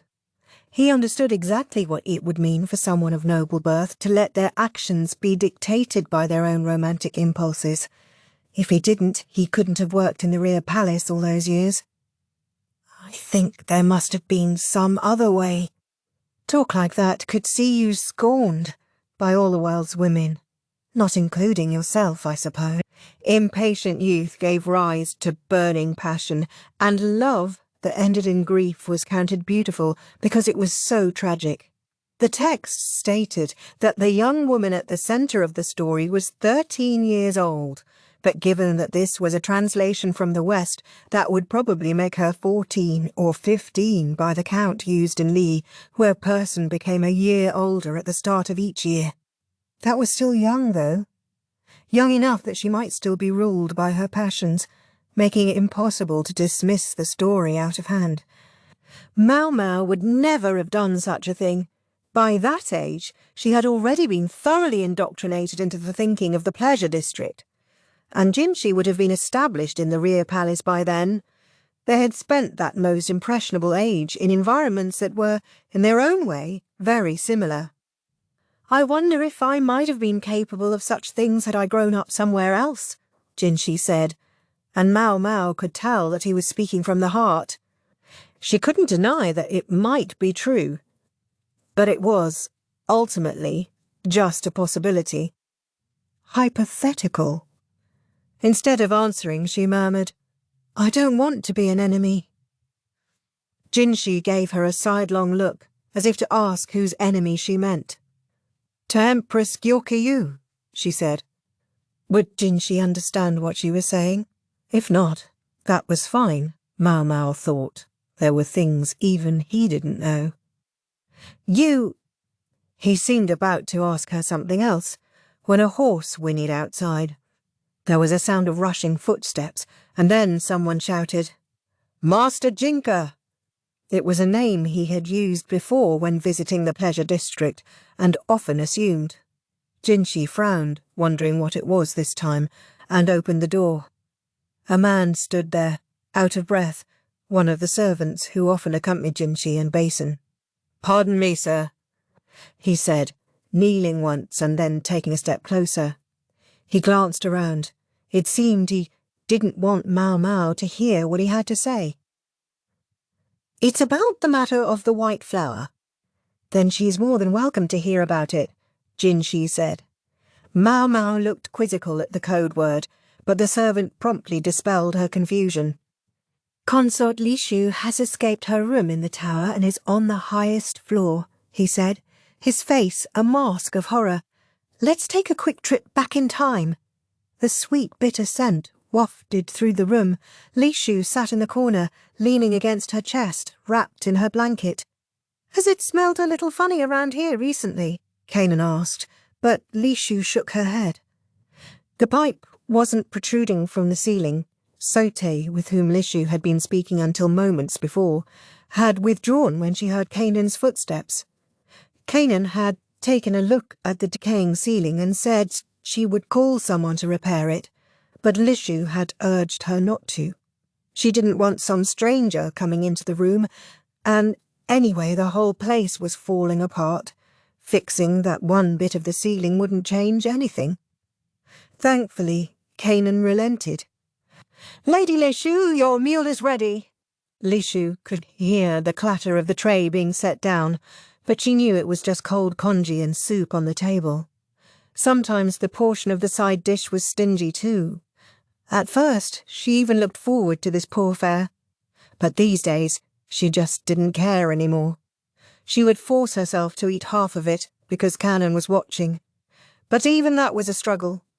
Maybe it was because she spent all day, every day, cooped up in this room, with even less to do than she'd had in the rear palace. "Don't huddle in a corner. Come out where there's light," Kanan said. There was no light here. There was a window in the other room that looked out onto the hallway, which was arguably a tiny bit better than the room Lishu was in right now, but that was all. She could go out in the hallway and walk from one staircase to the other, but that didn't amount to much. Lishu stood unsteadily. The fatigue was awful. She heaved herself into her chair and dipped her spoon into the viscous, gluey congee. It was just plain today, with a vanishingly faint sprinkle of salt. She thought a bit of black vinegar might help, but there wasn't any. "I'm so sorry, milady." "I must have forgotten it," Kanan said with a deep bow. Her apology seemed heartfelt, but Lishu couldn't help noticing that she was wearing a different robe from when she'd left. How long had it taken Lishu since she got here to notice that Kanan changed clothes each time she went to get Lishu's food? The new robe had a similar look and pattern to the old one, as if Kanan hoped Lishu wouldn't notice the difference. More and more, though, Lishu mistrusted her. Lishu was in this situation because of a book a maid had given to her to copy. She strongly suspected it was her former chief lady-in-waiting who had put the woman up to it. Both people she had once believed were serving her faithfully. Kanan herself had once been among the ladies making fun of Lishu, but she had had a change of heart after someone had attempted to poison Lishu at a garden party, and it was true that she'd been far kinder to her mistress since then, so much so that Lishu had insisted Kanan become her chief lady-in-waiting, not a mere food taster. But had Kanan really done all this for Lishu's benefit? When she had first assumed the position of chief lady, Kanan had had minimal authority. The other ladies-in-waiting often simply ignored her. She had soldiered on and done her best, though, or so Lishu had believed. But was that true? Might she not still be laughing at Lishu with the other ladies behind her back? Might she not be pretending to be sympathetic, only to go back and report what she heard in confidence for the entertainment of the others? It couldn't be true, could it? If it were, she would never have followed Lishu all the way to this tower. She tried desperately to push such thoughts away, but they wouldn't leave her alone. Instead of shaking her head, she brought the spoon to her mouth and bit down on something hard. She spat into her handkerchief, coming up with rice, traces of blood, and a fingertip-sized pebble. "Lady Lishu," Kanan said, looking at her with concern. Maybe some sand had gotten into the food by accident, but this was much too large to be a grain of sand. Unable to focus her eyes, Lishu stirred her spoon through the congee. 2, 3, 4. There were too many stones at the bottom of the bowl to dismiss as an accident. "I'll go get a new bowl right away," Kanan said, and reached for the congee, but Lishu stopped her. "I don't want it." She didn't even have an appetite. She didn't want to choke down more cold, disgusting congee. "Lady Lishu." "I don't want it. I don't want it. I don't want it." Lishu shook her head furiously and swept the food off the table. The bowl and tray hit the floor with a crash, soup and side dish flying everywhere. Lishu tore at her hair, and her nose started to run. She began to weep piteously. "Why? Why is it always me?" Despised by her father, tormented by her half-sister, twice sent to the rear palace as a political tool. All of that had been awful, but she had borne it. She'd thought that maybe if she kept quiet and did as she was told, her father might be nice to her. That hope had been dashed by the rumours that she was an illegitimate child. It had turned out she was her father's blood, but his attitude hadn't changed at all. That's right, it ate at him. He couldn't stand the fact that he was from a branch house, while Lishu's mother had been from the main family. That was why he sent her only the cruelest ladies-in-waiting. Maybe he had been behind all of the trouble she'd endured to this point. Lishu wasn't cut out to be a high consort, but there she was, and she had to either stand up and let herself be compared with the other consorts, or try to shrink down so small as to be invisible. Those were her only options. At the garden party, her father hadn't even tried to talk to her. If he hadn't wanted her, why had he had her? Did he enjoy watching Lishu suffer in her limbo? Maybe all of them did. Her father, her half-sister, her ladies-in-waiting, the maid, Kanan, everyone, all of them. With a start, Lishu realised everything around her was a mess. The congee bowl was broken, the table was overturned, and her chair had hit the floor. Everything that wasn't nailed down was on the ground, and Kanan was in a corner, hiding her face with hands covered in grains of rice. A dish lay shattered at her feet. Had Lishu thrown it at her? There was a thin red line on Kanan's cheek, and her expression as she tried to gauge Lishu was one of terror.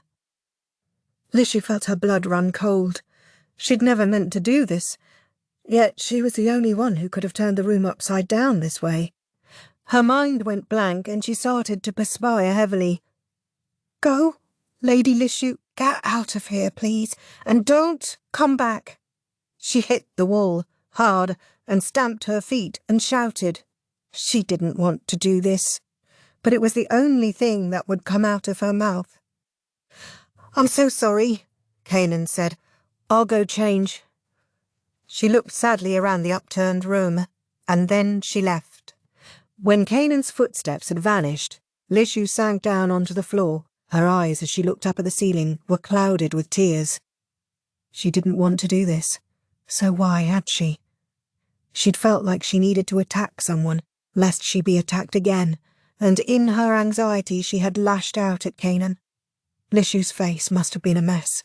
She wanted to cry great gasping sobs, but if she started weeping, someone might come. She hugged her knees tight instead. "Lishu? Lishu!" came the voice from the next room.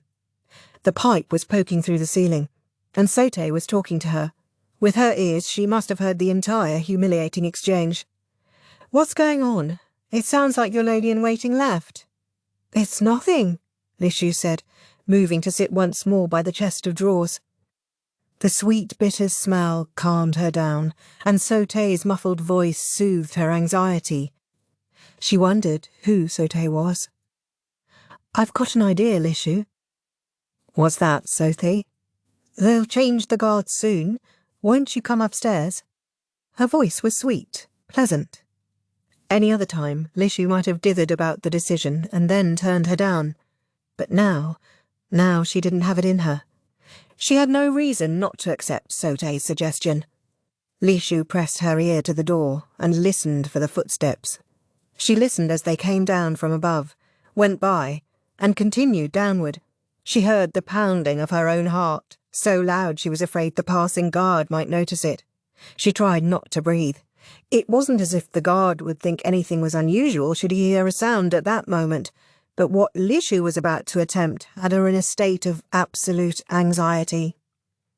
She heard the footsteps reach the bottom of the stairs, heard a door open and shut. Trying to slow her racing heart, Lishu stepped out the door. She took a slow step into the hallway. She was holding her shoes in her hand so they wouldn't give her away. She worked her way up the stairs, step by step, and opened the door, ever so slowly, so that it wouldn't make a sound. The next floor up was in even worse repair than the one Lishu lived on. At least her chambers had been swept, but this level seemed rife with dust. She put on her shoes and looked around. There were several rooms on this floor, but only one of them had the door cracked open. Still fighting her pounding pulse, Lishu knocked on it. "Sote?" There seemed to be no answer. Lishu had just turned around thinking she must have the wrong room, when something wrapped around her from behind. "Ha ha! Welcome to my humble abode." A young woman's voice, no longer muffled, sounded in Lishu's ear. The hand that had grabbed her was delicate and pale, laced with blue veins. "I can't tell you how long I've been waiting." She had that same unique smell, sweet and bitter at the same time. The same one that had been wafting down to Lishu through the ceiling. "Sote?" Lishu asked again, feeling goosebumps on her neck. Sote seemed to be resting her chin on Lishu's head, and something was tickling her nape. It was a white bundle, the best silken threads, a tassel to something maybe. "You have such nice skin, Lishu. A good, healthy colour, but not tanned by the sun." The tip of Sote's finger slid along Lishu's cheek. "And this lovely black hair. You have someone who cares enough to comb it for you, even in a place like this. I'm jealous. Ooh, but a messy eater, are we? You got a grain of rice here. Her delicate fingers plucked away the grain of rice that was stuck to Lishu's hair, slowly, almost as if she was scraping it away, and then she dropped it on the floor. Her fingers were red in places. They looked like burns that were just now healing. I feel so sorry for you, Sote said. Mummy dead when you were still a baby, used as a political tool practically since you could walk, rejected by your family, mocked by your own ladies-in-waiting. Yes, that was Lishu's story. Truly, it's a shame. No one understands you. Why do you suppose you're always the victim? The gentle voice and the aroma enveloped Lishu. She could feel the body heat from the pale skin. It had been so long since she'd last felt another person so close to her. She felt like she might simply melt away. They're all terrible to you. You're nothing but sweet and kind. And all they do is bully you and make your life a living nightmare. Lishu, nearly melting into the sweet odour, nodded at Sote's words. Yes, that's right. They were always bullying her, ignoring her, using her. What had Lishu ever done wrong? For the longest time now. For the longest time. A half-formed question drifted through Lishu's hazy mind. When, she wondered, had she told Sote about her father? They all leave you alone to eat cold food by yourself in a gloomy room. Unbelievable. When had she mentioned the food being cold? The question occurred to her, but she couldn't seem to make her brain work. She felt Sote's embrace slacken, though, and she managed to turn around, to finally face someone whom she had only known as a voice until this moment. What? Why are you looking at me like that? Is there something on my face? The smiling girl before Lishu was a colour she'd never seen before. She was beautiful in her way. Her figure was peach-like, her lips full and red like cherries, but her skin seemed colourless. People from the West had pale skin, but this was far, far paler than that. Lishu could never have made her skin this white, no matter how copiously she applied white makeup powder. Sote's hair, too, was like an old woman's. It was her hair that Lishu had taken for a tassel, hair that ran straight and true down her back. Do I look strange to you? Sote asked. Her eyebrows, slowly furrowing, were white too. And her eyes, they were as red as rubies. On the way to the western capital, Lishu had heard the rumours that there was a woman like one of the mythical immortals stirring up trouble in every region and making the powerful people of the capital dance in the palm of her hand. It's you, the White Lady. So, you know about me. That makes us two of a kind, then. Sote twirled Lishu's hair around the end of her finger. Because I know about you, too. I just never thought we would find ourselves in the same place together. She smiled, then tugged on Lishu's hair. This black hair. I'm jealous of it. Lishu couldn't speak. And your healthy skin. You can go out in the sun and it doesn't get inflamed and burn. Still, Lishu was silent. I can't even stand the light from a window. You complained about the gloom, Lishu, the darkness. Those gloomy corners are the only ones where I can survive. Sote's eyes were narrow, and she was staring fixedly at Lishu. I have something to tell you. All the torment that's been inflicted upon you? You can't blame anyone for it.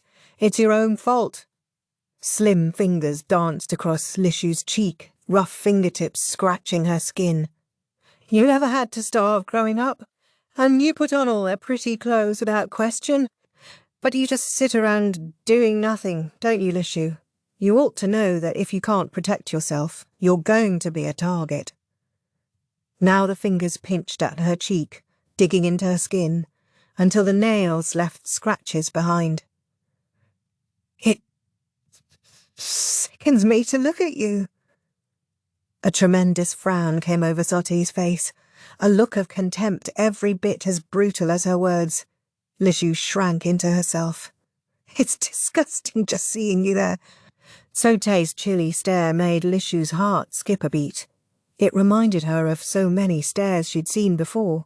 Her father's, her half-sisters', her ladies'. Lishu's teeth started to chatter. She felt like she might be sucked into those red eyes. Overhead, she heard scurrying, like bugs. It sounded to her like the voices of the maids and servants, spreading their tales about her and condemning her behind her back. "No, stop." Lishu shook her head. She pressed a hand to her cheek, which must have had red scratch marks on it, and looked at Sote with fear in her eyes. Sote's lips twisted. Sickening. It's like looking at my old self. Lishu had no hope anymore of understanding what Sote was talking about. She began to run, just desperate to get out of there. She dashed through the decaying hallway, ran up the stairs. As Sote had told her, the door to the next floor wasn't locked. Lishu kept running, higher and higher. She lost count of how many floors she had gone up. The hem of her robe was filthy, and the creaking of the floorboards had become deafening. She saw a door that wasn't like the others. For one thing, it had a lock, but the lock was rotting away. Lishu grabbed the handle. The door was somewhat heavy, but she opened it to find herself confronted with a leaden sky. No doubt the rulers of the past, looking out over the entire capital from this vantage point with a cup of wine in hand, had believed their glory would last forever. It was a balcony, albeit one ravaged by exposure to the elements. Lishu took an experimental step and found the wood groan weakly underfoot. Normally she would have been frozen by fear, but now she walked forward, one unsteady step at a time. The railing was equally dilapidated. All the paint had flaked off. The wind was blowing, whipping over her cheeks and sending her hair everywhere. Lishu could see birds flying. They looked so free. She reached out toward them, but of course she couldn't reach them. She looked at her hand, which grasped uselessly at the sky.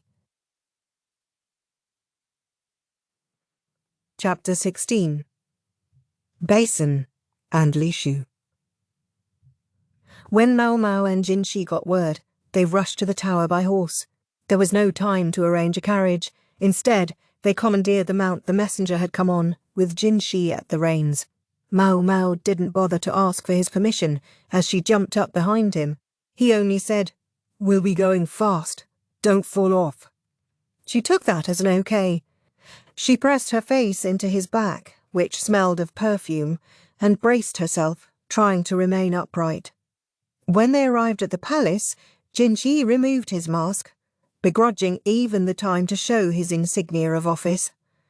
The horse didn't even slow down as they made for the tower where Consort Lishu was confined.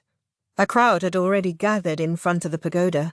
In addition to the guards, there were gawking bureaucrats and court ladies faced by soldiers insisting they stay back.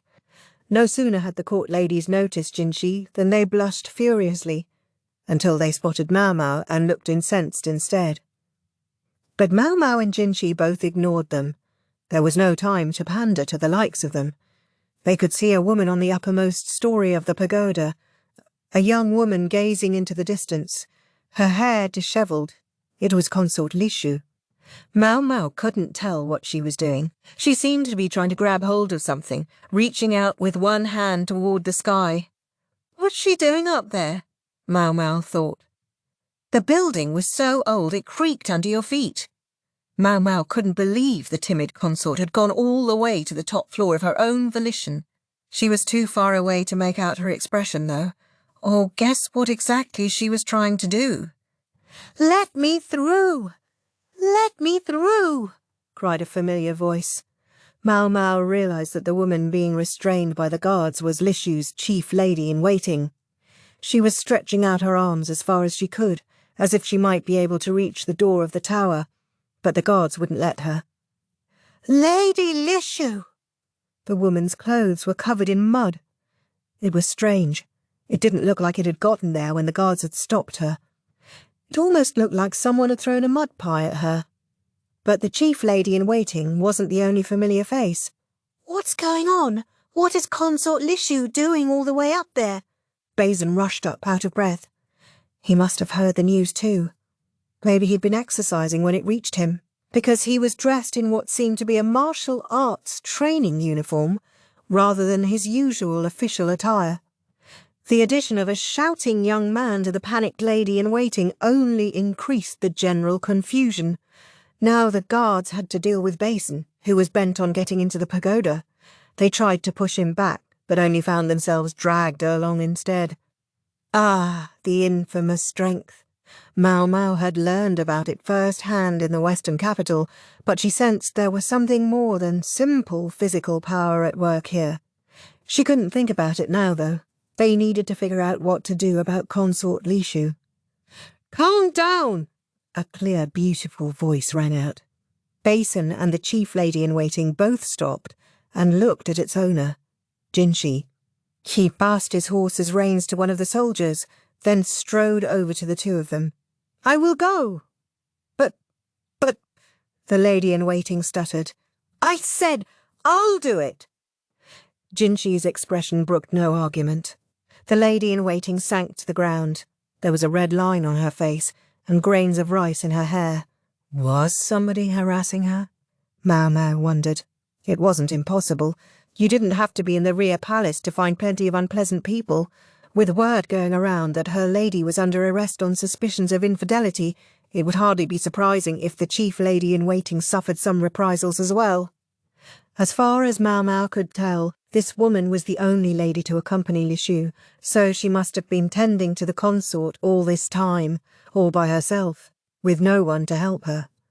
At first, Maomao had taken her for nothing more than a particularly nasty food taster.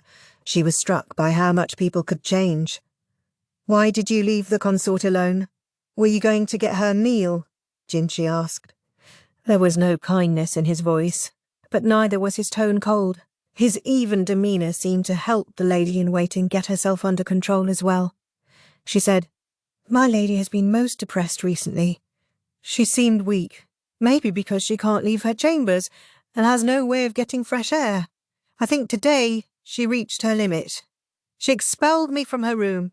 She doesn't appear to trust anyone." "So you left until she got a hold of herself?" "Yes, sir. I needed to change. Anyway, although now it seems I'll need to do it again." She looked at her filthy skirt. Jinshi nodded and headed toward the door. "I'm coming with you," Basen said, and started to go after him, but the other man only looked at him. "There's no need for you to come. It's not your job." Basen scowled, clenching his fists. He's not wrong, Maomao thought. Unlike Jinshi, who was personally acquainted with Consort Lishu from working in the Imperial Palace, Basen had merely accompanied her on their trip west. Whatever feelings he might have for her, dealing with her was not his business. "But," he started, a pained look on his face, "you are my adjutant. You understand what that means, yes?" Basen didn't say anything. Consider the worst-case scenario and prepare for it. "You're the only one who can." With that, Jinshi disappeared into the tower. He really trusts this guy.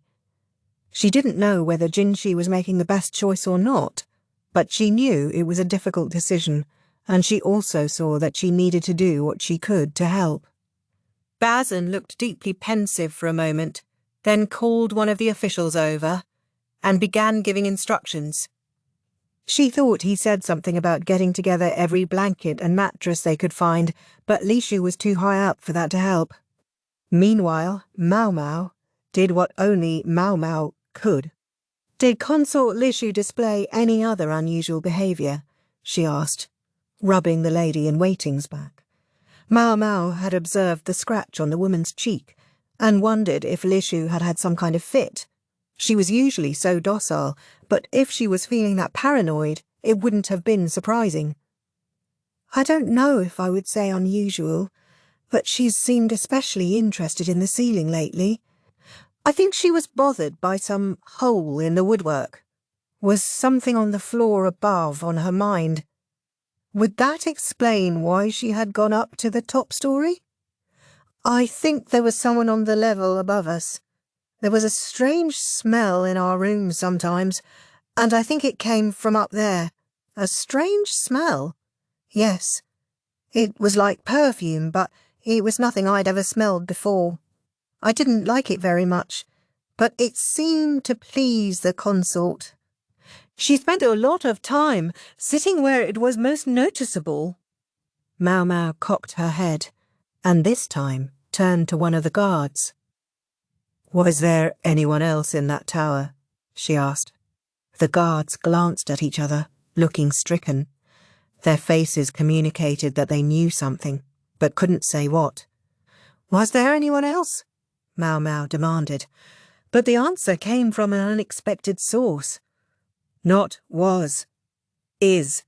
A man with spectacles, an abacus and tousled hair came trotting up to the conversation. Although I requested that if anyone else were put in that tower, they be kept as far away from them as possible.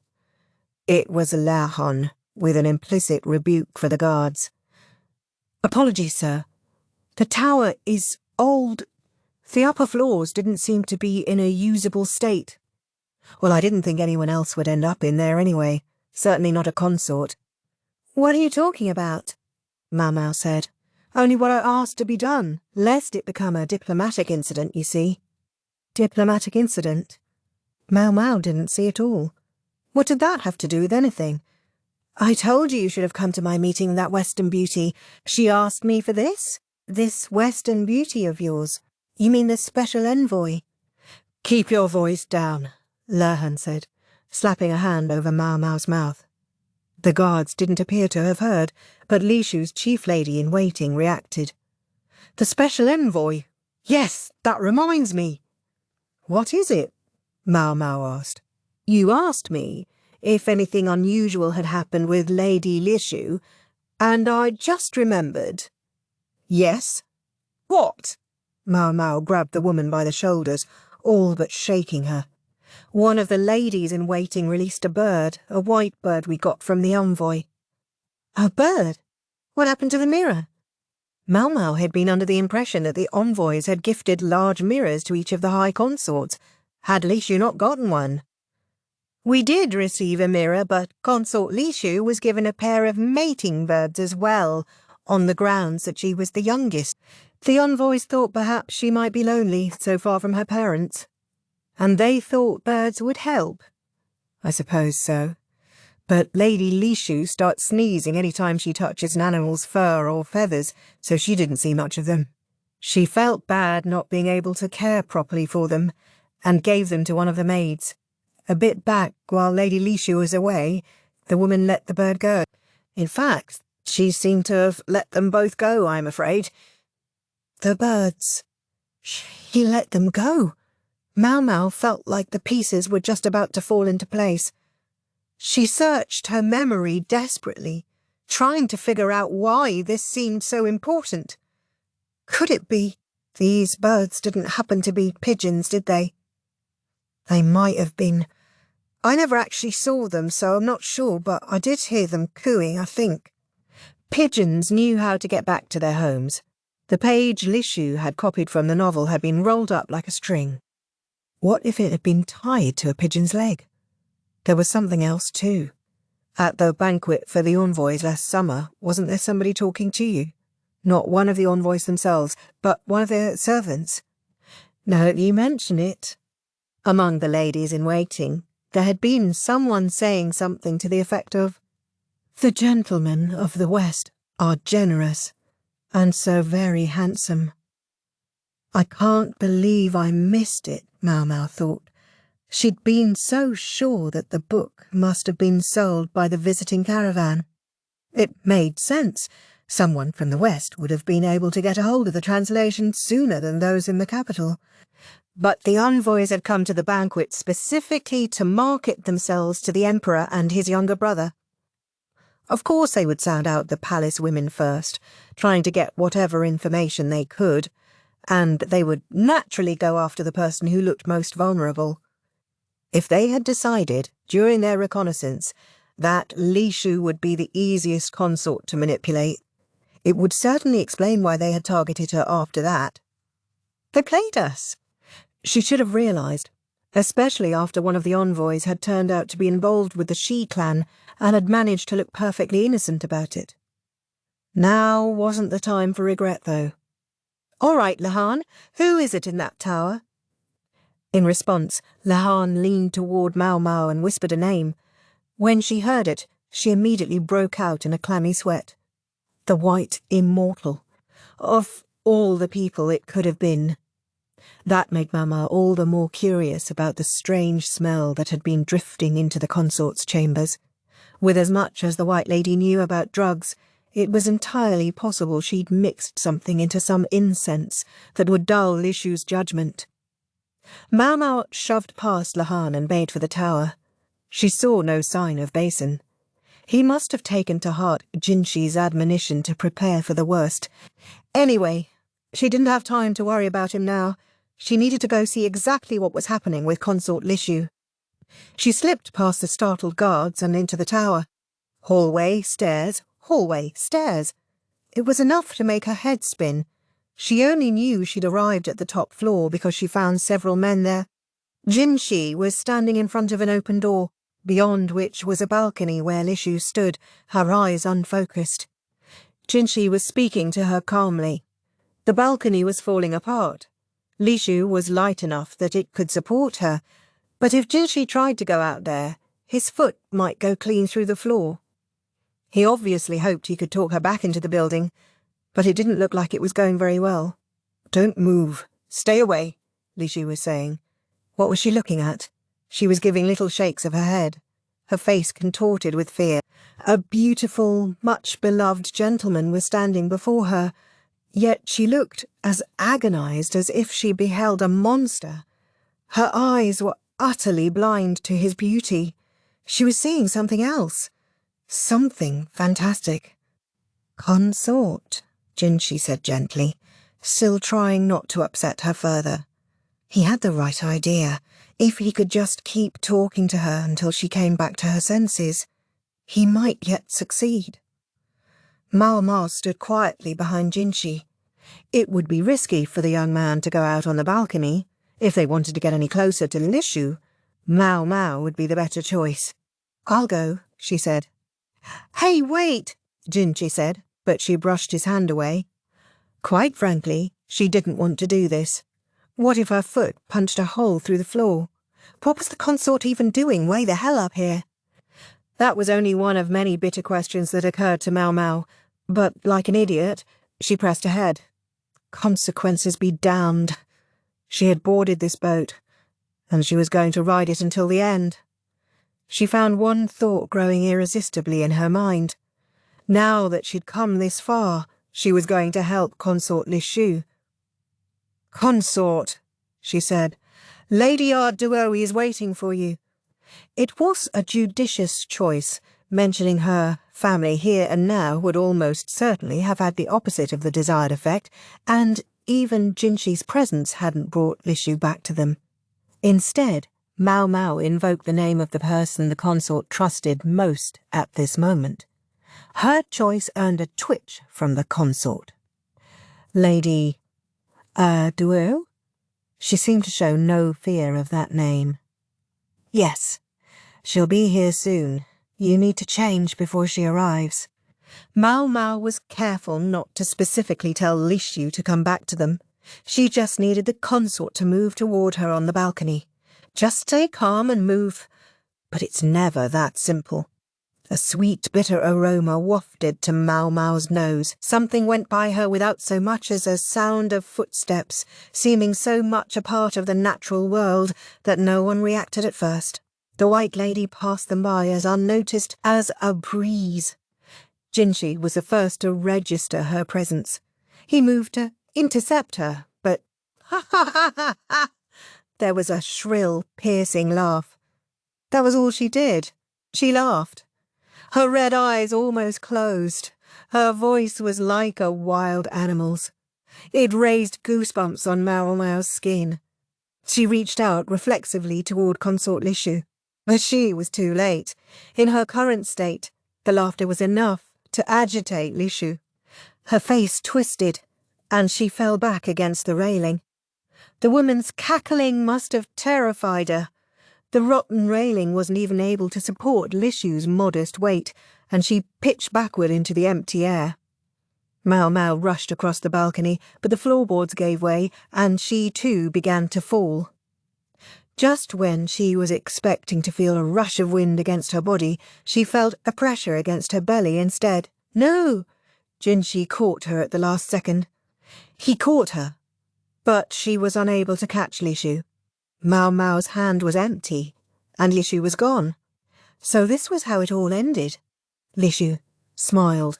Her body was dropping through space. Soon she would strike the ground and enter into a sleep from which she would never awaken.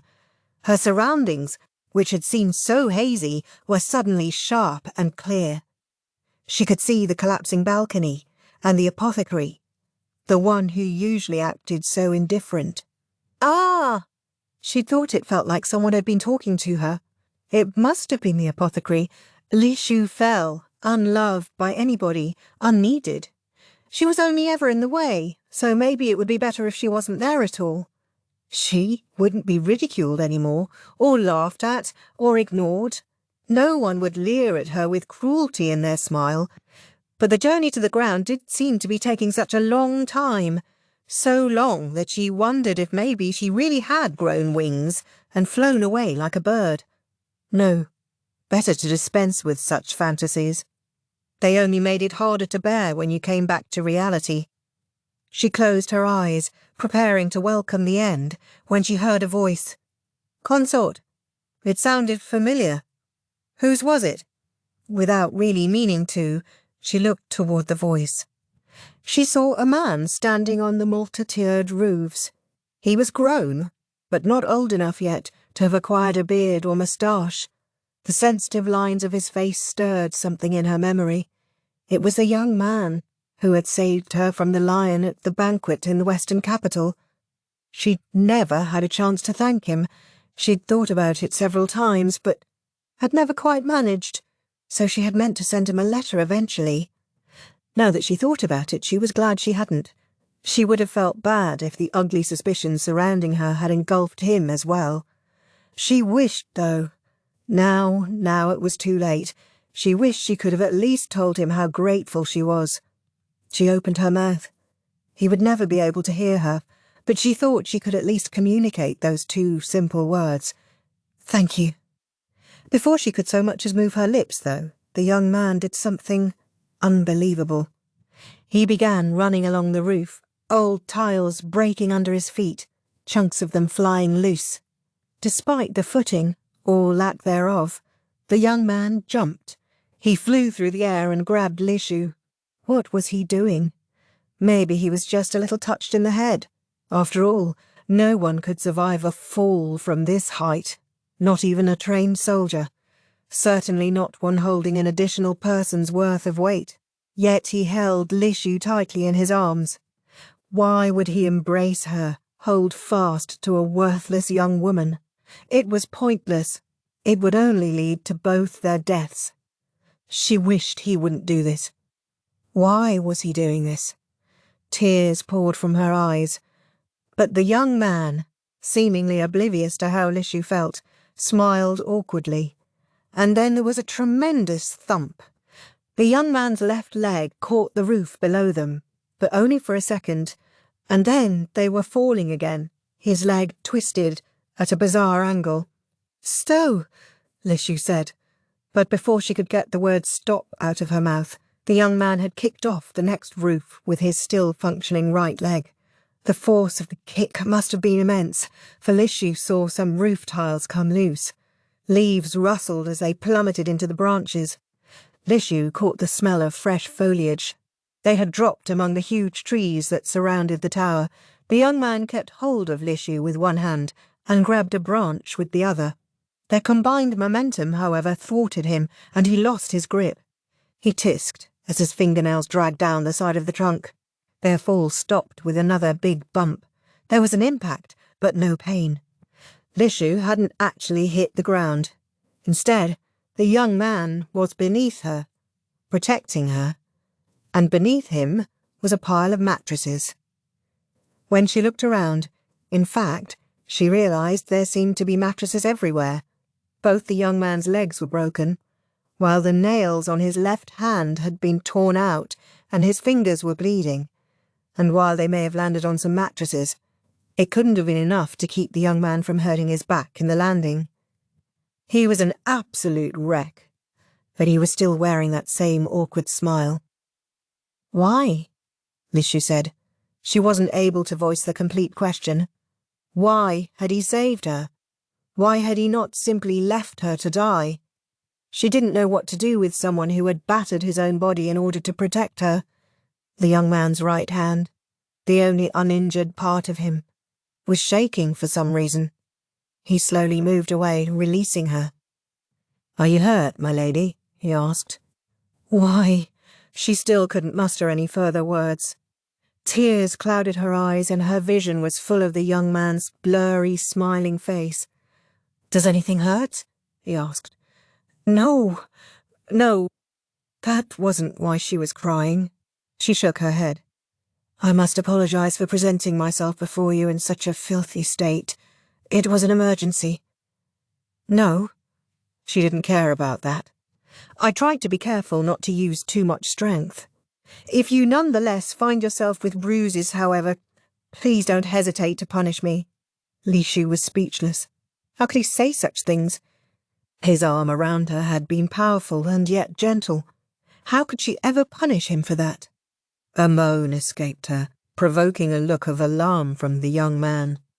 Oh no, he shouldn't be worrying about her. He should be thinking about his own broken body. "Why would you bother to rescue me?" Lishu asked finally. The Emperor would surely cast aside a consort who was suspected of infidelity. It was pointless for the young man to risk his own life to save her. "You mustn't belittle yourself so. Saving you was worth everything. That's why I did it." He reached up with his one good hand and shyly wiped away Lishu's cascading tears. "I wanted you to be happy. That's all. Perhaps even that wish was too much ambition for a simple soldier." That smile again. Lishu's mouth twisted and untwisted. She was wearing hardly any makeup. Her eyes were swollen, and her face must have been bright red. She was embarrassed for the young man to see her this way, and her embarrassment only made what she did next even more embarrassing. She buried her face in his chest. "Lishu! Consort!" The young man was practically panicking. She could hear his heart pounding with agitation in his chest. This went beyond embarrassment. She had to get away from him before anyone saw them, or this time she would be suspected of being unfaithful with this young man. Normally, doing something this crazy would have caused her heart to race and sent blood rushing to her head, and indeed, her pulse was going very fast. But at the same time, she was calm, here with her face against the young man's chest, which smelled faintly of sweat but just as much of fresh leaves, new growth. Lishu wished fervently that this brief moment might be even 1 second longer. Epilogue. "It's a downright ridiculous story, isn't it?" Maomao said, flipping through the romantic tragedy that had come to them from some far country. Jinshi had only just given her back her original copy. Well, her copy of the original copy. "I agree." Jinshi, who had come to return the book, leaned against a shelf, staring out the window at the sky. The atmosphere between them was difficult to describe. Though they were alone now, Jinshi had none of his recent forcefulness. Maomao knew he understood that this wasn't the moment for it.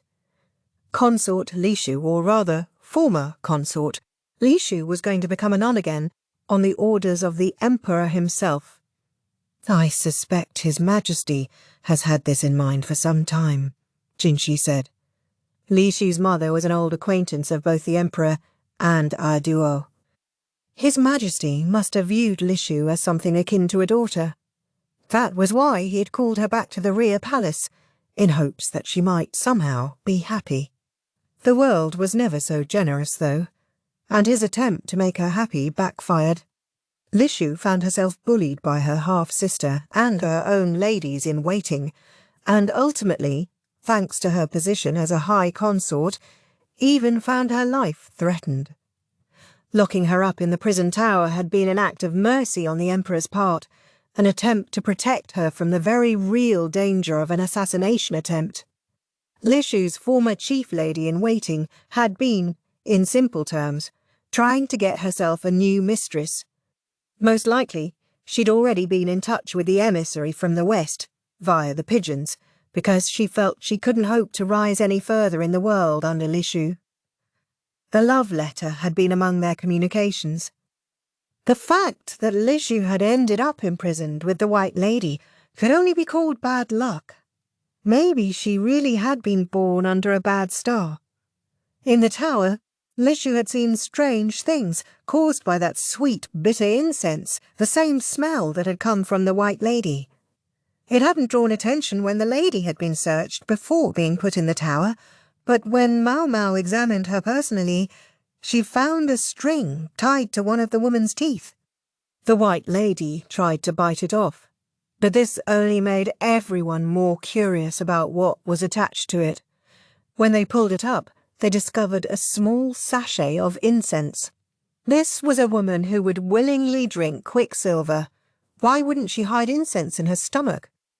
The stuff might have been dangerous had Lishu continued to be subjected to it, but Wuluamen, a medical officer, said that since it had stopped at this stage, there was nothing to worry about. The fact that Lishu happened to be built in such a way that such drugs were especially effective on her was just another stroke of misfortune. A consort can't be allowed to cause such commotion. No consort could be the cause of such trouble and go entirely without consequences, hence the nunnery. However, before rendering his judgment, the Emperor had summoned Maomao and asked her 2 questions. What is the lifespan of a rumour? She had answered that it was 75 days, although he shook his head and insisted that would not be enough to save face. Then he asked, if there were to be a man suitable for Lishu, what kind of man would he be? He practically sounded like a father seeking a good match for his daughter. This was how he acted with Lishu, another man's child. Maomao could only imagine how he would be when it came time to find a match for his own offspring, Princess Lingli. Maomao knew the girl was the apple of his eye. For just a second she thought of the man with a scar on his right cheek, but she decided not to say so aloud. Forget strangling. It might get her head locked clean off. I'm afraid that's not a question I can answer, sir. But perhaps you might consider that the man who broke both his legs, tore out all the fingernails on one hand, and dislocated his shoulder to save her merits a reward. It was indeed Basen who had suffered more than any other in the present incident. Without him, Lishu would probably have ended up like a burst persimmon. Basen, understanding that a few mattresses weren't going to be enough to help the plummeting young lady, had improvised a different approach. Instead of putting all the mattresses in one place, he'd had them spread out across the area where she was likely to land, and then he had taken all of the impact the mattresses couldn't absorb upon himself. And Maomao had thought Jinshi was a masochist. Jinshi claimed Basen didn't feel pain as acutely as other people, but even so, the one thing she could say for certain was that she could imagine no one else who could have saved Lishu at that moment. She could just picture the reaction if she told the courtesans in the pleasure district about this. "It's destiny!" they would exclaim, eyes shining. And then there was Lishu, whom Maomao had always taken to be shy and retiring around men, yet who had buried her face in Basen's chest and cried. Maomao wasn't so uncultivated as to not understand what that meant. Jinshi had quickly cleared everyone away and kindly waited until Lishu was done weeping. That had delayed Maomao in treating Basen, but the young man probably hadn't been entirely unhappy about the situation. Lishu, it was declared, would spend 1 year in the nunnery, whereupon she would return to her home and family, stripped of her title of consort. However, her family would not be punished. As for Basen, he would be granted anything it was emphasized he might wish, be it an object or a person, so long as it was within the Emperor's power to grant, he would have it. Nor need he decide hastily, the Emperor advised. Basen could wait to say what he wanted. Up to a year. Maomao smiled with a touch of bitterness. This young man and woman had fallen for each other at first sight, yet they discovered true love never did run as smooth as it did in the stories. But still, this wasn't a bad outcome at all. After all this, Maomao reread the tragic romance again, but it still didn't make any sense to her. Not everything was wrapped up so neatly, however.